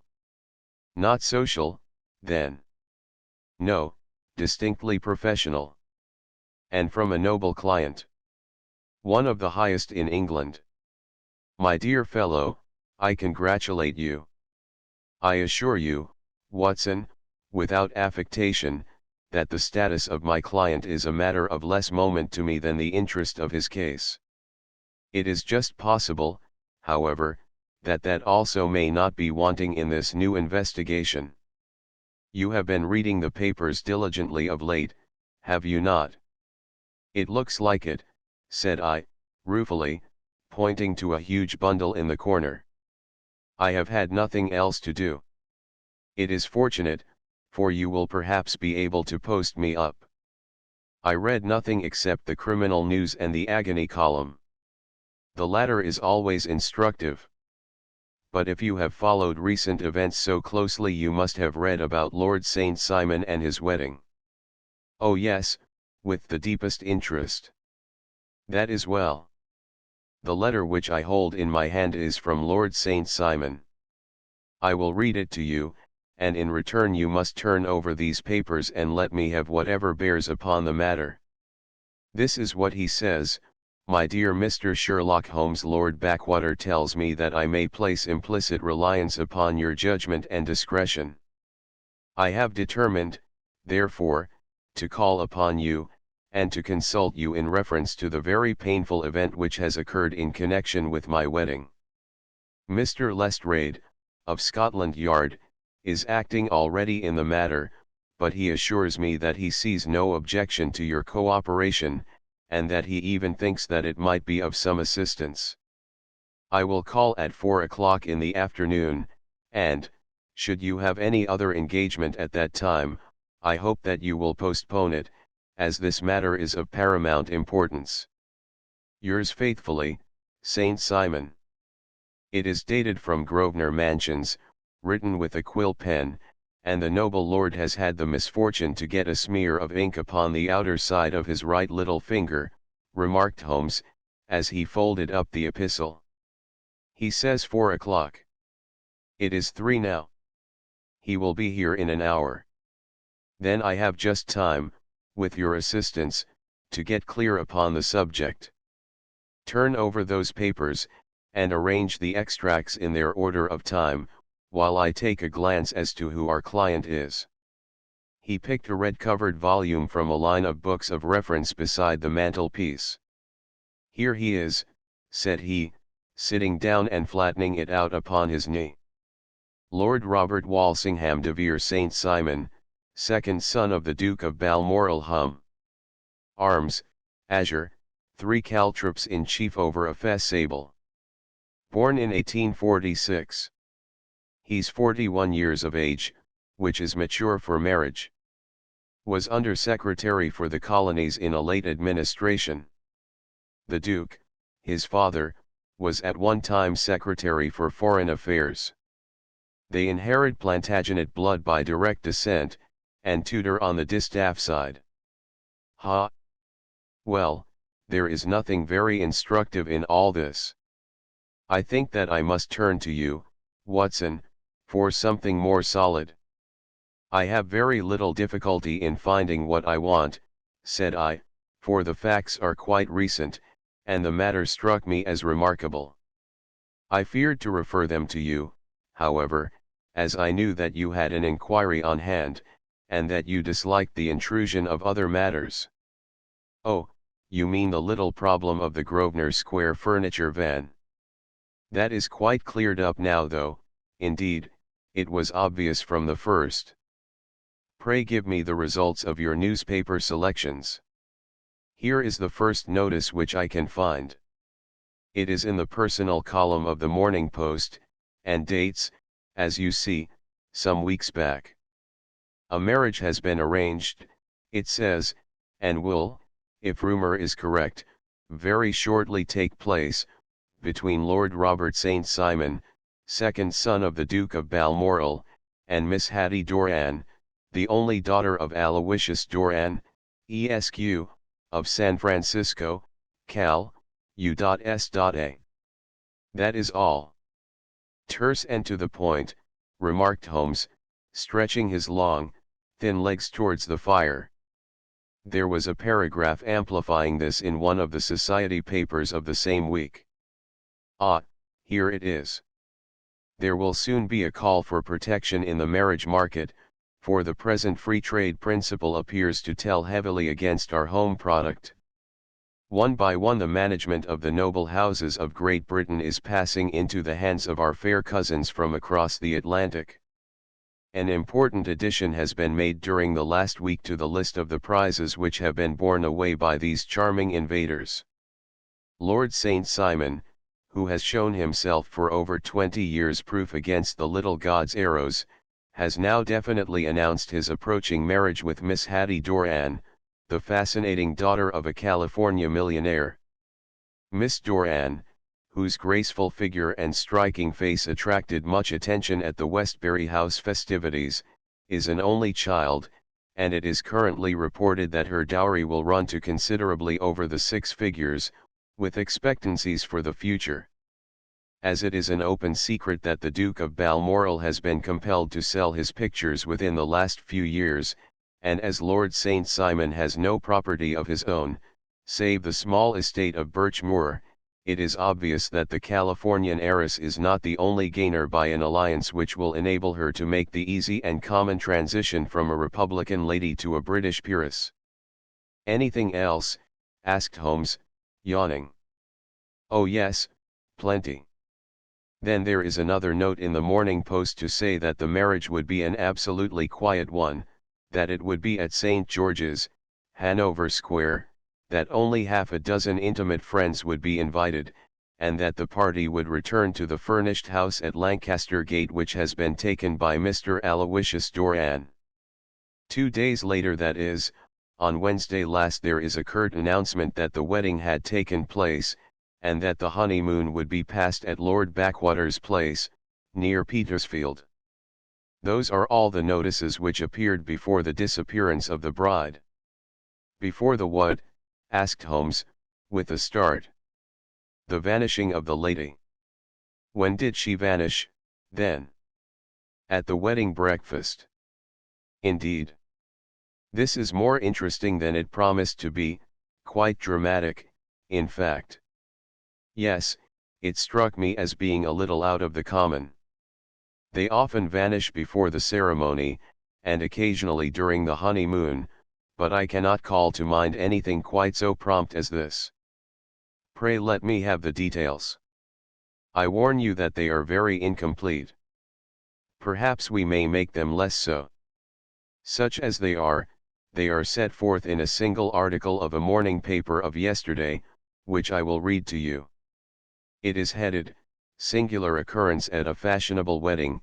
The family of Lord Robert St. Simon has been thrown into the greatest consternation by the strange and painful episodes which have taken place in connection with his wedding.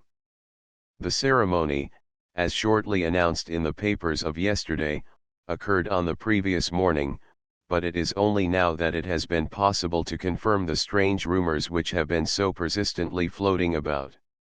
In spite of the attempts of the friends to hush the matter up, so much public attention has now been drawn to it that no good purpose can be served by affecting to disregard what is a common subject for conversation. The ceremony, which was performed at St. George's, Hanover Square, was a very quiet one, no one being present save the father of the bride, Mr. Aloysius Doran, the Duchess of Balmoral, Lord Backwater, Lord Eustace, and Lady Clara St. Simon, the younger brother and sister of the bridegroom, and Lady Alicia Whittington. The whole party proceeded afterwards to the house of Mr. Aloysius Doran, at Lancaster Gate, where breakfast had been prepared. It appears that some little trouble was caused by a woman, whose name has not been ascertained, who endeavored to force her way into the house after the bridal party, alleging that she had some claim upon Lord St. Simon. It was only after a painful and prolonged scene that she was ejected by the butler and the footman. The bride, who had fortunately entered the house before this unpleasant interruption, had sat down to breakfast with the rest, when she complained of a sudden indisposition, and retired to her room. Her prolonged absence having caused some comment, her father followed her, but learned from her maid that she had only come up to her chamber for an instant, caught up an ulster and bonnet, and hurried down to the passage. One of the footmen declared that he had seen a lady leave the house thus apparelled, but had refused to credit that it was his mistress, believing her to be with the company. On ascertaining that his daughter had disappeared, Mr. Aloysius Doran, in conjunction with the bridegroom, instantly put themselves into communication with the police, and very energetic inquiries are being made, which will probably result in a speedy clearing up of this very singular business.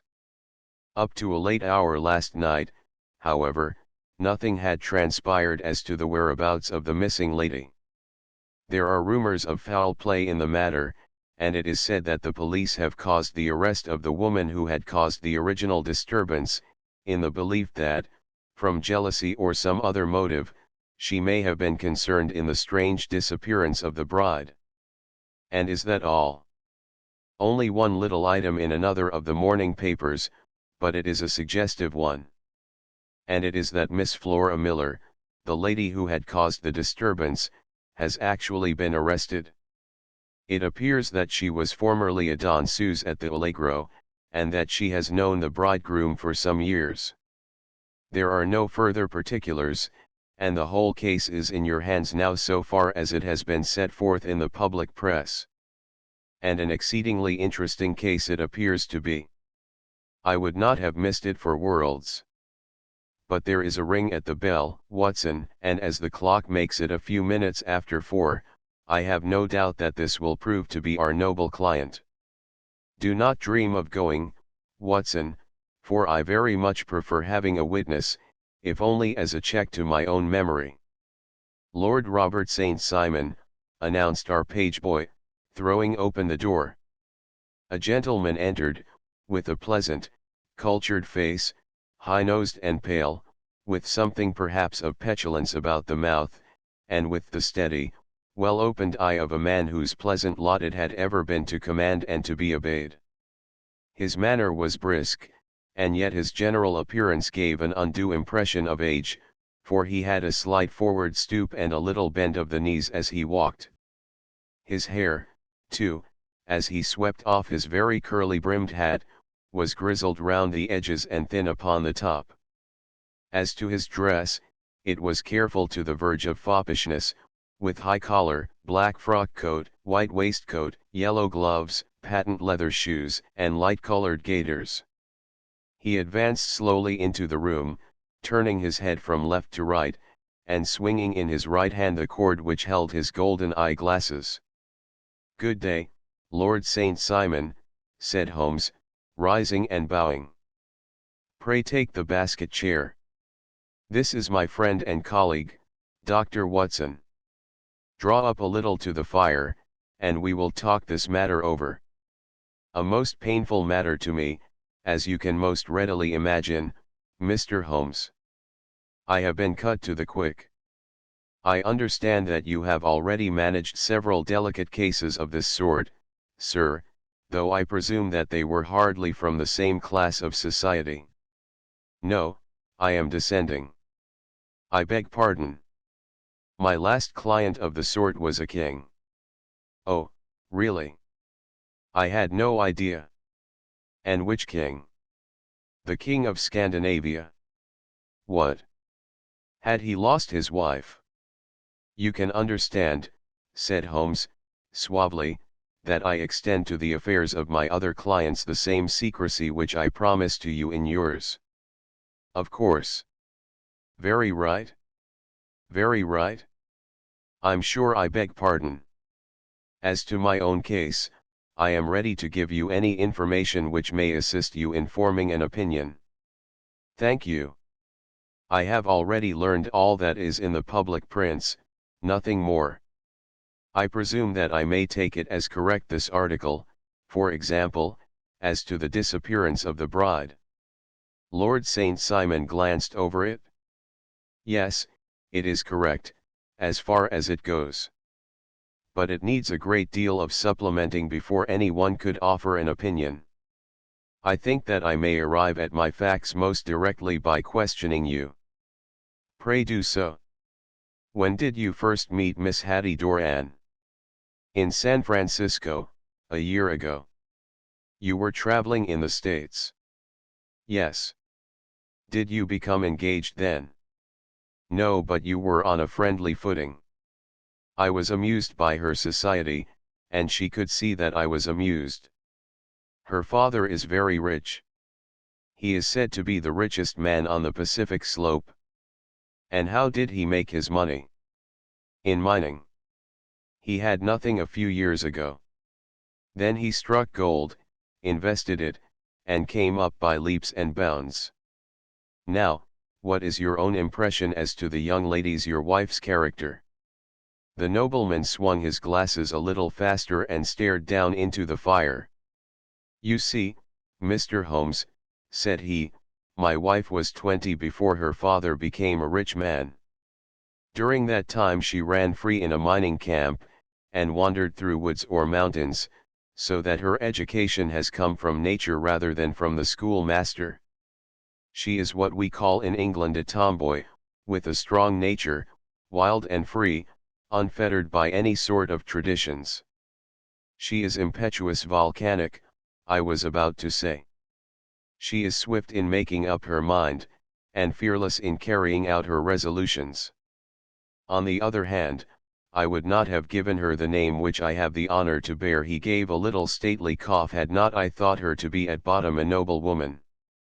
I believe that she is capable of heroic self-sacrifice, and that anything dishonorable would be repugnant to her. Have you her photograph? I brought this with me. He opened a locket, and showed us the full face of a very lovely woman. It was not a photograph, but an ivory miniature, and the artist had brought out the full effect of the lustrous black hair, the large dark eyes, and the exquisite mouth. Holmes gazed long and earnestly at it. Then he closed the locket and handed it back to Lord St. Simon.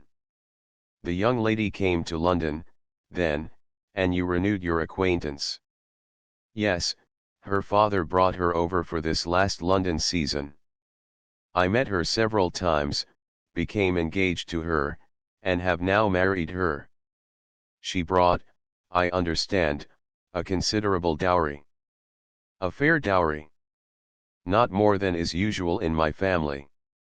And this, of course, remains to you, since the marriage is a fait accompli.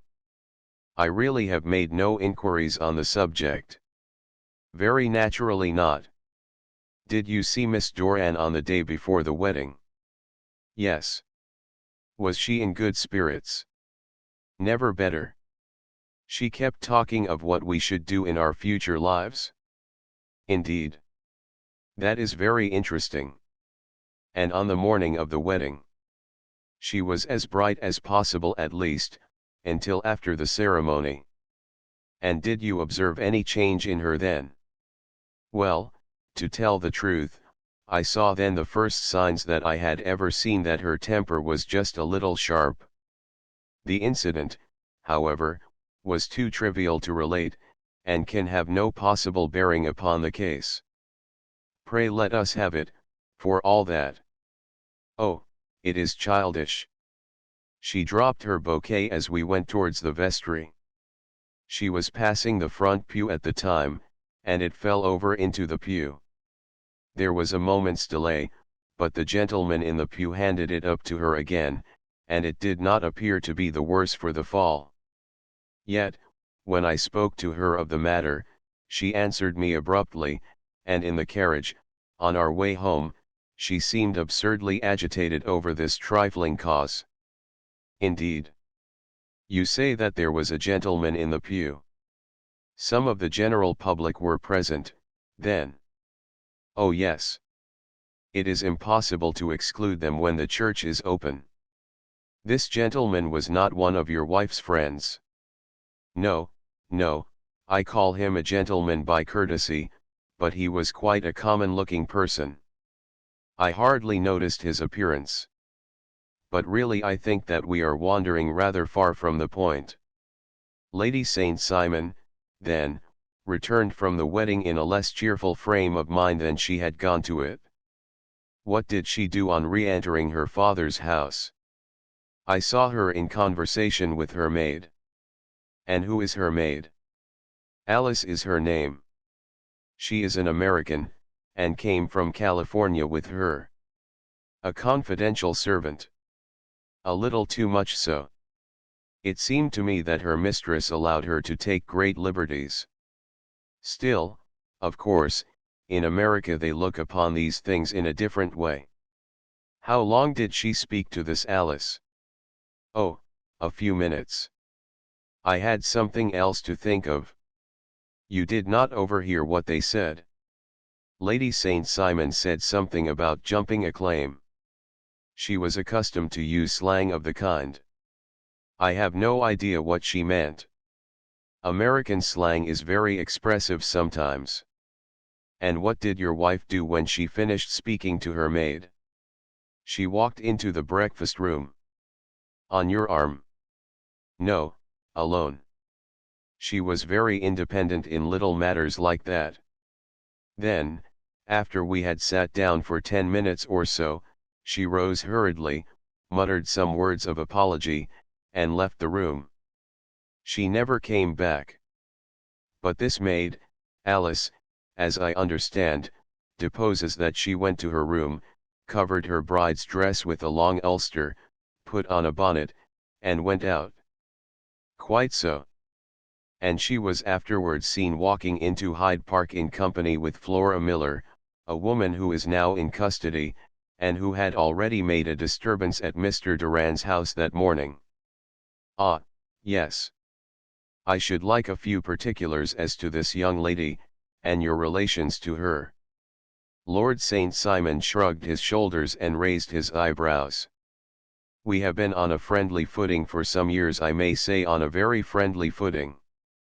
She used to be at the Allegro. I have not treated her ungenerously, and she has no just cause of complaint against me, but you know what women are, Mr. Holmes. Flora was a dear little thing, but exceedingly hot-headed, and devotedly attached to me. She wrote me dreadful letters when she heard that I was about to be married, and, to tell the truth, the reason why I had the marriage celebrated so quietly was that I feared lest there might be a scandal in the church. She came to Mr. Durand's door just after we returned, and she endeavored to push her way in, uttering very abusive expressions towards my wife, and even threatening her, but I had foreseen the possibility of something of the sort, and I had 2 police fellows there in private clothes, who soon pushed her out again. She was quiet when she saw that there was no good in making a row. Did your wife hear all this? No, thank goodness, she did not. And she was seen walking with this very woman afterwards. Yes.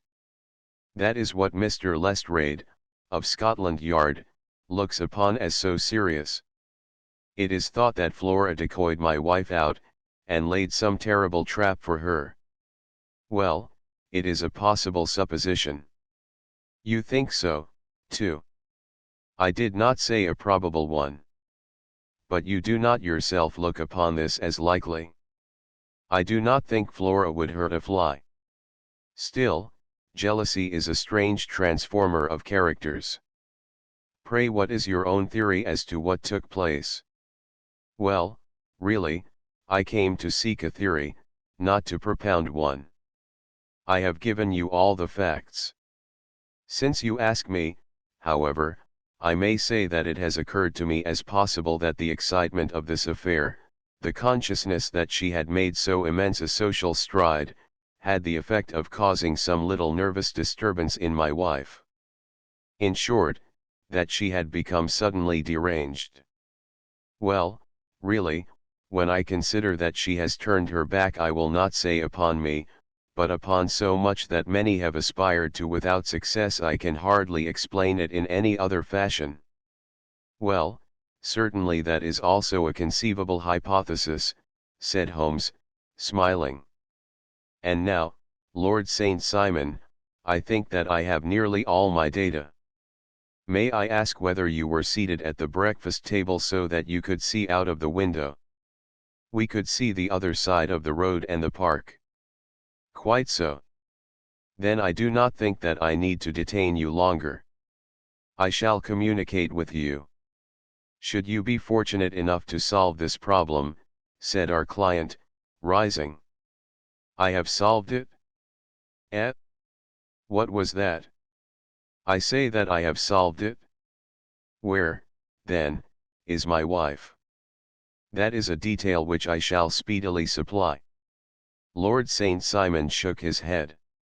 I am afraid that it will take wiser heads than yours or mine, he remarked, and bowing in a stately, old-fashioned manner, he departed.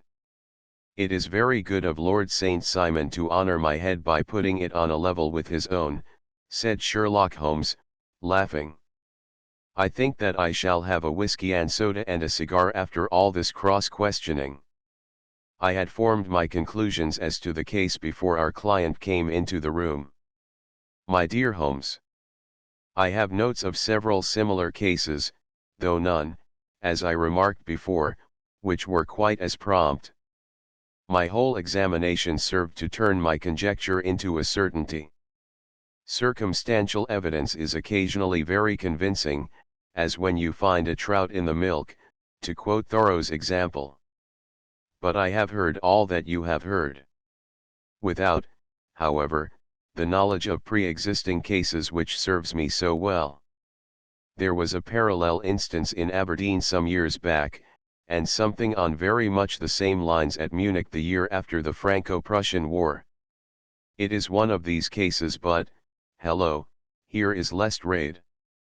Good afternoon, Lestrade. You will find an extra tumbler upon the sideboard, and there are cigars in the box. The official detective was attired in a pea jacket and cravat, which gave him a decidedly nautical appearance, and he carried a black canvas bag in his hand. With a short greeting he seated himself and lit the cigar which had been offered to him. "What's up, then?" asked Holmes, with a twinkle in his eye. "You look dissatisfied." "And I feel dissatisfied. It is this infernal St. Simon marriage case. I can make neither head nor tail of the business. Really? You surprise me. Who ever heard of such a mixed affair? Every clue seems to slip through my fingers. I have been at work upon it all day. And very wet it seems to have made you," said Holmes, laying his hand upon the arm of the pea jacket. "Yes, I have been dragging the Serpentine." "In heaven's name, what for?" "In search of the body of Lady St. Simon." Sherlock Holmes leaned back in his chair and laughed heartily. "Have you dragged the basin of Trafalgar Square fountain?" he asked. "Why? What do you mean?" "Because you have just as good a chance of finding this lady in the one as in the other." Lestrade shot an angry glance at my companion. "I suppose you know all about it," he snarled. "Well, I have only just heard the facts, but my mind is made up." "Oh, indeed. Then you think that the Serpentine plays no part in the matter?" "I think it very unlikely." "Then perhaps you will kindly explain how it is that we found this in it." He opened his bag as he spoke, and tumbled onto the floor a wedding dress of watered silk, a pair of white satin shoes, and a bride's wreath and veil, all discolored and soaked in water. "There," said he, putting a new wedding ring upon the top of the pile. "There is a little nut for you to crack, Master Holmes." "Oh, indeed," said my friend, blowing blue rings into the air. "You dragged them from the Serpentine?" "No. They were found floating near the margin by a park keeper. They have been identified as her clothes, and it seemed to me that if the clothes were there the body would not be far off. By the same brilliant reasoning, every man's body is to be found in the neighborhood of his wardrobe. And pray what did you hope to arrive at through this? At some evidence implicating Flora Miller in the disappearance. I am afraid that you will find it difficult. Are you, indeed, now, cried Lestrade, with some bitterness. I am afraid, Holmes, that you are not very practical with your deductions and your inferences. You have made 2 blunders in as many minutes. This dress does implicate Miss Flora Miller. And how? In the dress is a pocket. In the pocket is a card case. In the card case is a note. And here is the very note. He slapped it down upon the table in front of him. Listen to this, you will see me when all is ready. Come at once. FHM. Now my theory all along has been that Lady St. Simon was decoyed away by Flora Miller, and that she, with confederates, no doubt, was responsible for her disappearance. Here, signed with her initials, is the very note which was no doubt quietly slipped into her hand at the door, and which lured her within their reach. Very good, Lestrade, said Holmes, laughing. You really are very fine indeed. Let me see it. He took up the paper in a listless way, but his attention instantly became riveted, and he gave a little cry of satisfaction. This is indeed important, said he. Ha, you find it so? Extremely so. I congratulate you warmly. Lestrade rose in his triumph and bent his head to look. Why, he shrieked, you're looking at the wrong side. On the contrary, this is the right side. The right side? You're mad. Here is the note written in pencil over here. And over here is what appears to be the fragment of a hotel bill, which interests me deeply. There's nothing in it. I looked at it before, said Lestrade. Oct. 4th, rooms 8s, breakfast 260, cocktail 1s, lunch 260, glass sherry, 8d. I see nothing in that. Very likely not. It is most important, all the same. As to the note, it is important also, or at least the initials are, so I congratulate you again. I've wasted time enough, said Lestrade, rising. I believe in hard work, and not in sitting by the fire spinning fine theories. Good day, Mr. Holmes, and we shall see which gets to the bottom of the matter first. He gathered up the garments, thrust them into the bag, and made for the door. Just one hint to you, Lestrade, drawled Holmes, before his rival vanished, I will tell you the true solution of the matter. Lady St. Simon is a myth. There is not, and there never has been, any such person. Lestrade looked sadly at my companion. Then he turned to me, tapped his forehead 3 times, shook his head solemnly, and hurried away. He had hardly shut the door behind him when Holmes rose and put on his overcoat. There is something in what the fellow says about outdoor work, he remarked, so I think, Watson, that I must leave you to your papers for a little. It was after 5 o'clock when Sherlock Holmes left me, but I had no time to be lonely, for within an hour there arrived a confectioner's man with a very large flat box. This he unpacked with the help of a youth whom he had brought with him, and presently, to my very great astonishment, a quite Epicurean little cold supper began to be laid out upon our humble lodging-house mahogany. There were a couple of brace of cold woodcock, a pheasant, a pâté de foie gras pie, with a group of ancient and cobwebby bottles. Having laid out all these luxuries, my 2 visitors vanished away, like the genii of the Arabian Nights, with no explanation save that the things had been paid for and were ordered to this address. Just before 9 o'clock Sherlock Holmes stepped briskly into the room. His features were gravely set, but there was a light in his eye which made me think that he had not been disappointed in his conclusions. "They have laid the supper, then," he said, rubbing his hands. "You seem to expect company." "They have laid for 5. "Yes, I fancy we may have some company dropping in," said he. "I am surprised that Lord St. Simon has not already arrived." "Ha! I fancy that I hear his step now upon the stairs."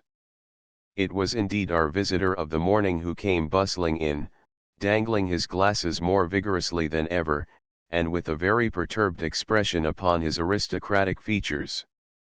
"My messenger reached you, then?" asked Holmes. "Yes, and I confess that the contents startled me beyond measure." "Have you good authority for what you say?" "The best possible." Lord St. Simon sank into a chair and passed his hand over his forehead. "What will the Duke say," he murmured, "when he hears that one of the family has been subjected to such humiliation? It is the purest accident. I cannot allow that there is any humiliation." "Ah, you look on these things from another standpoint." "I fail to see that any one is to blame. I can hardly see how the lady could have acted otherwise, though her abrupt method of doing it was undoubtedly to be regretted. Having no mother, she had no one to advise her at such a crisis." "It was a slight, sir, a public slight," said Lord St. Simon, tapping his fingers upon the table. "You must make allowance for this poor girl, placed in so unprecedented a position." "I will make no allowance. I am very angry indeed, and I have been shamefully used."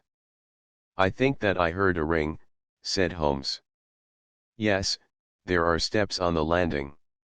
"If I cannot persuade you to take a lenient view of the matter, Lord St. Simon, I have brought an advocate here who may be more successful." He opened the door and ushered in a lady and gentleman. "Lord St. Simon," said he, "allow me to introduce you to Mr. and Mrs. Francis Hamilton. The lady, I think, you have already met." At the sight of these newcomers our client had sprung from his seat and stood very erect, with his eyes cast down and his hand thrust into the breast of his frock coat, a picture of offended dignity. The lady had taken a quick step forward and had held out her hand to him, but he still refused to raise his eyes. It was as well for his resolution, perhaps, for her pleading face was one which it was hard to resist. "You're angry, Robert," said she. "Well, I guess you have every cause to be." "Pray make no apology to me," said Lord St. Simon, bitterly.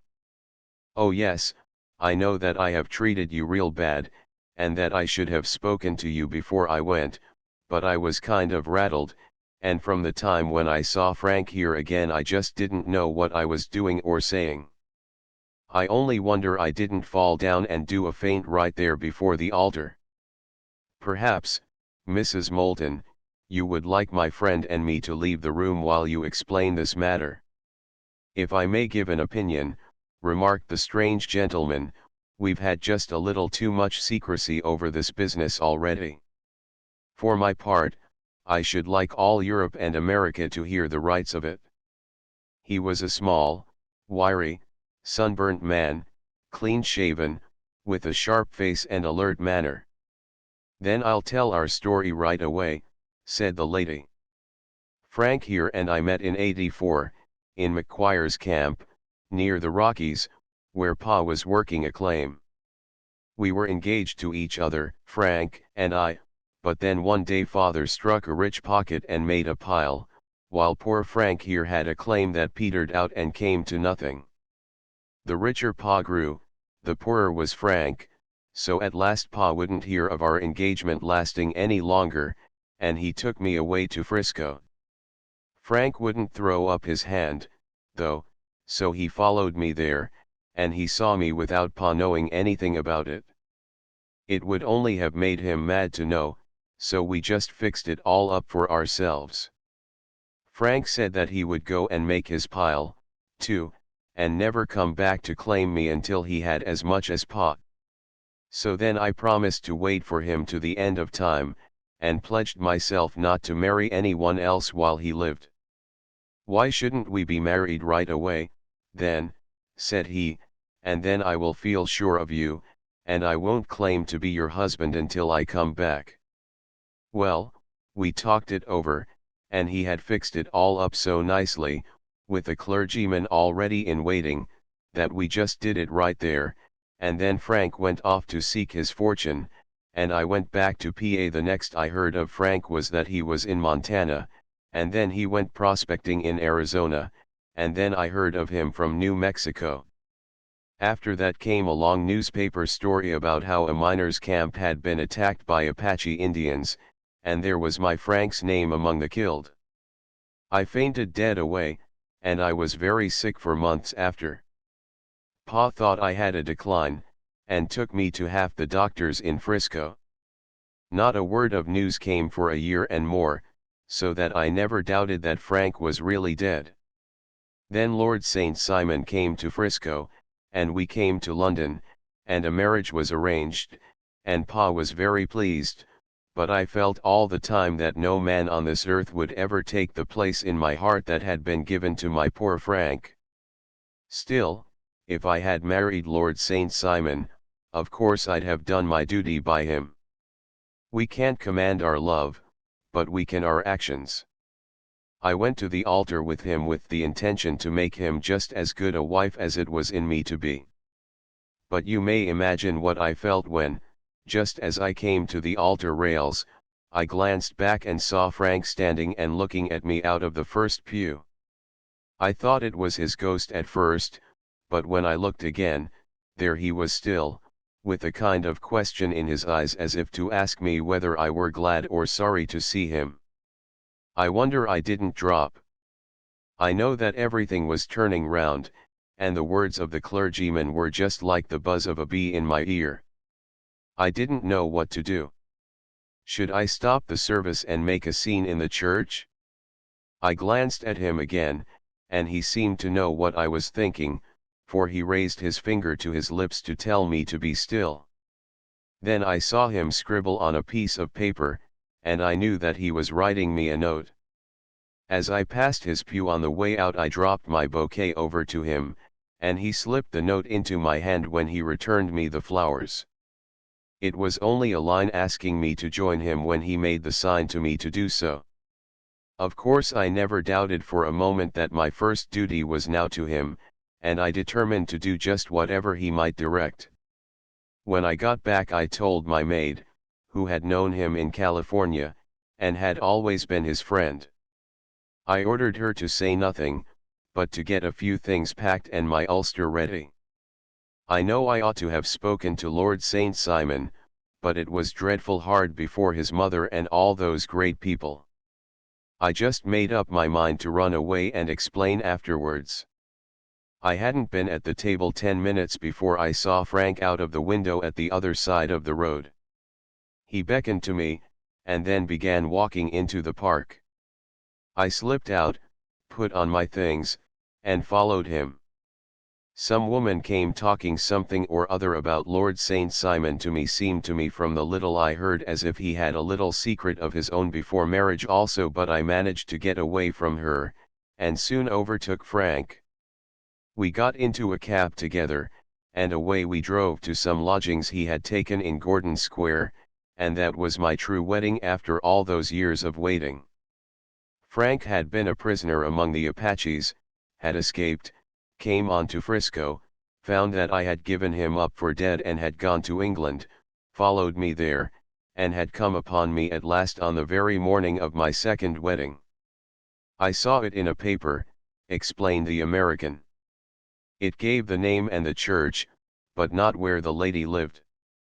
Then we had a talk as to what we should do, and Frank was all for openness, but I was so ashamed of it all that I felt as if I should like to vanish away and never see any of them again, just sending a line to Pa, perhaps, to show him that I was alive.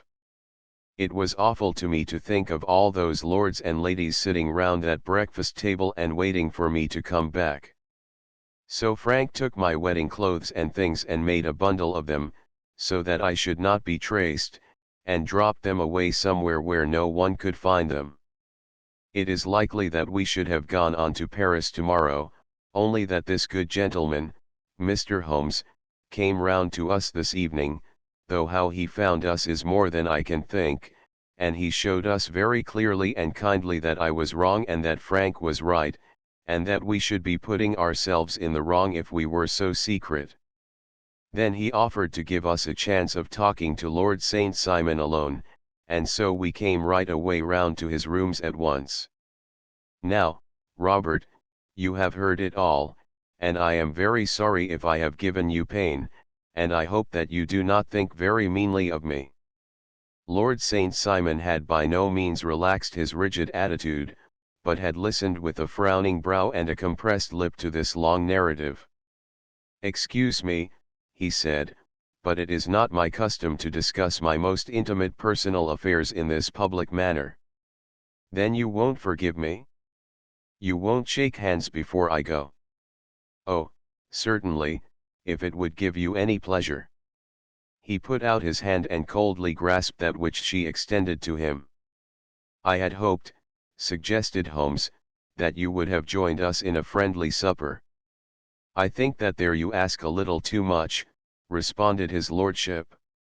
"I may be forced to acquiesce in these recent developments, but I can hardly be expected to make merry over them. I think that, with your permission, I will now wish you all a very good night." He included us all in a sweeping bow and stalked out of the room. "Then I trust that you at least will honor me with your company," said Sherlock Holmes.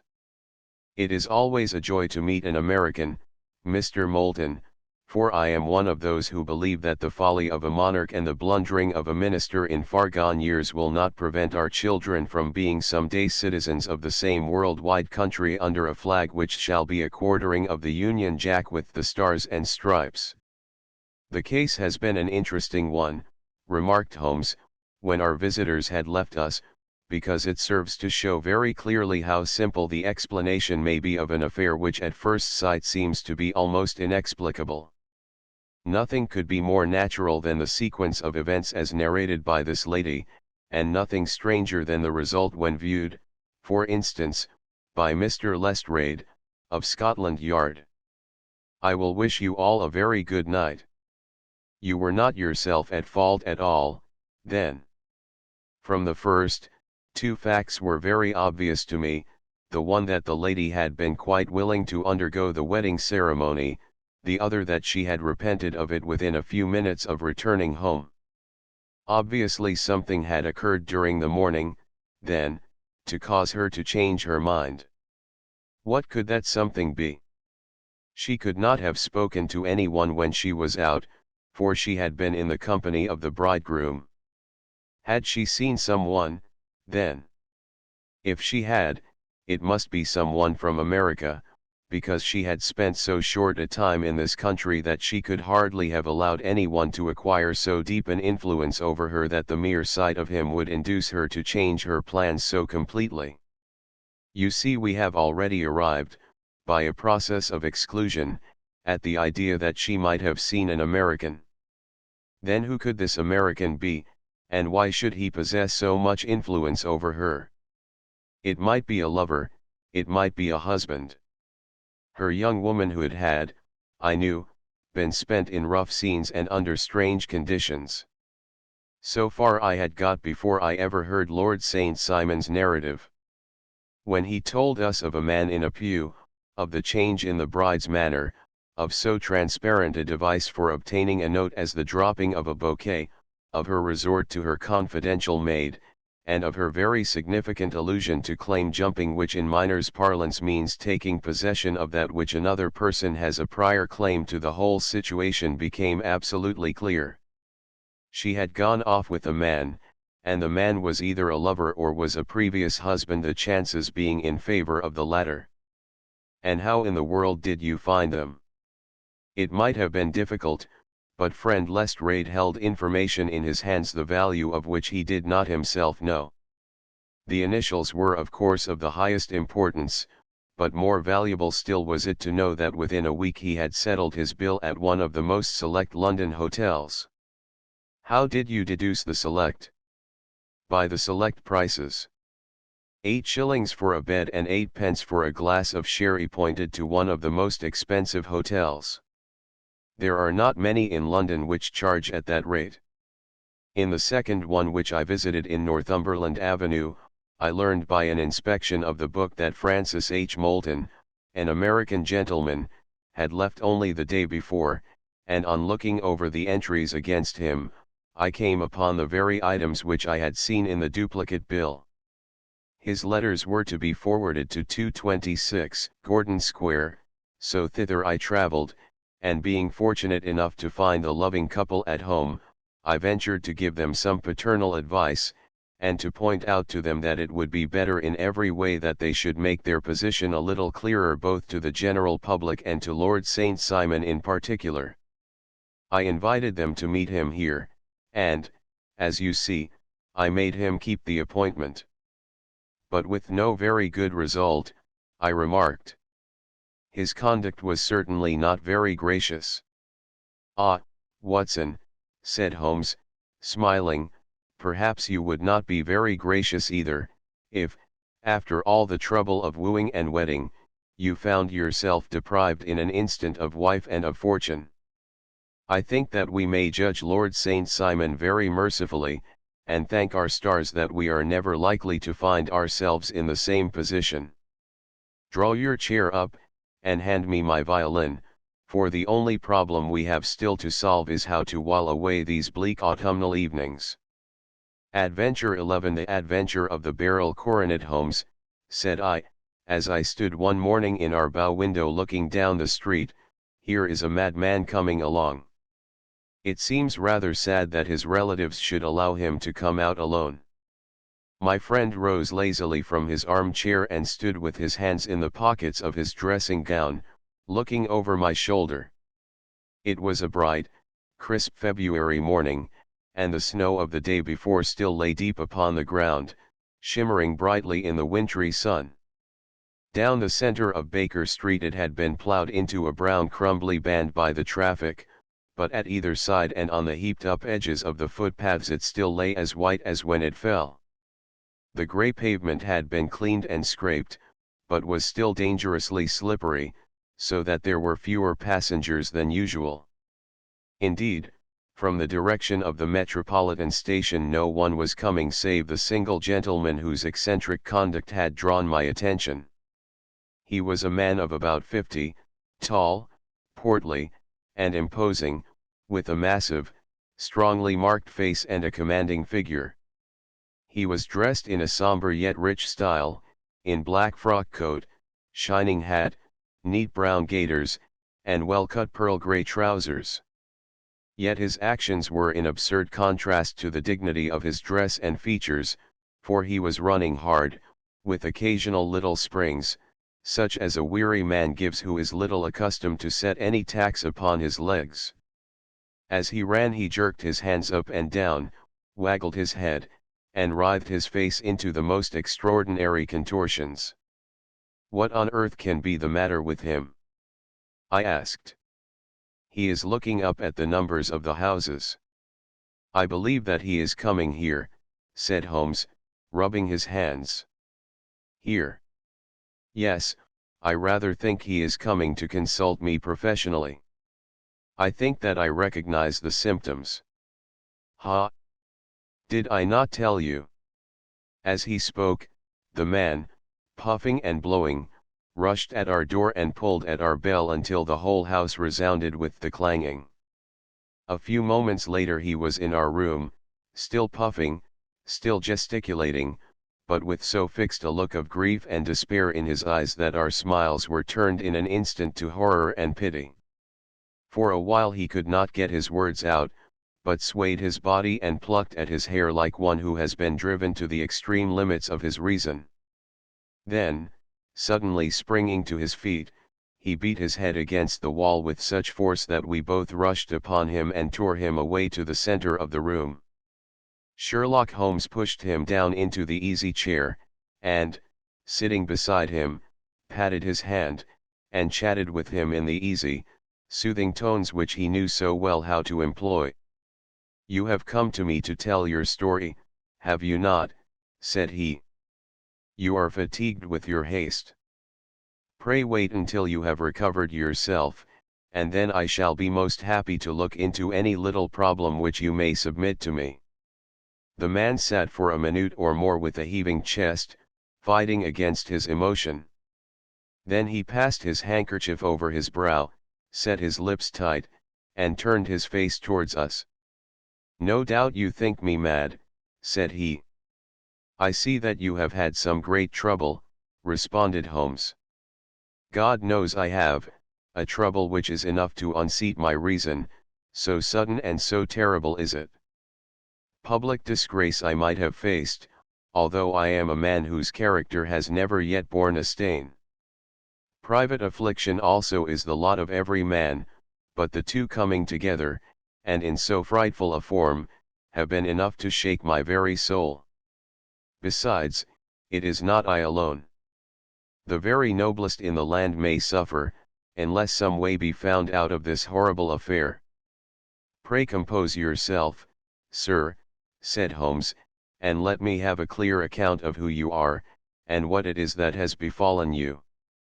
"My name," answered our visitor, "is probably familiar to your ears. I am Alexander Holder, of the banking firm of Holder and Stevenson, of Threadneedle Street." The name was indeed well known to us as belonging to the senior partner in the second largest private banking concern in the City of London. What could have happened, then, to bring one of the foremost citizens of London to this most pitiable pass? We waited, all curiosity, until with another effort he braced himself to tell his story. "I feel that time is of value," said he. "That is why I hastened here when the police inspector suggested that I should secure your cooperation.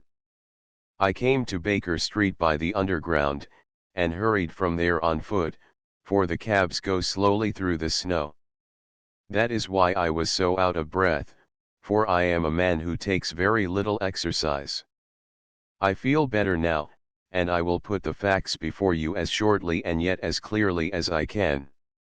It is, of course, well known to you that in a successful banking business as much depends upon our being able to find remunerative investments for our funds as upon our increasing our connection and the number of our depositors. One of our most lucrative means of laying out money is in the shape of loans, where the security is unimpeachable. We have done a good deal in this direction during the last few years, and there are many noble families to whom we have advanced large sums upon the security of their pictures, libraries, or plate. Yesterday morning I was seated in my office at the bank when a card was brought in to me by one of the clerks. I started when I saw the name, for it was that of none other than perhaps even to you I had better say no more than that it was a name which is a household word all over the earth, one of the highest, noblest, most exalted names in England. I was overwhelmed by the honor, and attempted, when he entered, to say so, but he plunged at once into business with the air of a man who wishes to hurry quickly through a disagreeable task. "Mr. Holder," said he, "I have been informed that you are in the habit of advancing money." "The firm do so when the security is good," I answered. "It is absolutely essential to me," said he, "that I should have £50,000 at once. I could of course borrow so trifling a sum 10 times over from my friends, but I much prefer to make it a matter of business, and to carry out that business myself. In my position you can readily understand that it is unwise to place oneself under obligations. For how long, may I ask, do you want this sum?" I asked. "Next Monday I have a large sum due to me, and I shall then most certainly repay what you advance, with whatever interest you think it right to charge. But it is very essential to me that the money should be paid at once.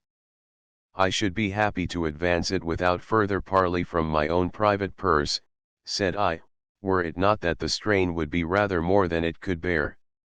If, on the other hand, I am to do it in the name of the firm, then in justice to my partner I must insist that, even in your case, every business-like precaution should be taken. I should much prefer to have it so, said he, raising up a square, black morocco case which he had laid beside his chair. You have doubtless heard of the beryl coronet. One of the most precious public possessions of the empire, said I precisely. He opened the case, and there, embedded in soft, flesh-colored velvet, lay the magnificent piece of jewelry which he had named. There are 39 enormous beryls, said he, and the price of the gold chasing is incalculable. The lowest estimate would put the worth of the coronet at double the sum which I have asked. I am prepared to leave it with you as my security.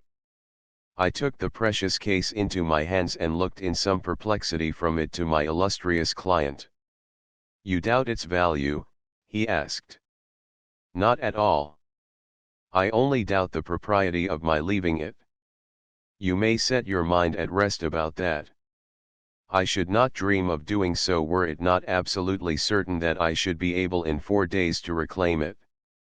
It is a pure matter of form. Is the security sufficient? Ample.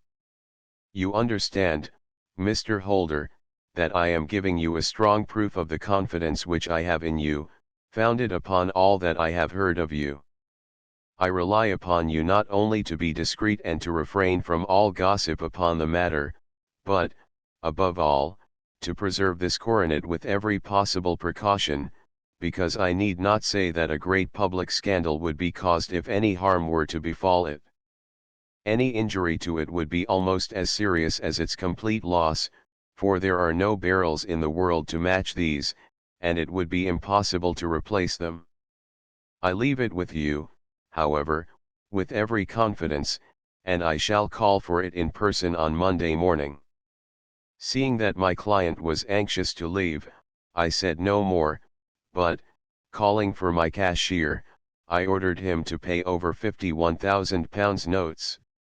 When I was alone once more, however, with the precious case lying upon the table in front of me, I could not but think with some misgivings of the immense responsibility which it entailed upon me. There could be no doubt that, as it was a national possession, a horrible scandal would ensue if any misfortune should occur to it. I already regretted having ever consented to take charge of it. However, it was too late to alter the matter now, so I locked it up in my private safe, and turned once more to my work. When evening came I felt that it would be an imprudence to leave so precious a thing in the office behind me. Bankers' safes had been forced before now, and why should not mine be? If so, how terrible would be the position in which I should find myself.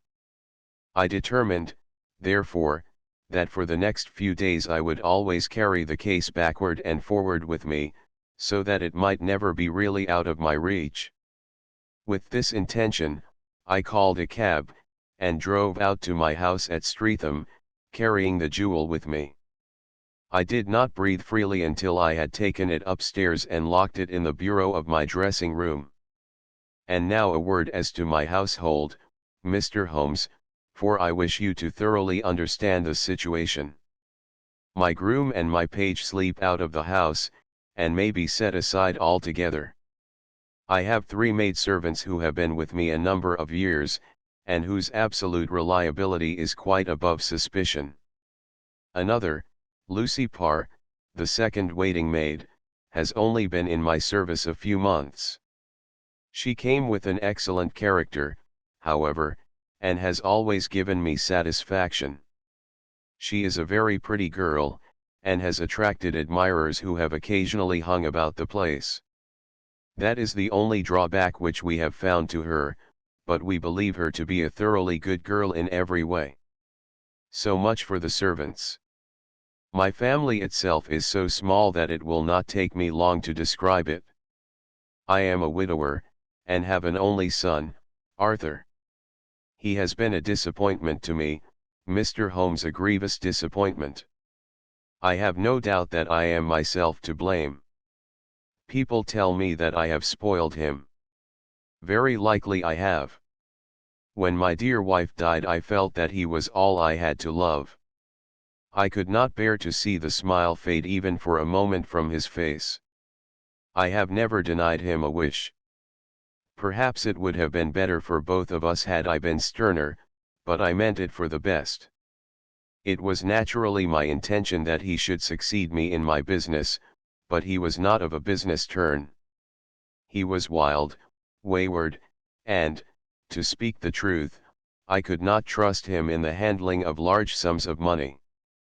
When he was young he became a member of an aristocratic club, and there, having charming manners, he was soon the intimate of a number of men with long purses and expensive habits. He learned to play heavily at cards and to squander money on the turf, until he had again and again to come to me and implore me to give him an advance upon his allowance, that he might settle his debts of honor. He tried more than once to break away from the dangerous company which he was keeping, but each time the influence of his friend Sir George Benwell was enough to draw him back again. And, indeed, I could not wonder that such a man as Sir George Benwell should gain an influence over him, for he has frequently brought him to my house, and I have found myself that I could hardly resist the fascination of his manner. He is older than Arthur, a man of the world to his fingertips, one who had been everywhere, seen everything, a brilliant talker, and a man of great personal beauty. Yet when I think of him in cold blood, far away from the glamour of his presence, I am convinced from his cynical speech, and the look which I have caught in his eyes, that he is one who should be deeply distrusted. So I think, and so, too, thinks my little Mary, who has a woman's quick insight into character. And now there is only she to be described. She is my niece, but when my brother died 5 years ago and left her alone in the world I adopted her, and have looked upon her ever since as my daughter. She is a sunbeam in my house, sweet, loving, beautiful, a wonderful manager and housekeeper, yet as tender and quiet and gentle as a woman could be. She is my right hand. I do not know what I could do without her. In only one matter has she ever gone against my wishes. Twice my boy has asked her to marry him, for he loves her devotedly, but each time she has refused him. I think that if any one could have drawn him into the right path it would have been she, and that his marriage might have changed his whole life, but now, alas! It is too late, forever too late. Now, Mr. Holmes, you know the people who live under my roof, and I shall continue with my miserable story. When we were taking coffee in the drawing room that night, after dinner, I told Arthur and Mary my experience, and of the precious treasure which we had under our roof, suppressing only the name of my client. Lucy Parr, who had brought in the coffee, had, I am sure, left the room, but I cannot swear that the door was closed. Mary and Arthur were much interested, and wished to see the famous coronet, but I thought it better not to disturb it. "Where have you put it?" asked Arthur. "In my own bureau." "Well, I hope to goodness the house won't be burgled during the night," said he. "It is locked up," I answered. "Oh, any old key will fit that bureau. When I was a youngster I have opened it myself with the key of the box-room cupboard." He often had a wild way of talking, so that I thought little of what he said. He followed me to my room, however, that night with a very grave face. "Look here, Dad," said he, with his eyes cast down, "can you let me have £200? "No, I cannot," I answered, sharply. "I have been far too generous with you in money matters." "You have been very kind," said he, "but I must have this money, or else I can never show my face inside the club again." "And a very good thing, too," I cried. "Yes, but you would not have me leave it a dishonored man," said he. "I could not bear the disgrace. I must raise the money in some way, and if you will not let me have it, then I must try other means. I was very angry, for this was the third demand during the month. You shall not have a farthing from me, I cried, on which he bowed and left the room without another word. When he was gone I unlocked my bureau, made sure that my treasure was safe, and locked it again. Then I started to go round the house to see that all was secure, a duty which I usually leave to Mary, but which I thought it well to perform myself that night. As I came down the stairs I saw Mary herself at the side window of the hall, which she closed and fastened as I approached. "Tell me, Dad," said she, looking, I thought, a little disturbed, "did you give Lucy, the maid, leave to go out tonight?" "Certainly not. She came in just now by the back door. I have no doubt that she has only been to the side gate to see someone, but I think that it is hardly safe, and should be stopped. You must speak to her in the morning, or I will, if you prefer it." "Are you sure that everything is fastened?" "Quite sure, Dad." "Then, good night." I kissed her, and went up to my bedroom again, where I was soon asleep. I am endeavoring to tell you everything, Mr. Holmes, which may have any bearing upon the case, but I beg that you will question me upon any point which I do not make clear. On the contrary, your statement is singularly lucid. I come to a part of my story now in which I should wish to be particularly so. I am not a very heavy sleeper, and the anxiety in my mind tended, no doubt, to make me even less so than usual. About 2 in the morning, then, I was awakened by some sound in the house. It had ceased ere I was wide awake, but it had left an impression behind it as though a window had gently closed somewhere. I lay listening with all my ears. Suddenly, to my horror, there was a distinct sound of footsteps moving softly in the next room. I slipped out of bed, all palpitating with fear, and peeped round the corner of my dressing-room door. "Arthur!" I screamed, "you villain, you thief! How dare you touch that coronet?" The gas was half up, as I had left it, and my unhappy boy, dressed only in his shirt and trousers, was standing beside the light, holding the coronet in his hands. He appeared to be wrenching at it, or bending it with all his strength. At my cry he dropped it from his grasp, and turned as pale as death. I snatched it up and examined it. One of the gold corners, with 3 of the barrels in it, was missing. "You blackguard!" I shouted, beside myself with rage. "You have destroyed it?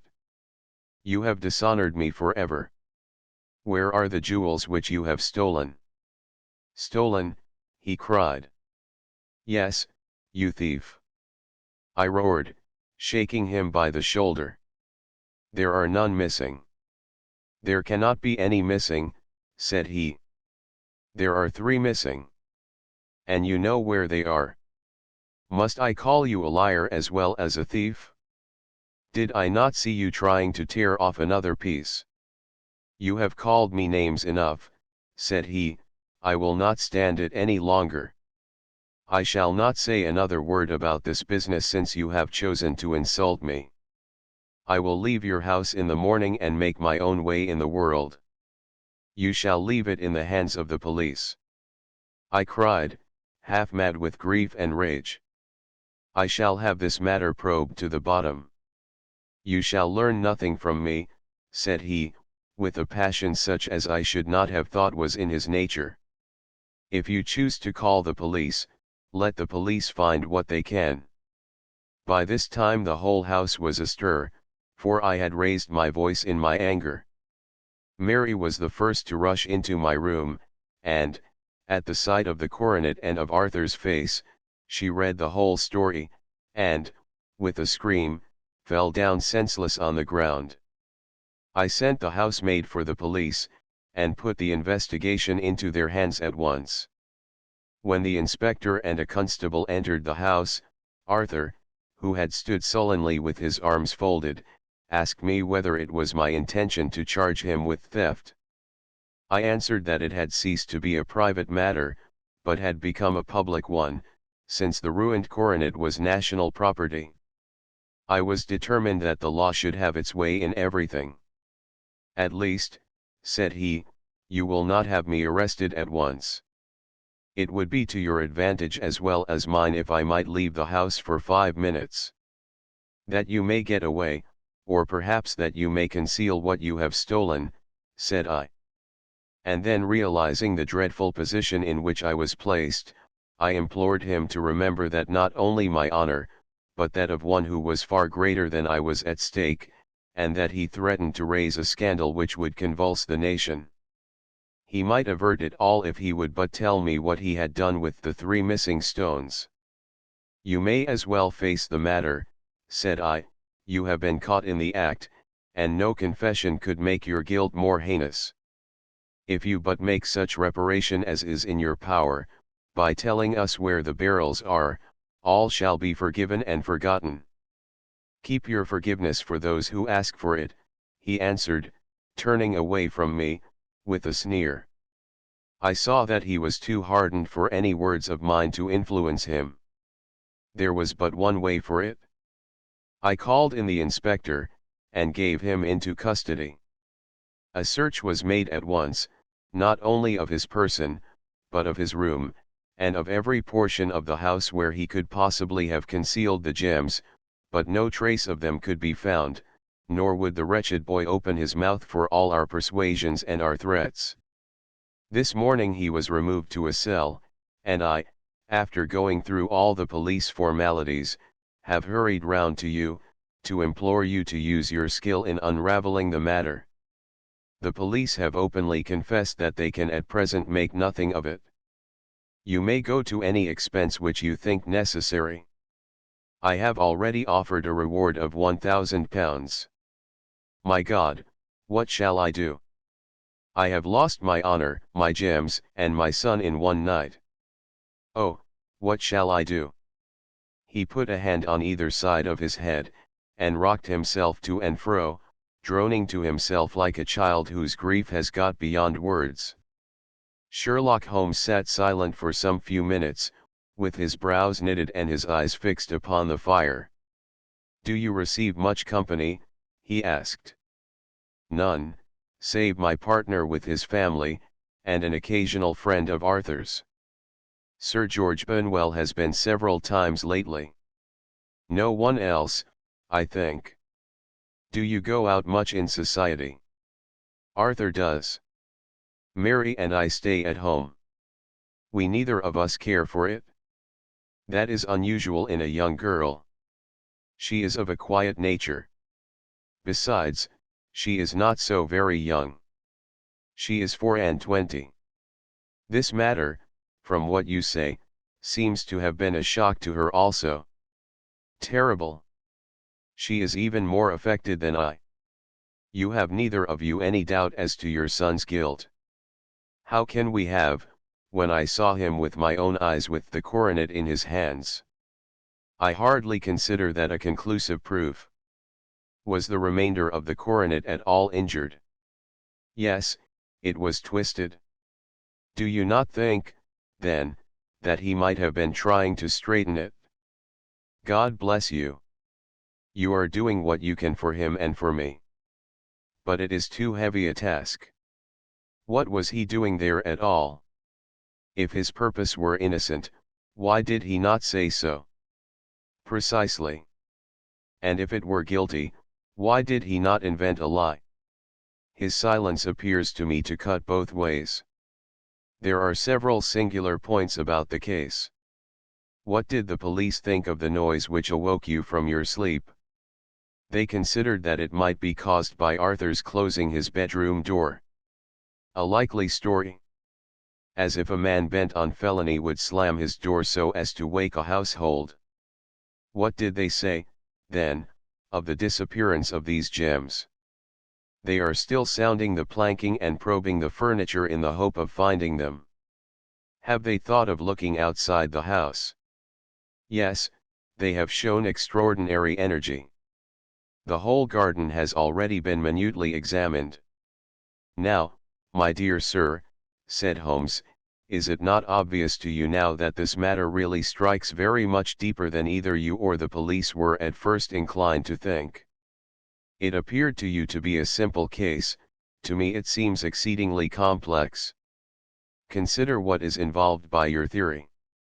You suppose that your son came down from his bed, went, at great risk, to your dressing room, opened your bureau, took out your coronet, broke off by main force a small portion of it, went off to some other place, concealed 3 gems out of the 39, with such skill that nobody can find them, and then returned with the other 36 into the room in which he exposed himself to the greatest danger of being discovered.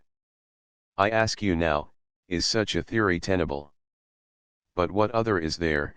Cried the banker, with a gesture of despair. If his motives were innocent, why does he not explain them? It is our task to find that out, replied Holmes, so now, if you please, Mr. Holder, we will set off for Streatham together, and devote an hour to glancing a little more closely into details. My friend insisted upon my accompanying them in their expedition, which I was eager enough to do, for my curiosity and sympathy were deeply stirred by the story to which we had listened. I confess that the guilt of the banker's son appeared to me to be as obvious as it did to his unhappy father, but still I had such faith in Holmes's judgment that I felt that there must be some grounds for hope as long as he was dissatisfied with the accepted explanation. He hardly spoke a word the whole way out to the southern suburb, but sat with his chin upon his breast and his hat drawn over his eyes, sunk in the deepest thought. Our client appeared to have taken fresh heart at the little glimpse of hope which had been presented to him, and he even broke into a desultory chat with me over his business affairs. A short railway journey and a shorter walk brought us to Fairbank, the modest residence of the great financier. Fairbank was a good-sized square house of white stone, standing back a little from the road. A double carriage sweep, with a snow-clad lawn, stretched down in front to 2 large iron gates which closed the entrance. On the right side was a small wooden thicket, which led into a narrow path between 2 neat hedges stretching from the road to the kitchen door, and forming the tradesman's entrance. On the left ran a lane which led to the stables, and was not itself within the grounds at all, being a public, though little used, thoroughfare. Holmes left us standing at the door, and walked slowly all round the house, across the front, down the tradesman's path, and so round by the garden behind into the stable lane. So long was he that Mr. Holder and I went into the dining room and waited by the fire until he should return. We were sitting there in silence when the door opened and a young lady came in. She was rather above the middle height, slim, with dark hair and eyes, which seemed the darker against the absolute pallor of her skin. I do not think that I have ever seen such deadly paleness in a woman's face. Her lips, too, were bloodless, but her eyes were flushed with crying. As she swept silently into the room she impressed me with a greater sense of grief than the banker had done in the morning, and it was the more striking in her as she was evidently a woman of strong character, with immense capacity for self-restraint. Disregarding my presence, she went straight to her uncle, and passed her hand over his head with a sweet womanly caress. "You have given orders that Arthur should be liberated, have you not, Dad?" she asked. "No, no, my girl, the matter must be probed to the bottom. But I am so sure that he is innocent. You know what women's instincts are. I know that he has done no harm and that you will be sorry for having acted so harshly. Why is he silent, then, if he is innocent? Who knows? Perhaps because he was so angry that you should suspect him. How could I help suspecting him, when I actually saw him with the coronet in his hand? Oh, but he had only picked it up to look at it. Oh, do take my word for it that he is innocent. Let the matter drop and say no more. It is so dreadful to think of our dear Arthur in prison.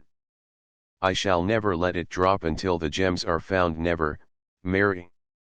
Your affection for Arthur blinds you as to the awful consequences to me. Far from hushing the thing up, I have brought a gentleman down from London to inquire more deeply into it. This gentleman, she asked, facing round to me. No, his friend. He wished us to leave him alone. He is round in the stable lane now. The stable lane. She raised her dark eyebrows. What can he hope to find there? Ah! This, I suppose, is he. I trust, sir, that you will succeed in proving, what I feel sure is the truth, that my cousin Arthur is innocent of this crime. I fully share your opinion, and I trust, with you, that we may prove it, returned Holmes, going back to the mat to knock the snow from his shoes.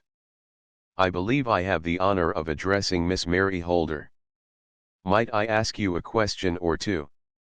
Pray do, sir, if it may help to clear this horrible affair up. You heard nothing yourself last night? Nothing, until my uncle here began to speak loudly. I heard that, and I came down. You shut up the windows and doors the night before.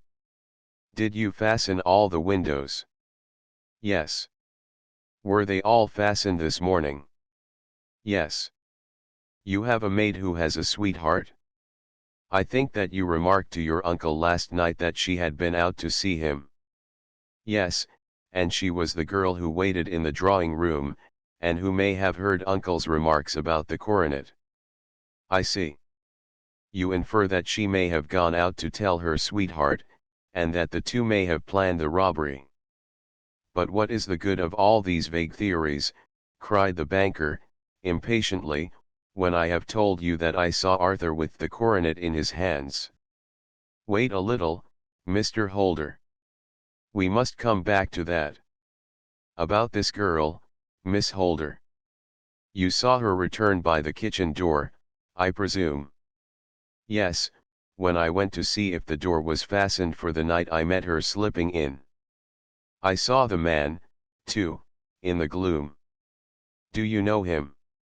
Oh yes, he is the greengrocer who brings our vegetables round. His name is Francis Prosper. He stood, said Holmes, to the left of the door, that is to say, farther up the path than is necessary to reach the door. Yes, he did. And he is a man with a wooden leg. Something like fear sprang up in the young lady's expressive black eyes. Why, you are like a magician, said she. How do you know that? She smiled, but there was no answering smile in Holmes's thin, eager face. I should be very glad now to go upstairs, said he. I shall probably wish to go over the outside of the house again. Perhaps I had better take a look at the lower windows before I go up. He walked swiftly round from one to the other, pausing only at the large one which looked from the hall onto the stable lane.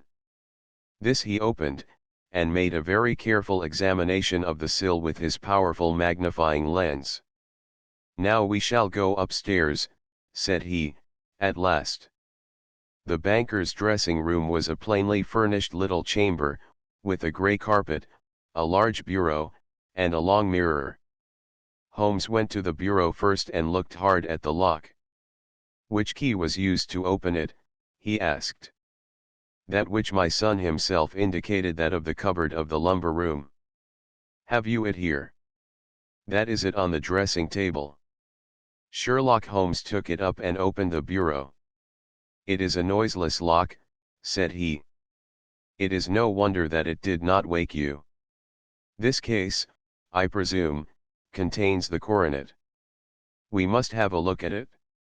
He opened the case, and, taking out the diadem, he laid it upon the table. It was a magnificent specimen of the jeweller's art, and the 36 stones were the finest that I have ever seen. At one side of the coronet was a cracked edge, where a corner holding 3 gems had been torn away. Now, Mr. Holder, said Holmes, here is the corner which corresponds to that which has been so unfortunately lost. Might I beg that you will break it off? The banker recoiled in horror. I should not dream of trying, said he. Then I will. Holmes suddenly bent his strength upon it, but without result. I feel it give a little, said he, but, though I am exceptionally strong in the fingers, it would take me all my time to break it. An ordinary man could not do it. Now, what do you think would happen if I did break it, Mr. Holder? There would be a noise like a pistol shot. Do you tell me that all this happened within a few yards of your bed, and that you heard nothing of it? I do not know what to think. It is all dark to me. But perhaps it may grow lighter as we go. What do you think, Miss Holder?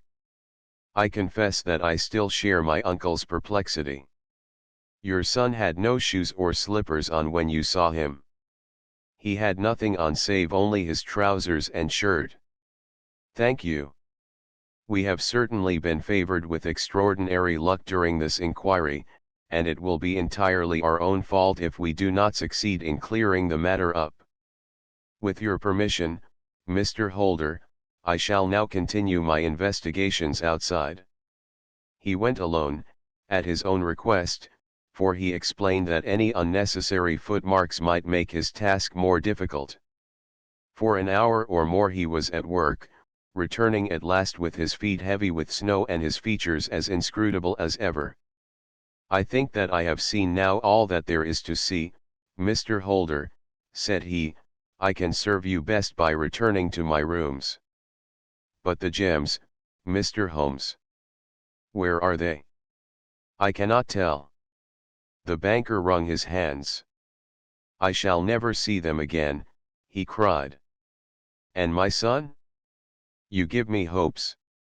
My opinion is in no way altered. Then, for God's sake, what was this dark business which was acted in my house last night? If you can call upon me at my Baker Street rooms tomorrow morning between 9 and 10, I shall be happy to do what I can to make it clearer.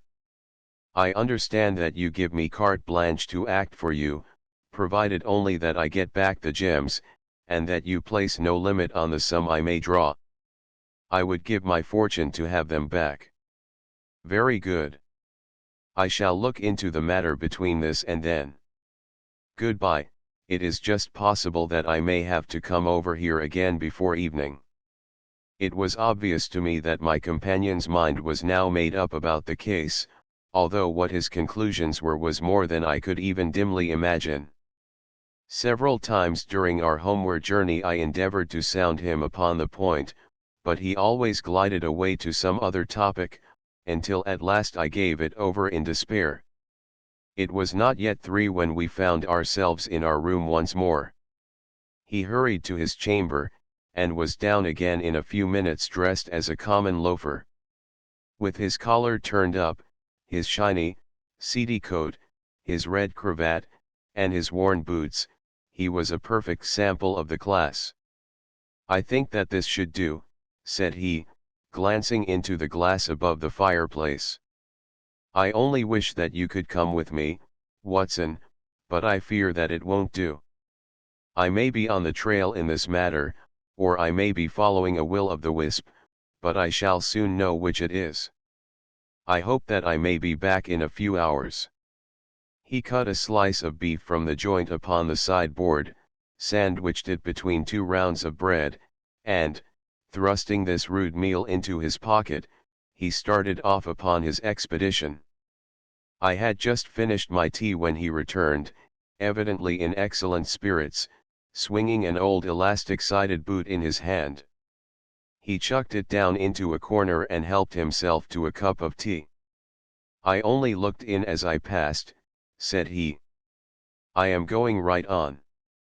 Where to? Oh, to the other side of the West End. It may be some time before I get back. Don't wait up for me in case I should be late. How are you getting on? Oh, so-so. Nothing to complain of. I have been out to Streatham since I saw you last, but I did not call at the house. It is a very sweet little problem, and I would not have missed it for a good deal. However, I must not sit gossiping here, but must get these disreputable clothes off and return to my highly respectable self. I could see by his manner that he had stronger reasons for satisfaction than his words alone would imply. His eyes twinkled, and there was even a touch of color upon his sallow cheeks. He hastened upstairs, and a few minutes later I heard the slam of the hall door, which told me that he was off once more upon his congenial hunt. I waited until midnight, but there was no sign of his return, so I retired to my room. It was no uncommon thing for him to be away for days and nights on end when he was hot upon a scent, so that his lateness caused me no surprise. I do not know at what hour he came in, but when I came down to breakfast in the morning, there he was with a cup of coffee in one hand and the paper in the other, as fresh and trim as possible. "You will excuse my beginning without you, Watson," said he, "but you remember that our client has rather an early appointment this morning." "Why, it is after 9 now," I answered. "I should not be surprised if that were he. I thought I heard a ring." It was, indeed, our friend the financier. I was shocked by the change which had come over him, for his face, which was naturally of a broad and massive mold, was now pinched and fallen in, while his hair seemed to me at least a shade whiter. He entered with a weariness and lethargy which was even more painful than his violence of the morning before, and he dropped heavily into the armchair which I pushed forward for him. "I do not know what I have done to be so severely tried," said he. "Only 2 days ago I was a happy and prosperous man, without a care in the world. Now I am left to a lonely and dishonored age. One sorrow comes close upon the heels of another. My niece, Mary, has deserted me." "Deserted you?" "Yes. Her bed this morning had not been slept in, her room was empty, and a note for me lay upon the hall table. I had said to her last night, in sorrow and not in anger, that if she had married my boy all might have been well with him. Perhaps it was thoughtless of me to say so. It is to that remark that she refers in this note. My dearest uncle, I feel that I have brought trouble upon you, and that if I had acted differently this terrible misfortune might never have occurred. I cannot, with this thought in my mind, ever again be happy under your roof, and I feel that I must leave you forever. Do not worry about my future, for that is provided for, and, above all, do not search for me, for it will be fruitless labor and an ill service to me. In life or in death, I am ever your loving Mary." What could she mean by that note, Mr. Holmes? Do you think it points to suicide? No, no, nothing of the kind. It is perhaps the best possible solution. I trust, Mr. Holder, that you are nearing the end of your troubles. Ha! You say so.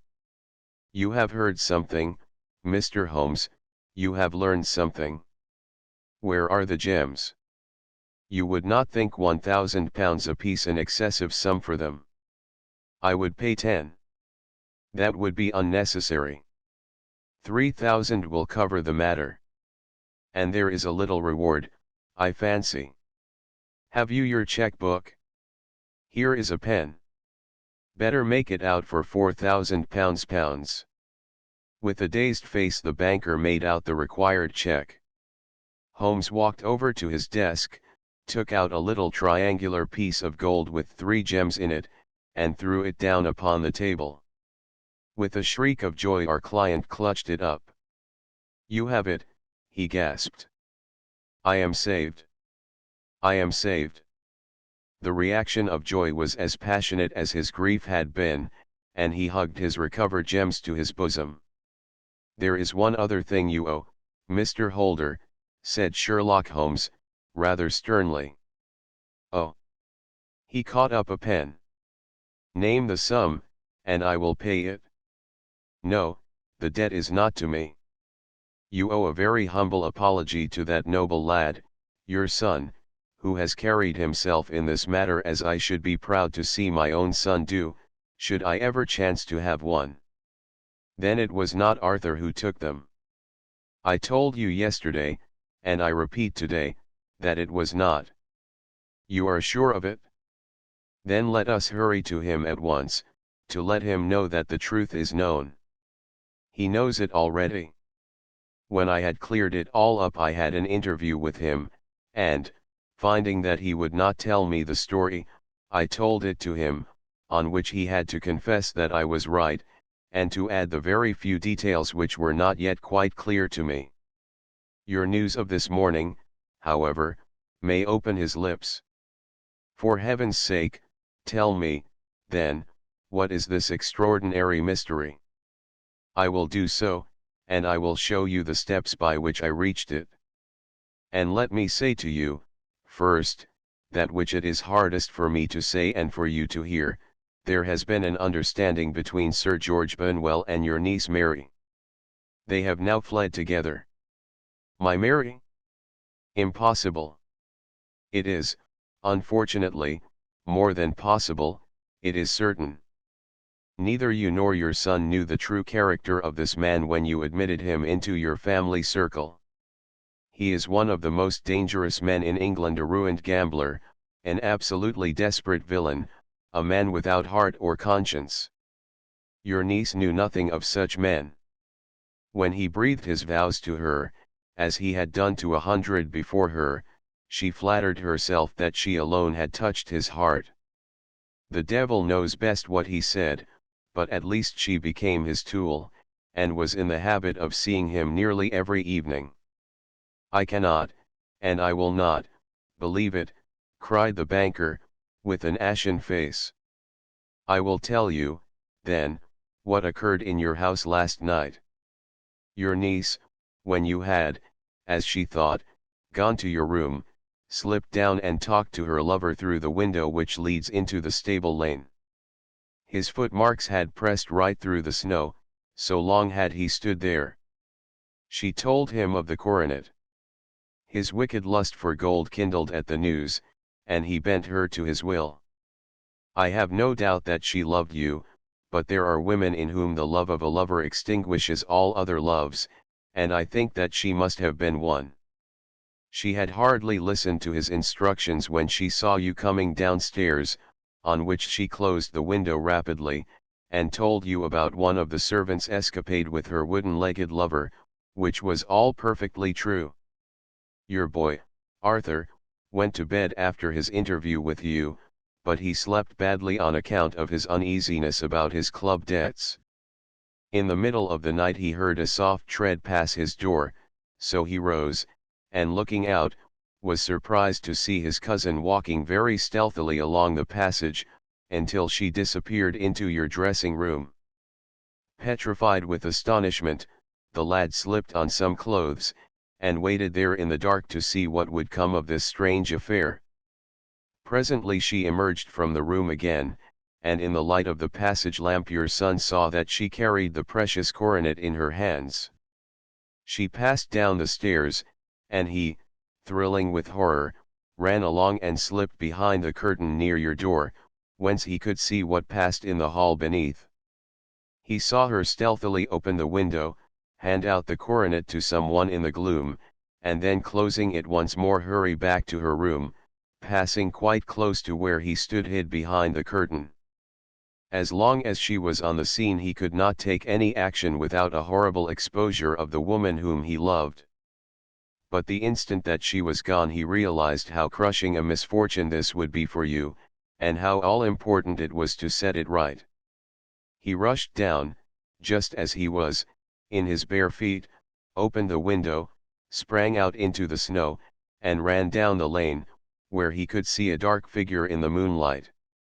Sir George Burnwell tried to get away, but Arthur caught him, and there was a struggle between them, your lad tugging at one side of the coronet, and his opponent at the other. In the scuffle, Your son struck Sir George, and cut him over the eye.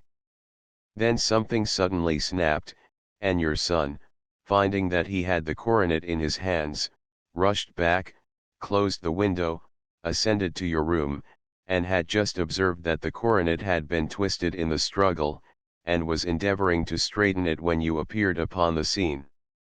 Is it possible? Gasped the banker. You then roused his anger by calling him names at a moment when he felt that he had deserved your warmest thanks. He could not explain the true state of affairs without betraying one who certainly deserved little enough consideration at his hands. He took the more chivalrous view, however, and preserved her secret.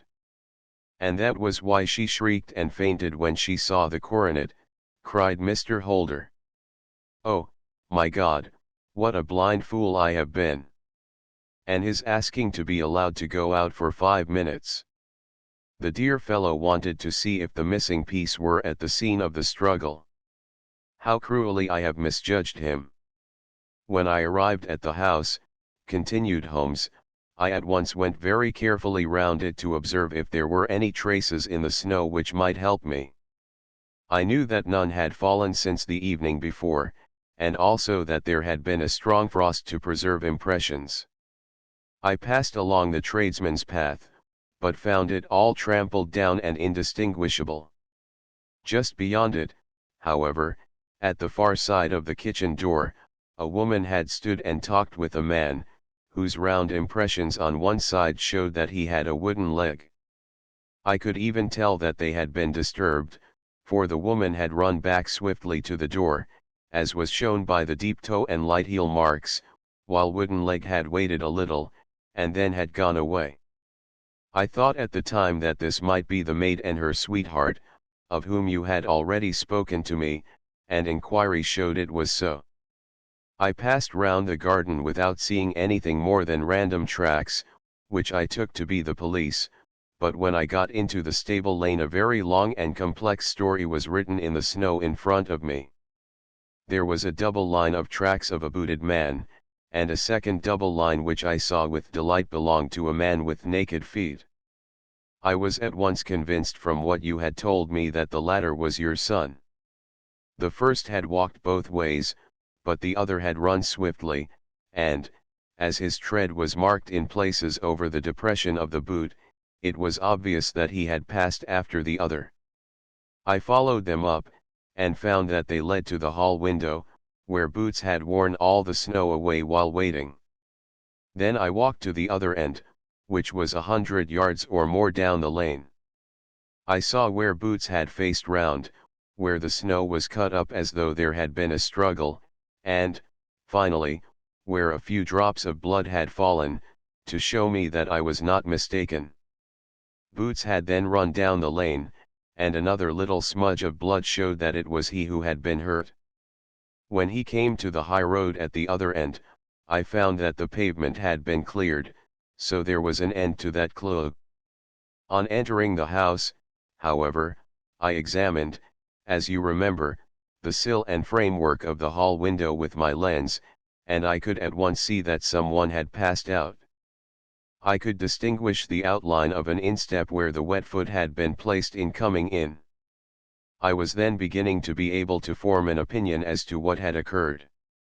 A man had waited outside the window, someone had brought the gems, the deed had been overseen by your son, he had pursued the thief, had struggled with him, they had each tugged at the coronet, their united strength causing injuries which neither alone could have effected. He had returned with the prize, but had left a fragment in the grasp of his opponent. So far I was clear. The question now was, who was the man, and who was it brought him the coronet? It is an old maxim of mine that when you have excluded the impossible, whatever remains, however improbable, must be the truth. Now, I knew that it was not you who had brought it down, so there only remained your niece and the maids. But if it were the maids, why should your son allow himself to be accused in their place? There could be no possible reason. As he loved his cousin, however, there was an excellent explanation why he should retain her secret, the more so as the secret was a disgraceful one. When I remembered that you had seen her at that window, and how she had fainted on seeing the coronet again, my conjecture became a certainty. And who could it be who was her confederate? A lover evidently, for who else could outweigh the love and gratitude which she must feel to you? I knew that you went out little, and that your circle of friends was a very limited one. But among them was Sir George Benwell. I had heard of him before as being a man of evil reputation among women. It must have been he who wore those boots and retained the missing gems.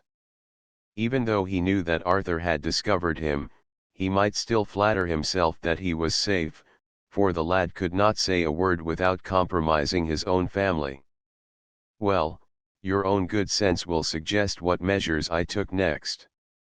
I went in the shape of a loafer to Sir George's house, managed to pick up an acquaintance with his valet, learned that his master had cut his head the night before, and, finally, at the expense of 6 shillings, made all sure by buying a pair of his cast-off shoes. With these I journeyed down to Streatham, and saw that they exactly fitted the tracks. I clapped a pistol to his head. I saw an ill-dressed vagabond in the lane yesterday evening, said Mr. Holder. Precisely. It was I. I found that I had my man, so I came home and changed my clothes. It was a delicate part which I had to play then, for I saw that a prosecution must be avoided to avert scandal, and I knew that so astute a villain would see that our hands were tied in the matter. I went and saw him. At first, of course, he denied everything. But when I gave him every particular that had occurred, he tried to bluster, and took down a life-preserver from the wall. I knew my man, however, and I clapped a pistol to his head before he could strike. Then he became a little more reasonable. I told him that we would give him a price for the stones he held, £1,000 apiece. That brought out the first signs of grief that he had shown. Why, dash it all, said he, I've let them go at 600 for the 3. I soon managed to get the address of the receiver who had them, on promising him that there would be no prosecution. Off I set to him, and after much chaffering I got our stones at £1,000 apiece. Then I looked in upon your son, told him that all was right, and eventually got to my bed about 2 o'clock, after what I may call a really hard day's work. A day which has saved England from a great public scandal, said the banker, rising. Sir, I cannot find words to thank you, but you shall not find me ungrateful for what you have done. Your skill has indeed exceeded all that I have heard of it. And now I must fly to my dear boy to apologize to him for the wrong which I have done him. As to what you tell me of poor Mary, it goes to my very heart. Not even your skill can inform me where she is now. I think that we may safely say, returned Holmes, that she is wherever Sir George Benwell is. It is equally certain, too, that whatever her sins are, they will soon receive a more than sufficient punishment. Adventure 12. The adventure of the copper beeches to the man who loves art for its own sake, remarked Sherlock Holmes, tossing aside the advertisement sheet of the Daily Telegraph. It is frequently in its least important and lowliest manifestations that the keenest pleasure is to be derived. It is pleasant to me to observe, Watson, that you have so far grasped this truth that in these little records of our cases which you have been good enough to draw up, and, I am bound to say, occasionally to embellish, you have given prominence not so much to the many causes célèbres and sensational trials in which I have figured, but rather to those incidents which may have been trivial in themselves, but which have given room for those faculties of deduction and of logical synthesis which I have made my special province. And yet, said I, smiling, I cannot quite hold myself absolved from the charge of sensationalism which has been urged against my records. You have heard, perhaps, he observed, taking up a glowing cinder with the tongs, and lighting with it the long cherrywood pipe which was wont to replace his clay when he was in a disputatious, rather than a meditative mood. You have erred perhaps in attempting to put color and life into each of your statements, instead of confining yourself to the task of placing upon record that severe reasoning from cause to effect which is really the only notable feature about the thing. It seems to me that I have done you full justice in the matter, I remarked, with some coldness, for I was repelled by the egotism which I had more than once observed to be a strong factor in my friend's singular character. No, it is not selfishness or conceit, said he, answering, as was his wont, my thoughts rather than my words. If I claim full justice for my art, it is because it is an impersonal thing, a thing beyond myself. Crime is common. Logic is rare. Therefore it is upon the logic rather than upon the crime that you should dwell. You have degraded what should have been a course of lectures into a series of tales.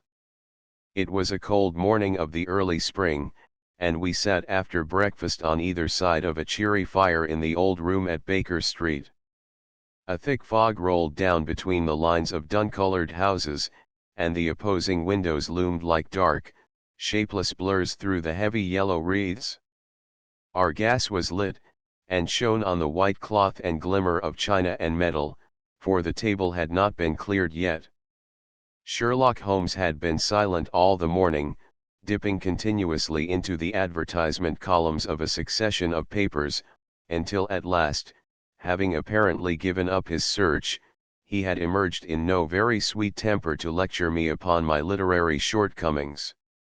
At the same time, he remarked, after a pause, during which he had sat puffing at his long pipe and gazing down into the fire, you can hardly be open to a charge of sensationalism, for out of these cases which you have been so kind as to interest yourself in, a fair proportion do not treat of crime, in its legal sense, at all. The small matter in which I endeavored to help the King of Bohemia, the singular experience of Miss Mary Sutherland, the problem connected with the man with the twisted lip, and the incident of the noble bachelor, were all matters which are outside the pale of the law. But in avoiding the sensational, I fear that you may have bordered on the trivial. The end may have been so, I answered, but the methods I hold to have been novel and of interest. Pshaw, my dear fellow, what do the public, the great unobservant public, who could hardly tell a weaver by his tooth or a compositor by his left thumb, care about the finer shades of analysis and deduction? But, indeed, if you are trivial, I cannot blame you, for the days of the great cases are past. Man, or at least criminal man, has lost all enterprise and originality. As to my own little practice, it seems to be degenerating into an agency for recovering lost lead pencils and giving advice to young ladies from boarding schools. I think that I have touched bottom at last, however. This note I had this morning marks my 0 point, I fancy. Read it. He tossed a crumpled letter across to me. It was dated from Montague Place upon the preceding evening, and ran thus: Dear Mr. Holmes, I am very anxious to consult you as to whether I should or should not accept a situation which has been offered to me as governess. I shall call at 10:30 tomorrow, if I do not inconvenience you. Yours faithfully, Violet Hunter. Do you know the young lady? I asked. Not I. It is 10:30 now. Yes, and I have no doubt that is her ring. It may turn out to be of more interest than you think. You remember that the affair of the blue carbuncle, which appeared to be a mere whim at first, developed into a serious investigation. It may be so in this case, also. Well, let us hope so. But our doubts will very soon be solved, for here, unless I am much mistaken, is the person in question. As he spoke, the door opened and a young lady entered the room. She was plainly but neatly dressed, with a bright, quick face, freckled like a plover's egg, and with the brisk manner of a woman who has had her own way to make in the world. "You will excuse my troubling you, I am sure," said she, as my companion rose to greet her, "but I have had a very strange experience, and as I have no parents or relations of any sort from whom I could ask advice, I thought that perhaps you would be kind enough to tell me what I should do." "Pray take a seat, Miss Hunter. I shall be happy to do anything that I can to serve you." I could see that Holmes was favorably impressed by the manner and speech of his new client. He looked her over in his searching fashion, and then composed himself, with his lids drooping and his finger-tips together, to listen to her story. "I have been a governess for 5 years," said she, "in the family of Colonel Spence Monroe, but 2 months ago the Colonel received an appointment at Halifax, in Nova Scotia, and took his children over to America with him, so that I found myself without a situation. I advertised, and I answered advertisements, but without success. At last the little money which I had saved began to run short, and I was at my wits' end as to what I should do. There is a well-known agency for governesses in the West End called Westways, and there I used to call about once a week in order to see whether anything had turned up which might suit me. Westway was the name of the founder of the business, but it is really managed by Miss Stopper. She sits in her own little office, and the ladies who are seeking employment wait in an anteroom, and are then shown in one by one, when she consults her ledgers, and sees whether she has anything which would suit them. Well, when I called last week I was shown into the little office as usual, but I found that Miss Stopper was not alone. A prodigiously stout man with a very smiling face, and a great heavy chin which rolled down in fold upon fold over his throat, sat at her elbow with a pair of glasses on his nose, looking very earnestly at the ladies who entered. As I came in he gave quite a jump in his chair, and turned quickly to Miss Stopper. "That will do," said he, "I could not ask for anything better." "Capital! Capital!" He seemed quite enthusiastic, and rubbed his hands together in the most genial fashion. He was such a comfortable-looking man that it was quite a pleasure to look at him. "You are looking for a situation, miss?" he asked. "Yes, sir." "As governess?" "Yes, sir." "And what salary do you ask?" "I had £4 a month in my last place with Colonel Spence Monroe." "Oh, tut, tut, sweating rank sweating," he cried, throwing his fat hands out into the air like a man who is in a boiling passion. "How could any one offer so pitiful a sum to a lady with such attractions and accomplishments?" "My accomplishments, sir, may be less than you imagine," said I. "A little French, a little German, music and drawing." "Tut, tut," he cried. "This is all quite beside the question. The point is, have you or have you not the bearing and deportment of a lady? There it is in a nutshell. If you have not, you are not fitted for the rearing of a child who may some day play a considerable part in the history of the country.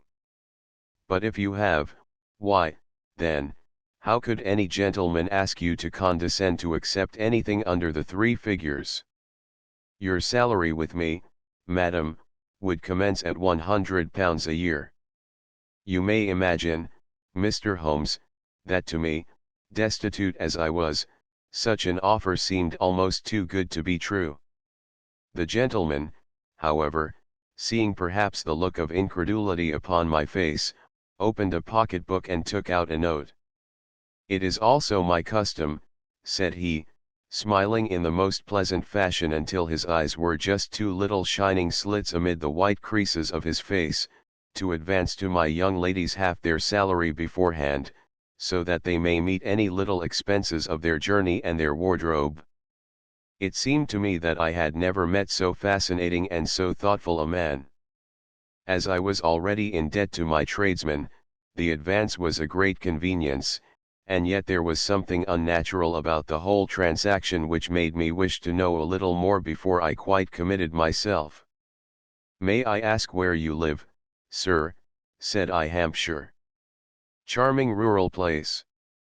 The Copper Beeches, 5 miles on the far side of Winchester.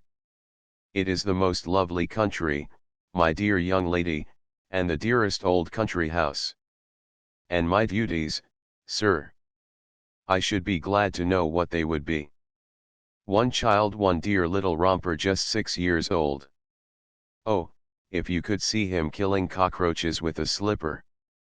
Smack! Smack! Smack!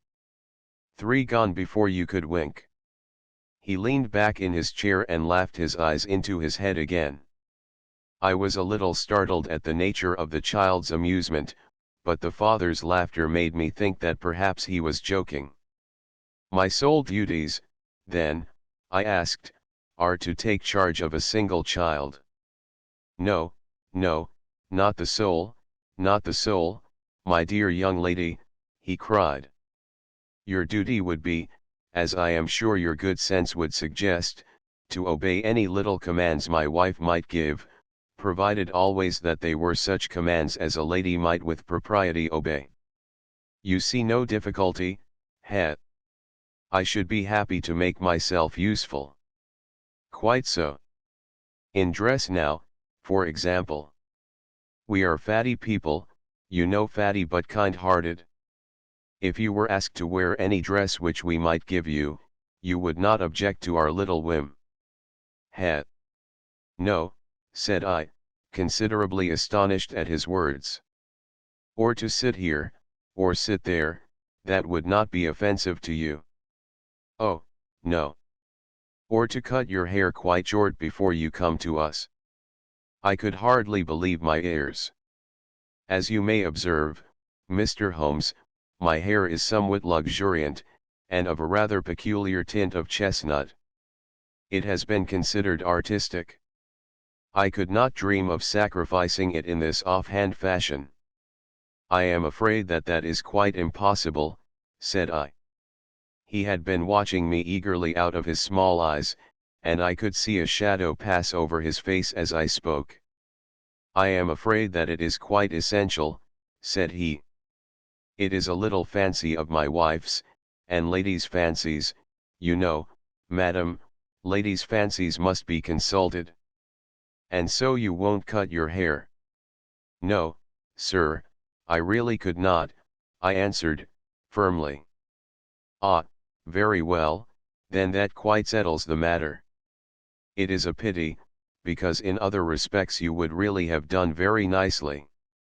In that case, Miss Stopper, I had best inspect a few more of your young ladies." The manageress had sat all this while busy with her papers without a word to either of us, but she glanced at me now with so much annoyance upon her face that I could not help suspecting that she had lost a handsome commission through my refusal. "Do you desire your name to be kept upon the books?" she asked. "If you please, Miss Stopper." "Well, really, it seems rather useless, since you refuse the most excellent offers in this fashion," said she, sharply. "You can hardly expect us to exert ourselves to find another such opening for you. Good day to you, Miss Hunter." She struck a gong upon the table, and I was shown out by the page. Well, Mr. Holmes, when I got back to my lodgings and found little enough in the cupboard, and 2 or 3 bills upon the table, I began to ask myself whether I had not done a very foolish thing. After all, if these people had strange fads, and expected obedience on the most extraordinary matters, they were at least ready to pay for their eccentricity. Very few governesses in England are getting £100 a year. Besides, what use was my hair to me? Many people are improved by wearing it short, and perhaps I should be among the number. Next day I was inclined to think that I had made a mistake, and by the day after I was sure of it. I had almost overcome my pride, so far as to go back to the agency and inquire whether the place was still open, when I received this letter from the gentleman himself. I have it here, and I will read it to you. The Copper Beeches, near Winchester. Dear Miss Hunter, Miss Stopper has very kindly given me your address, and I write from here to ask you whether you have reconsidered your decision. My wife is very anxious that you should come, for she has been much attracted by my description of you. We are willing to give £30 a quarter, or £120 a year, so as to recompense you for any little inconvenience which our fads may cause you. They are not very exacting, after all. My wife is fond of a particular shade of electric blue, and would like you to wear such a dress indoors in the morning. You need not, however, go to the expense of purchasing one, as we have one belonging to my dear daughter Alice, now in Philadelphia, which would, I should think, fit you very well. Then, as to sitting here or there, or amusing yourself in any manner indicated, that need cause you no inconvenience. As regards your hair, it is no doubt a pity, especially as I could not help remarking its beauty during our short interview, but I am afraid that I must remain firm upon this point, and I only hope that the increased salary may recompense you for the loss. Your duties, as far as the child is concerned, are very light. Now do try to come, and I shall meet you with the dog-cart at Winchester. Let me know your train. Yours faithfully, Jeffro Rucastle. That is the letter which I have just received, Mr. Holmes, and my mind is made up that I will accept it. I thought, however, that before taking the final step I should like to submit the whole matter to your consideration. Well, Miss Hunter, if your mind is made up, that settles the question, said Holmes, smiling. But you would not advise me to refuse. I confess that it is not the situation which I should like to see a sister of mine apply for. What is the meaning of it all, Mr. Holmes? Ah, I have no data. I cannot tell. Perhaps you have yourself formed some opinion. Well, there seems to me to be only one possible solution. Mr. Rucastle seemed to be a very kind, good-natured man. Is it not possible that his wife is a lunatic, that he desires to keep the matter quiet for fear she should be taken to an asylum, and that he humors her fancies in every way in order to prevent an outbreak? That is a possible solution. In fact, as matters stand, it is the most probable one. But in any case it does not seem to be a nice household for a young lady. But the money, Mr. Holmes, the money. Well, yes, of course the pay is good, too good. That is what makes me uneasy. Why should they give you £120 a year, when they could have their pick for £40? There must be some strong reason behind. I thought that if I told you the circumstances you would understand afterwards if I wanted your help. I should feel so much stronger if I felt that you were at the back of me. Oh, you may carry that feeling away with you. I assure you that your little problem promises to be the most interesting which has come my way for some months. There is something distinctly novel about some of the features. If you should find yourself in doubt or in danger. What danger do you foresee? Holmes shook his head gravely. It would cease to be a danger if we could define it, said he. But at any time, day or night, a telegram would bring me down to your help. That is enough. She rose briskly from her chair with the anxiety all swept from her face. I shall go down to Hampshire quite easy in my mind now.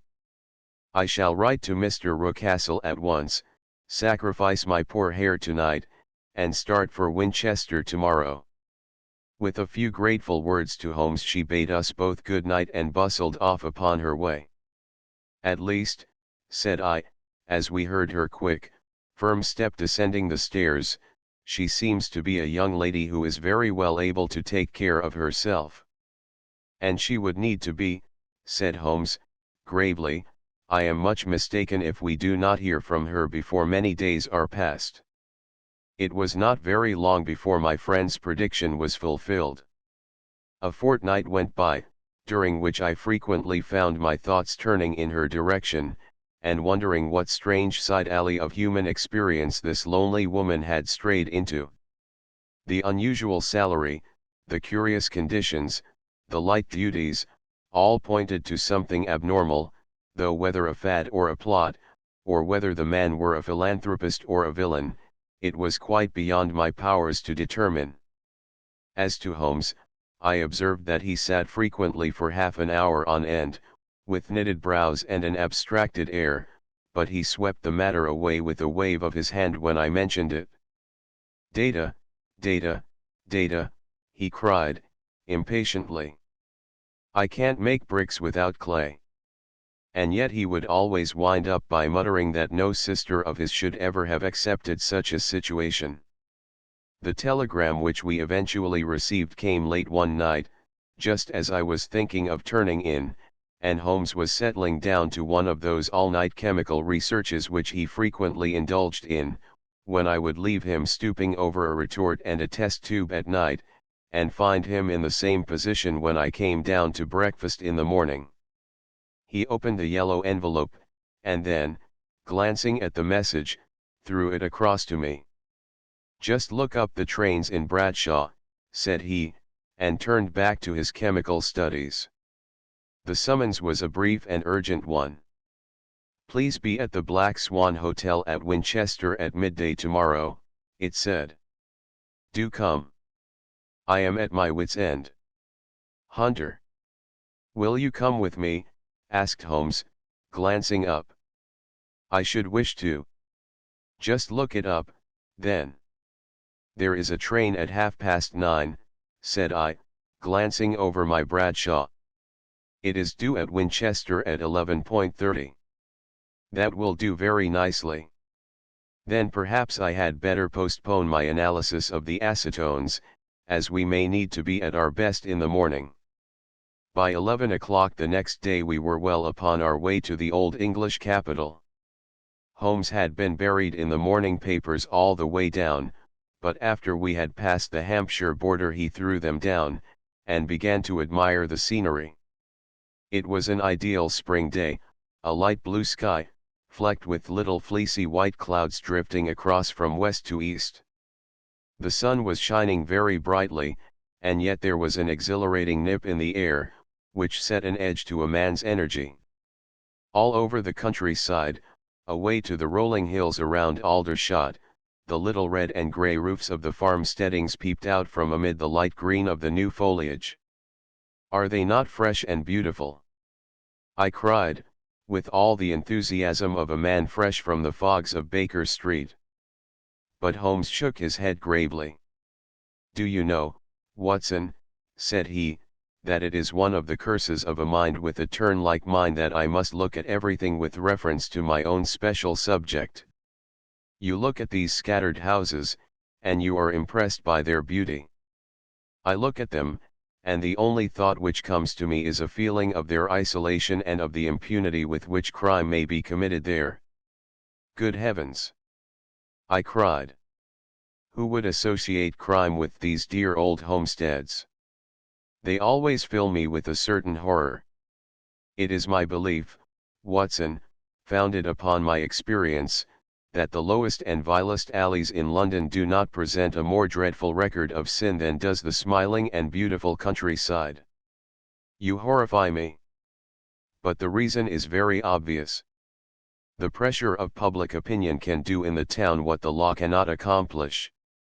There is no lane so vile that the scream of a tortured child, or the thud of a drunkard's blow, does not beget sympathy and indignation among the neighbors, and then the whole machinery of justice is ever so close that a word of complaint can set it going, and there is but a step between the crime and the dock. But look at these lonely houses, each in its own fields, filled for the most part with poor ignorant folk who know little of the law. Think of the deeds of hellish cruelty, the hidden wickedness which may go on, year in, year out, in such places, and none the wiser. Had this lady who appeals to us for help gone to live in Winchester, I should never have had a fear for her. It is the 5 miles of country which makes the danger. Still, it is clear that she is not personally threatened. No. If she can come to Winchester to meet us, she can get away. Quite so. She has her freedom. What can be the matter, then? Can you suggest no explanation? I have devised 7 separate explanations, each of which would cover the facts as far as we know them. But which of these is correct can only be determined by the fresh information which we shall no doubt find waiting for us. Well, there is the tower of the cathedral, and we shall soon learn all that Miss Hunter has to tell.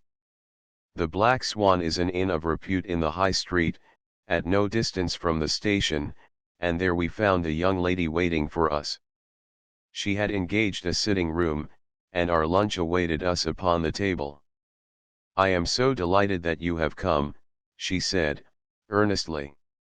"It is so very kind of you both, but indeed I do not know what I should do. Your advice will be altogether invaluable to me. Pray tell us what has happened to you."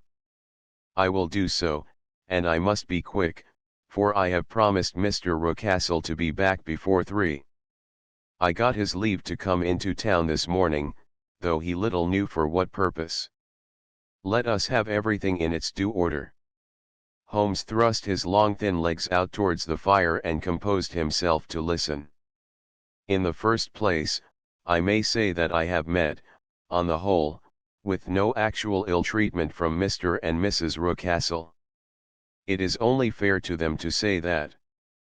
But I cannot understand them, and I am not easy in my mind about them."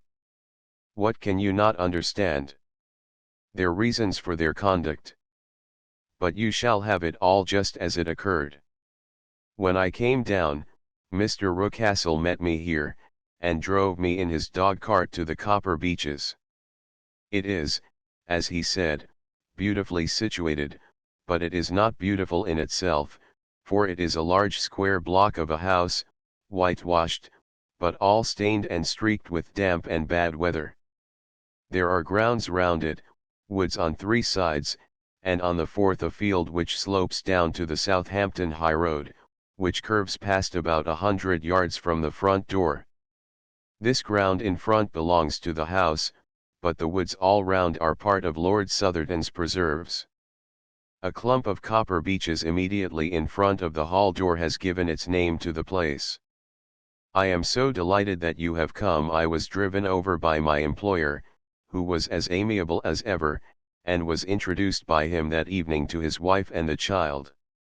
There was no truth, Mr. Holmes, in the conjecture which seemed to us to be probable in your rooms at Baker Street. Mrs. Rucastle is not mad.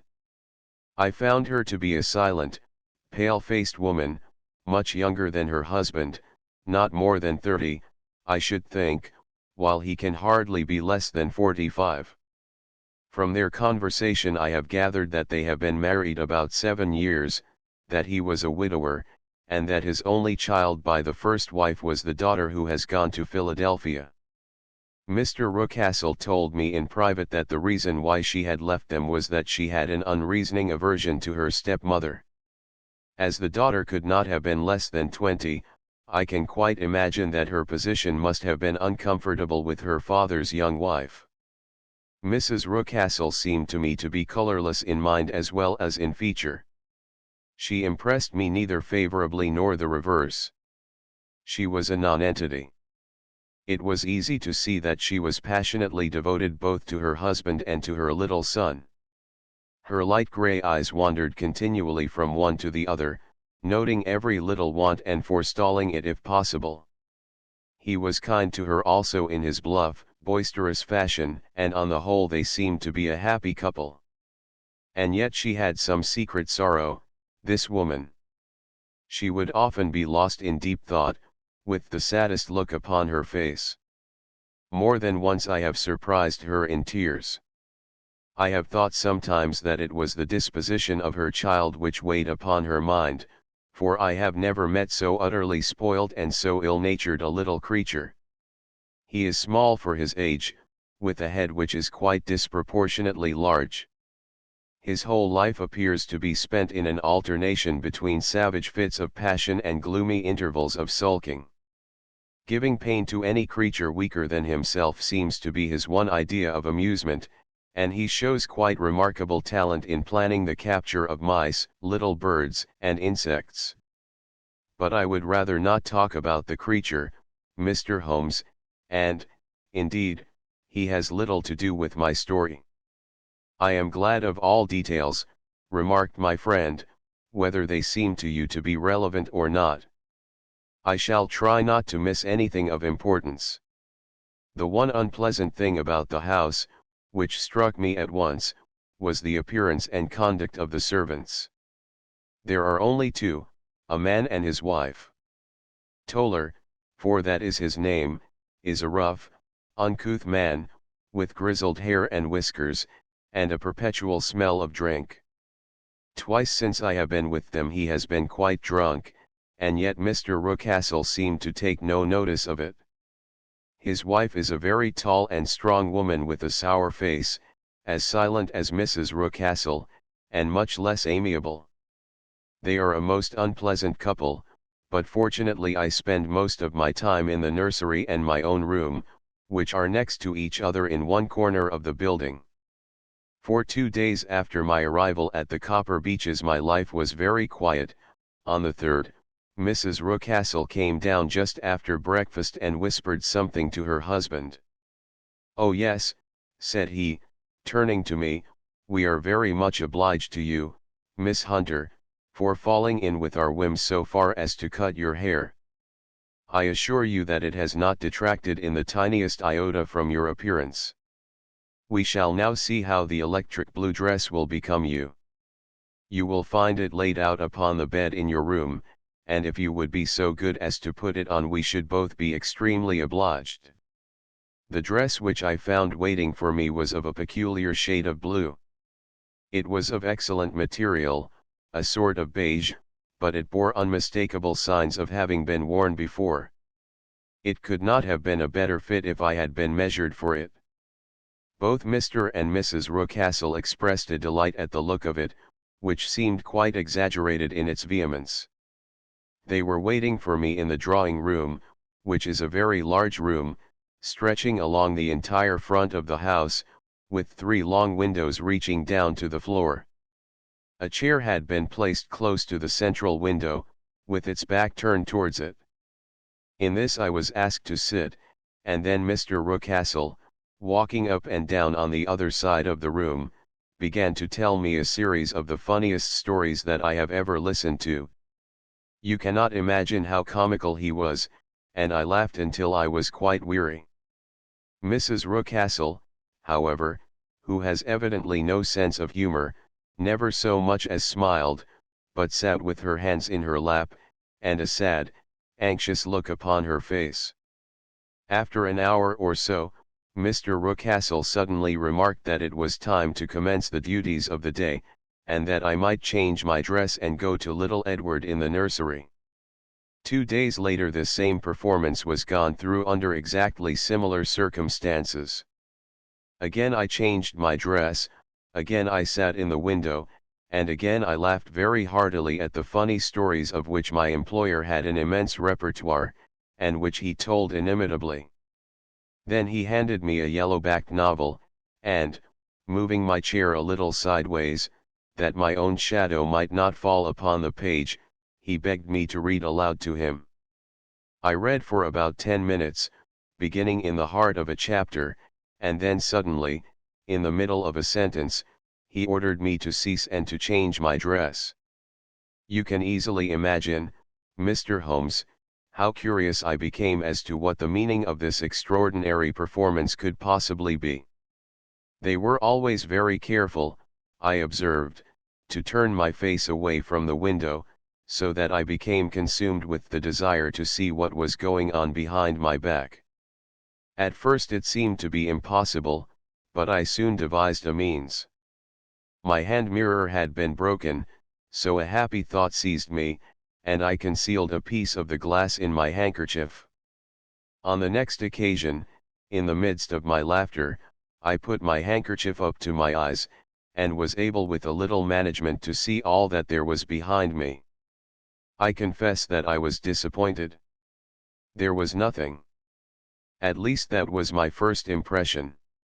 At the second glance, however, I perceived that there was a man standing in the Southampton Road, a small bearded man in a grey suit, who seemed to be looking in my direction.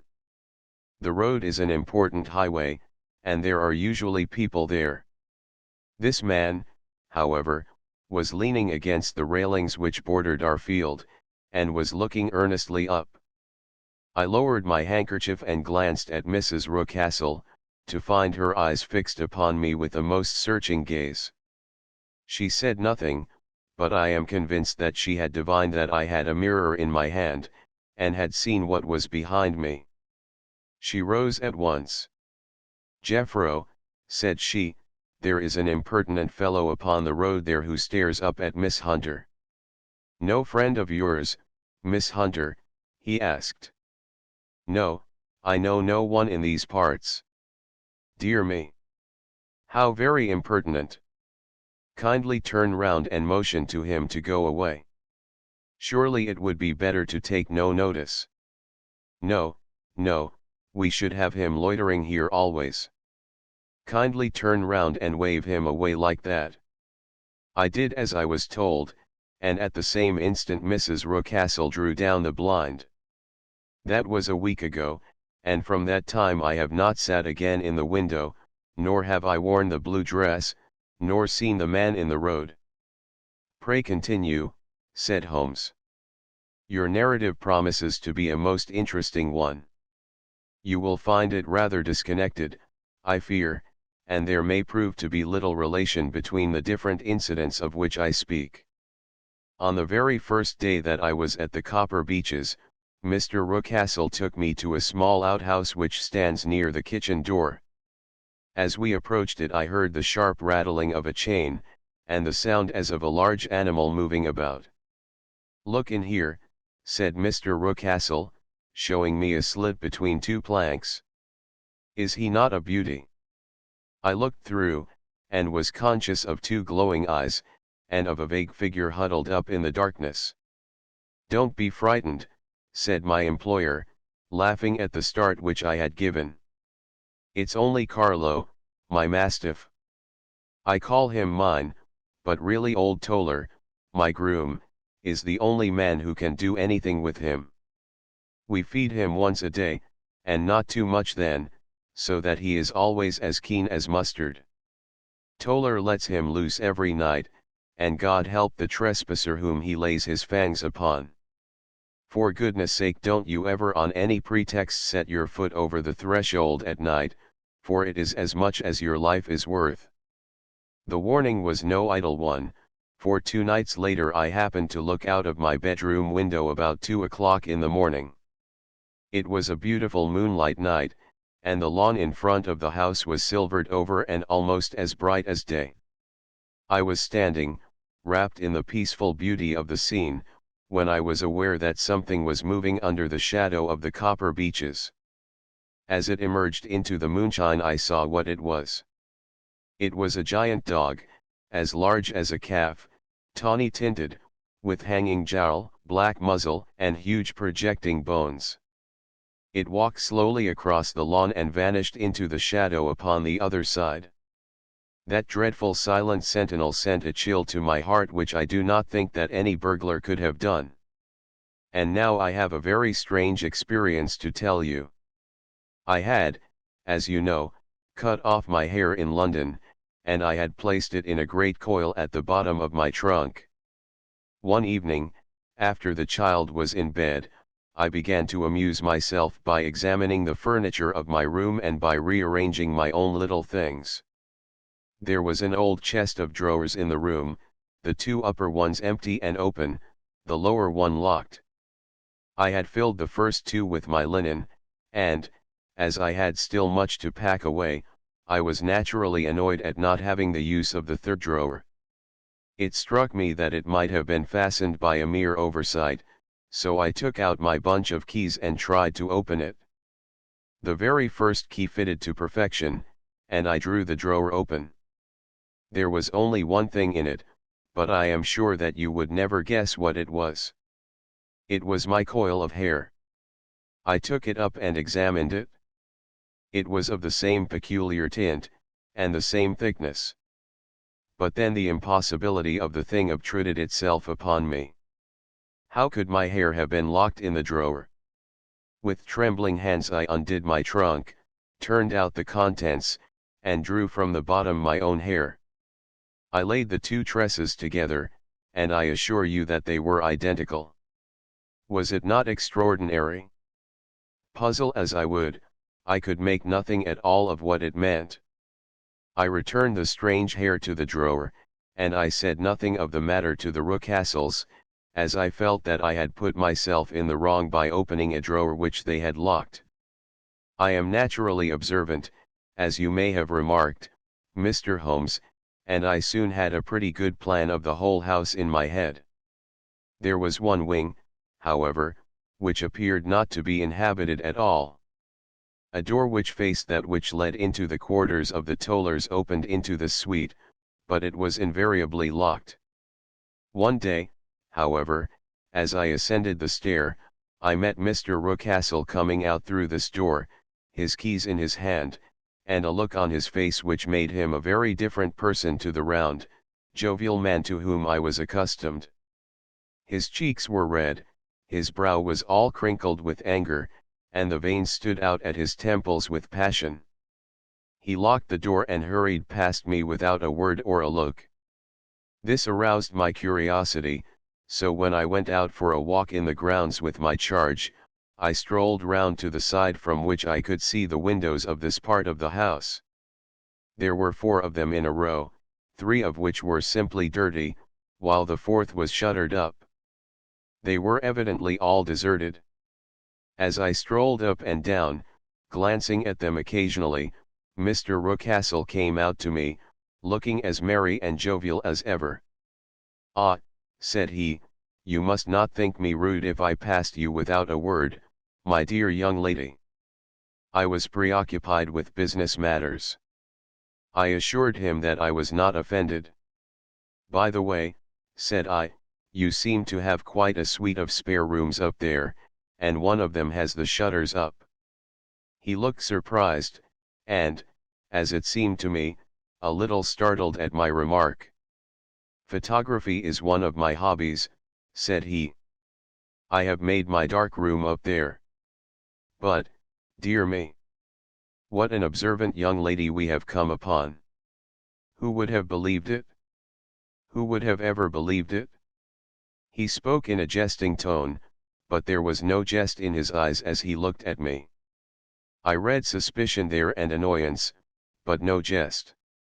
Well, Mr. Holmes, from the moment that I understood that there was something about that suite of rooms which I was not to know, I was all on fire to go over them. It was not mere curiosity, though I have my share of that.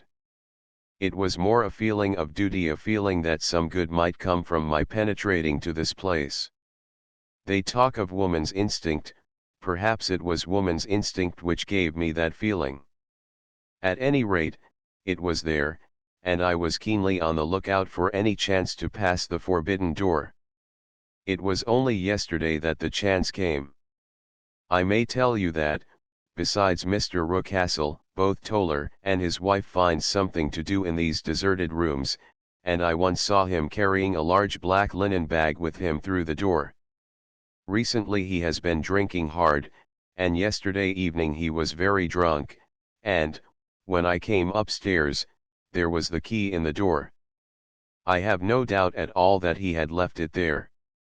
Mr. and Mrs. Rucastle were both downstairs, and the child was with them, so that I had an admirable opportunity. I turned the key gently in the lock, opened the door, and slipped through.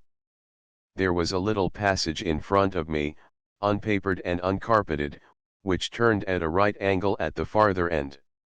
Round this corner were 3 doors in a line, the first and third of which were open. They each led into an empty room, dusty and cheerless, with two windows in the one and one in the other, so thick with dirt that the evening light glimmered dimly through them.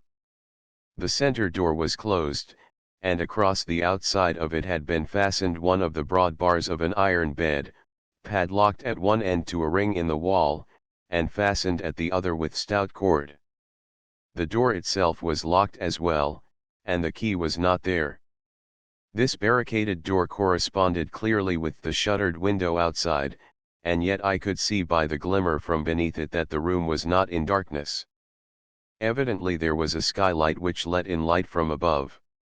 As I stood in the passage gazing at the sinister door, and wondering what secret it might veil, I suddenly heard the sound of steps within the room, and saw a shadow pass backward and forward against the little slit of dim light which shone out from under the door. A mad, unreasoning terror rose up in me at the sight, Mr. Holmes. My overstrung nerves failed me suddenly, and I turned and ran as though some dreadful hand were behind me clutching at the skirt of my dress. I rushed down the passage, through the door, and straight into the arms of Mr. Rucastle, who was waiting outside.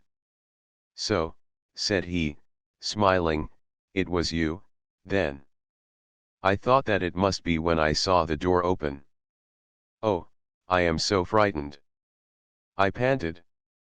"My dear young lady, my dear young lady.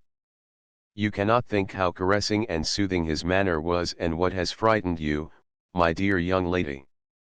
But his voice was just a little too coaxing. He overdid it. I was keenly on my guard against him. "I was foolish enough to go into the empty wing," I answered. "But it is so lonely and eerie in this dim light that I was frightened and ran out again. Oh, it is so dreadfully still in there." "Only that," said he, looking at me keenly. "Why, what did you think?" I asked. "Why do you think that I locked this door?" "I am sure that I do not know. It is to keep people out who have no business there. Do you see?" He was still smiling in the most amiable manner. "I am sure if I had known well, then, you know now. And if you ever put your foot over that threshold again." Here in an instant the smile hardened into a grin of rage, and he glared down at me with the face of a demon. "I'll throw you to the mastiff." I was so terrified that I do not know what I did. I suppose that I must have rushed past him into my room. I remember nothing until I found myself lying on my bed trembling all over. Then I thought of you, Mr. Holmes. I could not live there longer without some advice. I was frightened of the house, of the man, of the woman, of the servants, even of the child. They were all horrible to me. If I could only bring you down, all would be well. Of course I might have fled from the house, but my curiosity was almost as strong as my fears. My mind was soon made up. I would send you a wire. I put on my hat and cloak, went down to the office, which is about half a mile from the house, and then returned, feeling very much easier. A horrible doubt came into my mind as I approached the door lest the dog might be loose, but I remembered that Toller had drunk himself into a state of insensibility that evening, and I knew that he was the only one in the household who had any influence with the savage creature, or who would venture to set him free. I slipped in safety, and lay awake half the night in my joy at the thought of seeing you. I had no difficulty in getting leave to come into Winchester this morning, but I must be back before 3 o'clock, for Mr. and Mrs. Rucastle are going on a visit, and will be away all the evening, so that I must look after the child. Now I have told you all my adventures, Mr. Holmes, and I should be very glad if you could tell me what it all means, and, above all, what I should do." Holmes and I had listened spellbound to this extraordinary story. My friend rose now and paced up and down the room, his hands in his pockets, and an expression of the most profound gravity upon his face. "Is Toller still drunk?" he asked. Yes. I heard his wife tell Mrs. Rucastle that she could do nothing with him. That is well. And the Rucastles go out tonight? Yes. Is there a cellar with a good strong lock? Yes, the wine cellar.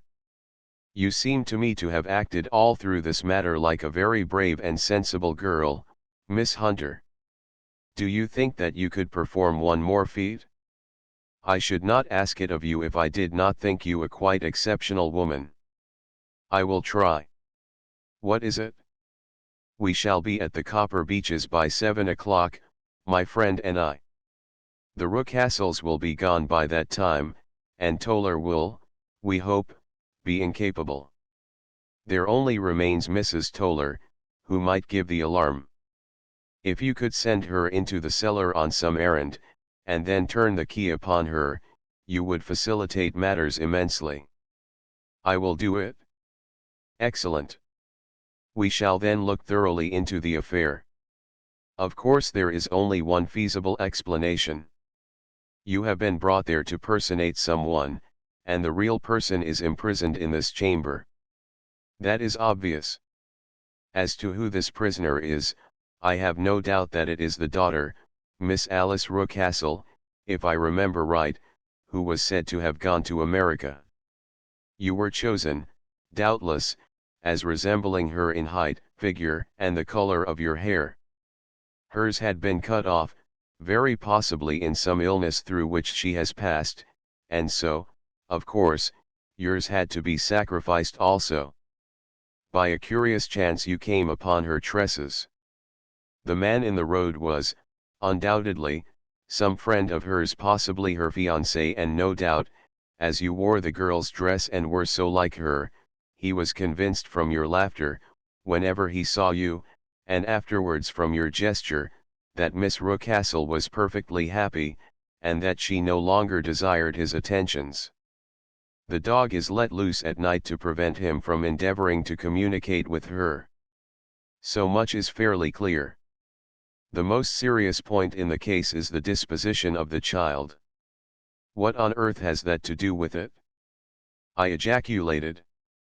My dear Watson, you as a medical man are continually gaining light as to the tendencies of a child by the study of the parents.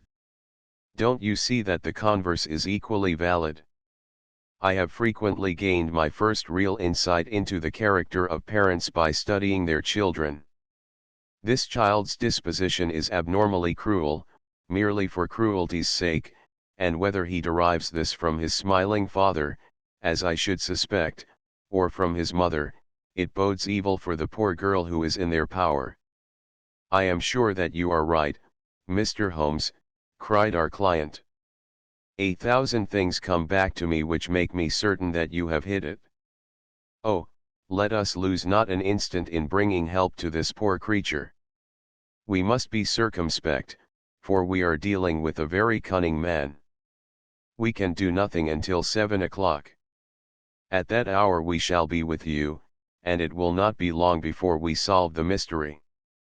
We were as good as our word, for it was just 7 when we reached the Copper Beeches, having put up our trap at a wayside public house.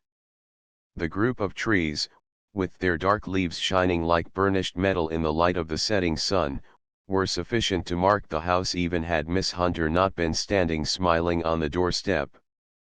"Have you managed it?" asked Holmes. A loud thudding noise came from somewhere downstairs. "That is Mrs. Toller in the cellar," said she. "Her husband lies snoring on the kitchen rug. Here are his keys, which are the duplicates of Mr. Rucastle's." "You have done well indeed," cried Holmes, with enthusiasm. "Now lead the way, and we shall soon see the end of this black business." We passed up the stair, unlocked the door, followed on down a passage, and found ourselves in front of the barricade which Miss Hunter had described. Holmes cut the cord and removed the transverse bar. Then he tried the various keys in the lock, but without success. No sound came from within, and at the silence Holmes's face clouded over. "I trust that we are not too late," said he.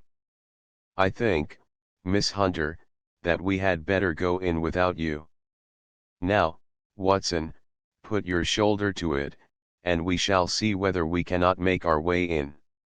It was an old rickety door, and gave at once before our united strength. Together we rushed into the room. It was empty.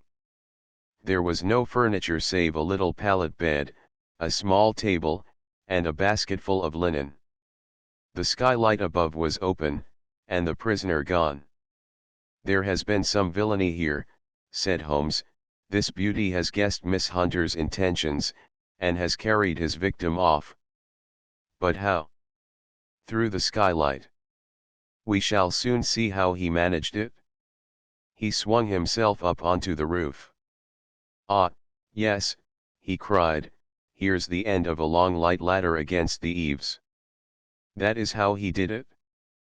"But it is impossible," said Miss Hunter, "the ladder was not there when the Rucastles went away. He has come back and done it. I tell you that he is a clever and dangerous man. I should not be very much surprised if this were he whose step I hear now upon the stair. I think, Watson, that it would be as well for you to have your pistol ready." The words were hardly out of his mouth before a man appeared at the door of the room, a very fat and burly man, with a heavy stick in his hand. Miss Hunter screamed and shrunk against the wall at the sight of him, but Sherlock Holmes sprang forward and confronted him. "You villain," said he, "where's your daughter?" The fat man cast his eyes round, and then up at the open skylight. "It is for me to ask you that," he shrieked, "you thieves! Spies and thieves! I have caught you, have I? You are in my power. I'll serve you." He turned and clattered down the stairs as hard as he could go. "He's gone for the dog," cried Miss Hunter. "I have my revolver," said I. "Better close the front door," cried Holmes, and we all rushed down the stairs together. We had hardly reached the hall when we heard the baying of a hound, and then a scream of agony, with a horrible worrying sound which it was dreadful to listen to. An elderly man with a red face and shaking limbs came staggering out at a side door. "My God," he cried. "Someone has loosed the dog. It's not been fed for 2 days. Quick, quick, or it'll be too late." Holmes and I rushed out and round the angle of the house, with Toller hurrying behind us. There was the huge famished brute, its black muzzle buried in Rucastle's throat, while he writhed and screamed upon the ground. Running up, I blew its brains out, and it fell over with its keen white teeth still meeting in the great creases of his neck. With much labor we separated them, and carried him, living but horribly mangled, into the house. We laid him upon the drawing-room sofa, and, having dispatched the sobered Toller to bear the news to his wife, I did what I could to relieve his pain. We were all assembled round him when the door opened, and a tall, gaunt woman entered the room. "Mrs. Toller," cried Miss Hunter. "Yes, Miss. Mr. Rucastle let me out when he came back before he went up to you." "Ah, miss, it is a pity you didn't let me know what you were planning, for I would have told you that your pains were wasted." "Ha," said Holmes, looking keenly at her. "It is clear that Mrs. Toller knows more about this matter than anyone else." "Yes, sir, I do, and I am ready enough to tell what I know." "Then, pray, sit down, and let us hear it, for there are several points on which I must confess that I am still in the dark." "I will soon make it clear to you," said she, "and I'd have done so before now if I could ha' got out from the cellar. If there's police court business over this, you'll remember that I was the one that stood your friend, and that I was Miss Alice's friend too. She was never happy at home, Miss Alice wasn't, from the time that her father married again. She was slighted like, and had no say in anything, but it never really became bad for her until after she met Mr. Fowler at a friend's house. As well as I could learn, Miss Alice had rights of her own by will, but she was so quiet and patient, that she never said a word about them, but just left everything in Mr. Rucastle's hands.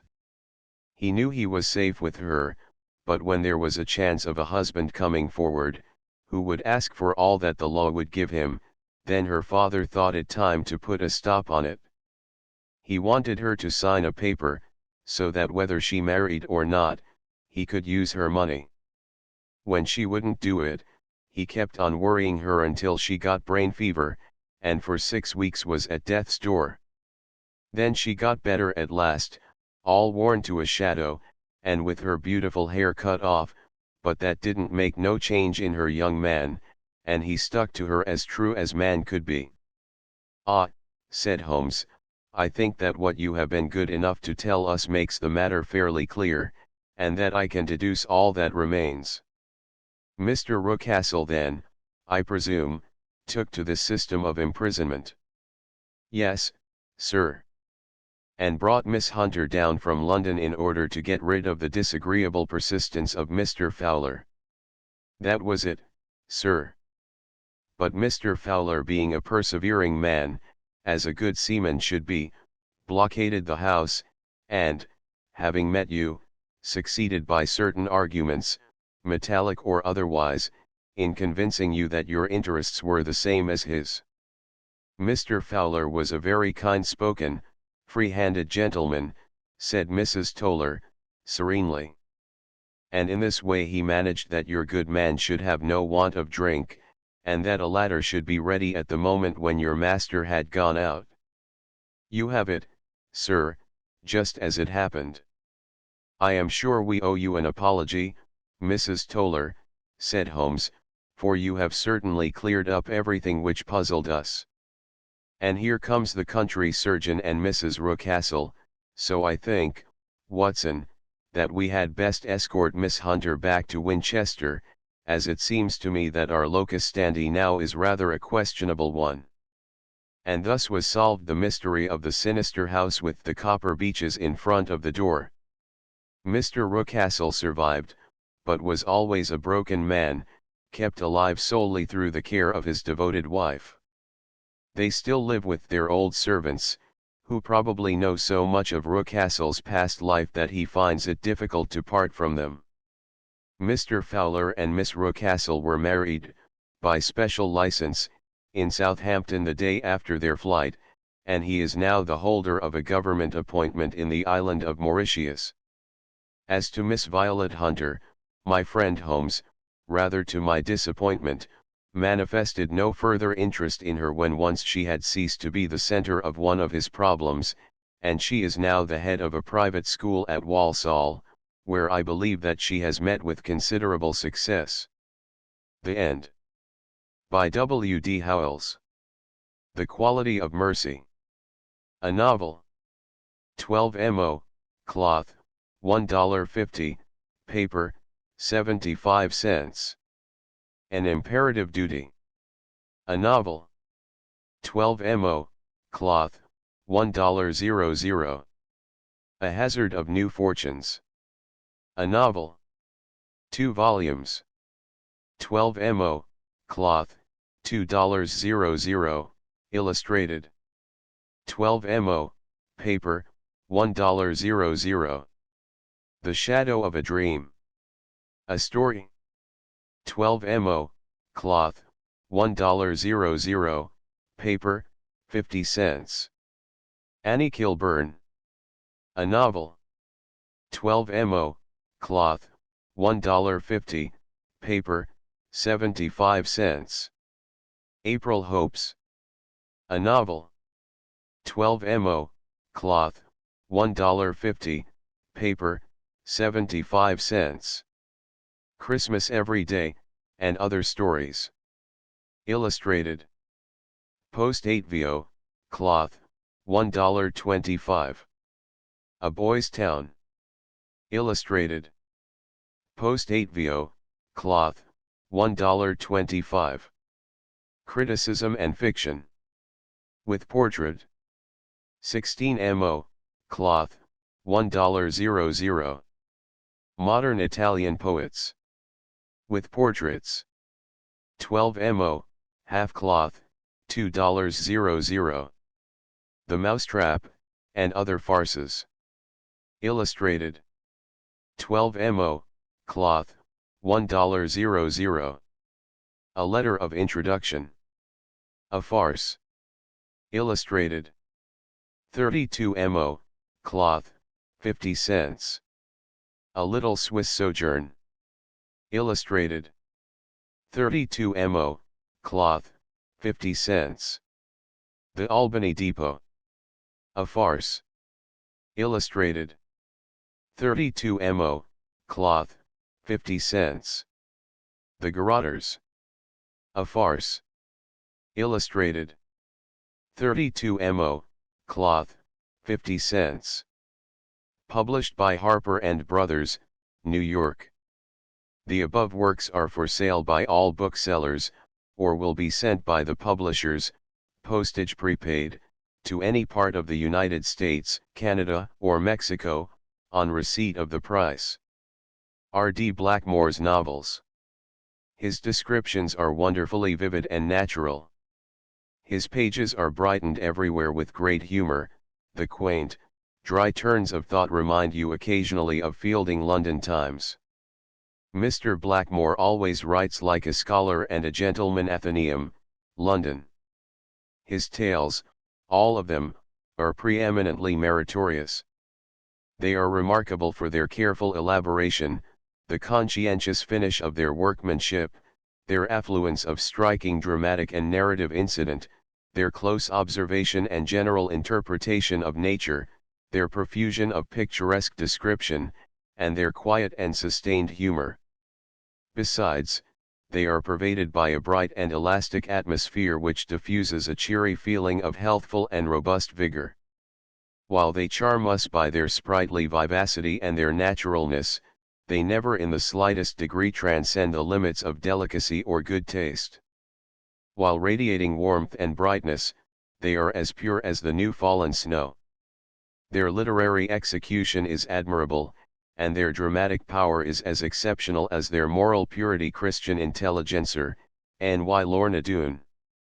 Illustrated. 12 mo, cloth, $1.00, 8 vo, paper, 40 cents.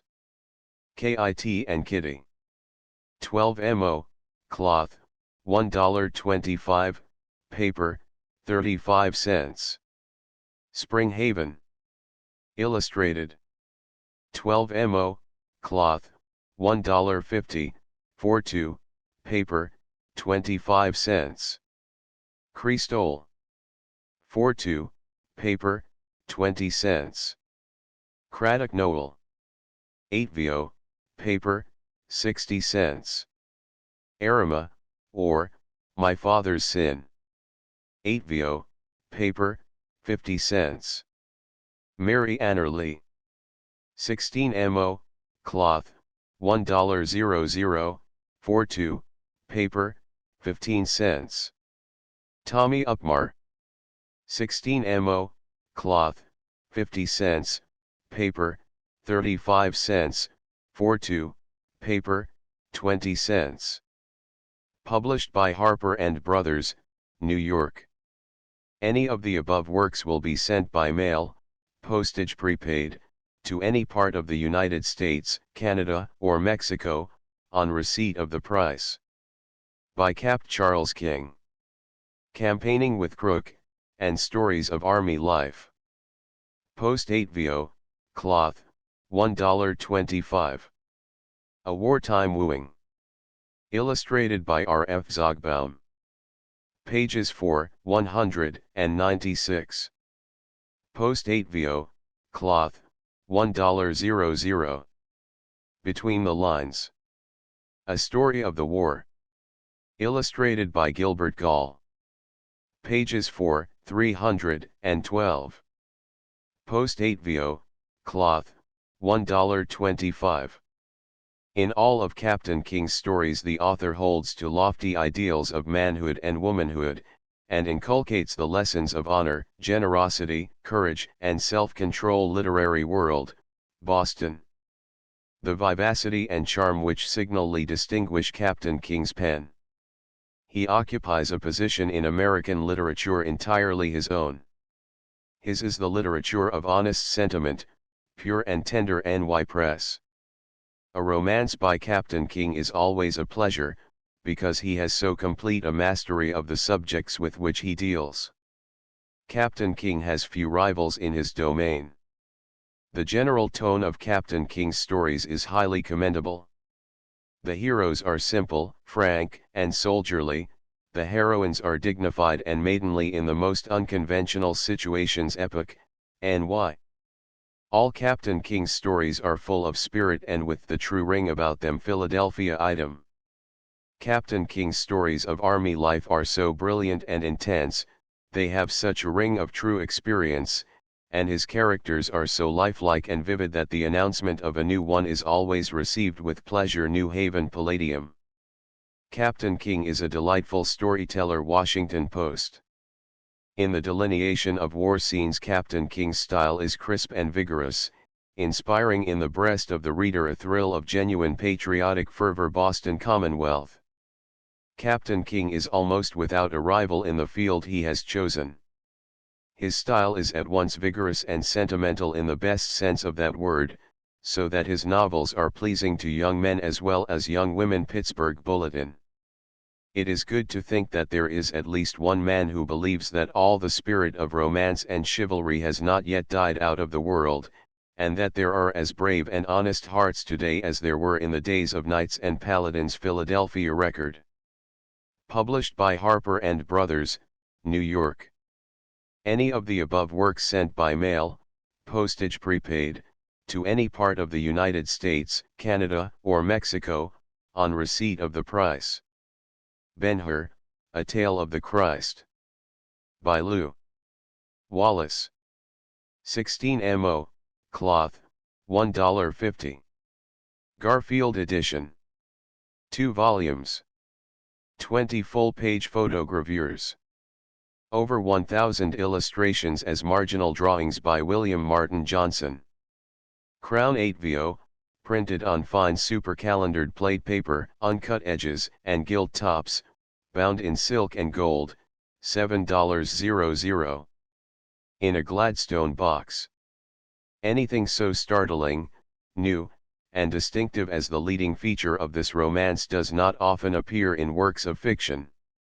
Some of Mr. Wallace's writing is remarkable for its pathetic eloquence. The scenes described in the New Testament are rewritten with the power and skill of an accomplished master of style. NY Times. Its real basis is a description of the life of the Jews and Romans at the beginning of the Christian era, and this is both forcible and brilliant. We are carried through a surprising variety of scenes.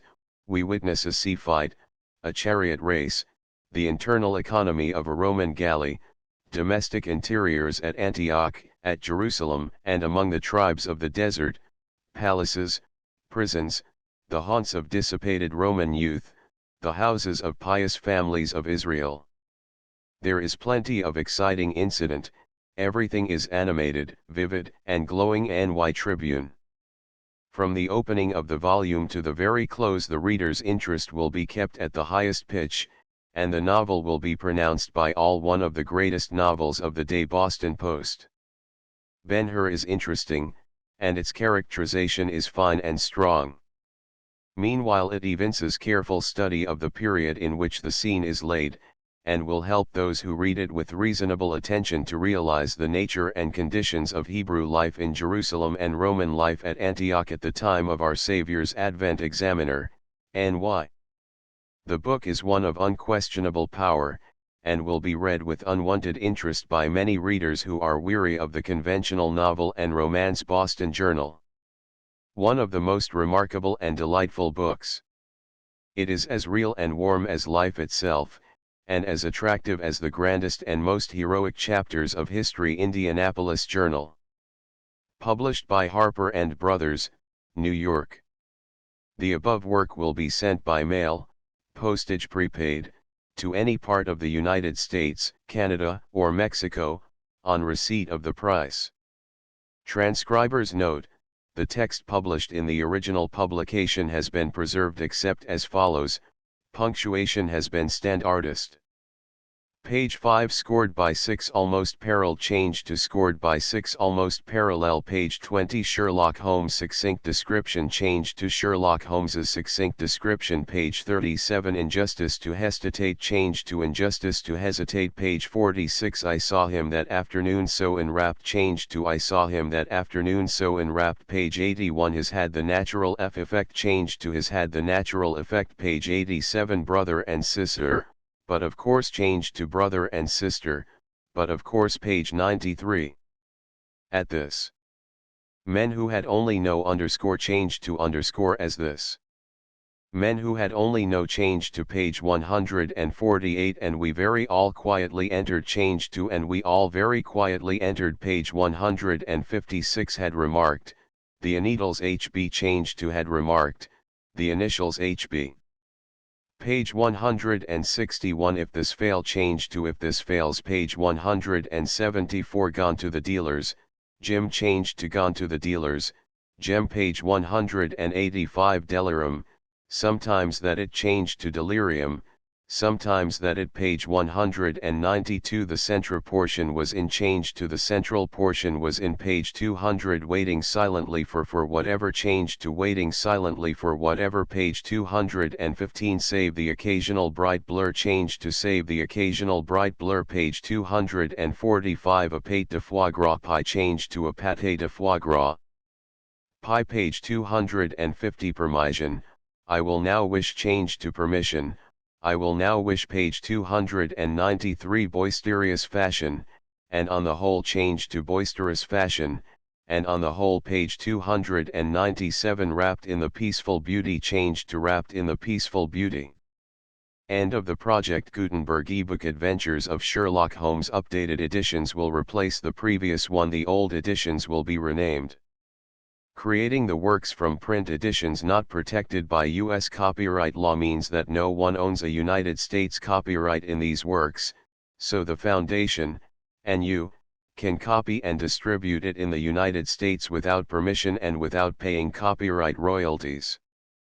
Special rules, set forth in the general terms of use part of this license, apply to copying and distributing Project Gutenberg trademark electronic works to protect the Project Gutenberg trademark concept and trademark. Project Gutenberg is a registered trademark, and may not be used if you charge for an ebook, except by following the terms of the trademark license, including paying royalties for use of the Project Gutenberg trademark. If you do not charge anything for copies of this ebook, complying with the trademark license is very easy. You may use this ebook for nearly any purpose such as creation of derivative works, reports, performances, and research. Project Gutenberg ebooks may be modified and printed and given away. You may do practically anything in the United States with ebooks not protected by U.S. copyright law. Redistribution is subject to the trademark license, especially commercial redistribution. Start, full license. The full Project Gutenberg license. Please read this before you distribute or use this work to protect the Project Gutenberg trademark mission of promoting the free distribution of electronic works, by using or distributing this work, or any other work associated in any way with the phrase Project Gutenberg. You agree to comply with all the terms of the full Project Gutenberg trademark license available with this file or online at www.gutenberg.org/license. Section 1. General Terms of Use and Redistributing Project Gutenberg Trademark Electronic Works 1.a. By reading or using any part of this Project Gutenberg trademark electronic work, you indicate that you have read, understand, agree to and accept all the terms of this license and intellectual property, trademark/copyright, agreement. If you do not agree to abide by all the terms of this agreement, you must cease using and return or destroy all copies of Project Gutenberg trademark electronic works in your possession.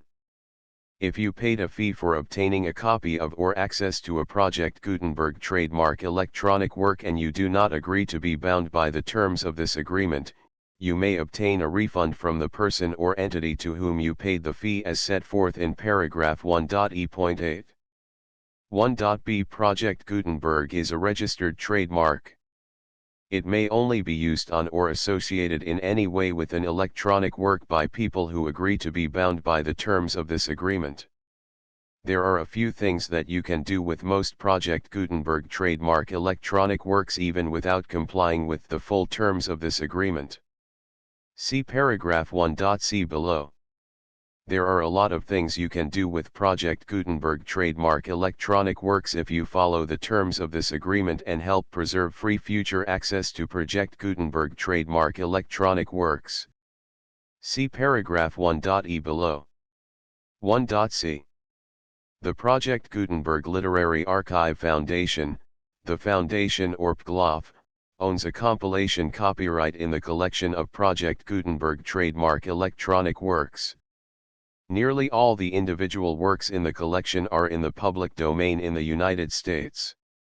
If an individual work is unprotected by copyright law in the United States and you are located in the United States, we do not claim a right to prevent you from copying, distributing, performing, displaying, or creating derivative works based on the work as long as all references to Project Gutenberg are removed. Of course, we hope that you will support the Project Gutenberg trademark mission of promoting free access to electronic works by freely sharing Project Gutenberg trademark works in compliance with the terms of this agreement for keeping the Project Gutenberg trademark name associated with the work. You can easily comply with the terms of this agreement by keeping this work in the same format with its attached full Project Gutenberg trademark license when you share it without charge with others. 1.d. The copyright laws of the place where you are located also govern what you can do with this work. Copyright laws in most countries are in a constant state of change. If you are outside the United States, check the laws of your country in addition to the terms of this agreement before downloading, copying, displaying, performing, distributing or creating derivative works based on this work or any other Project Gutenberg trademark work. The Foundation makes no representations concerning the copyright status of any work in any country other than the United States. 1.e Unless you have removed all references to Project Gutenberg, 1.e.1. The following sentence, with active links to, or other immediate access to, the full Project Gutenberg trademark license must appear prominently whenever any copy of a Project Gutenberg trademark work, any work on which the phrase Project Gutenberg appears, or with which the phrase Project Gutenberg is associated, is accessed, displayed, performed, viewed, copied or distributed. This ebook is for the use of anyone anywhere in the United States and most other parts of the world at no cost and with almost no restrictions whatsoever. You may copy it, give it away or reuse it under the terms of the Project Gutenberg license included with this ebook or online at www.gutenberg.org. If you are not located in the United States, you will have to check the laws of the country where you are located before using this ebook. 1.e.2. If an individual Project Gutenberg trademark electronic work is derived from texts not protected by U.S. copyright law, does not contain a notice indicating that it is posted with permission of the copyright holder, the work can be copied and distributed to anyone in the United States without paying any fees or charges. If you are redistributing or providing access to a work with the phrase Project Gutenberg associated with or appearing on the work, you must comply either with the requirements of paragraphs 1.e.1 through 1.e.7 or obtain permission for the use of the work and the Project Gutenberg trademark as set forth in paragraphs 1.e.8 or 1.e.9. 1.e.3. If an individual Project Gutenberg trademark electronic work is posted with the permission of the copyright holder, your use and distribution must comply with both paragraphs 1.e.1 through 1.e.7 and any additional terms imposed by the copyright holder. Additional terms will be linked to the Project Gutenberg trademark license for all works posted with the permission of the copyright holder found at the beginning of this work. 1.e.4 Do not unlink or detach or remove the full Project Gutenberg trademark license terms from this work, or any files containing a part of this work or any other work associated with Project Gutenberg trademark. 1.e.5 Do not copy, display, perform, distribute or redistribute this electronic work, or any part of this electronic work, without prominently displaying the sentence set forth in paragraph 1.e.1 with active links or immediate access to the full terms of the Project Gutenberg trademark license. 1.e.6 You may convert to and distribute this work in any binary, compressed, marked up, non-proprietary or proprietary form, including any word processing or hypertext form. However, if you provide access to or distribute copies of a Project Gutenberg trademark work in a format other than plain vanilla ASCII or other format used in the official version posted on the official Project Gutenberg trademark website, www.gutenberg.org, you must, at no additional cost, fee, or expense to the user, provide a copy, a means of exporting a copy, or a means of obtaining a copy upon request, of the work in its original plain vanilla ASCII or other form. Any alternate format must include the full Project Gutenberg trademark license as specified in paragraph 1.e.1. 1.e.7 Do not charge a fee for access to, viewing, displaying, performing, copying or distributing any Project Gutenberg trademark works unless you comply with paragraph 1.e.8 or 1.e.9. 1.e.8 You may charge a reasonable fee for copies of or providing access to or distributing Project Gutenberg trademark electronic works provided that, you pay a royalty fee of 20% of the gross profits you derive from the use of Project Gutenberg trademark works calculated using the method you already use to calculate your applicable taxes. The fee is owed to the owner of the Project Gutenberg trademark, but he has agreed to donate royalties under this paragraph to the Project Gutenberg Literary Archive Foundation. Royalty payments must be paid within 60 days following each date on which you prepare, or are legally required to prepare, your periodic tax returns. Royalty payments should be clearly marked as such and sent to the Project Gutenberg Literary Archive Foundation at the address specified in Section 4, Information about donations to the Project Gutenberg Literary Archive Foundation.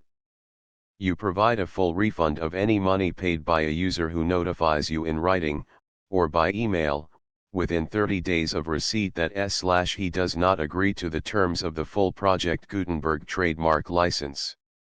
You must require such a user to return or destroy all copies of the works possessed in a physical medium and discontinue all use of and all access to other copies of Project Gutenberg trademark works.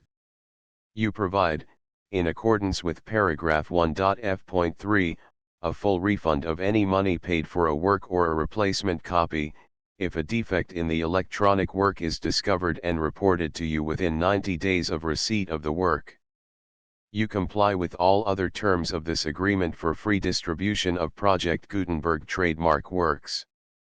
1.e.9 If you wish to charge a fee or distribute a Project Gutenberg trademark electronic work or group of works on different terms than are set forth in this agreement, you must obtain permission in writing from the Project Gutenberg Literary Archive Foundation, the manager of the Project Gutenberg trademark.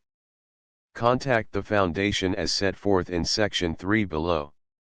1.f.1.f.1 Project Gutenberg volunteers and employees expend considerable effort to identify, do copyright research on, transcribe and proofread works not protected by U.S. copyright law in creating the Project Gutenberg trademark collection. Despite these efforts, Project Gutenberg trademark electronic works, and the medium on which they may be stored, may contain defects, such as, but not limited to, incomplete, inaccurate or corrupt data, transcription errors, a copyright or other intellectual property infringement, a defective or damaged disk or other medium, a computer virus, or computer codes that damage or cannot be read by your equipment. 1.f.2 Limited warranty, disclaimer of damages, except for the right of replacement or refund described in paragraph 1.f.3, the Project Gutenberg Literary Archive Foundation, the owner of the Project Gutenberg trademark, and any other party distributing a Project Gutenberg trademark electronic work under this agreement, disclaim all liability to you for damages, costs, and expenses, including legal fees. You agree that you have no remedies for negligence, strict liability, breach of warranty or breach of contract except those provided in paragraph 1.f.3. You agree that the foundation, the trademark owner, and any distributor under this agreement will not be liable to you for actual, direct, indirect, consequential, punitive, or incidental damages even if you give notice of the possibility of such damage. 1.f.3 Limited right of replacement or refund. If you discover a defect in this electronic work within 90 days of receiving it, you can receive a refund of the money, if any, you paid for it by sending a written explanation to the person you received the work from. If you received the work on a physical medium, you must return the medium with your written explanation. The person or entity that provided you with the defective work may elect to provide a replacement copy in lieu of a refund. If you received the work electronically, the person or entity providing it to you may choose to give you a second opportunity to receive the work electronically in lieu of a refund. If the second copy is also defective, you may demand a refund in writing without further opportunities to fix the problem. 1.f.4 Except for the limited right of replacement or refund set forth in paragraph 1.f.3, this work is provided to you as is, with no other warranties of any kind, express or implied, including but not limited to warranties of merchantability or fitness for any purpose. 1.f.5 Some states do not allow disclaimers of certain implied warranties or the exclusion or limitation of certain types of damages. If any disclaimer or limitation set forth in this agreement violates the law of the state applicable to this agreement, the agreement shall be interpreted to make the maximum disclaimer or limitation permitted by the applicable state law.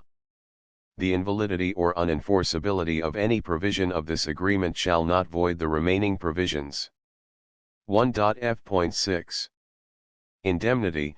You agree to indemnify and hold the foundation, the trademark owner, any agent or employee of the foundation, anyone providing copies of Project Gutenberg trademark electronic works in accordance with this agreement, and any volunteers associated with the production, promotion, and distribution of Project Gutenberg trademark electronic works, harmless from all liability, costs, and expenses, including legal fees, that arise directly or indirectly from any of the following which you do or cause to occur. A. Distribution of this or any Project Gutenberg trademark work. B. Alteration, modification, or additions or deletions to any Project Gutenberg trademark work, and C. Any defect you cause. Section 2. Information about the mission of Project Gutenberg trademark. Project Gutenberg trademark is synonymous with the free distribution of electronic works in formats readable by the widest variety of computers including obsolete, old, middle-aged, and new computers. It exists because of the efforts of hundreds of volunteers and donations from people in all walks of life. Volunteers and financial support to provide volunteers with the assistance they need are critical to reaching Project Gutenberg trademark's goals and ensuring that the Project Gutenberg trademark collection will remain freely available for generations to come. In 2001, the Project Gutenberg Literary Archive Foundation was created to provide a secure and permanent future for Project Gutenberg trademark and future generations. To learn more about the Project Gutenberg Literary Archive Foundation and how your efforts and donations can help, see sections 3 and 4 and the Foundation information page at www.gutenberg.org. Section 3. Information about the Project Gutenberg Literary Archive Foundation. The Project Gutenberg Literary Archive Foundation is a non-profit 501(c)(3) educational corporation organized under the laws of the state of Mississippi and granted tax-exempt status by the Internal Revenue Service. The Foundation's IN or Federal Tax Identification Number is 64-6221541. Contributions to the Project Gutenberg Literary Archive Foundation are tax-deductible to the full extent permitted by U.S. federal laws and your state's laws. The Foundation's business office is located at 809 North 1500 West, Salt Lake City, Utah 841168015961887.